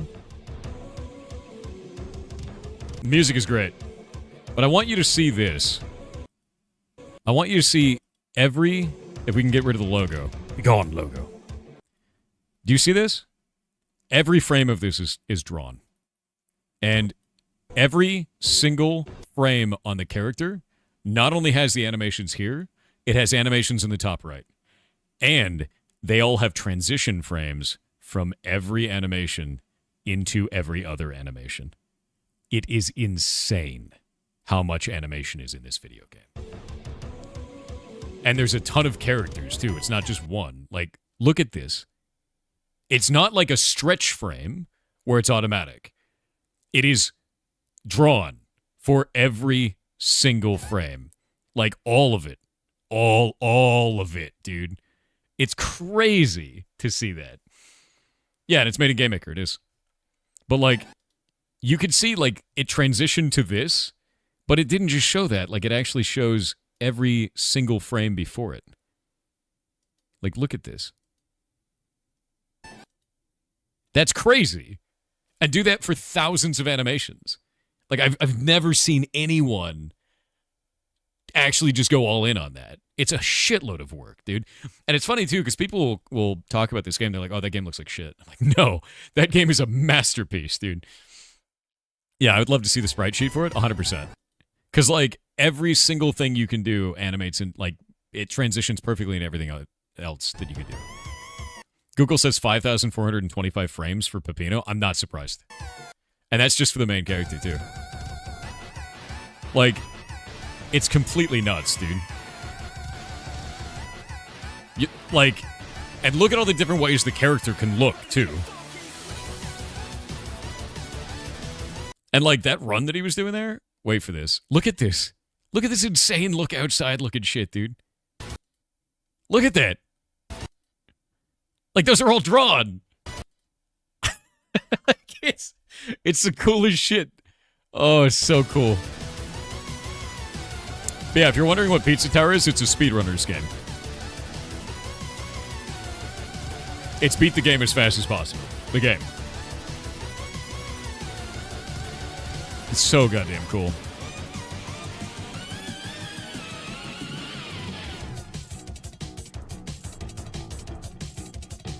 And like, for a lot of these types of games, you would see this, and there'd be smears. They'd smear it, and they'd try to fudge it to try and reduce the amount of animation load that they'd have to make. It didn't do that at all. This guy was like, no, I'm going to whole ass this. I'm going to whole ass every frame in this video game. Like, it's crazy. Yeah, it is Aura. It's like 100% Aura. It's great, dude. Anyway, buy this game. Pizza Tower is freaking sick, dude. But yeah, that was the other thing, too. Like, he's in a pizza box right here, and look at the top right. He's now a pizza in the top right. Like, not only did he was like, you know what? Doing the animations for every one of these isn't enough. I need to make a TV screen in the top right that does a completely different animation of the same animation in a funny way. For all of them. Like,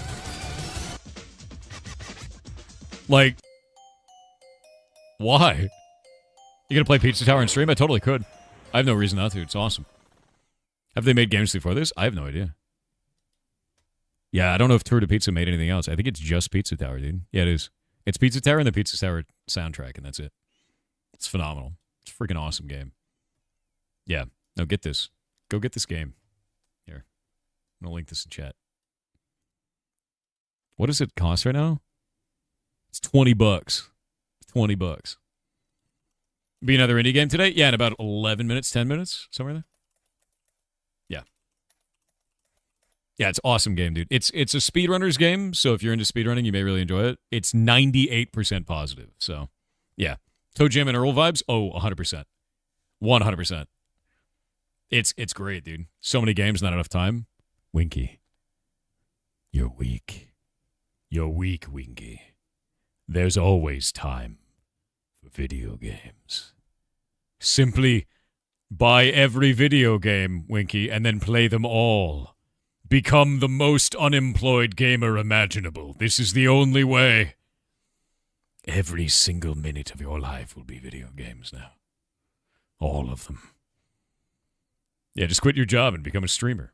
And then only stream 1 million different video games. You have to change video games every 30 seconds.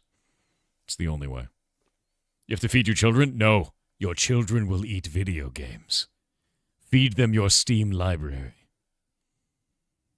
Except for D&D this month. What day are we playing D&D, man? What day is it? What day is that? When are we playing D&D? Also, how bullshit of a character can I make? How bullshit we talking? Do I have restrictions on what race my character can be? Can I be a sentient toaster? I shouldn't have asked that. Now you know.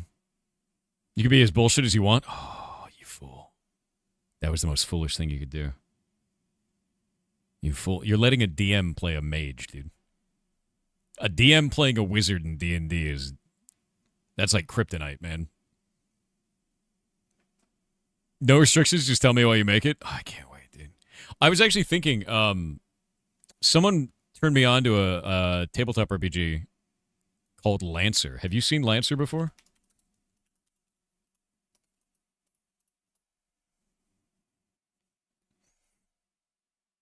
Let me pull this up. Yeah, somebody turned me on to this because they were like, oh yeah, you can modify your character in like really crazy ways. I'm thinking about doing a Lancer TTRPG. And the reason why, do you know what fully sold me on it? Not only does it look cool, and it's robots, which is neat, but you know what sold me on it? The core rulebook. Do you see that art? That's my favorite webcomics artist. That's the artist from Kill 6 Billion Demons. And I knew it immediately. I was like, there is no other person that has this art style. And it is. It's actually the artist from the webcomic that I love. And I was like, all right, I'm in. I'll play that. Like, I know nothing about it other than robots and Kill 6 Billion Demons artist. I'm in. So I saw this. I'm like, I'm super down. Yeah, we should play it. We should play it. I really want to look into it. I know nothing about it, man. I know nothing about Lancer at all.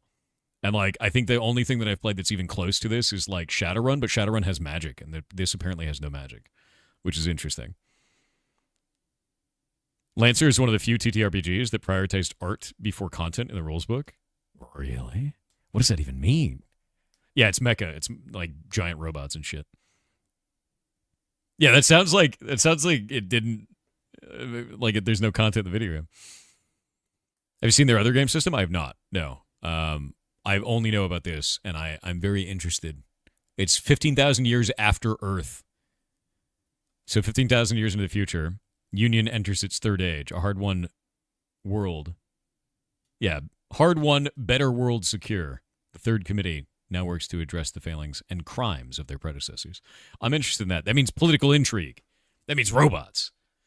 And dude, if the artist for Kill 6 Billion Demons made the cover art, like that's a huge sell to me. Yeah. 15K years, they still have unions? I know, right? He's also making a fantasy system called Icon? Really? That's interesting. Dude, I'm super down. Don't relate to mecha? I like Big Robot, but I only like Big Robot because of the freedom of character creation that comes with it. Because Big Robot means, do you want to have sword on Big Robot? Do you want to have flamethrower on Big Robot? Do you want laser? Do you want missile? Like, you could just add shit to Big Robot. You'd be like, I have an electricity field, right? Like, it gets really interesting when you talk about, and I don't know how deep Lancer goes, right? But, like, we're going with GURP systems, right? You could have things like the power generation that's available to you as a resource. You know, different parts of the body, of the robot body, that could be weak on the opponent. Maybe using a scanner shows you where their engine core is. Like, stuff like that is very, very cool because it starts to get very detailed and mechanical and interesting, you know, gameplay-wise. Small robot and big robot, so you can robot when you robot? Exactly. You could have a robot inside of your robot so that when your big robot dies, it jettisons the little robot out, and then you're like a tiny ninja guy, right? That's really interesting. Welcome to robots. Lancer goes deep and beyond. See, I'm in. I'm interested. I want to know. Your levels are different licenses that give you access to different levels and mech frames. So you become like a better licensed pilot. Is that what you're saying? So you don't gain levels, you gain licenses. Oh. That's freaking cool. That's freaking cool. You have to prove yourself to get a better license. Oh. We should play Robots game, dude. Yeah, I want to play Robots game. I'm going to buy these. I kind of want to get a... Do they have a physical form rulebook? Because I don't like PDFs. I want to get the physical rulebook. I don't know if they have it. I'd be super down. Lancer community, if you're out there, I wish to play. CompCom is a free character builder if you want to look at the stuff. I'm really interested. Like, I love tabletop RPGs. In fact, who here hasn't seen my TTRPG chest? Wait a minute. How many of you have not seen it? One moment.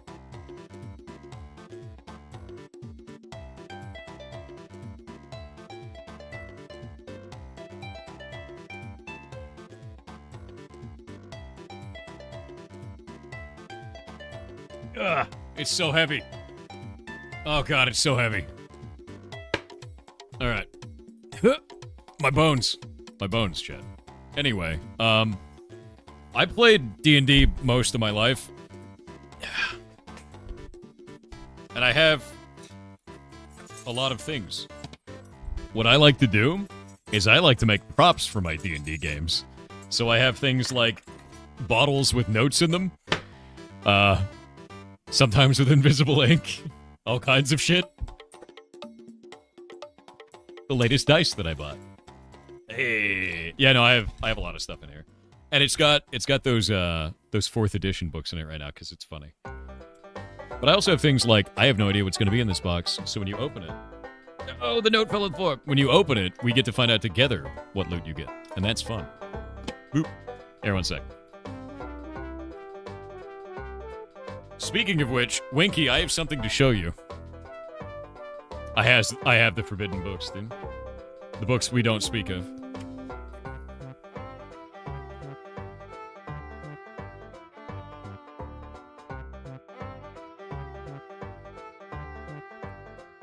Mr. Winky, I know what we should cook.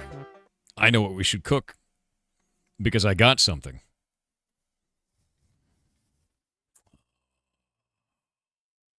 Maybe for D&D month, we finally do the cooking show we're supposed to do, and we choose food from the D&D cookbook. Oh, there's so many recipes in this. There's so many recipes. You have the same cookbook? Yes! Good. Then we can choose one together. Fantastic. I'm stuck. Why am I stuck? There we go. Fixed. Can Thor cook? Yes. What? I was teaching Winky, yeah. You have to drink the potions in 6 seconds or less? Yes. If you don't drink the potion in 6 seconds or less, you die. I would love to, but you're doing a month of indie games. So much that I had to go through Chronos to schedule you to play D&D. That's because you made a Discord, and then you went into that Discord, and you made a little tiny channel in which I was supposed to sign up for D&D. Basically, you know what you did? You put the signups for your D&D game in an area I would never look, in an armpit, in a back alley, in someone's butt. Don't act like you didn't. That's ridiculous. And then you were like, oh, full. Insane behavior. I DM'd you directly asking what day and time worked. Yeah, well, you know what? I'm a bad friend.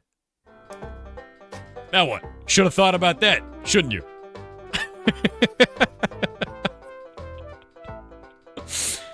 No, I'm glad. What day are we actually playing? Now that you've solved this problem, this dilemma with my dumb ass being too busy. You know what? Allowed, yeah.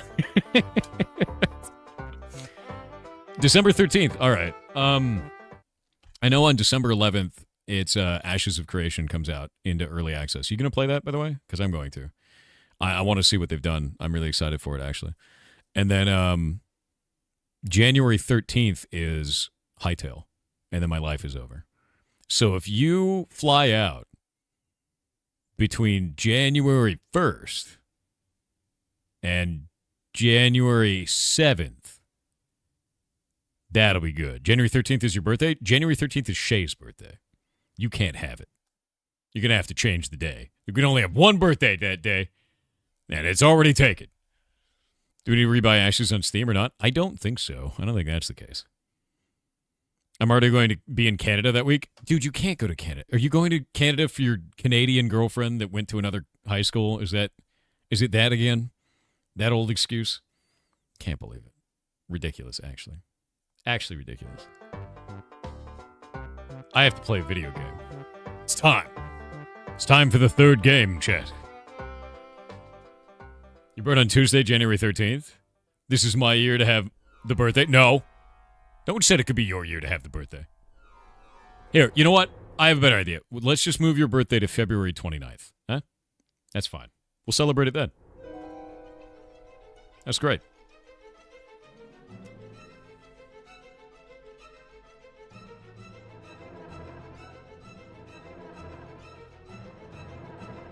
There can be only one Highlander style. I think Shay would win. Shay's terrifying. Shay's a scary human. All right. The third video game. Are you ready, chat? The third game from in December, the last one for today. I need to start it up. It's going to take a moment. It actually just updated as well, which is terrifying. I think Winky's going to like this game.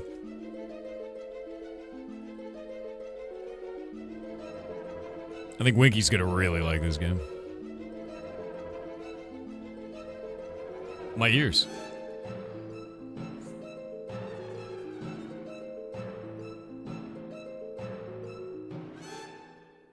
I had to turn it down. My ears are falling out of my head. AI girlfriend? No. Do not AI girlfriend.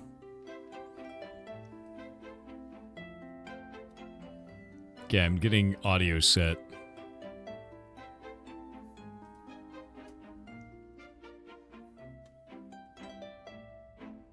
Now I'll do this. And then I'll do this. Do that. And then I'll do this. I'm setting things.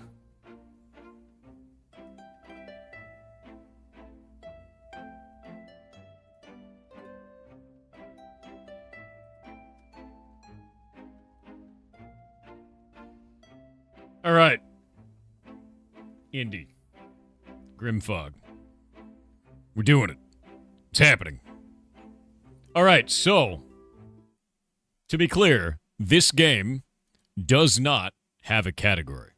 This game has no category on Twitch. So we're going to do it under games and demos, which should be set to games and demos now, unless it exploded. But we're going to be playing the game called Grim Fog, Dead Hand Path. And about an hour in, we're going to start talking to the developers, so we're going to do an interview for that, and then hang out and have some fun. Set the games and demos, good. Good. Yeah, good. Fantastic. But yeah, this game's music is really metal. Grim Fog.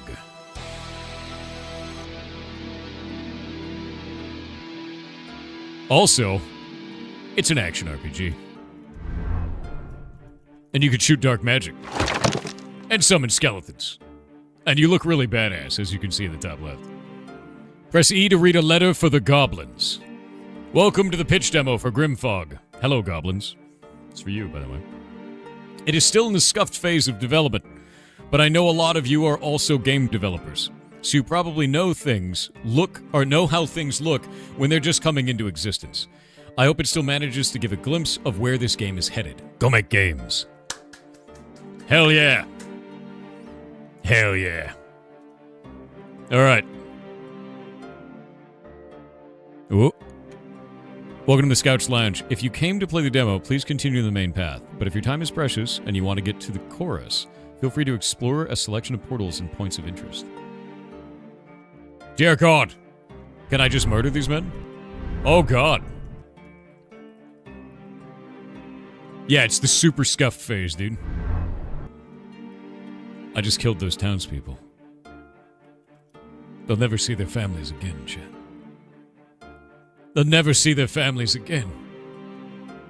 Oh yeah, no, I'm not telling anyone what the games are. I haven't said anything.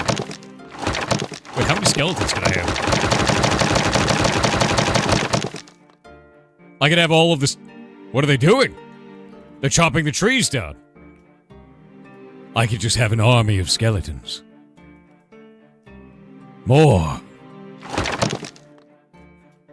So this is going to be really, really early times. Yeah. You can see kind of what the developer's going for. They're trying to create basic interactions. The skeletons actually run and chop down trees for you, right? You can cast spells. The spells have sound effects and particles. There's objective-based stuff with, you know, chopping down trees, interacting with monsters. Let's go see what the portals actually have. And it's really simple right now, but this is how games always start, you know? You have a general framework, an idea, a direction, and basic mechanics. And then eventually, make it feel really good. Deforestation simulator? Yes. I can release rats! The rats! Chad, how many rats do you think I can make before the game explodes? The rats also chop down trees. The rats. Oh, stuck. I really like the idea of summoning rats. That's fun. The rats rule this forest. Yeah, so this is like basically if you're making a video game, this is your first go. Let's go look at build and craft. So this is understanding the building and crafting system. Let's see what we got.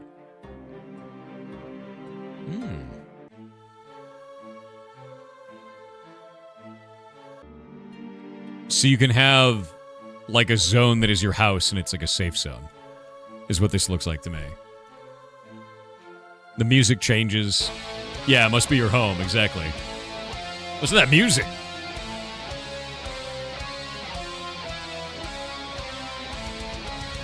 Yeah.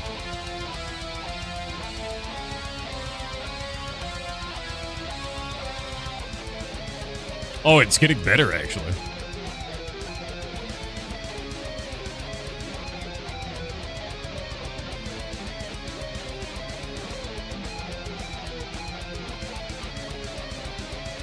Sounds like pre-boss music. Not welcome home music. You don't have the kind of home that I would feel welcome in if this is not your welcome home music. That's my counterpoint. Yeah, Wiki's like, this is my kind of home.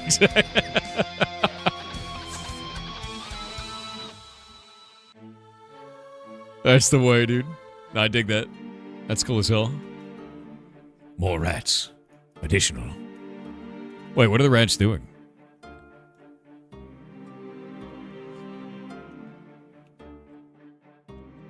Can we actually look at inventory? Oh my god. Okay, there we go. We got craft.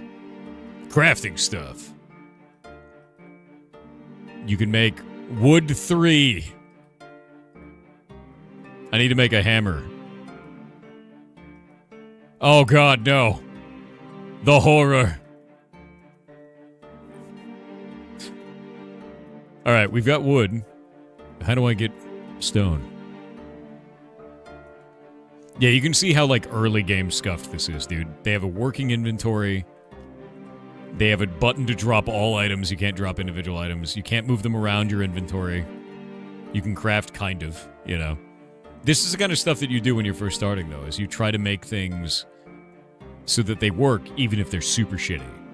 And then later you're like, okay, we're going to polish that. We're going to make sure that this feature now does something. Rats! Eat that man! Eat him to death. Yes. Make more ham. We need more ham. I need to get stone somehow while I summon my glorious rats. One day when the stream starts and you're collecting wood, I'll say collecting that morning wood, huh? That day is not today, even though it's morning and I'm collecting wood. Technically, that day is today.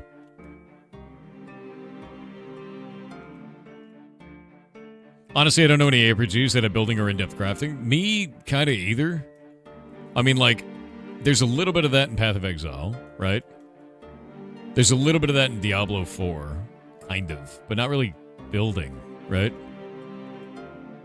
Maybe, what was that vampire one? There's a vampire, what is it? V Rising? V Rising, I think, is the only one that I can think of.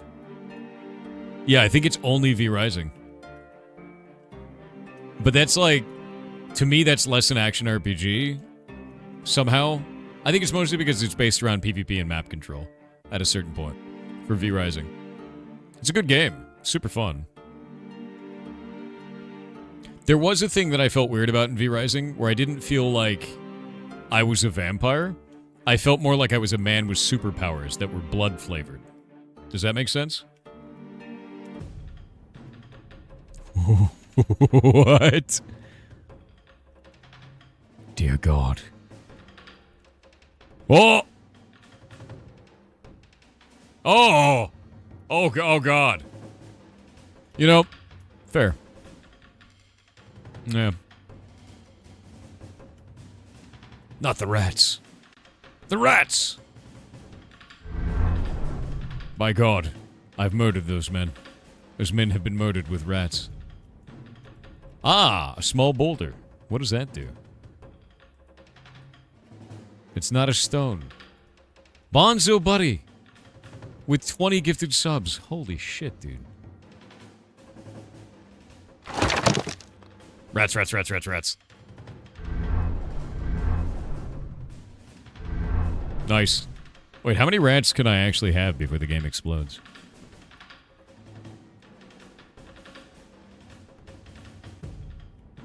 Nice. Nice.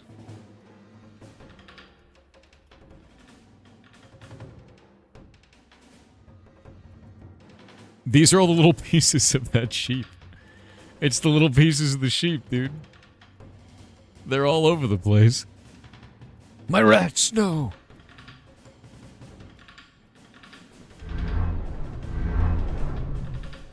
We'll wait on the ads.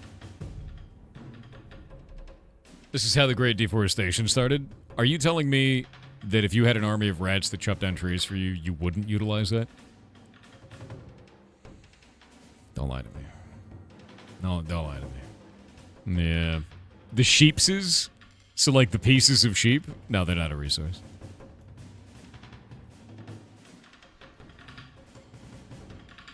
We use ferrets for cable management, don't we? Yes. Yes, we do.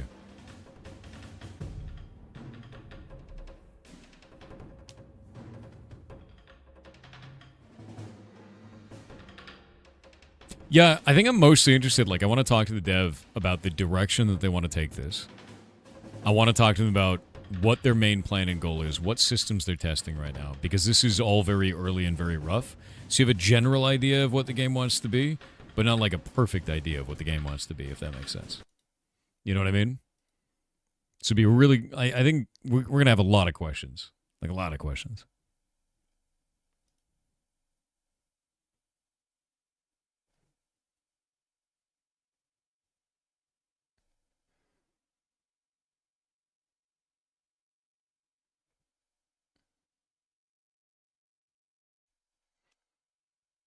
Game has D2 vibes. Yeah, I mean, that's the genre, right? Who would win, a Ratamancer or a Rat King? The Ratamancer. He'd just make, like, more Rat Kings. And the Rat King would get his ass kicked, you know? What was the first game that was played? Today, you mean? Today was Bourbon Risky as the first game.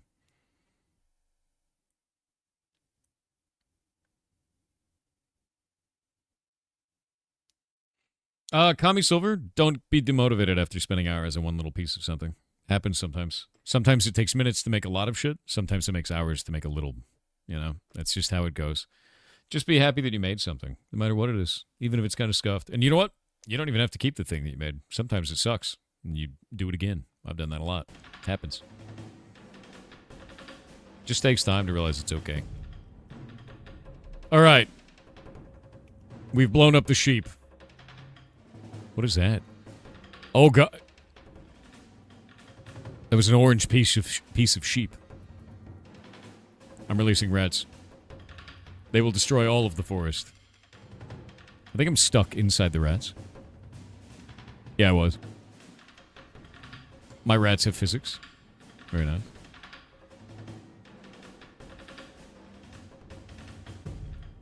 Let me in. I see your swords. I'm releasing rats.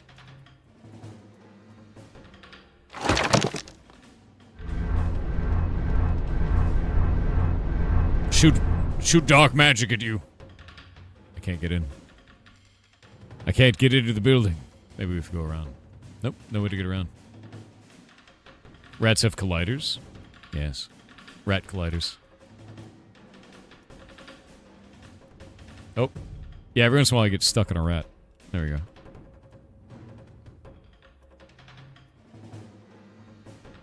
There's like a chest-high wall here.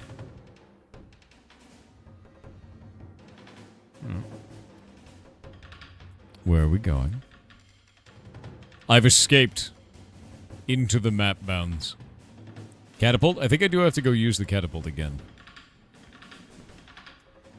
Yeah, I think I gotta use the catapult again.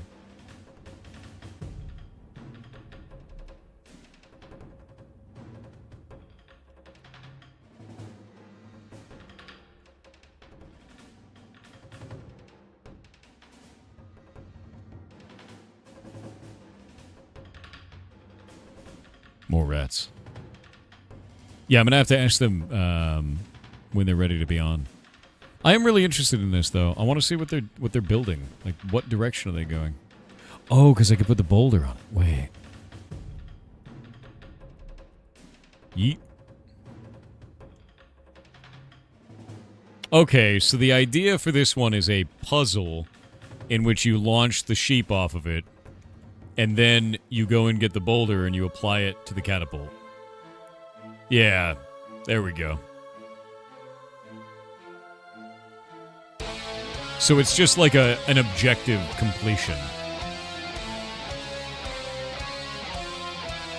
Testing basic objective completion in, like, logic. Early.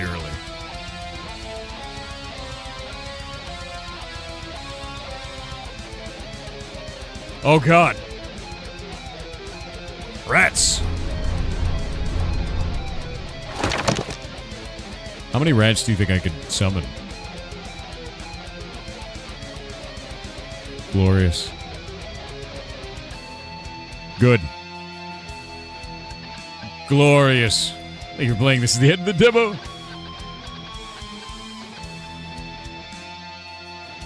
Yeah, it's just testing mechanics. That's all it is. Too many? I don't think it's too many yet. I think we can make it too many. We'll make it too many. There's not enough rats yet. More. They look like tadpoles. More rats. I think he's actually got a cap on rats. This dude capped the rats. Can't believe it.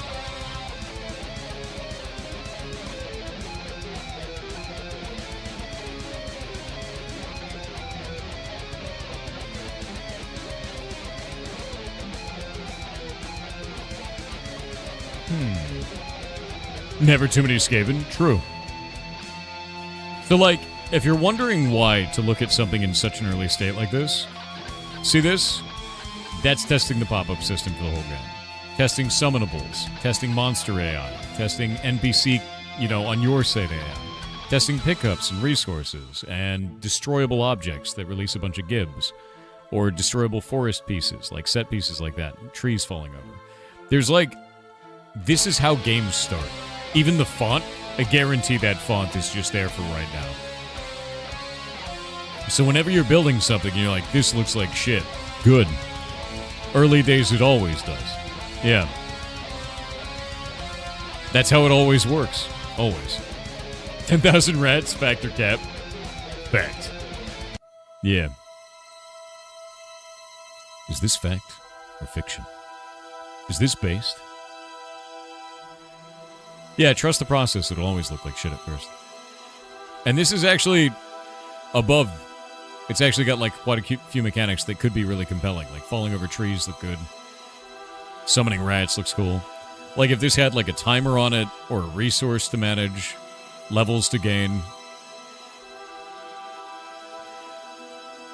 Ominous square. Ominous rectangle. Fonts will not change? Cervantes? You're saying you want to keep that font the same? For the +1 wood? You'll change it eventually. They all do. They all do.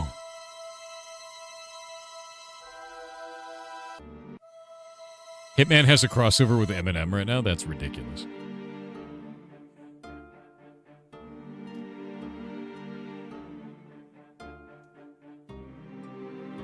Oh, you were just guessing that fonts aren't going to change? Now fonts will change. What's the dev? Actually, is Dire Prism here yet? Doot. I'm going to ask him if they're ready for a call so we can talk about the game. I like the music a lot in this. The metal music is quite cool.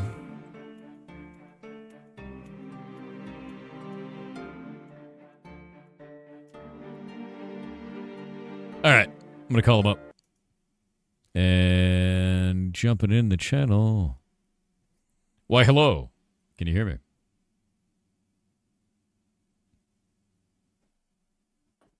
Hello? Hey, there we go. I'm going to turn you down just a little bit. Alright, can you go for it? Say things, and then I can balance the audio. Thanks. Sorry, Right. I have to turn down your sound here on Twitch. Oh, no, you're... Better. No worries at all. All right, so tell me a bit about yourself. Tell the community about you. You clearly know who the goblins are, and you've been here a great deal of time. I've been here for a few years. And I am a software developer. It's my day job, and I've been developing games in my spare time for many years, and spent way too long working on a dream game. Of course, an MMO. Yep. MMO ARPG. Treacherous Journeys. I worked on that for like 8 years. Wow. And never gained any traction, and it occurred to me that, sorry, nothing about goblins, but The game just had goblins and orcs and all of the usual stuff you would see in an RPG, and didn't really have much of a much of an identity to it. So I decided at that time to put more trolls in, work on a troll folk angle, the Nordic angle, rather than the Tolkien D&D stuff. But at the same time, I was also looking for a smaller idea, not an MMO. So I was thinking about what if Hexen was a top-down shooter. And that would be really interesting. Around that time, that was in 24. You ran the one of your game jams, and I took part. And so I made a jam game, Chains of Elements. Yeah, I have it right here. That actually. one. Yeah. Yeah. And yeah, there were like three takeaways I wanted to have, like the Hexen thing and the WASD controllers rather than the point and click to move, so that it could be something that could be ported to consoles or played with controllers on PC. And then I also wanted to make some lightnings that I wanted to use in Treacherous Journeys because that was still my main project at the time. So you've basically taken this jam game now, and you've kind of split it off into its own game, which is Grim Fog. At least the idea, the bones of it. Yeah, it had to go.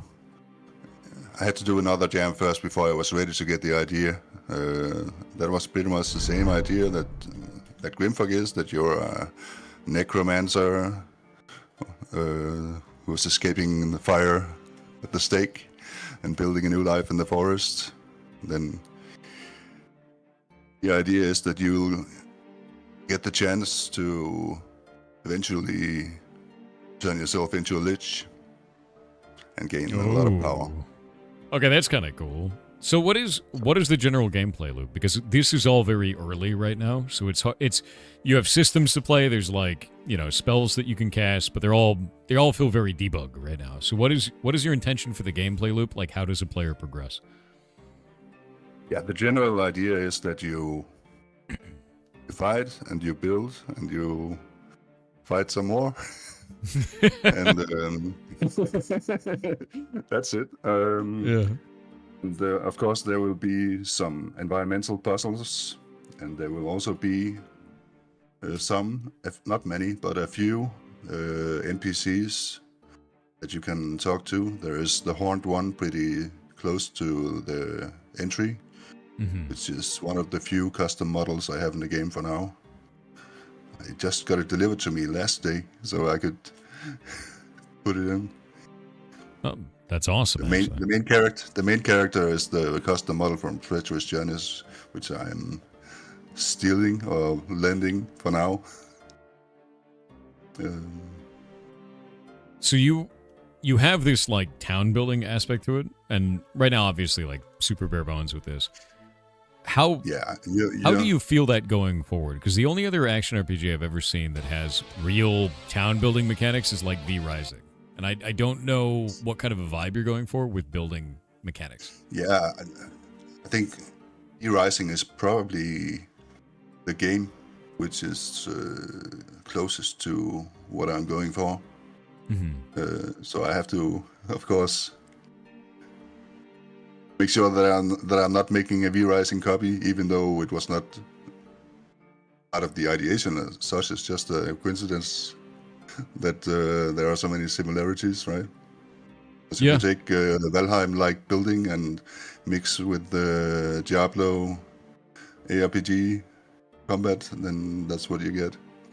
Yeah, that makes sense. There are a couple others also, like Lens Island, and I saw another one mentioned, Beyond the Map, which is another game I've been following for some time.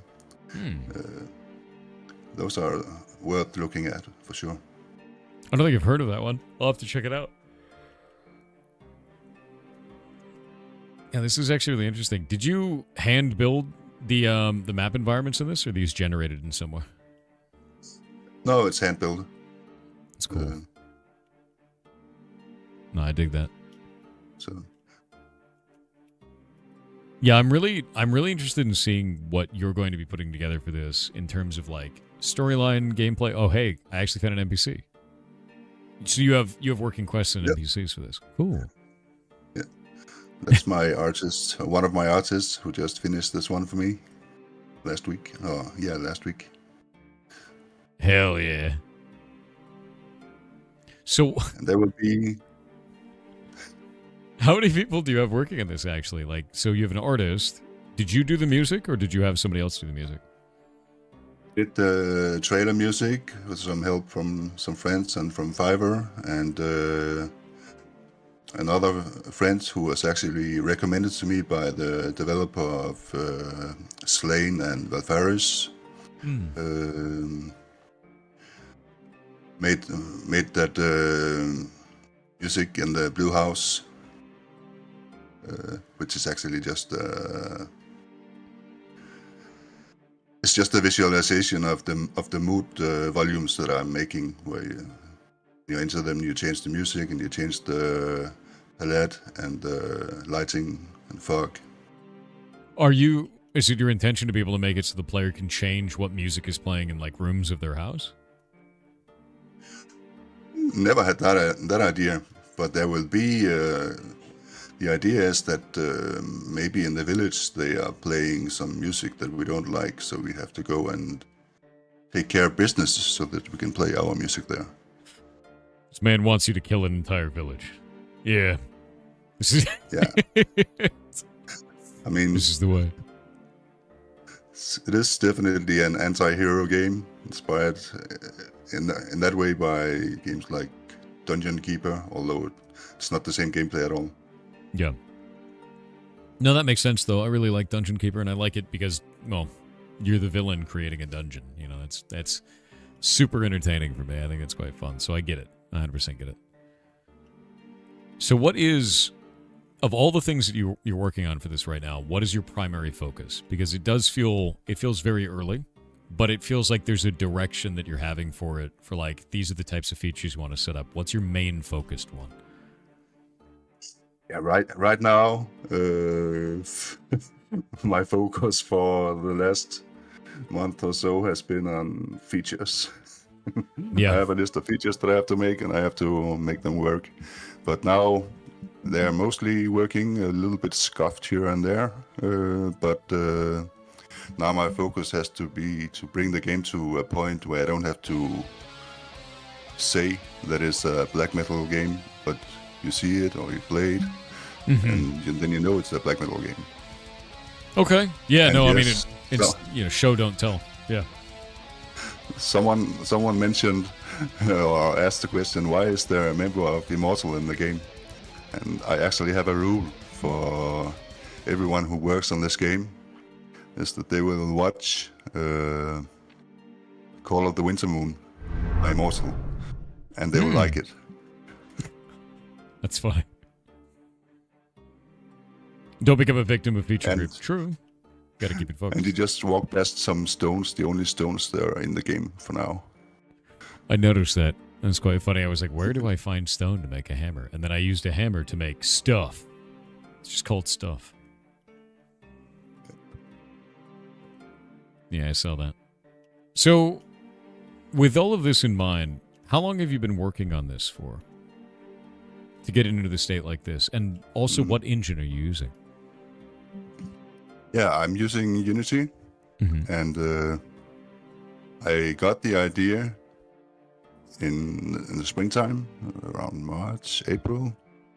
Around early May, I finalized the idea and started working on not the game as such, but really only on visuals. I was very focused on producing visuals and also proving the concept, showing it to people, see how they are reacting, because to me, it was seemed almost self-evident that this game had a stronger pitch and easier elevator pitch than the old game, but I also had to prove it, so I showed the visuals to people, and I got pretty good feedback. I also went to Gamescom and talked to some people there, and everyone said, just make something we can play. Yeah, no, it makes sense. That completely makes sense, because I think that's the biggest thing is, like, everything is kind of up in the air until you have a demo, until you have something that's, like, workable. And this, I would say, is more of a tech demo, where it's like, hey, these are the features that we're going to put in the game. Basic, like, the most basic, bare-bones versions of that. I do love my rats chewing down trees, though, so I hope that if anything makes it in the finished game, that's one of them, Oh, I was afraid you would say that. I left them there. It's a bug, of course, with the Titan system, but I thought it was so hilarious that I just had to leave it here for at least this stream. Good. Are they, I'm afraid, are the trees enemies? I'm Is that afraid what I can't keep them. I don't know if you know the catapult from Hexen 2. I don't remember. It's been a while for Hexen. No. Hexen's a long time. In Hexen 2, you have to catapult yourself over the wall. Okay, that's kind of sick. And there's also a sheep, so that's the idea.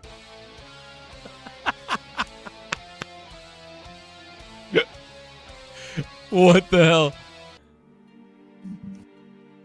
Phenomenal. I launched myself in the catapult. Actually incredible.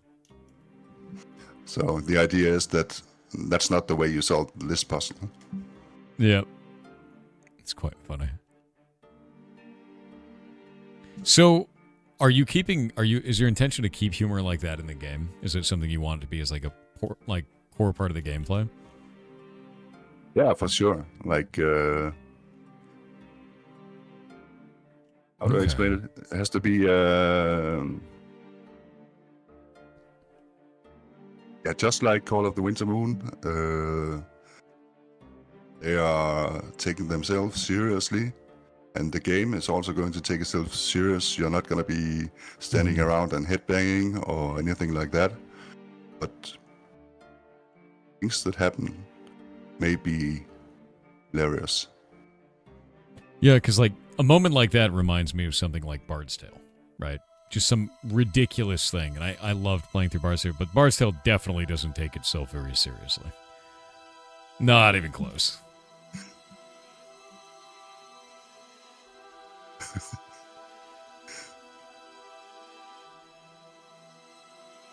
Let's see.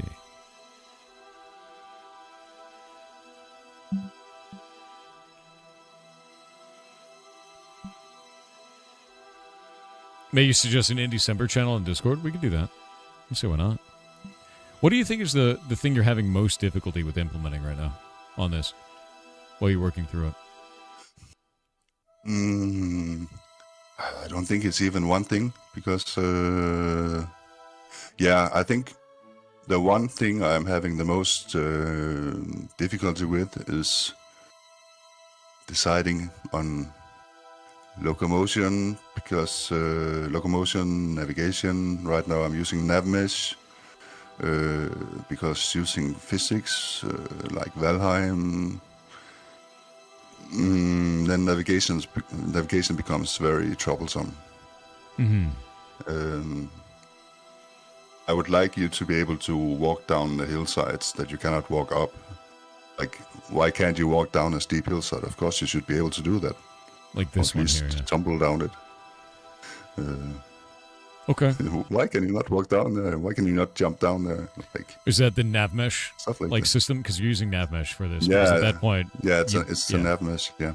Yeah, because with NavMesh you have to mark out areas as being impathable. Chat. So like that's, I guess at that point you'd have to do directionally allowed movement, but that's like a whole different thing, and you'd have to do that dynamically. Yeah, like Pretty V-Rising, nice. they're Yeah. working with what do you call that? With a lot of tiny tiles instead of a nav mesh, Really? which is much easier to update. I didn't actually realize they were doing that. That's interesting. Rats are OP. Oh no, everything is OP right now. The thing is this is a very, very early kind of tech demo of the idea of what's going to happen, right? Where like you have an open world, you have audio cues, you have spells that can cast, you have pickups, you have like an area where, you know, music changes because it's like your house. And you test all these types of things to be like, okay, I have the systems in place. Let's make something cool out of it. You're building the framework, right? Once you get the framework going, you just start hitting the ground running, fill it with content, and do cool shit. Yeah, this is like super, super early, man. So I could summon a skeleton. Or shoot a soul missile thing. Or not. Oh, there we go. Yeah, no, I think the idea of this could be really, really cool. And I like the idea of having an action RPG that plays like sick metal music and you're a necromancer, you know? Going in that direction seems very neat.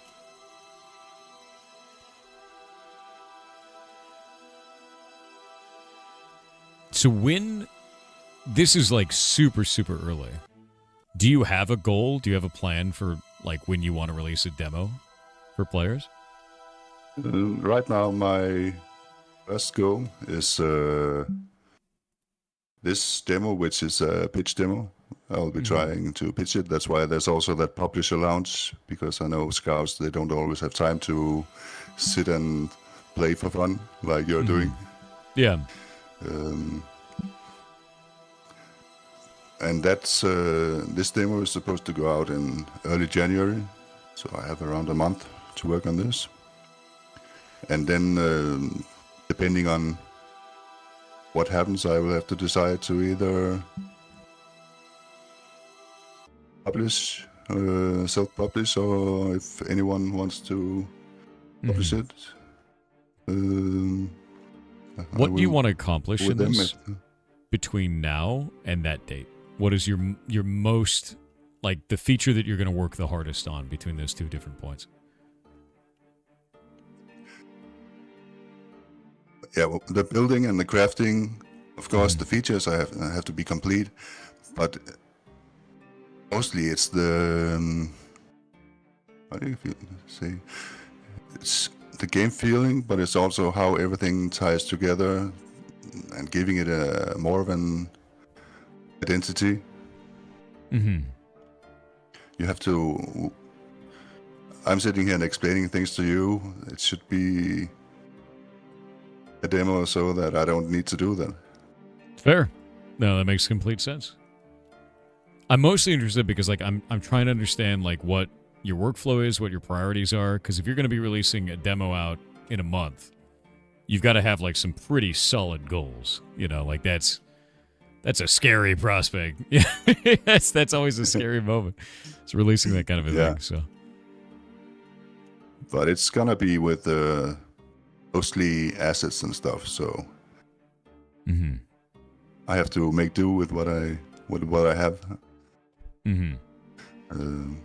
I think the biggest thing is, honestly, a lot of the times models, assets, a lot of stuff doesn't really matter. It matters about like how it feels to use those, you know?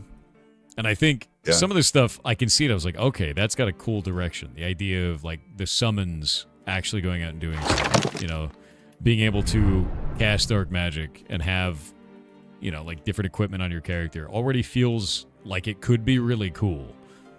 I'm mostly interested in like what is the like what sets it apart, what makes it do its thing. And I think the idea of like a, you know, a metal themed necromancer seems neat as hell. Like it does. It seems like it'd be fun to play. Can you change the perspective? You can zoom in, yeah, like this. Oh, we got ads. Gotta wait on the ads.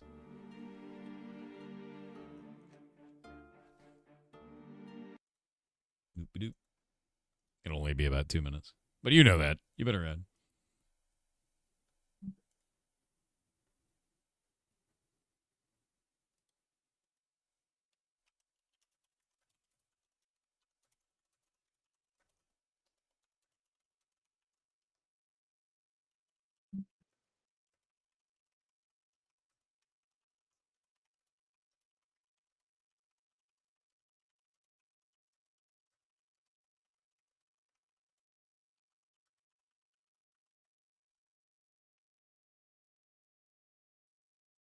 Santa Bezos, yeah. Yeah.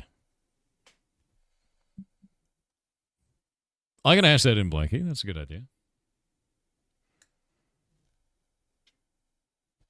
Bezos Santa feels wrong. No, you don't understand. He's not here to give you presents. He's here to take yours away and give you taxes. Yeah. Yeah, he comes with taxes. Yeah. That's Bezos, dude. Santa Bezos comes with gifts? No, he leaves with them. Yeah. Don't be silly. Amazon doesn't do taxes. Fair. Yeah, fair.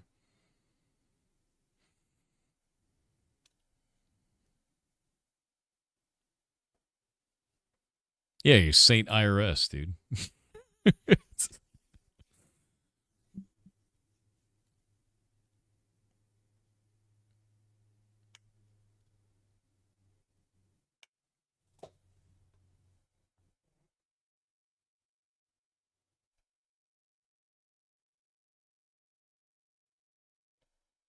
Waiting on ads.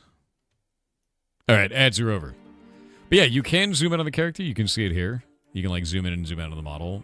And it's got that like nice curve with the camera that kind of reminds me of Diablo, you know? So that feels quite good. Gets right up in there and shows you the character model. But yeah, I am really interested to know like what is like you've got kind of a clear plan. You want to show it off in about a month. Is the thing that you're looking for going to be like major companies to fund it? You're looking for like a major publisher to fund the creation of this? Or is this something that you're looking for more community outreach? Like what are you after? Plan A is definitely a funded production. Mm-hmm. I would love to have my team make a lot more art for me. Yeah. And I would also like to have the time to do it. So the idea is to find a publisher so that you can go in that direction and do it. Yeah, that's plan A. Plan B would be either self-publishing or micro-publishing. What if I gave you a secret third option? The secret third option is do both. Because one of the things I found a lot, even like working in publishing before this, was if you have a thriving community of people that are interested in something and you are going the self-publishing route, publishers are more likely to want to engage with you because they see that it's a safer bet because you already have a community of people that are interested in what it is that you're building, if that makes sense. So if your plan is to get a publisher in a month from now, I think it's going to be really tough. It's going to be a really hard thing to do. But if you start building a community, you have your Discord going, everybody's really interested in it, you can show that there's like actionable metrics, I guess is the biggest thing for it, and people are excited about it, publishers are going to be way more interested. Insanely so. Yeah, like 90% of the things I'm doing now are the same, whether I'm pursuing self-publishing or aiming for a publisher. I need to pitch this game to players, or I need to pitch it to scouts. It's pretty much the same. Yeah, I'd be really interested to see what kind of a gameplay loop you have in like a month. Like, can we gain levels? Can we get items? Can we kill monsters? Is there like waves of monsters as they're building? You know, I want to see what you do with this in a month, and I think it'd be really cool to revisit it and see like where you've gone, man. Because like having a baseline like this, you've got a whole lot of potential. I want to see what you execute because it's neat. It's actually really cool.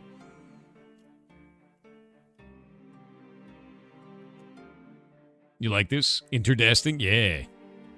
I think that's always the biggest thing is you start with a big empty box and you start filling it with stuff. You start figuring out what is the shape of this box. This box is full of rats, which I love. I love that it's full of rats.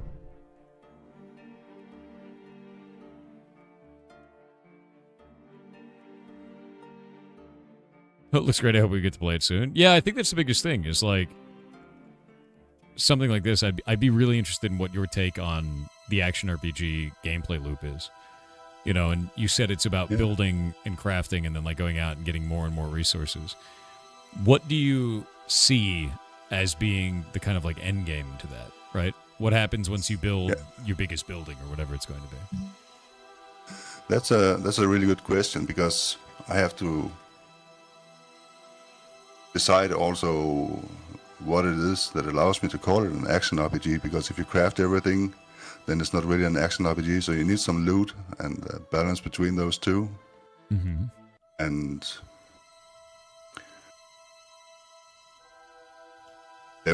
there's supposed to be there will be a campaign where you will go through different stages, and it's going to be a handcrafted world. It's not going to be a procedurally generated world. So you want to do it as a campaign, not like a... Like most action RPGs have some aspect of multiplayer. Are you planning on making this fully single player, though? For now, I am making it fully single player. I have been working for too many years making an MMO. I'm happily making a single player game now. Nice. Good. If someone came with a bag of money and said it would be really nice if streamers could play with their friends and stuff like that, I would have to think about it. Yeah, no, fair. I mean, that's really what it comes down to. It comes down to like time, Because money, and opportunity. It could, of course, add a lot of value to the game if you could play with others. Yeah. Still, though, I love the idea of what you're doing. Well, let's see. Is there anything else you want to talk about with the game? With Grim Fog? Yeah, you talked about the end game. Yeah. The idea for the end game is to have a more roguelite extraction loop with some dungeons and stuff where you can gain more power. That's kind of interesting. So, like, repeatable content that, like, scales in some way and has risk of losing your items? Okay. I dig that. Yeah, risk of losing the items you bring down into the dungeon, for sure. No, I super dig that. Diablo Rift, but with item loss if you fail. Yeah.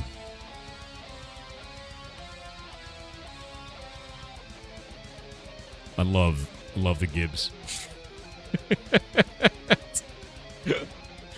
That's so funny. He was saying not permadeath, but losing your items if you die under those conditions. No, I super dig that, Mo. But yeah, is there anything you guys want to ask in chat? Because I think we've probably looked at everything that's in this for right now. And I like the idea. I like the bones of where you're going with it. Thank you.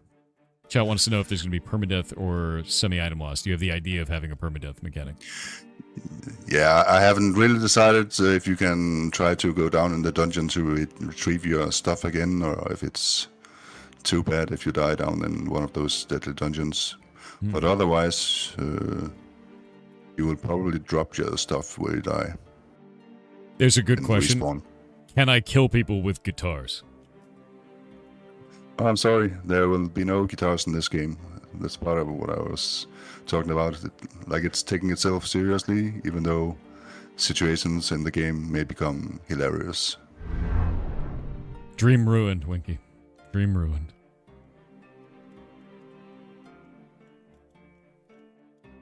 Maybe a loot. But how into metal are you leaning? How far into metal are you leaning? Do you want that to be like a core thing of the game, or just something that's kind of like a layer over the top? It's kind of the theme. There will not be, again, not any guitars, but the main theme is going to be black doom metal. There will also be other locations, like if we have some paladins, of course, they will be playing power metal. Hell yeah. You said the paladins will be playing power metal? The paladins will be playing power metal, and it's your job to shut them up. I dig that. Yeah, I dig that.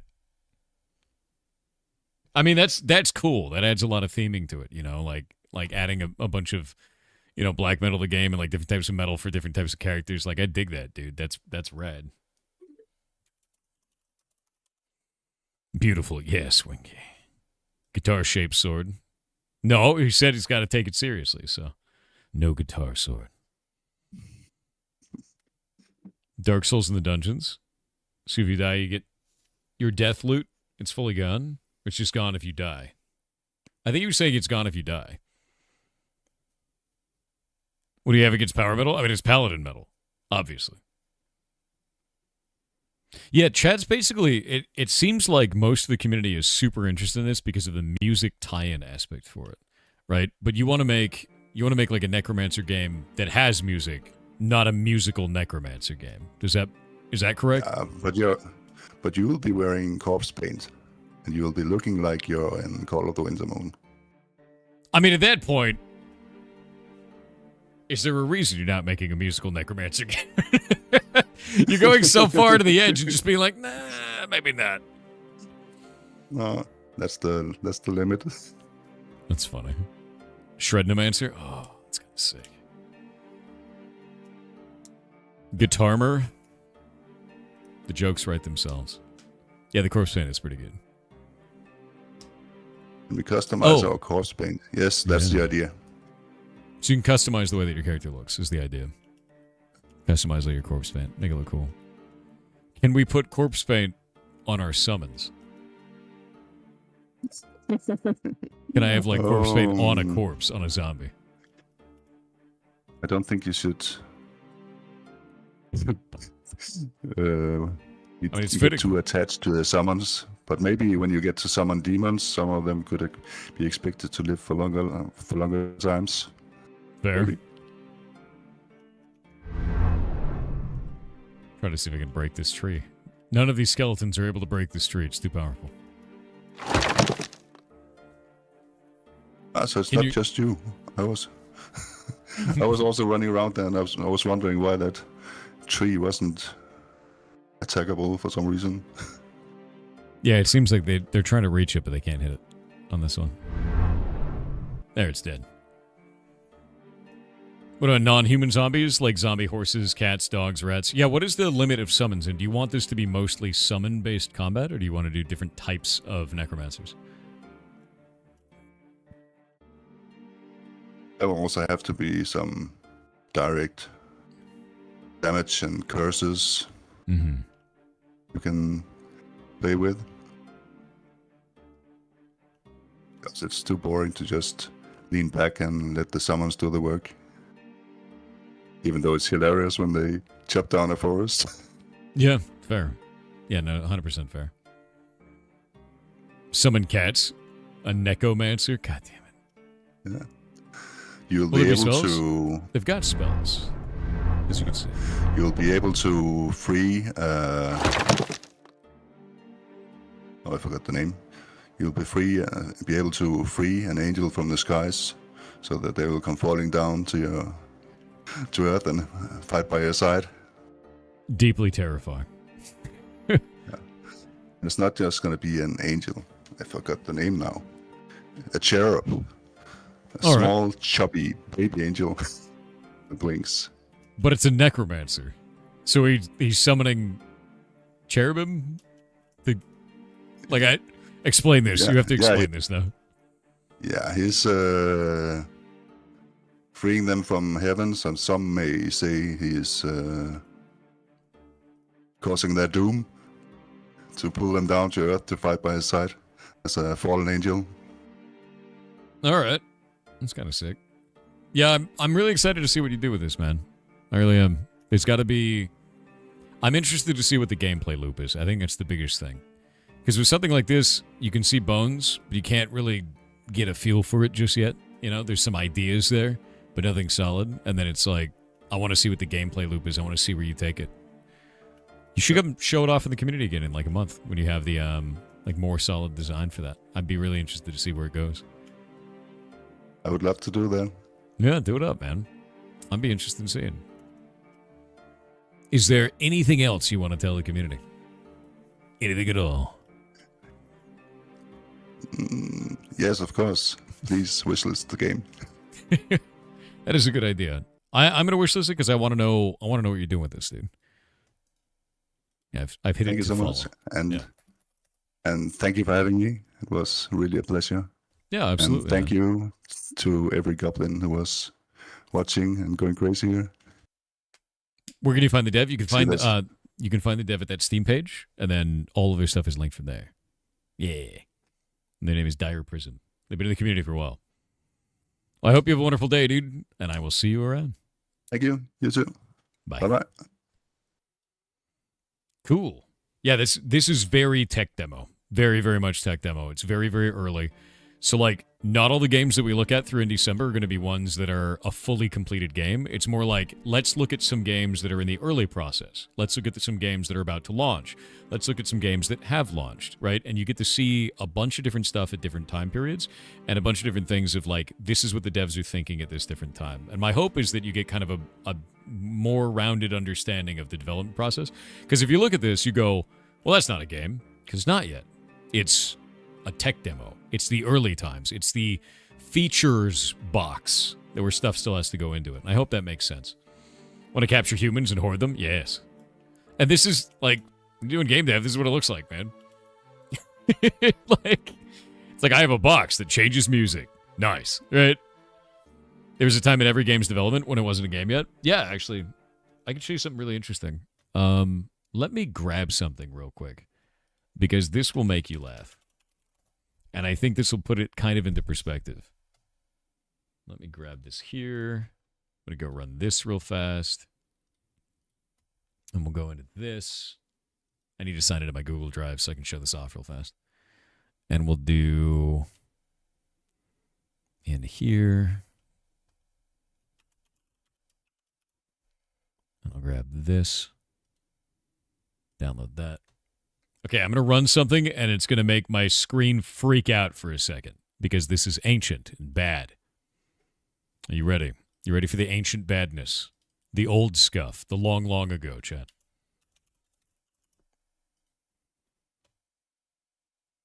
Where is it? Where did it load into? I know it's in here. I don't care if that file type is dangerous. I wrote it. Get out of here. Windows is like, I'll protect you from your own code. Don't care. No, Windows protect your PC. No, get out of here. Run it anyway. Waiting for it, waiting for it, waiting for it. Oh, God, it's bad. There we go. All right. Everything works. So I'm going to show you something hilarious. I'm going to put these side by side, actually. Let me grab that. One sec. Stop this. Yeah, really early.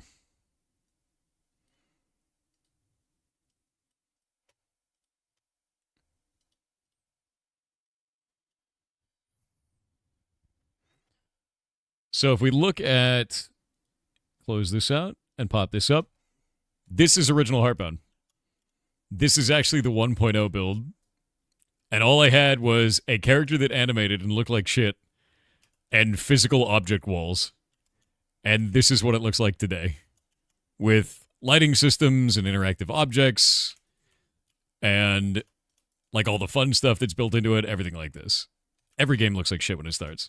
Every game is a feature box filled with stuff that kind of functions. Look, a door that works, kind of.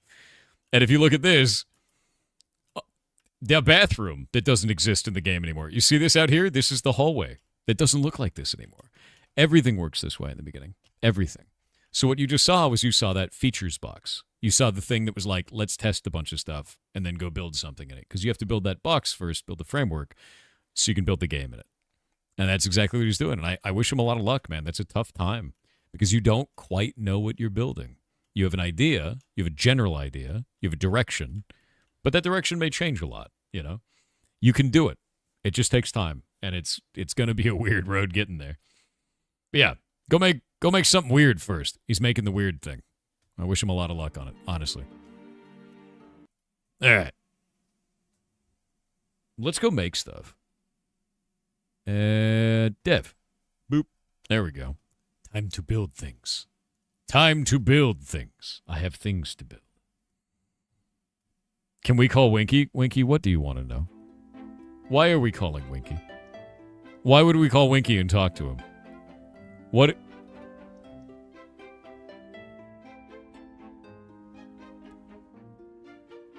Winky, Oh, when I play Dump Game? Actually, not a bad idea. Kingdoms of the Dump! Winky, have you seen this game yet? Have you seen it? It's actually insane. Goody won't see my new secret? Why do you keep making secrets?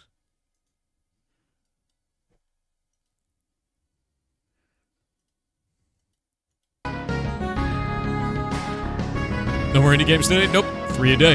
Every day.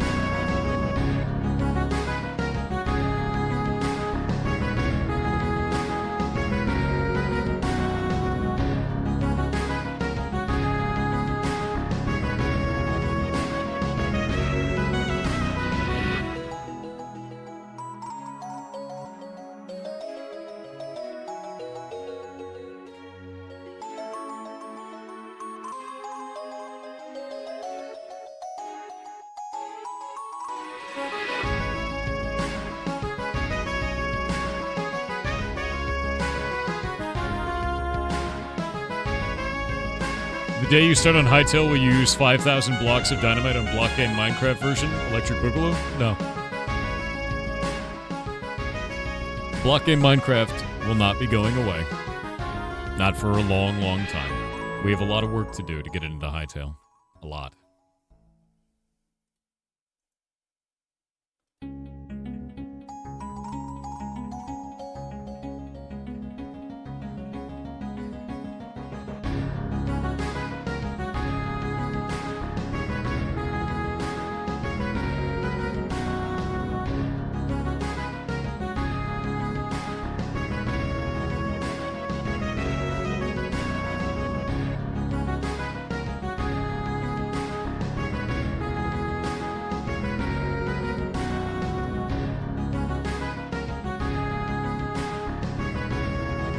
There we go.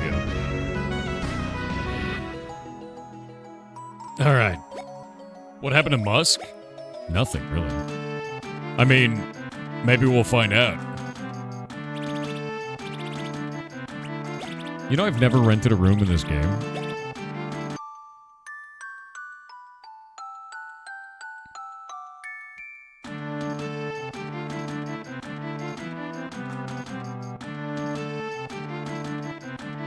Yeah, Winky, have you played this yet? Yeah, we haven't saved him yet. I don't know if we can. You holding me hostage again? You better not. Yeah, it might just be a heal. Doesn't give you medals back. You sadly won't due to D&D's December. We only do D&D stuff till January.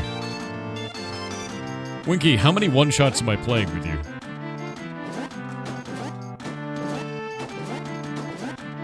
You're out of the loop? You thought Hightail shut down? It did! And then Simon, the necromancer, paid millions of dollars to Riot to bring it back.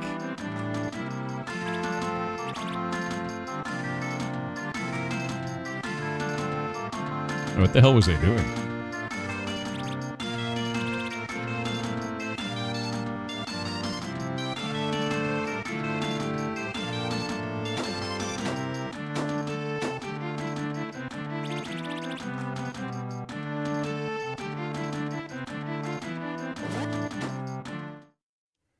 Can I just leave? I can totally just leave. I don't think I'm supposed to leave. I think I'm supposed to talk to Loot. But it's interesting I could just leave.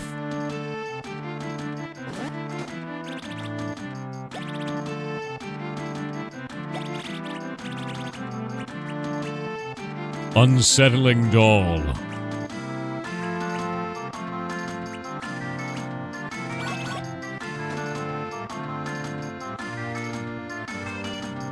Oh yeah, no, Hightail's back, dude.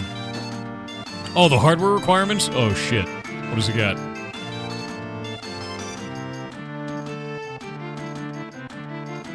"64-bit processor and operating system. No 32-bit. Normal. Targeting 30 plus FPS at 1080p on low preset. Targeting 60 FPS at 1080 on high preset.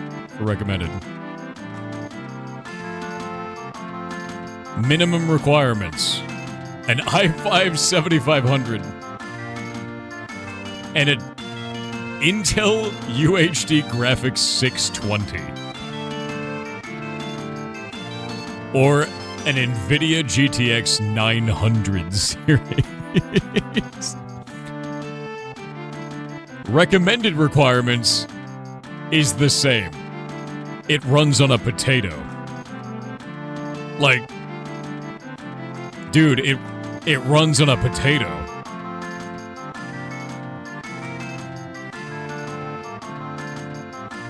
That's insane. Did they tweet this?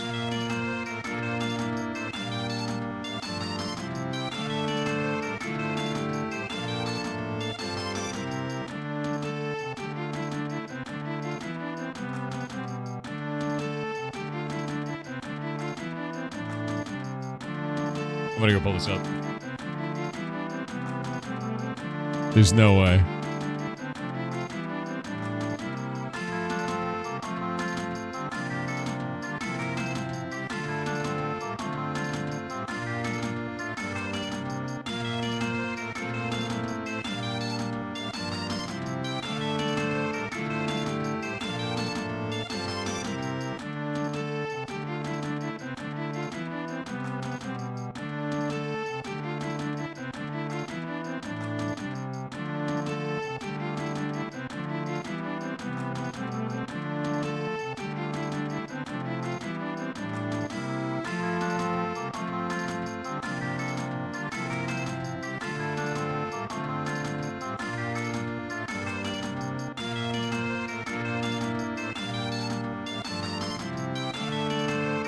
I have something.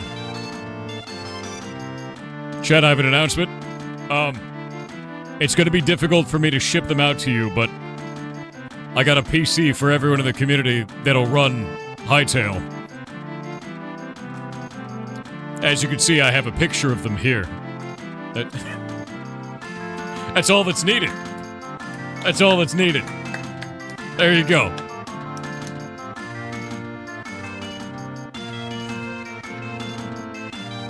Insane. There you go.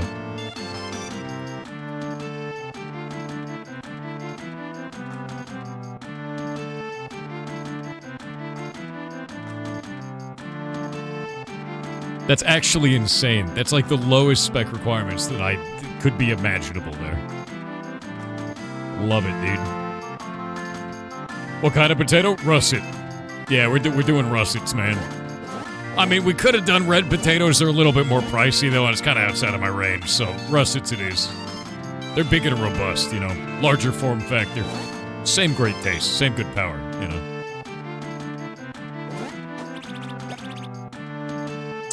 What do you got? Oh.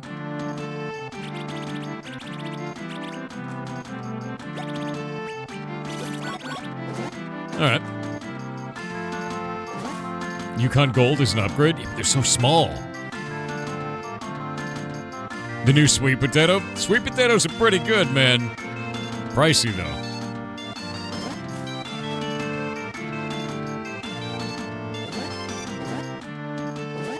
Listen to the ATX of potatoes. That's just the way, dude. Yams? Dude, this guy thinks you can game on a yam. What the hell? Bet you think Mac is real, too.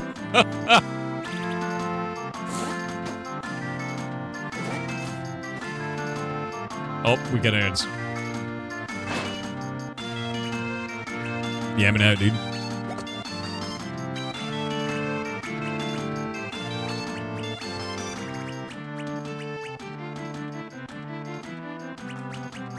Yeah, you still think the moon is real?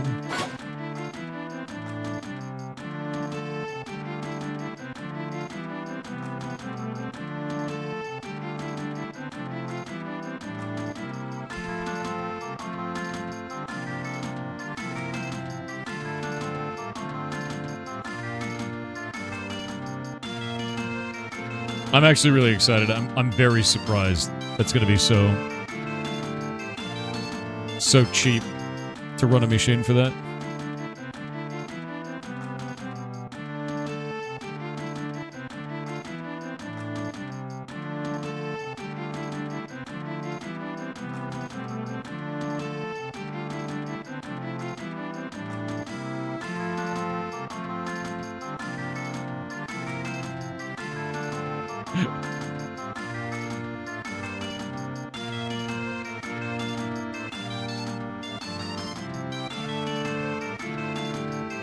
You know what my favorite thing about the internet is right now? I can't handle this. This is actually really funny to me.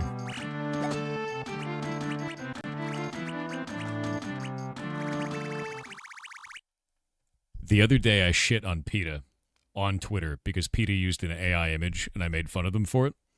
And now people that don't like me are caught in this weird crossroads where in order to be angry at me in this situation, they have to defend PETA and AI imagery, which is probably the funniest thing that I've had to witness in a long time. Like, this shit is hilarious to watch people try to, like, mentally gymnastics their way into a situation where they're like, but PETA's actually the good guy, and it's good that they're making AI images of babies and saying you should eat them instead of turkeys. We're the good guys, right? Like, it's really funny, dude. God, that shit's hilarious. Can't get over it. Anyway, Twitter is a place that doesn't exist. Yeah, PETA sucks, dude. I will never support PETA. I hate everything that they do.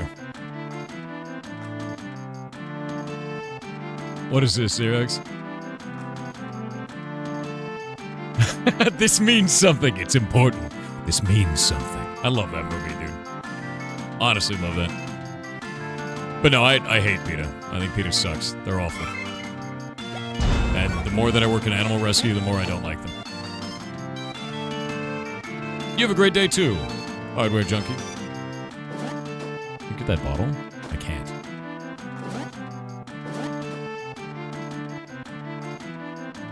Alright. Where's our boy Loot, dude? I think he's hiding.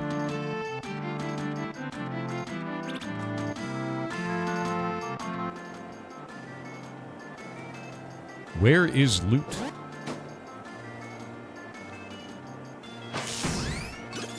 Nice.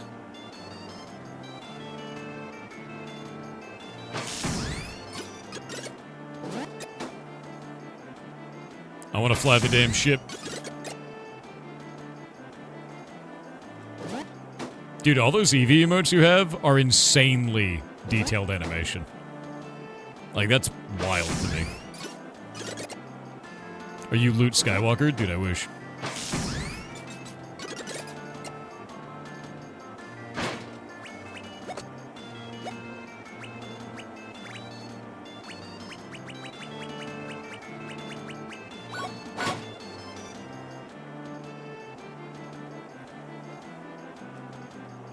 Oh. Table is set, now we wait. Oh, there you are, Loot. All the way over here. Why? Yes. We can do this together. Alright, here we go.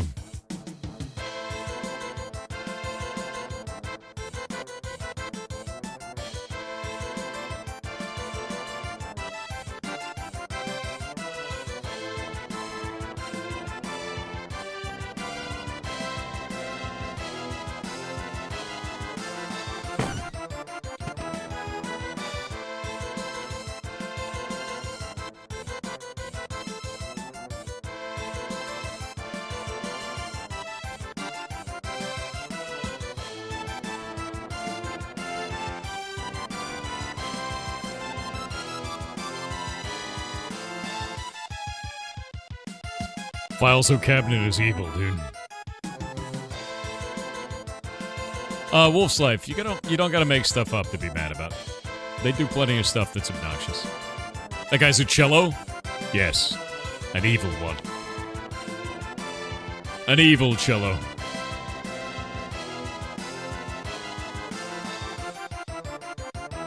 Looks like we're about to pull some shit. We're definitely about to pull some shit.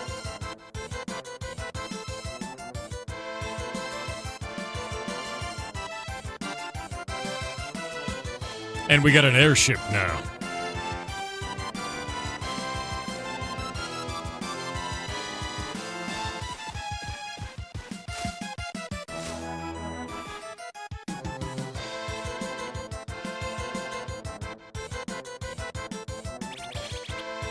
Where the table are we going, my good man? Right this way, right this way. All part of the show. Here we go, dude.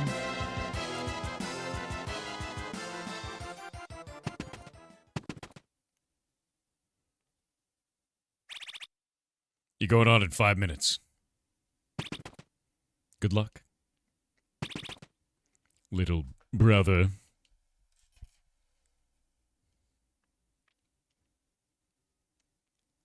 You see the new Clash Royale update? That would require me to play Clash Royale.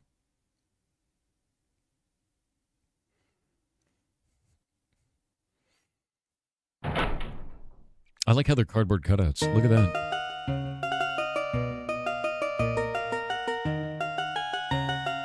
Wait. Is that the real loot?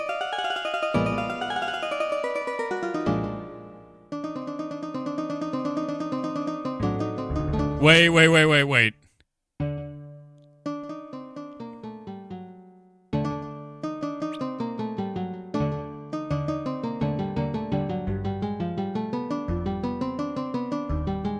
Is Musk doing this?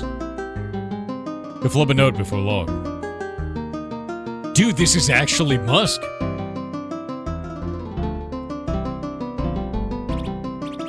I don't know, this is sounding quite good, Father.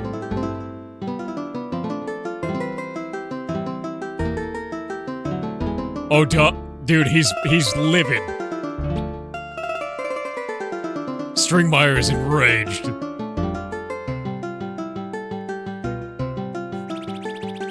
Dustin Binsley should be making his heroic entrance at any moment. Stay alert.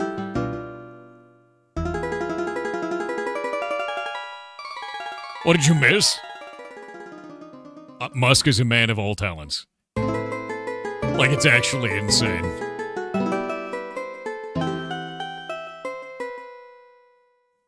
I hope he turns back into a bug right now.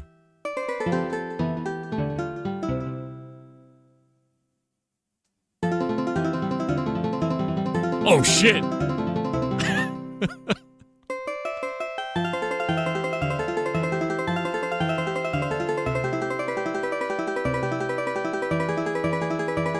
Yeah!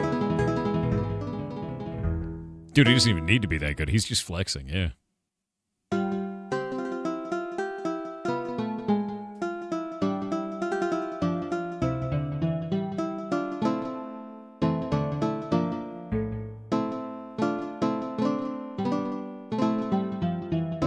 Oh, he's crying, look! King Stringmeyer is weeping.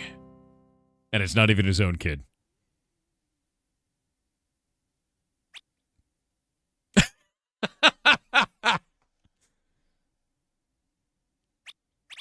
Sir, are you crying? Of course not. I have polish in my eye. Where's Dustin Binsley? He should have definitely triggered the trap by now. Sir? Polish in his eye, dude.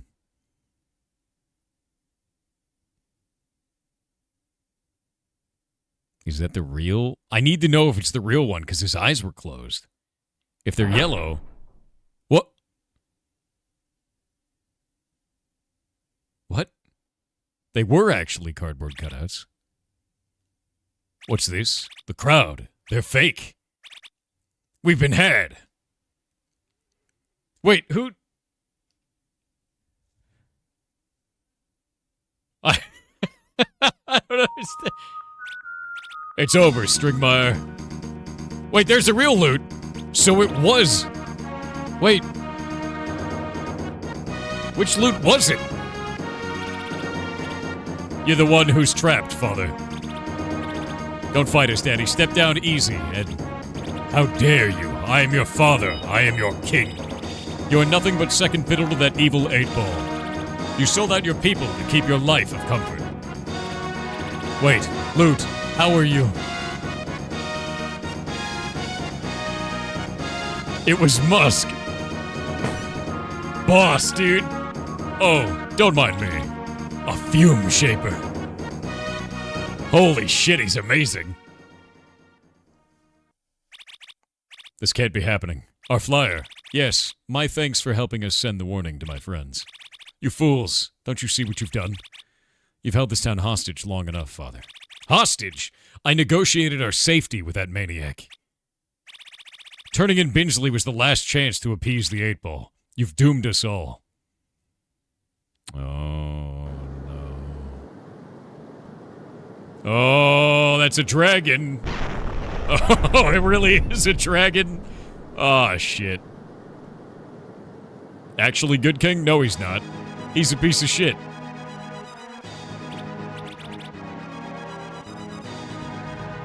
You can't say he's good. Dustin, a dragon's torching the city. Scrap. Walker, Loot, and the rest still aren't back from the concert yet. I'll go back for the others. We'll go together. Yeah! Ratavia, team up. Yeah, where did he get that cape, dude? Oh, shit.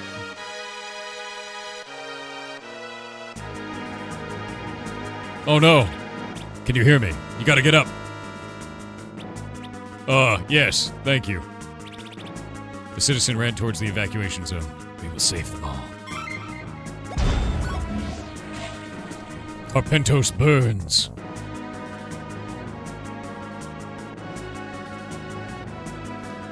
Hey guys, do you think it's a good idea to make your entire city out of wood? I think it's a good idea, right? Can you hear me? You gotta get up. They were already gone. No! Very sad. I can't believe it. Oh god, what the hell is that shit? Alright. Eat it? Nope. Nice. No damage for me. Yeah, it's an actual dumpster fire, guys. That's right. Hot glue stew. We don't have room for it. Oh, I actually just realized something. Put it back to this. There we go. Fixes the borders of the screen. Oh, what is that guy? Hey, are you okay? Yes, thank you. Get out of here. Citizen ran towards the evacuation zone.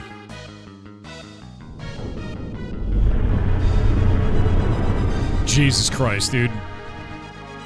What even is that dragon?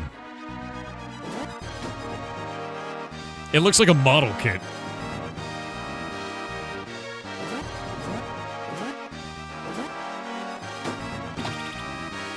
The warm burger.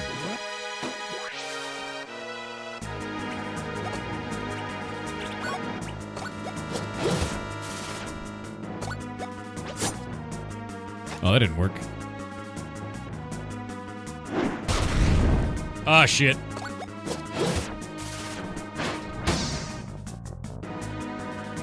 So people make houses with dirt and make it into blocks. It can work. True. We can make a dirt house. I'm fine with that. Can you hear me? You gotta get up. Yeah. Get out of here, nerd.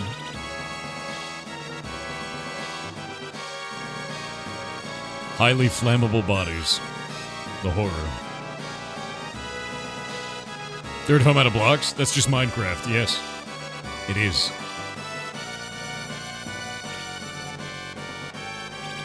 No!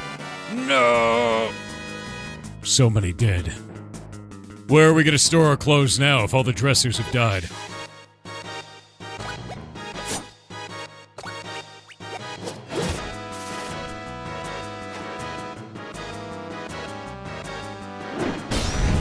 Hell yeah. This doesn't even wear clothes? No. But he's ahead of the game. And if you don't get the reference, you haven't watched this game enough. Can you hear me? You gotta get up. He's really getting ahead in life. He might even be the head of a major corporation someday.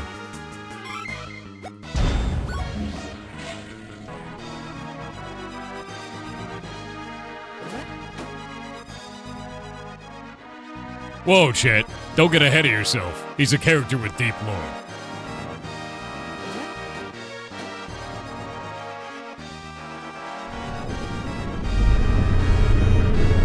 I watched for 50 seconds. It's more than enough. Dude, this game rocks. The game is massive. I like that they did parallaxing. If you look at the cinders in the air, they actually did parallaxing in the cinders. Look at that. It's a really interesting effect. Like, I like that a lot, actually. You're making him lose his head? No, he always keeps a cool head. Even in dangerous situations. Oh, this is not good. Oh, shit. Okay, double oil spill, we're fine. I thought he was about to blow up.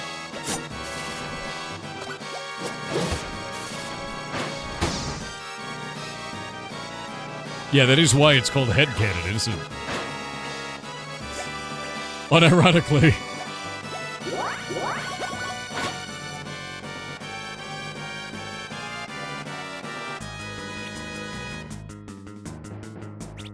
Survive.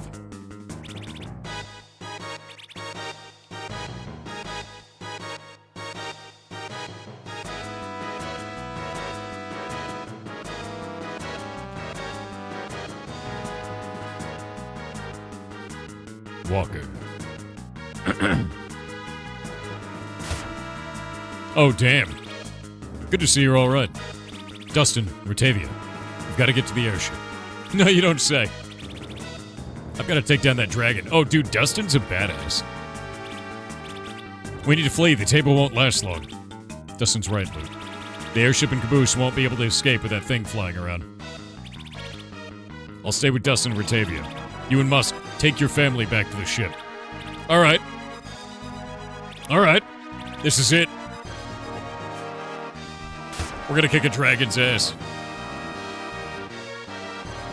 Isn't he evil? Yeah. Tell me, you have some half-baked plan. Well,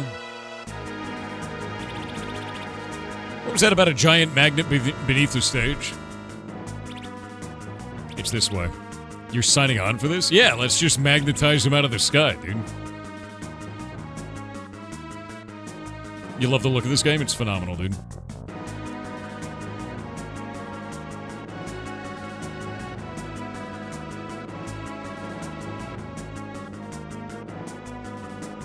There we go.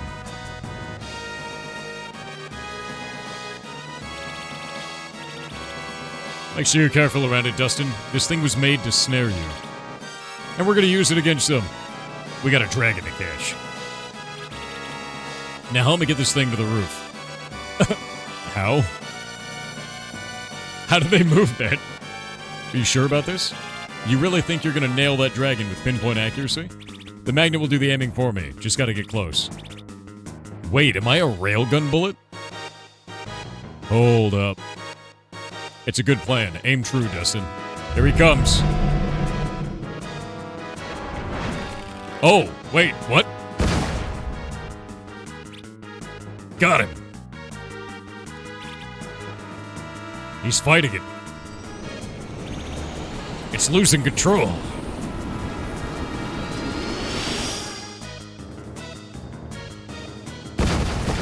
Yeah, no, Dustin is terrifying now, Jake. He's become a god. Did we destroy it? No, you just made it mad, dude.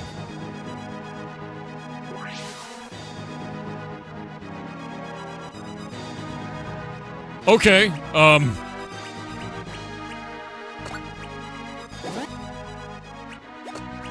I need the steel. Wrong pocket, goddammit.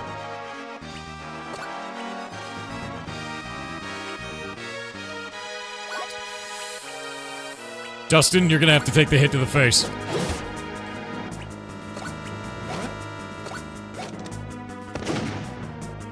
Because I know Walker would die to it. Oh, hey! Hey, that worked out great, actually.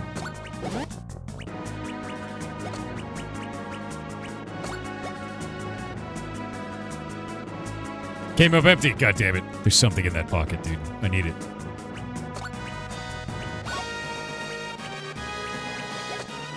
I need it.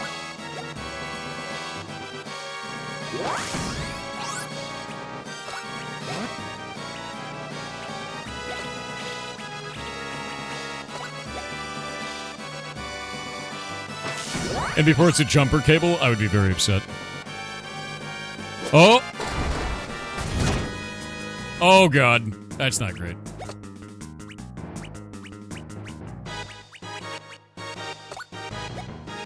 We don't have anything to fix the floor, do we?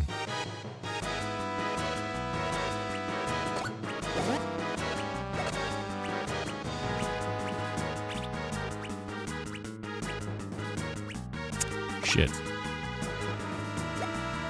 Gatling gun. Love it.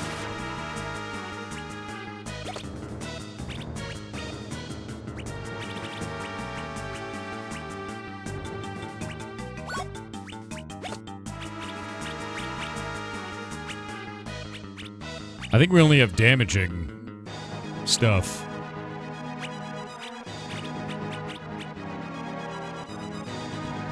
We can make it a blue mold tile. You know? That would be fine, I guess. Right?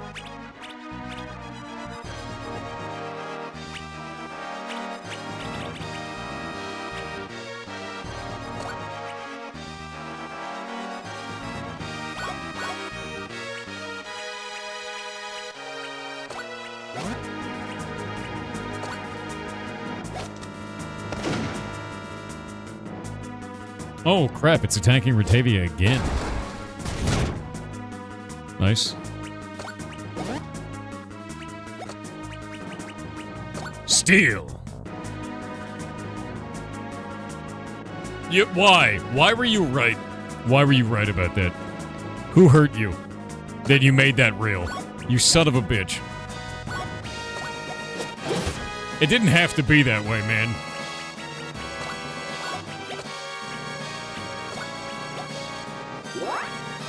Nice. Crane saw. Okay. Never seen the attack before. Got all the timing right. Well telegraphed.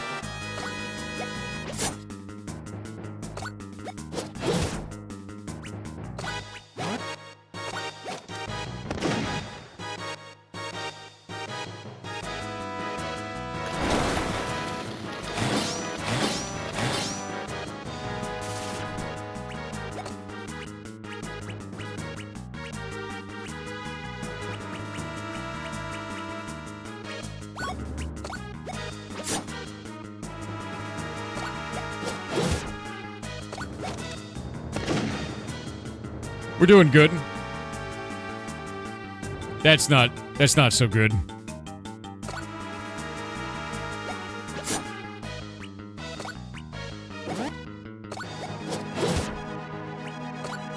Get my boy out of there.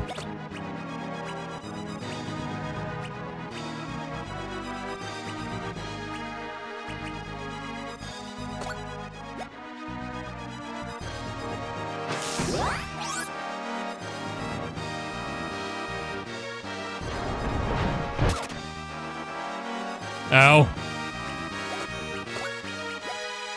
Survive. Nice.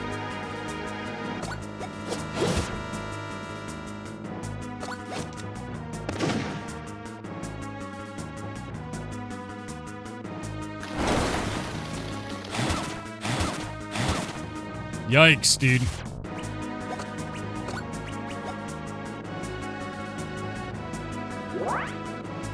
That's not good. Junkyard fist. There we go.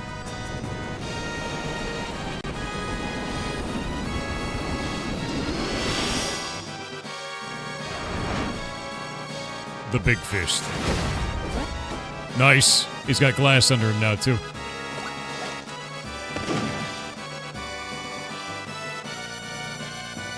Oh, here we go.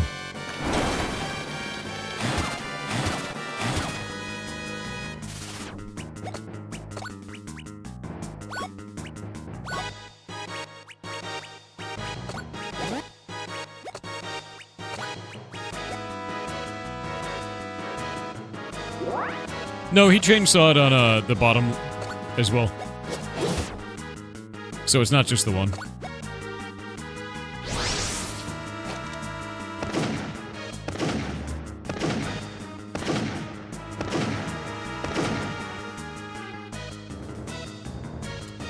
He's only used blazing exhaust in the back row, but that could also be, who knows, you know?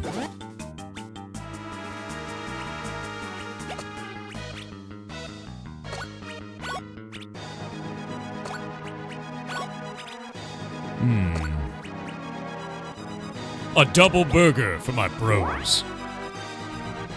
Oh, I forgot. Walker doesn't heal from food. Sadness. Absolute sadness. Yeah, he doesn't heal. He's a Garbentian, dude. He's a garment. The crane saw.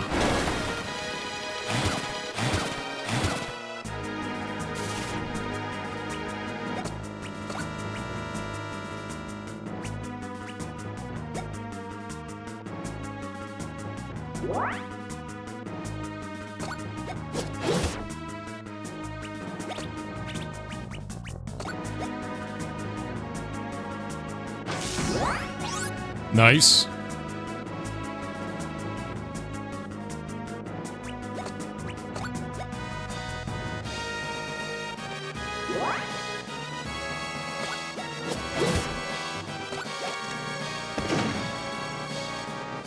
Yeah, we could do about 800 damage per round if I want to go for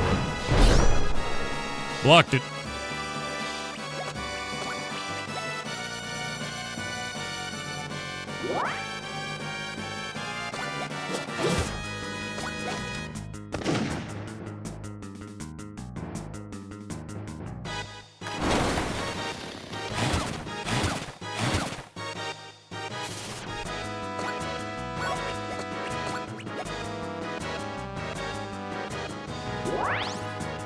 Ratavia's turned into the healer.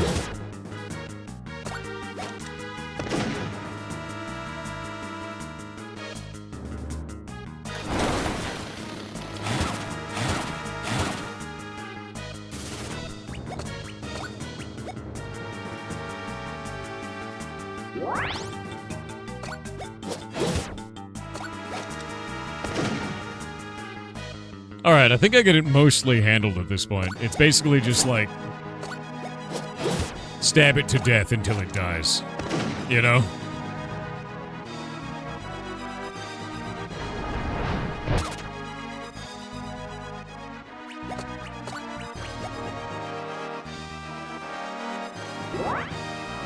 Yeah, stab it with bullets, exactly.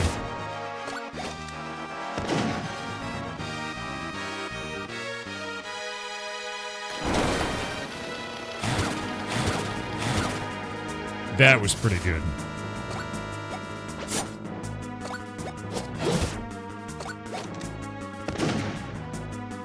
When will it die? Chat, when will it die?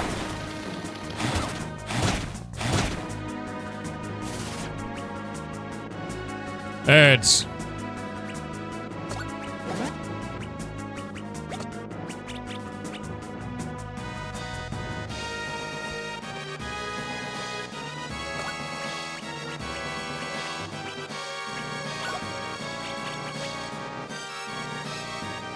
Yeah, we're fighting a dragon, Jeff. Jeez. What a jerk, right?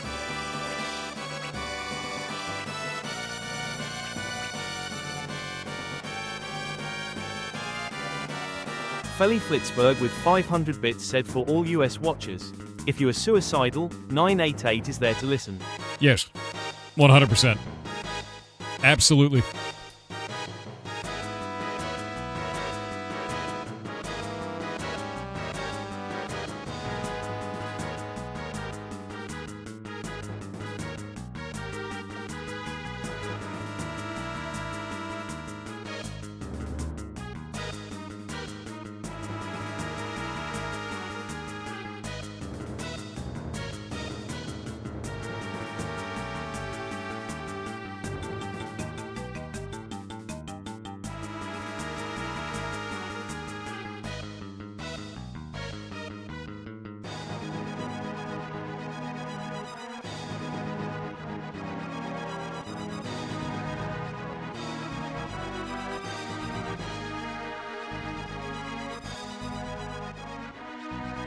Prefer Sonicking Discord when you feel that way? Oh. That's fair.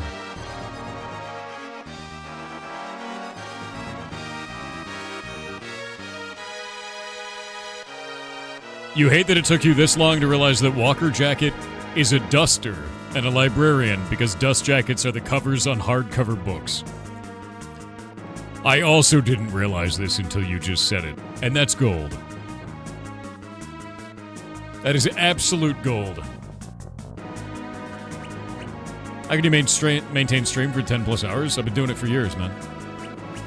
It's like, I've been streaming for 8 years. Most of that is really long streams. Hot glue! Wah! Zap, dude. Oh shit.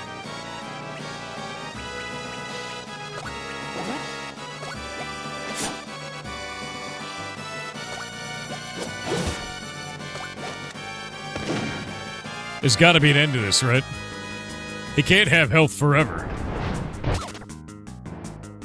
He can't have health forever.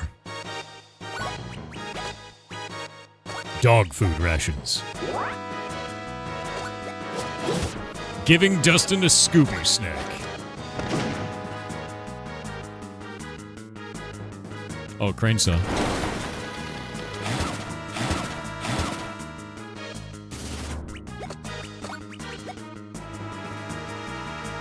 Why not? You got health forever? I mean, yeah, technically. Junkyard Fist.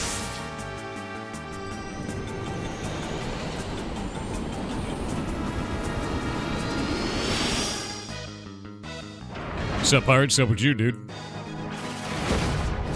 Bam!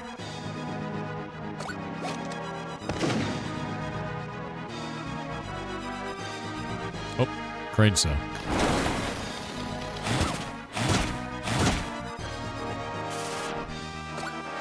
Hail of daggers.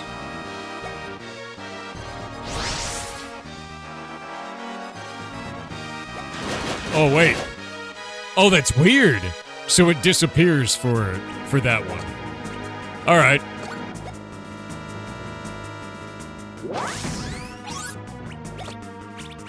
Let's see. Dude is over 2k damage. We were long over 2k damage, dude. Yeah, that's the first time I've seen that ability, so I didn't know it worked.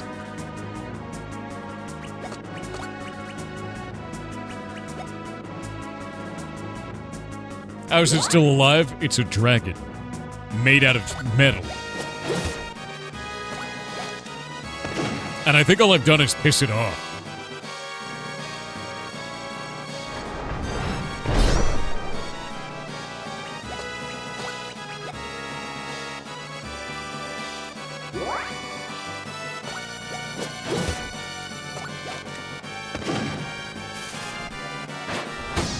Victory. Yeah, it's a scrap dragon, like a snapdragon. But made out of death.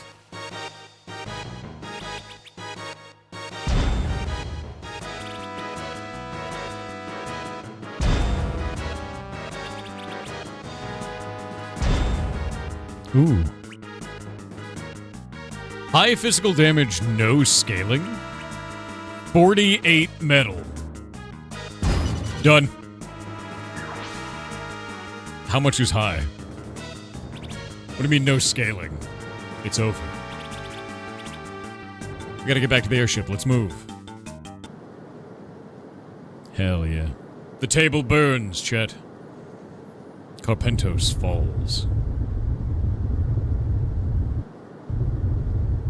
When I told you to clear the table, I didn't mean literally, Chet. What have you done?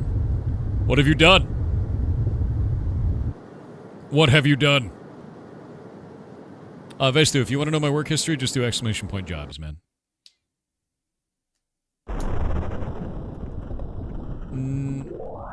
I know he's got the weird history of saying it, Jake, but he just asked the question. It's fun.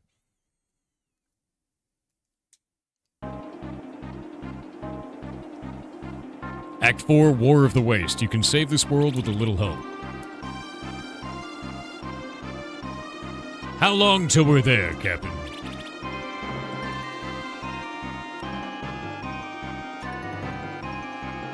I've nae clue, truth be told. Never seen the dump from a bottle bird's eye before. You ken, a journey o' this size used to take 4 weeks. Nay, didn't think more than 4 hours. Musk, you're sure Big Daddy were able to take everyone in? Once the whole dump went south, it was Big Daddy who snapped into action. Sending out crews, making contact with the survivors, and linking up with resistance fighters. With bottle mail down, the big guy was setting up a supply chain, you know? His network will be a big help to the cause. Big Daddy.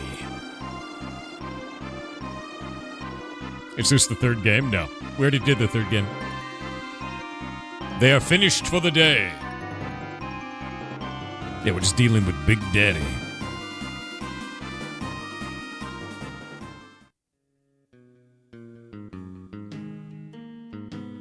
Cool. Damn, look at him go. Greetings, all. Welcome to the Bug City Summit. Let's take a roll call, shall we? We have Princess Highwing and Royal Hive Knights. A pleasure. We got the Crickets, the Beetlehorns, and the Crawlbottoms. Of course.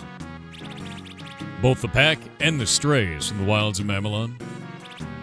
They're here. The Royals from House Stringmeyer and the Craftsmen of Carpentos. It's basically all of the factions. We're honored to be here. And we have Dustin Binsley and his party who called this meeting and brought us together. It's good to see everyone.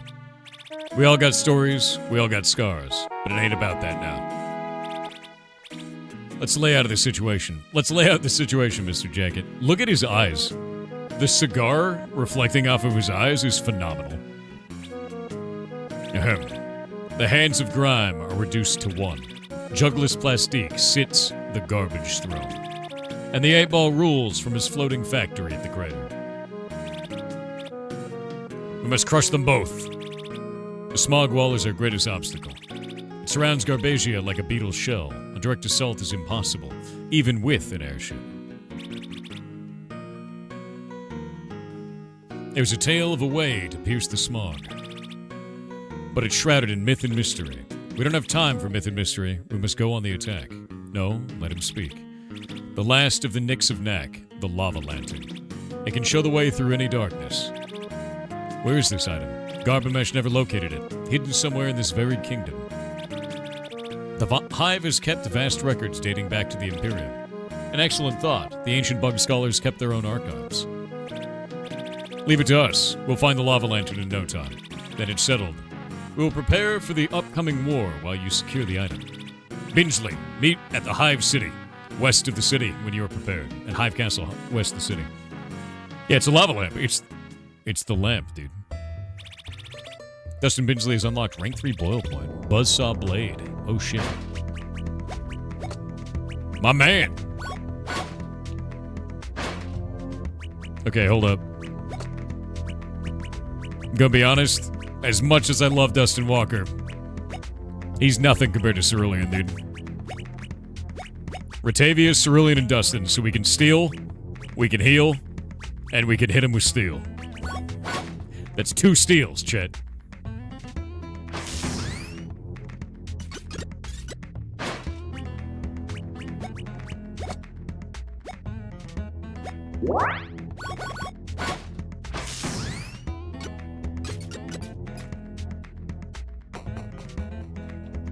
Got party choices now? Yeah, a lot of them, actually. Oh, God. I'm really torn up about everything. You're a horrifying creature, is what you are. You are actually the scariest thing that exists. I hate that these are real. Like an entire city of wood people, and then you were born a saw blade? Like, you're basically a murderer from birth. Like, that's horrifying. Deeply scary character. Yeah, that's freaking weird, dude. No, you can't say that? I said it. She saw it, because she's Saw Girl. Hey, yo, don't worry. I'm putting together a whole demolitions team. Good. No, it's terrifying, dude. Medicine is in short supply. Air travel is not my friend. Flying through the air, unbelievable. I need to go. I need to go on my...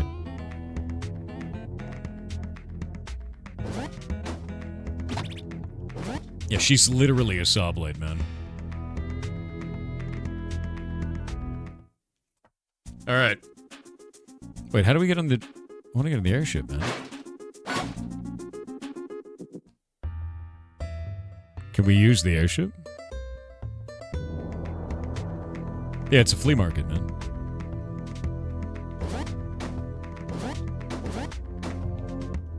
Can I not use the airship?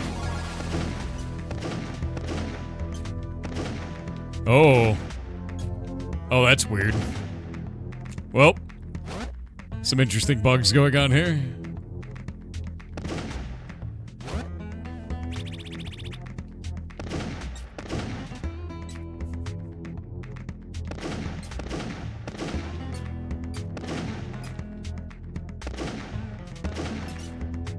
Whoa. There's a lot of weirdness in this town.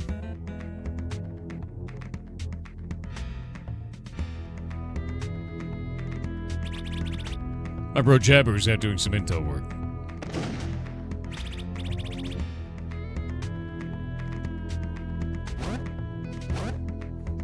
Oh, wait a minute. We can actually go back out to that one guy that wanted 2 of the consumable item. Yeah.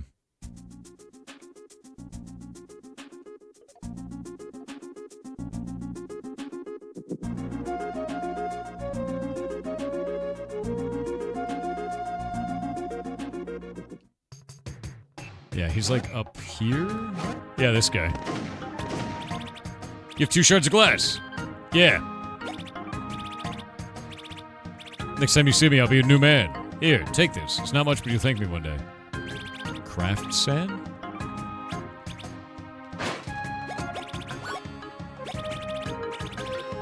Weird sand. Hang on to it, okay? Alright.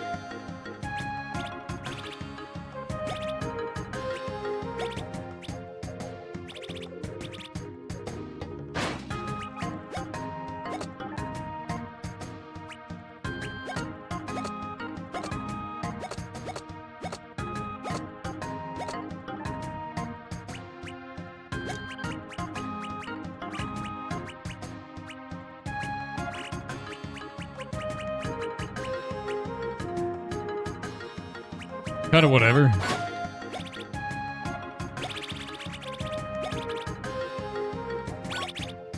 I mean...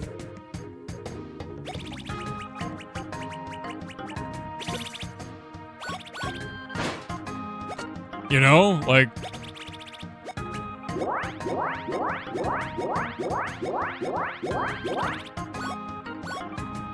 What? Just because a man wants to down 10 performance pills to increase his performance from a shady spider behind a gas station, like gas station tank, doesn't mean it's wrong, alright? It's increasing my power. My power is going up. Look, I have 224 attack, and now I have...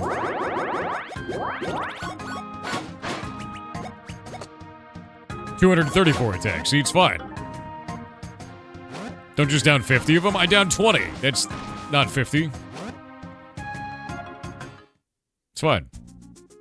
It's just, he's a shady guy. He just looks shady, right? He's not actually shady. You know?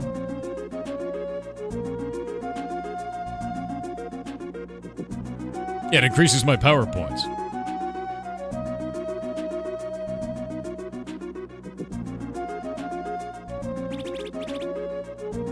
There's something over here. Interesting. Now, I need to get in the goddamn airship. Why can't I be in the airship? Sad.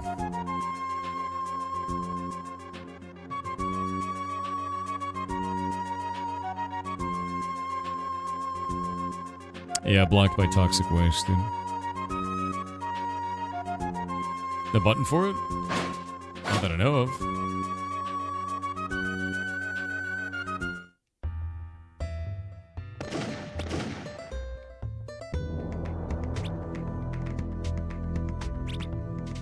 The silk is so soft.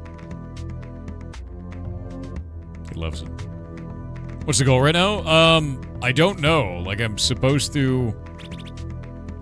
I want to get the airship so I can use it. Oh, what the hell?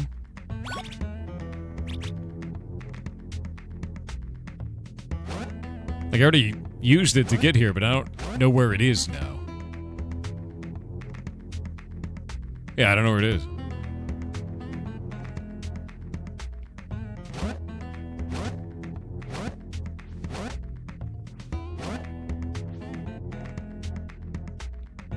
Yeah, the records of the bugs. I actually don't know where that is. Is it in this town? Oh, hey. What? Alright, well, I guess I'm not going back in there. Whoa.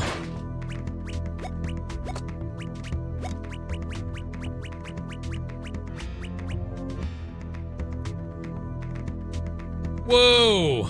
Plus 10 skill, more defense, minus 10 attack. I don't know if I could do that. That's a lot.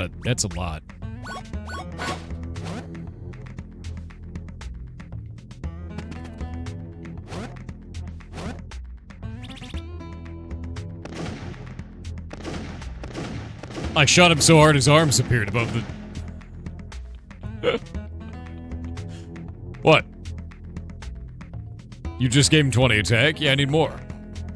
Why would you ever reduce the amount of attack you have?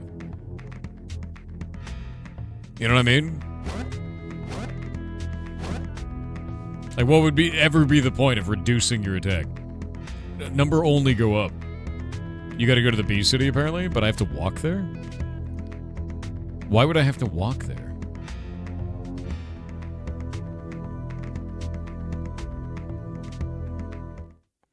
They posted the system specs for Hightail, a lot of interesting stuff. You should see my response to that tweet.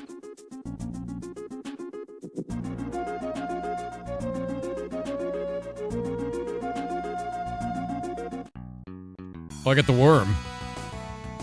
I forgot about the worm.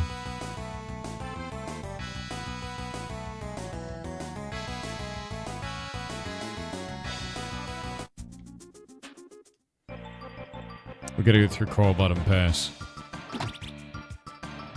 Raw material? That wasn't here last time. The hell is that?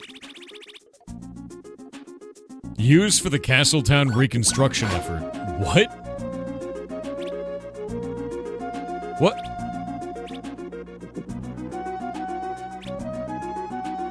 That's a lie. That can't be empty. It's full.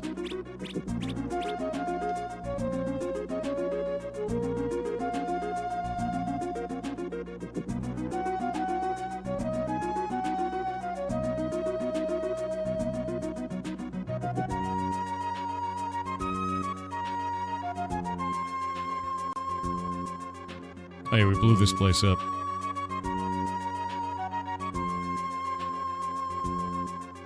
It's quite a long game. Yes. Yes. I'll tell you how long it is when I find out how long it is. Spoilers. I have no idea how long it is. Using Walker Jacket on the overworld map because he's a walker? Yeah. Yes. He's really good at it, dude.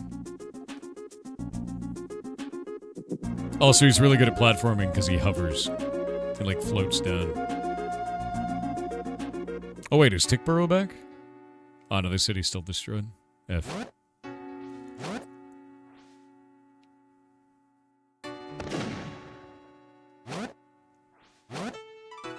Dustin gets more airtime? In the air? No, no, no. Walker floats, dude. Yeah.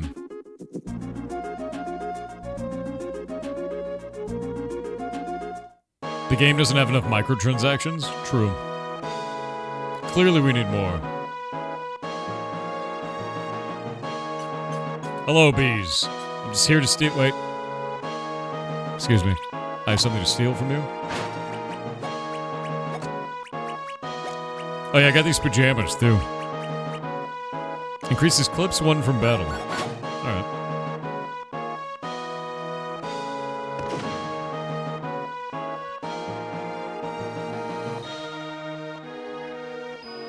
Dear God. So, you're the famous Dustin Binsley, hero of the dump. Your Majesty, thank you for this meeting. You overstep yourself, Sir Knight. I've already lent you my supplies, my soldiers, and even my daughter's time. And still you come buzzing about for more. Mother.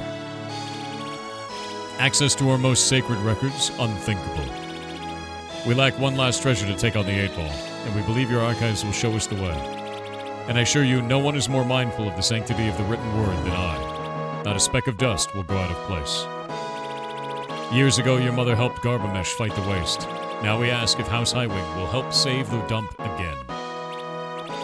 Well, I suppose when you put it that way. My daughter will accompany you and act as a guide and watchful eye. The honey catacombs lie just east of here, hidden in the hills of Pollen Grove. You got the hexagon key! Thank you, Your Majesty. The puns are insane. Yeah, the Queen of the Dumpy, dude. I mean, wait, why is this guy red? I am the Red Bee of Pollen Grove.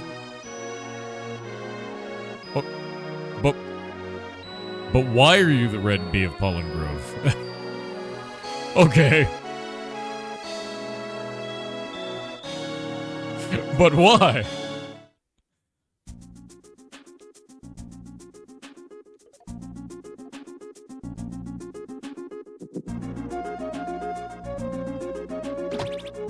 Skill pills? Chat, not only do I increase my performance, I also increase my skill. Pills. We just have to keep filling Dustin Binsley with pills. That's all I have to do. Yeah, just pills everywhere, dude. It gains power from pills.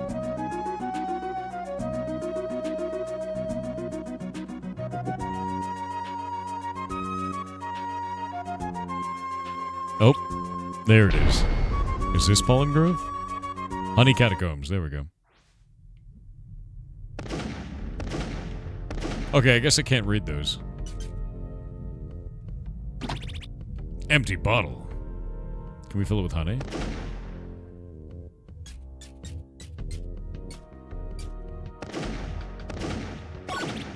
Spare key.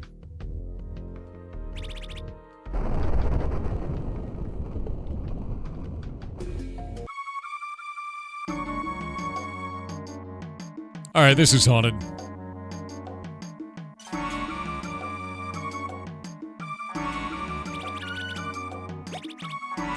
Okay. Wow. Just 500 bonus HP.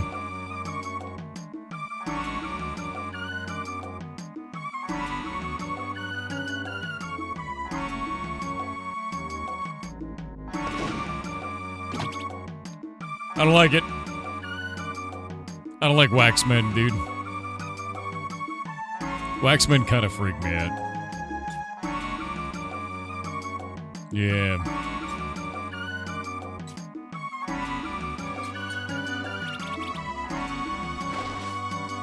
Oh. Dissolvable walls.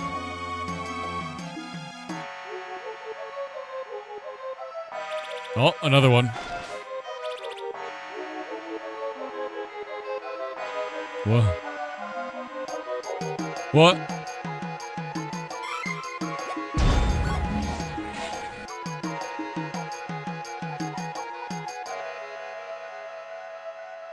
Wait. What if the Waxmen were there in the shape of the previous enemies? Ooh. What if the Waxmen dissolve you and turn you into more wax? The Waxmen, chat.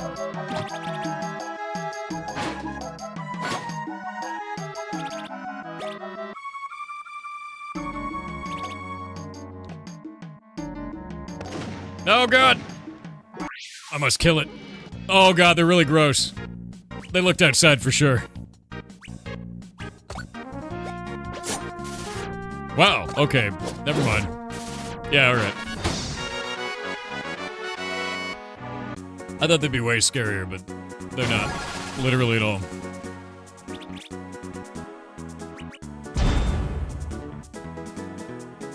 Ooh.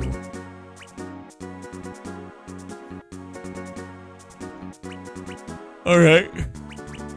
We can wipe clean all stacks of buffs and debuffs. We can cast Neutralize now, which I think is huge, actually. Yeah.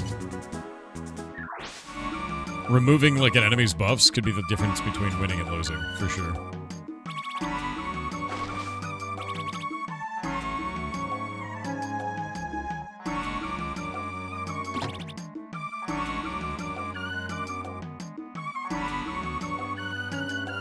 Aha!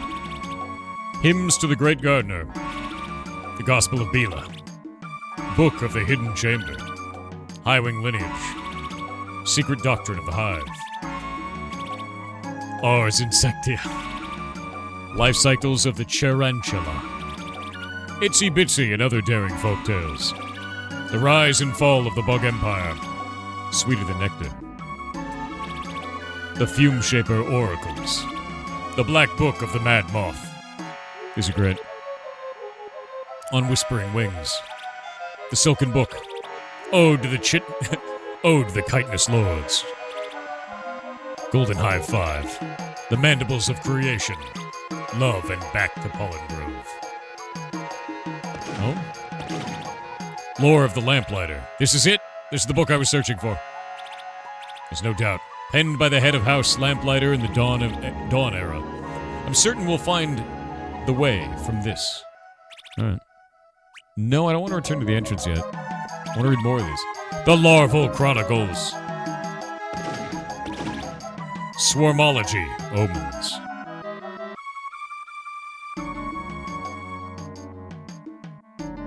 Yeah, Lamplighters, dude.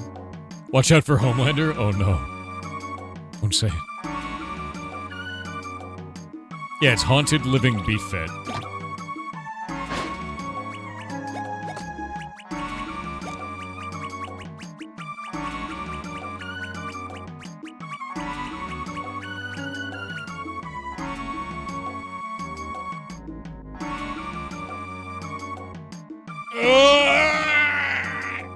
That's grim, dude. Alright, so it does minus 100 max HP, but increases your boil point. I hate it.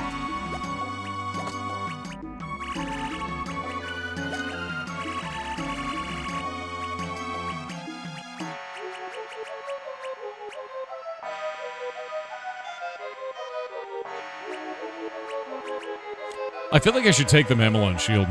Range resist seems busted.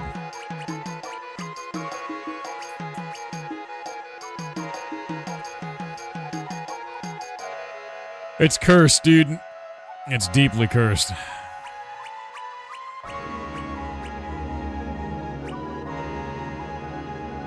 Look at the temporary tattoo.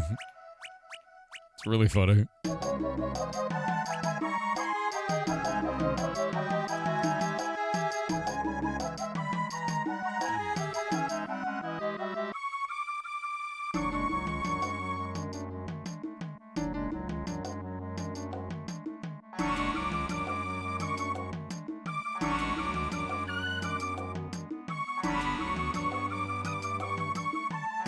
Hey guys, we're halfway to ratioing PETA. Oh, that's funny. It's a good software for USB mic. Software? I don't know. I mean, like, I just plug this in and it goes. It's Blue Yeti, so I don't know any software you need for it. It just works. It's a plug and play. What are you ratioing them on? They used AI for their latest ad escapade on Twitter, and I memed on him for it because they put in the bottom left corner artistic rendering.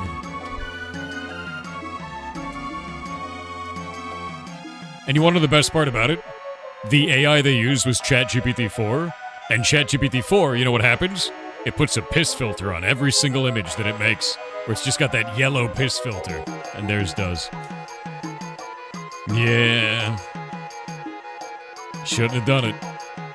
Looks dumb. You ferret stole all your stress toys? Ferrets. Yeah.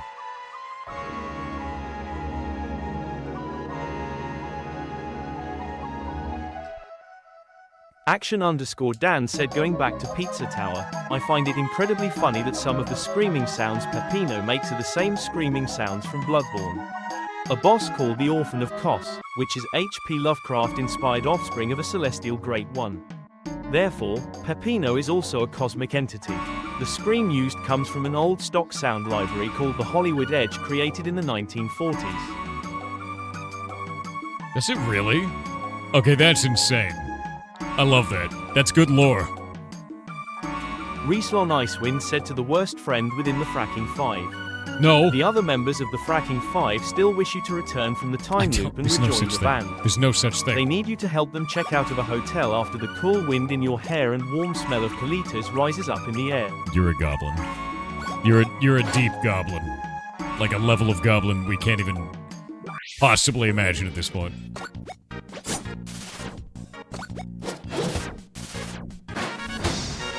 God damn it. Kakurai17 said, you also have 2 casters, one cast to heal and the other cast steal. It's true. Glad I stayed. Fossilized amber. Nice. I'm really glad I stayed.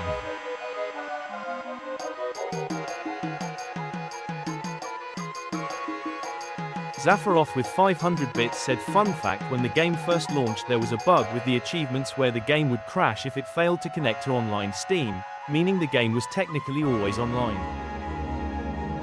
It's actually really funny. That's like really funny, actually.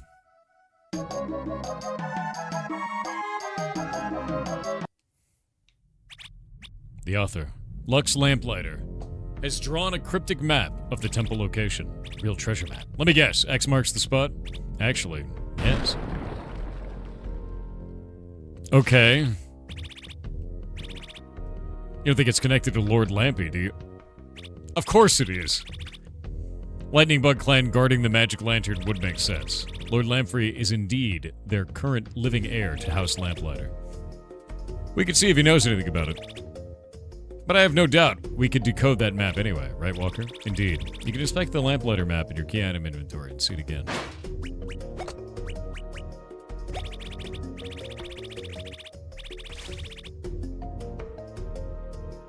Railroad, X marks the spot. We've got 3 mountains.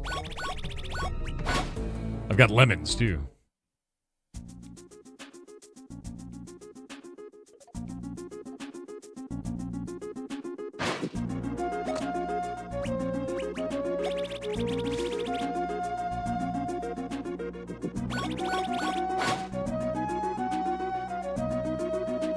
Those look like termite mounds or anthills, you know? Lemons, you say? Yes. The hell is this? Smuggler's Gorge? I think I know this. NRNR Zoris Rex said, hello Mr. Mushroom Baker. Any tips or tricks for sourdough starter? Yeah. I'm brand new to sourdough and the internet has a lot of conflicting info. Yeah, sourdough's really easy to make for sourdough starter. All you have to do is go and get a mason jar and a piece of cheesecloth, or even just like a paper towel, right? Once you do that, fill up the jar about 25% of the way with flour. And you gotta use half white flour, half wheat flour. Put it in there. Mix in water until it's kind of like 1-to-1 ratio between the flour and the water. Leave it there for like 2 days. It's gonna get disgusting. It'll turn black, it'll get really large. It's nasty. Shave the top half of this off, throw that away, and then put in another of the same amount of flour and water. Same mixture. And you put it in there. And you just keep doing this every 24 hours. Over and over again. And the reason why is you are training the defensive system out of the yeast. Eventually, it won't smell like rotting feet. It'll instead smell like sweet apples. Then you make bread with it. It's great. I've been doing sourdough starters for years, man.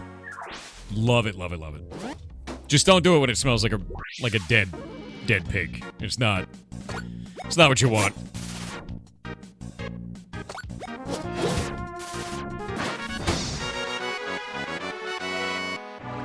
Thank you. Anytime, man. I love making sourdough, dude. I want to bake. I want to go bake bread. I want to bake bread today.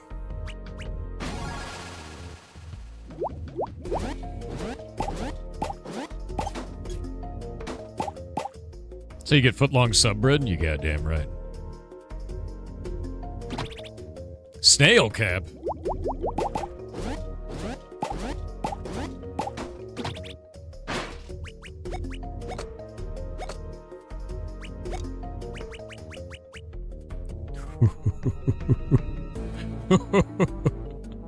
Behold the gifts and curse of the snail.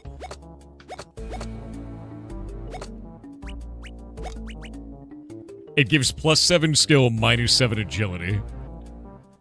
Look, it fits with his pajamas. That's insane.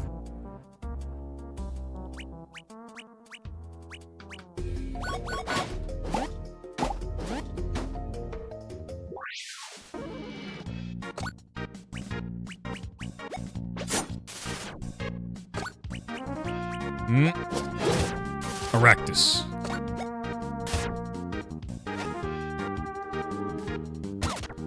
Oh no. Oh no. Yeah, Rackus. Desert cactus. The star jammies are pretty funny, dude.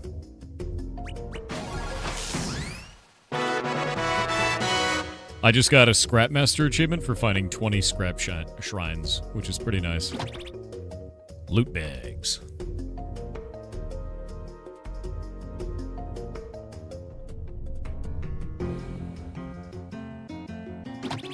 New Simon tweet, Hightail menus. I have seen them. They look freaking sick. I am very excited, man. Like, very, very, very excited. I'm very much so looking forward to us porting stuff to Hightail. And we're going to be able to. Yeah. Yeah, the Hoarding Heart.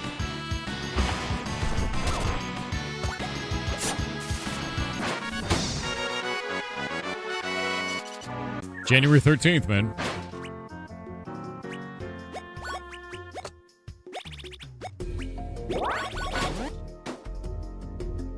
A bottle bird? I thought these went extinct. Wait. Didn't those all go extinct? Wasn't that like a whole storyline beat for the game?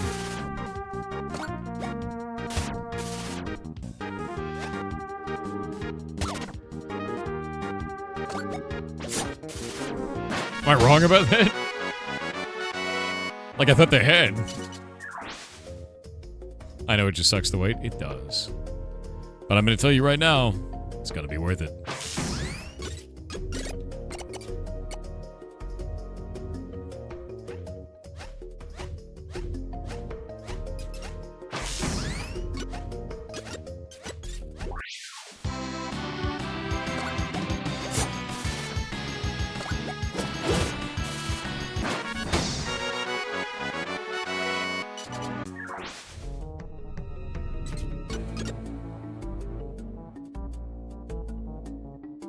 Now they're extinct. Okay, fair.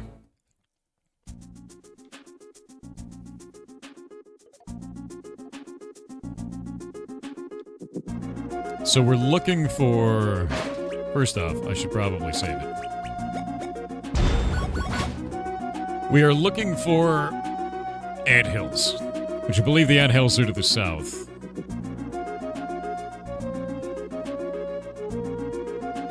The fire ants.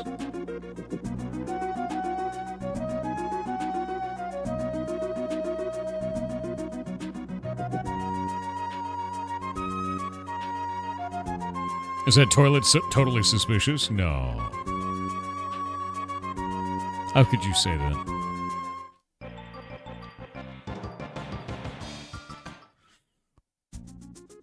So this takes us down here, but I don't think we can reach that town anymore. Like, I can't make it through there anymore. So we can't go in there.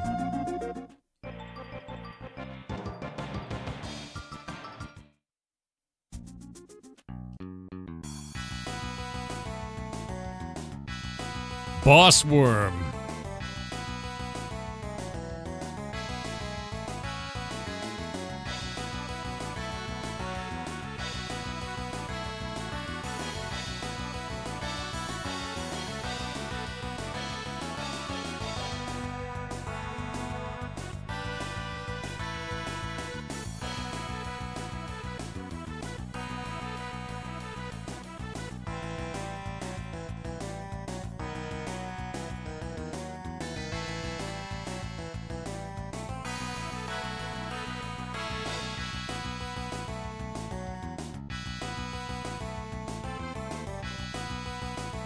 Oh, you know what?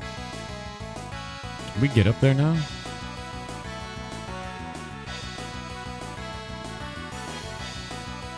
I have an idea. I think I know an area we can actually go.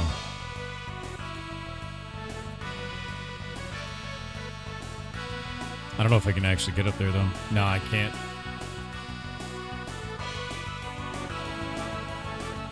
Yeah.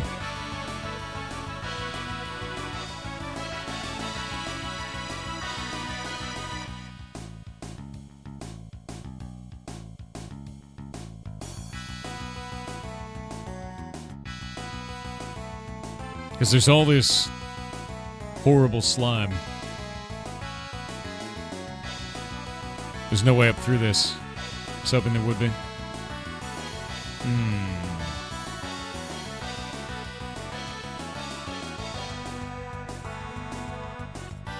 I think this is all the anthills. So it's gotta be in there, yeah? But we can't get in there.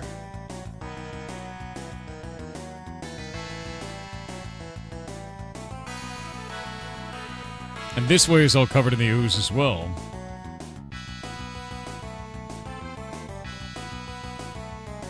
Oh, wait. Hidden zone. Lamplight cavern. Wait. Oh. Ow. Okay. Down we go.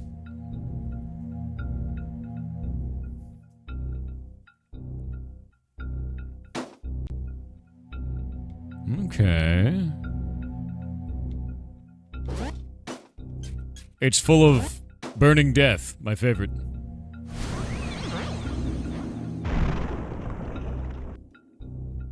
It's probably fine, you know?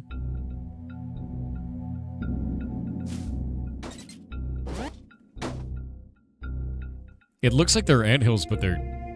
Oh, the fire ants have gone mad, that's why. Okay.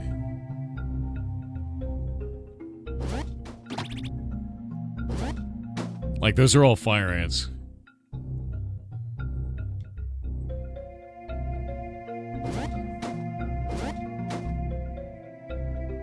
Totally a secret in that other room? You mean this one? Or do you mean the one over there? Wait. No, there's nothing there. You mean one on the left side? Yeah, I got that one. How far are you? I have no idea. What? I didn't think it'd be that easy, but alright.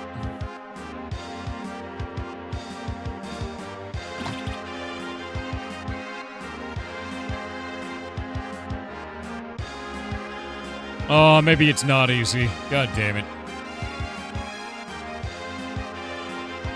What? Why are these pushable?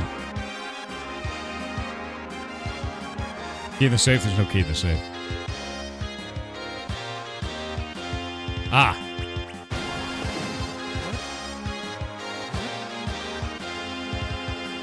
What? What? What?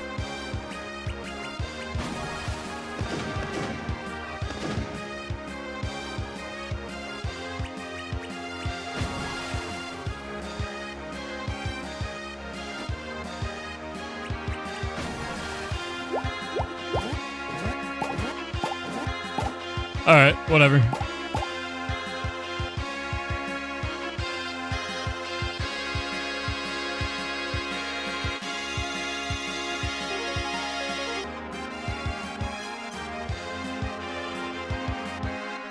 My sequence breaking? I don't know. We'll find out.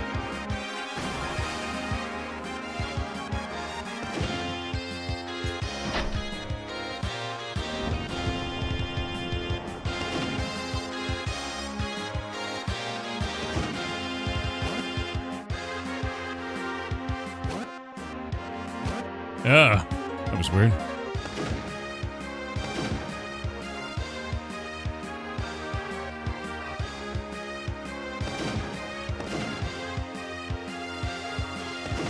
Stop shooting your gun? No. I'll shoot my gun whenever I want to. I'm an American.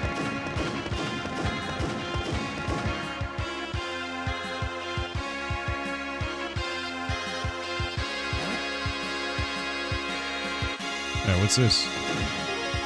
I don't understand what is happening here. Oh, okay. That one at least made sense. America.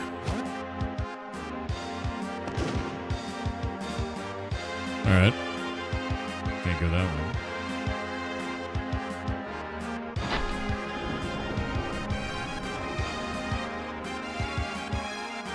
Yeah, you got a bunch of yee and ha, dude.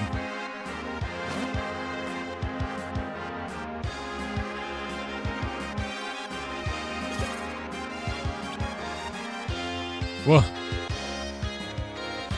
Alright. Up we go.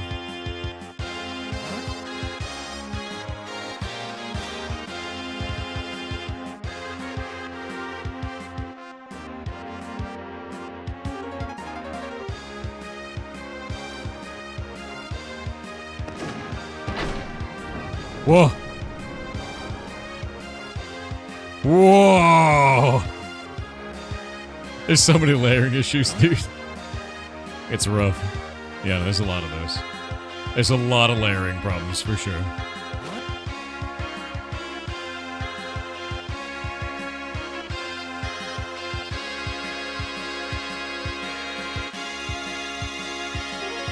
Yo, I'm gonna be honest, this was the easiest of these dungeons so far. I don't know why, either.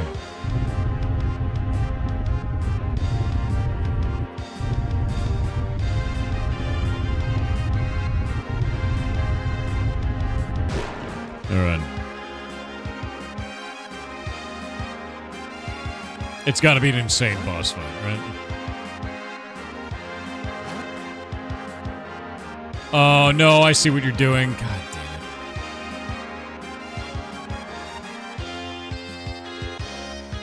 Why does this game hate me, Chet?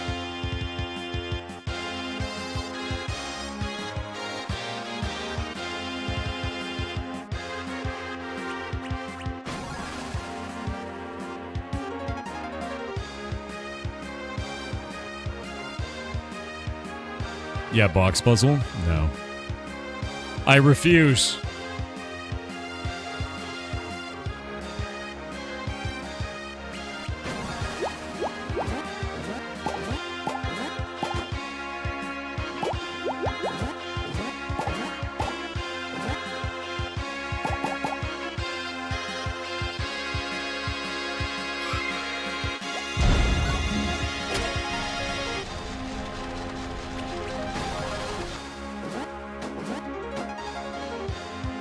What?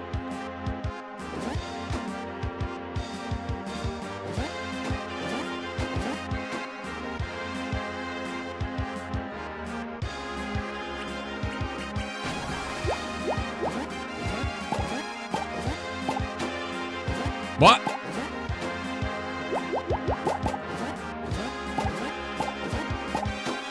I want to see if I can get on top of it.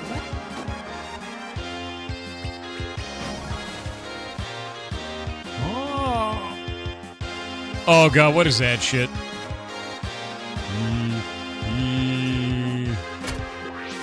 No.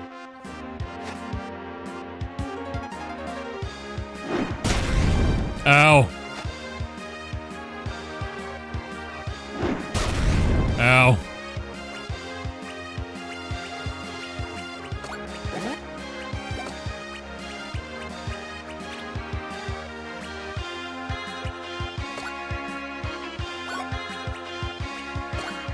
Steal from it.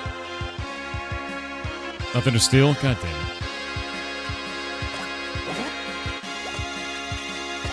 Hit it with lightning.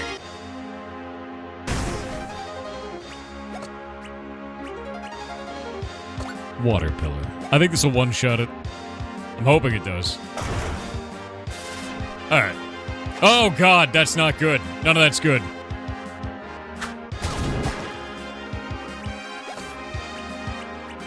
It's not good.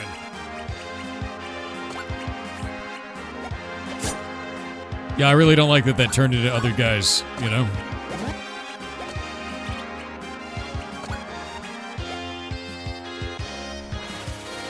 Head cannon. Really?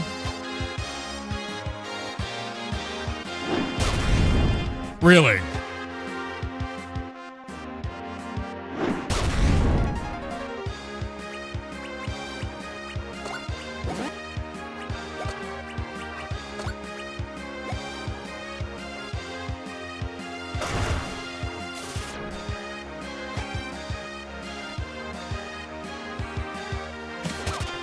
Oh, that's not good, dude.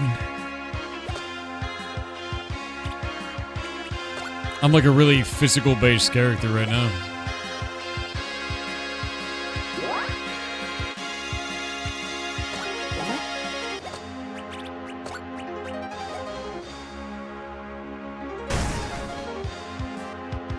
Oh, that didn't kill him.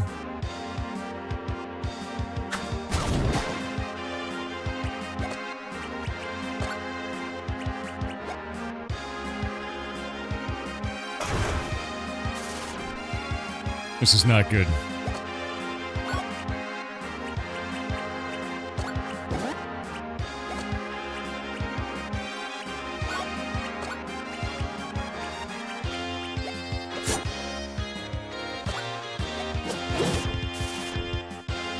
So my head cannon did no damage. Is it fire-based?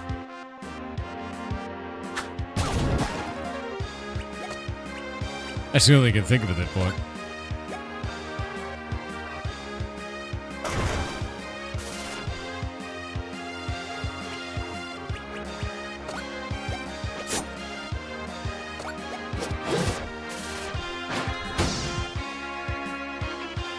Yeah, it might be weak to slashing because of the slime. 1,800 experience! Holy shit, dude.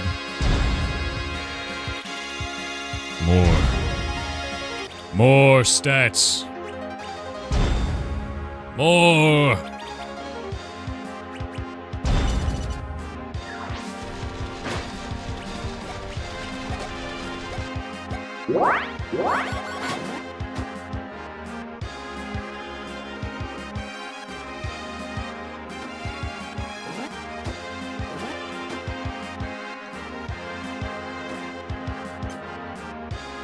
Why?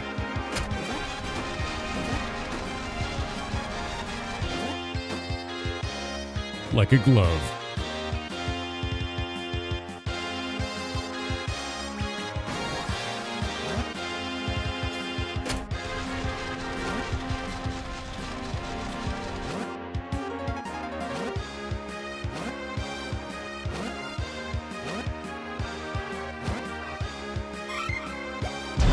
But the EXP, they're not worth fighting, to be honest with you.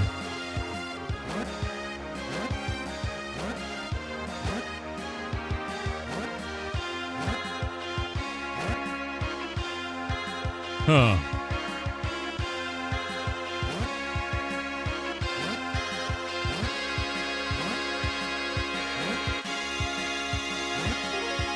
Either the bottom bridge is his mouth or he doesn't have one. Actually, it's weirder than that. It's like way weirder than that. So, if we go into here and we grab loot, that's his mouth, right? But if I go into here and I equip him, now what's his mouth?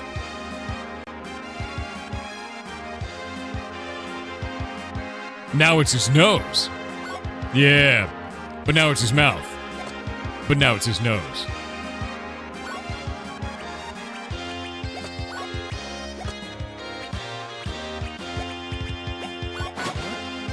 Horrifying. Maybe it's a chin strap beard? You're a chin strap. Oh. Okay.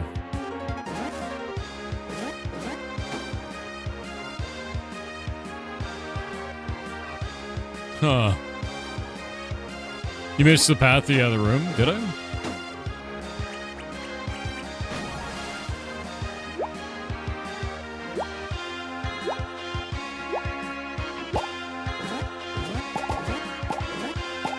Oh, come on. It was close.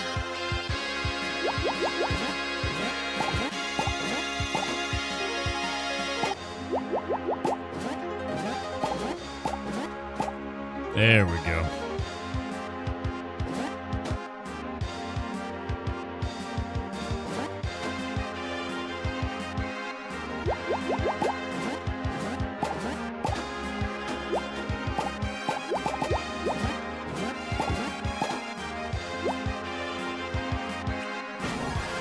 God damn it, game.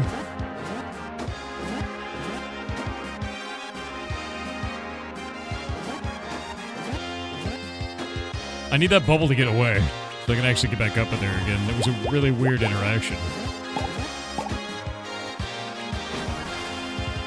Okay, there's nothing there. I was like, why is that showing something so strange?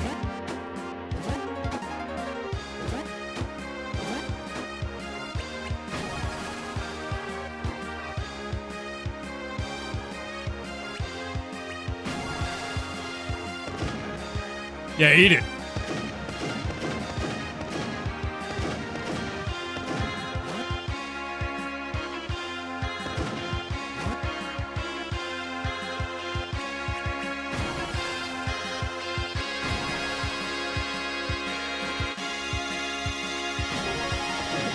God damn it.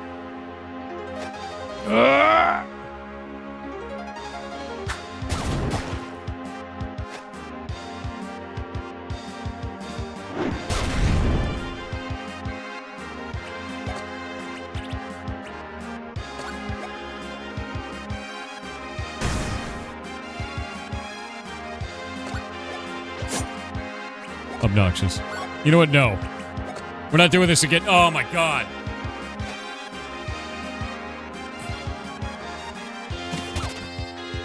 I need to leave. I don't want to fight these again. It's just like the most long, drawn-out, obnoxious fight imaginable.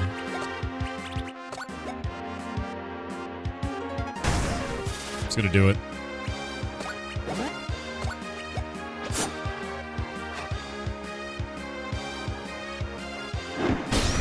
It's not about needing elemental magic, it's about the fact that there are 4 enemies inside of 2 enemies.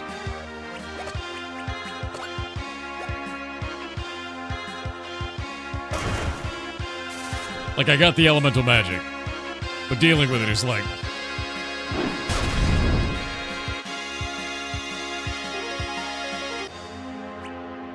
Yeah, all my AoE doesn't work on this. We gotta add some of them, I'm gonna wait.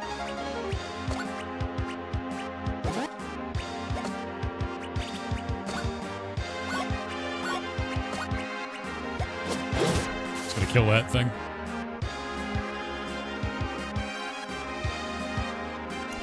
Walker's a book of ice magic. Oh. It's a boring fight for you? Yeah, because it's like dudes inside of dudes.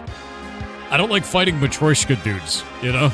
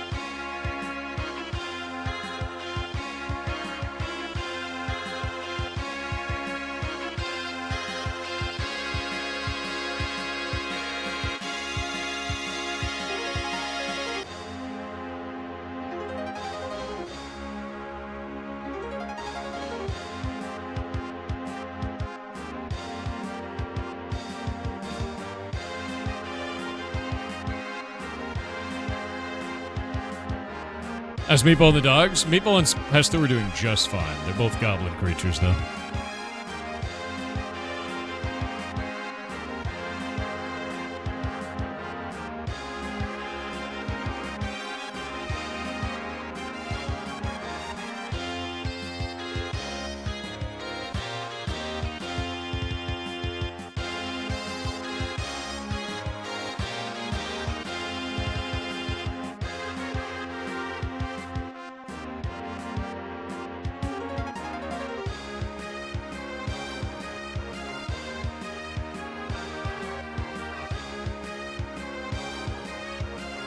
Yeah, Spagooter's doing really good. Mr. Spaghetti. He's just a small goblin creature. Actually, he's a big goblin creature now.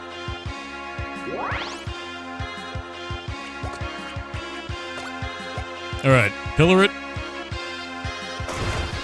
That one's dead. Crush that one. Stab it.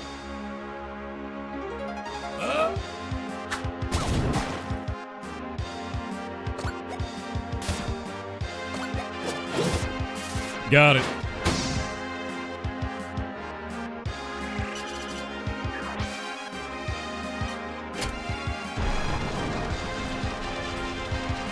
Oh, it's wiggling away. Look at it go. Or maybe it's not wiggling away. It was a ruse.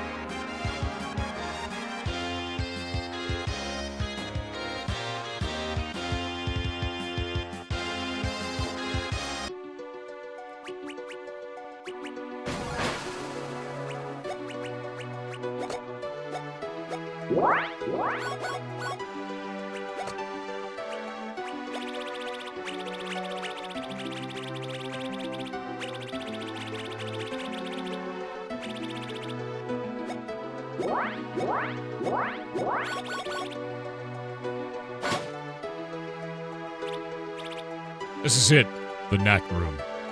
You ready to fight a horrible boss? Impressive. So we just grab the tchotchke and skedaddle? It won't be that simple. Sari's right. There will be a guardian. Naturally. I hear something. Oh, god damn it. It's a plasmonolith, dude. It's insane. It's insane.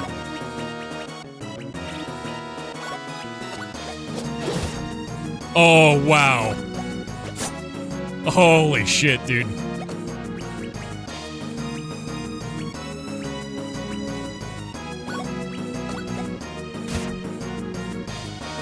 My man is gonna crush it.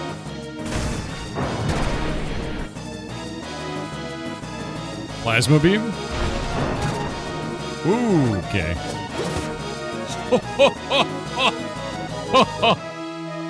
The death. Ginsate Geyser.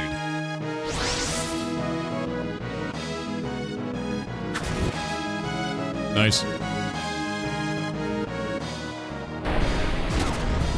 Ow.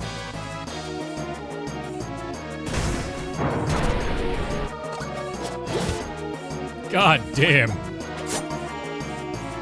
And you wonder why I gave him all those performance builds, chat. You wonder. Oh, I should probably steal. You're probably right.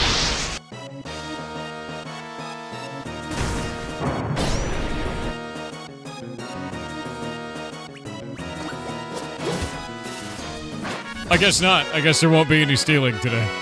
I got a glowing shard. I got a bunch of those. Whatever. Some guardian, dude.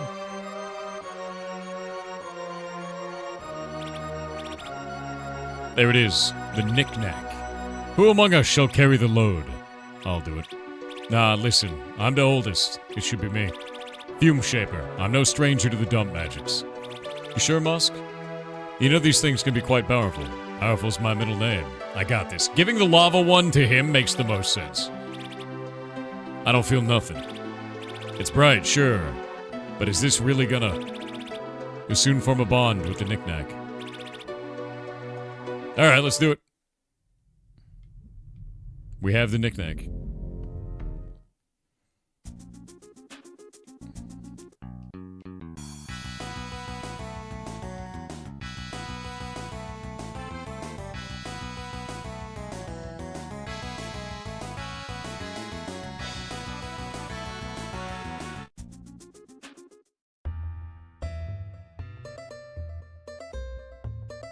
Alright, we've done it.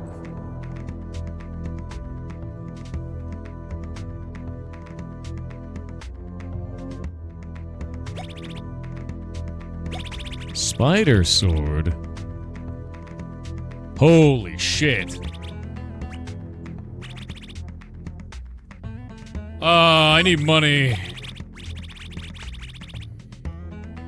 I need money.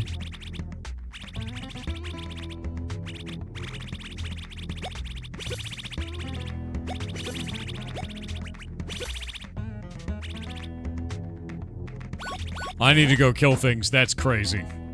Yeah, I spent all my money on pills from a spider.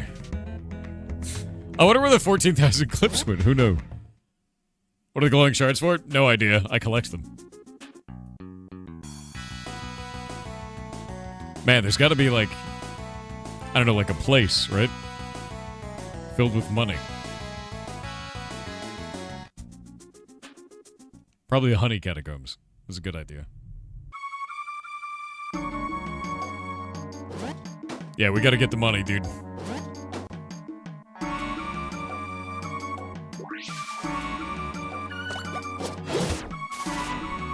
How much does this give?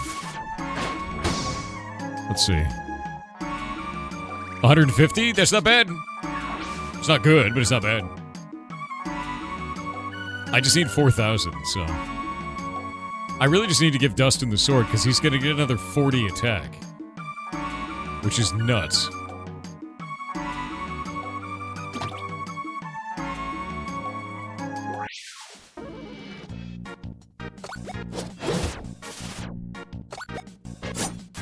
Oh, I do have the charm that gives more clips. You're right about that. Let me swap.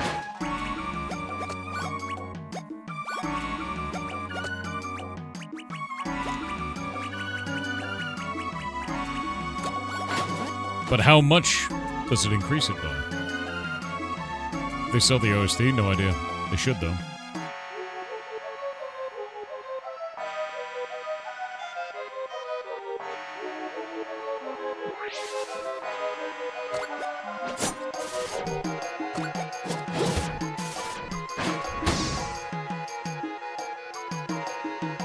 Okay, it went from 150 to 225, so it's increasing by 75%, or 50%, rather.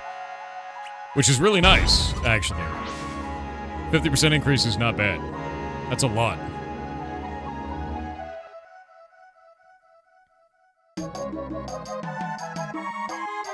Gonna have to grind a lot? No, I'm just gonna get 4K and do it.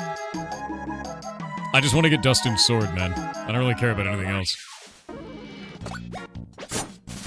It's not even over-leveling, really. The thing is that I've made Dustin into, like, a berserker, effectively. It's like, the amount of damage he deals is just disgusting. Okay, I got 4,000 clips. We're good.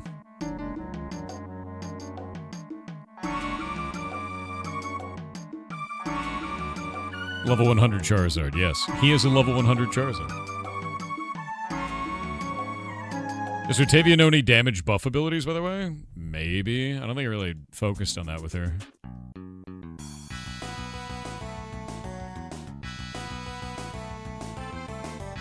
I think you just needed 4K for the sword, man.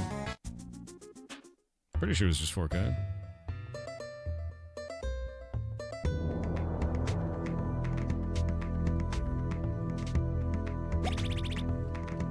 Yeah. I guess it was 3,800. It's 4.5 for Metanoia, but I don't really care about Metanoia. I care about this.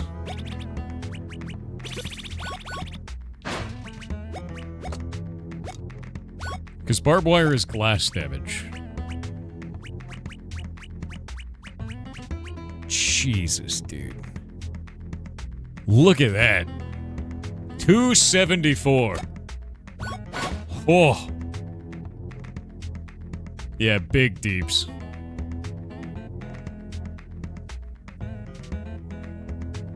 Yeah, in this game, take all the pills you can find. As many as possible. Especially if you find them being sold off of a spider behind a dump. It's a good idea.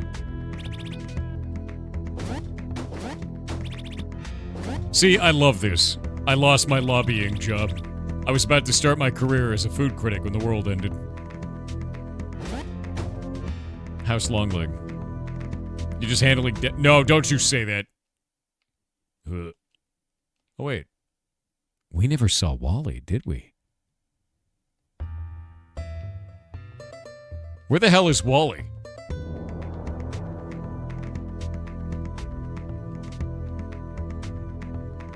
Wait, Wally died? How did he die? I don't remember how he died. I literally have no idea.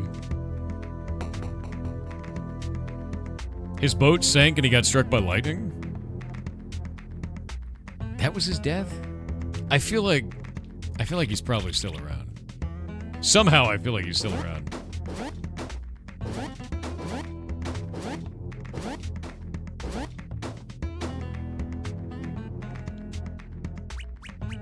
Giant axe crushed him?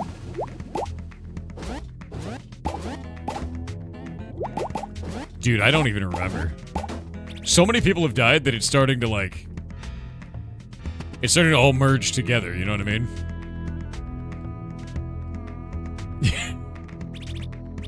So you've returned. What of the artifact on? Oh, you made this whole thing? Damn. So you recovered it. Good show, Binsley. Good show. You all are professionals, that's for sure. With this, we'll be able to cut through the smog wall surrounding Garbasia. Once we fix it to your airship, there should be no more roadblocks. We're heading home, Dustin. Home. Ready to take back your castle then? We're ready. But there's one quick pit stop I need to make. Alright. Alright. What's this game? This is Kingdoms of the Dump. And it's freaking amazing, dude.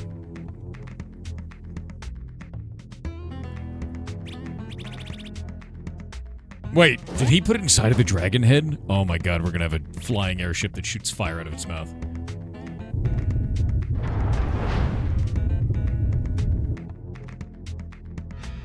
Game is surprisingly long, yes. Smog's so thick I can barely see. Musk, you're up. The lava lantern is bound to you, so you'll have to activate it. You got it, boss man. How do I do that exactly? It's a mental link. Focus on a single element. Think back to getting the lantern, the feeling of the air, the smell. It stank like sulfur down there, like rotten eggs and honeysuckle. Oh. Oh shit. It's working. It's working. That's the way, Master Stinkbug. We can see again. I feel all warm and fuzzy. That'd be the knick-knack, taking its toll. Its toll? Next up, Garbasia. What's this about a pit stop? Alright, here we go. Yeah, the knickknacks, like, take some of your life force when they do stuff. They're very monkey's paw, you know? It's a really monkey's paw kind of thing.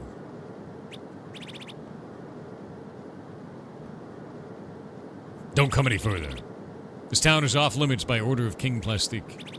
I'm unarmed. I'm here to see General Boxmillion. I'm warning you, not another step. Hold. I don't believe it. Binsley? Good to see you again, General. I'm not the General anymore, but I am Lord of Sogshire and Master of the Cape.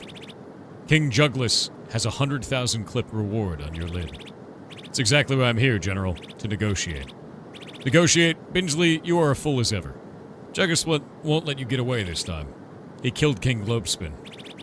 The Second War of the Waste is about to begin. We need your help, General. We? Oh, hell yeah. Hell yeah.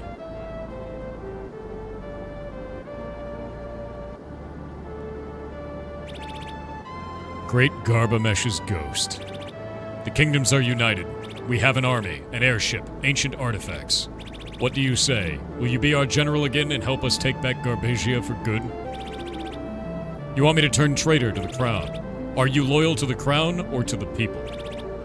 Even if I agreed with you, there's nothing we can do about it. Juggless is well defended. With your loyal guard board, we could hit Plastique from both sides. There's some iron in you after all. Orders, sir? Stand down, men. Let them inside.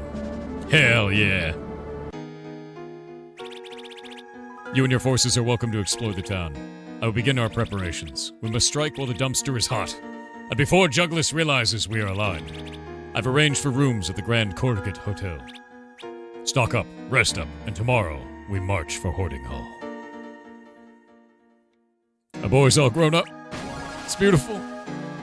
He's gone from a little trash can to a big old dumpster. Love to see it. Yeah, we're hitting the end, dude.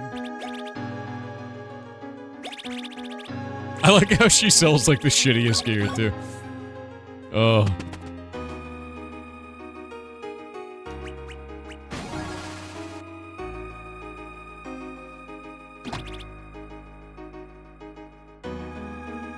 Because it's all the stuff that was here in the beginning of the game. Such a weird thing. Wait. How am I getting another lighthouse key? What?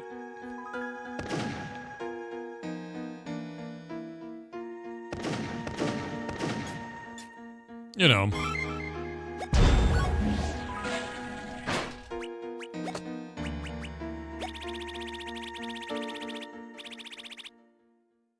Yeah, look, 2 lighthouse keys. I have no idea. What's this game on Steam, my dude?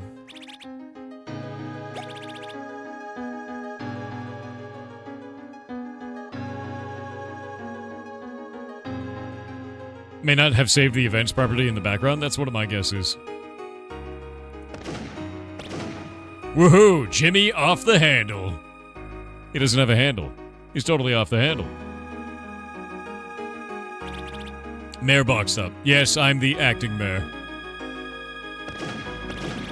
You mind? I'm having a conversation.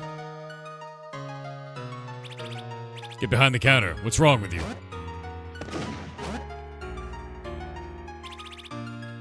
You want me to call in the guard board? Dude, I can't talk with you. She won't talk. I'm back, baby. Lighthouse man. I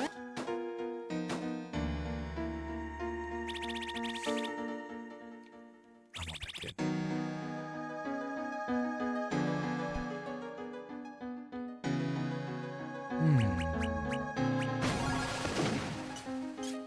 Alright, chat. You know what time it is. Yeah, I know a handle is also a term for a bottle of liquor.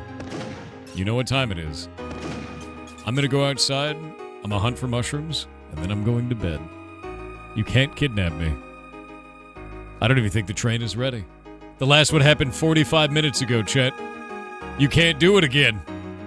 It's 15 minutes. It's too late. I have already won. I have already won. You have lost the game. That being said... underscore with 500 bits said shootin'. What? Wait, what did it say? Hold up.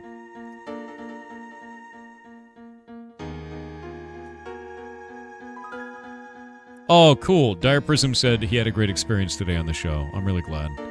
We're gonna get those videos up on YouTube as quickly as possible. And I'm waiting for that to go out.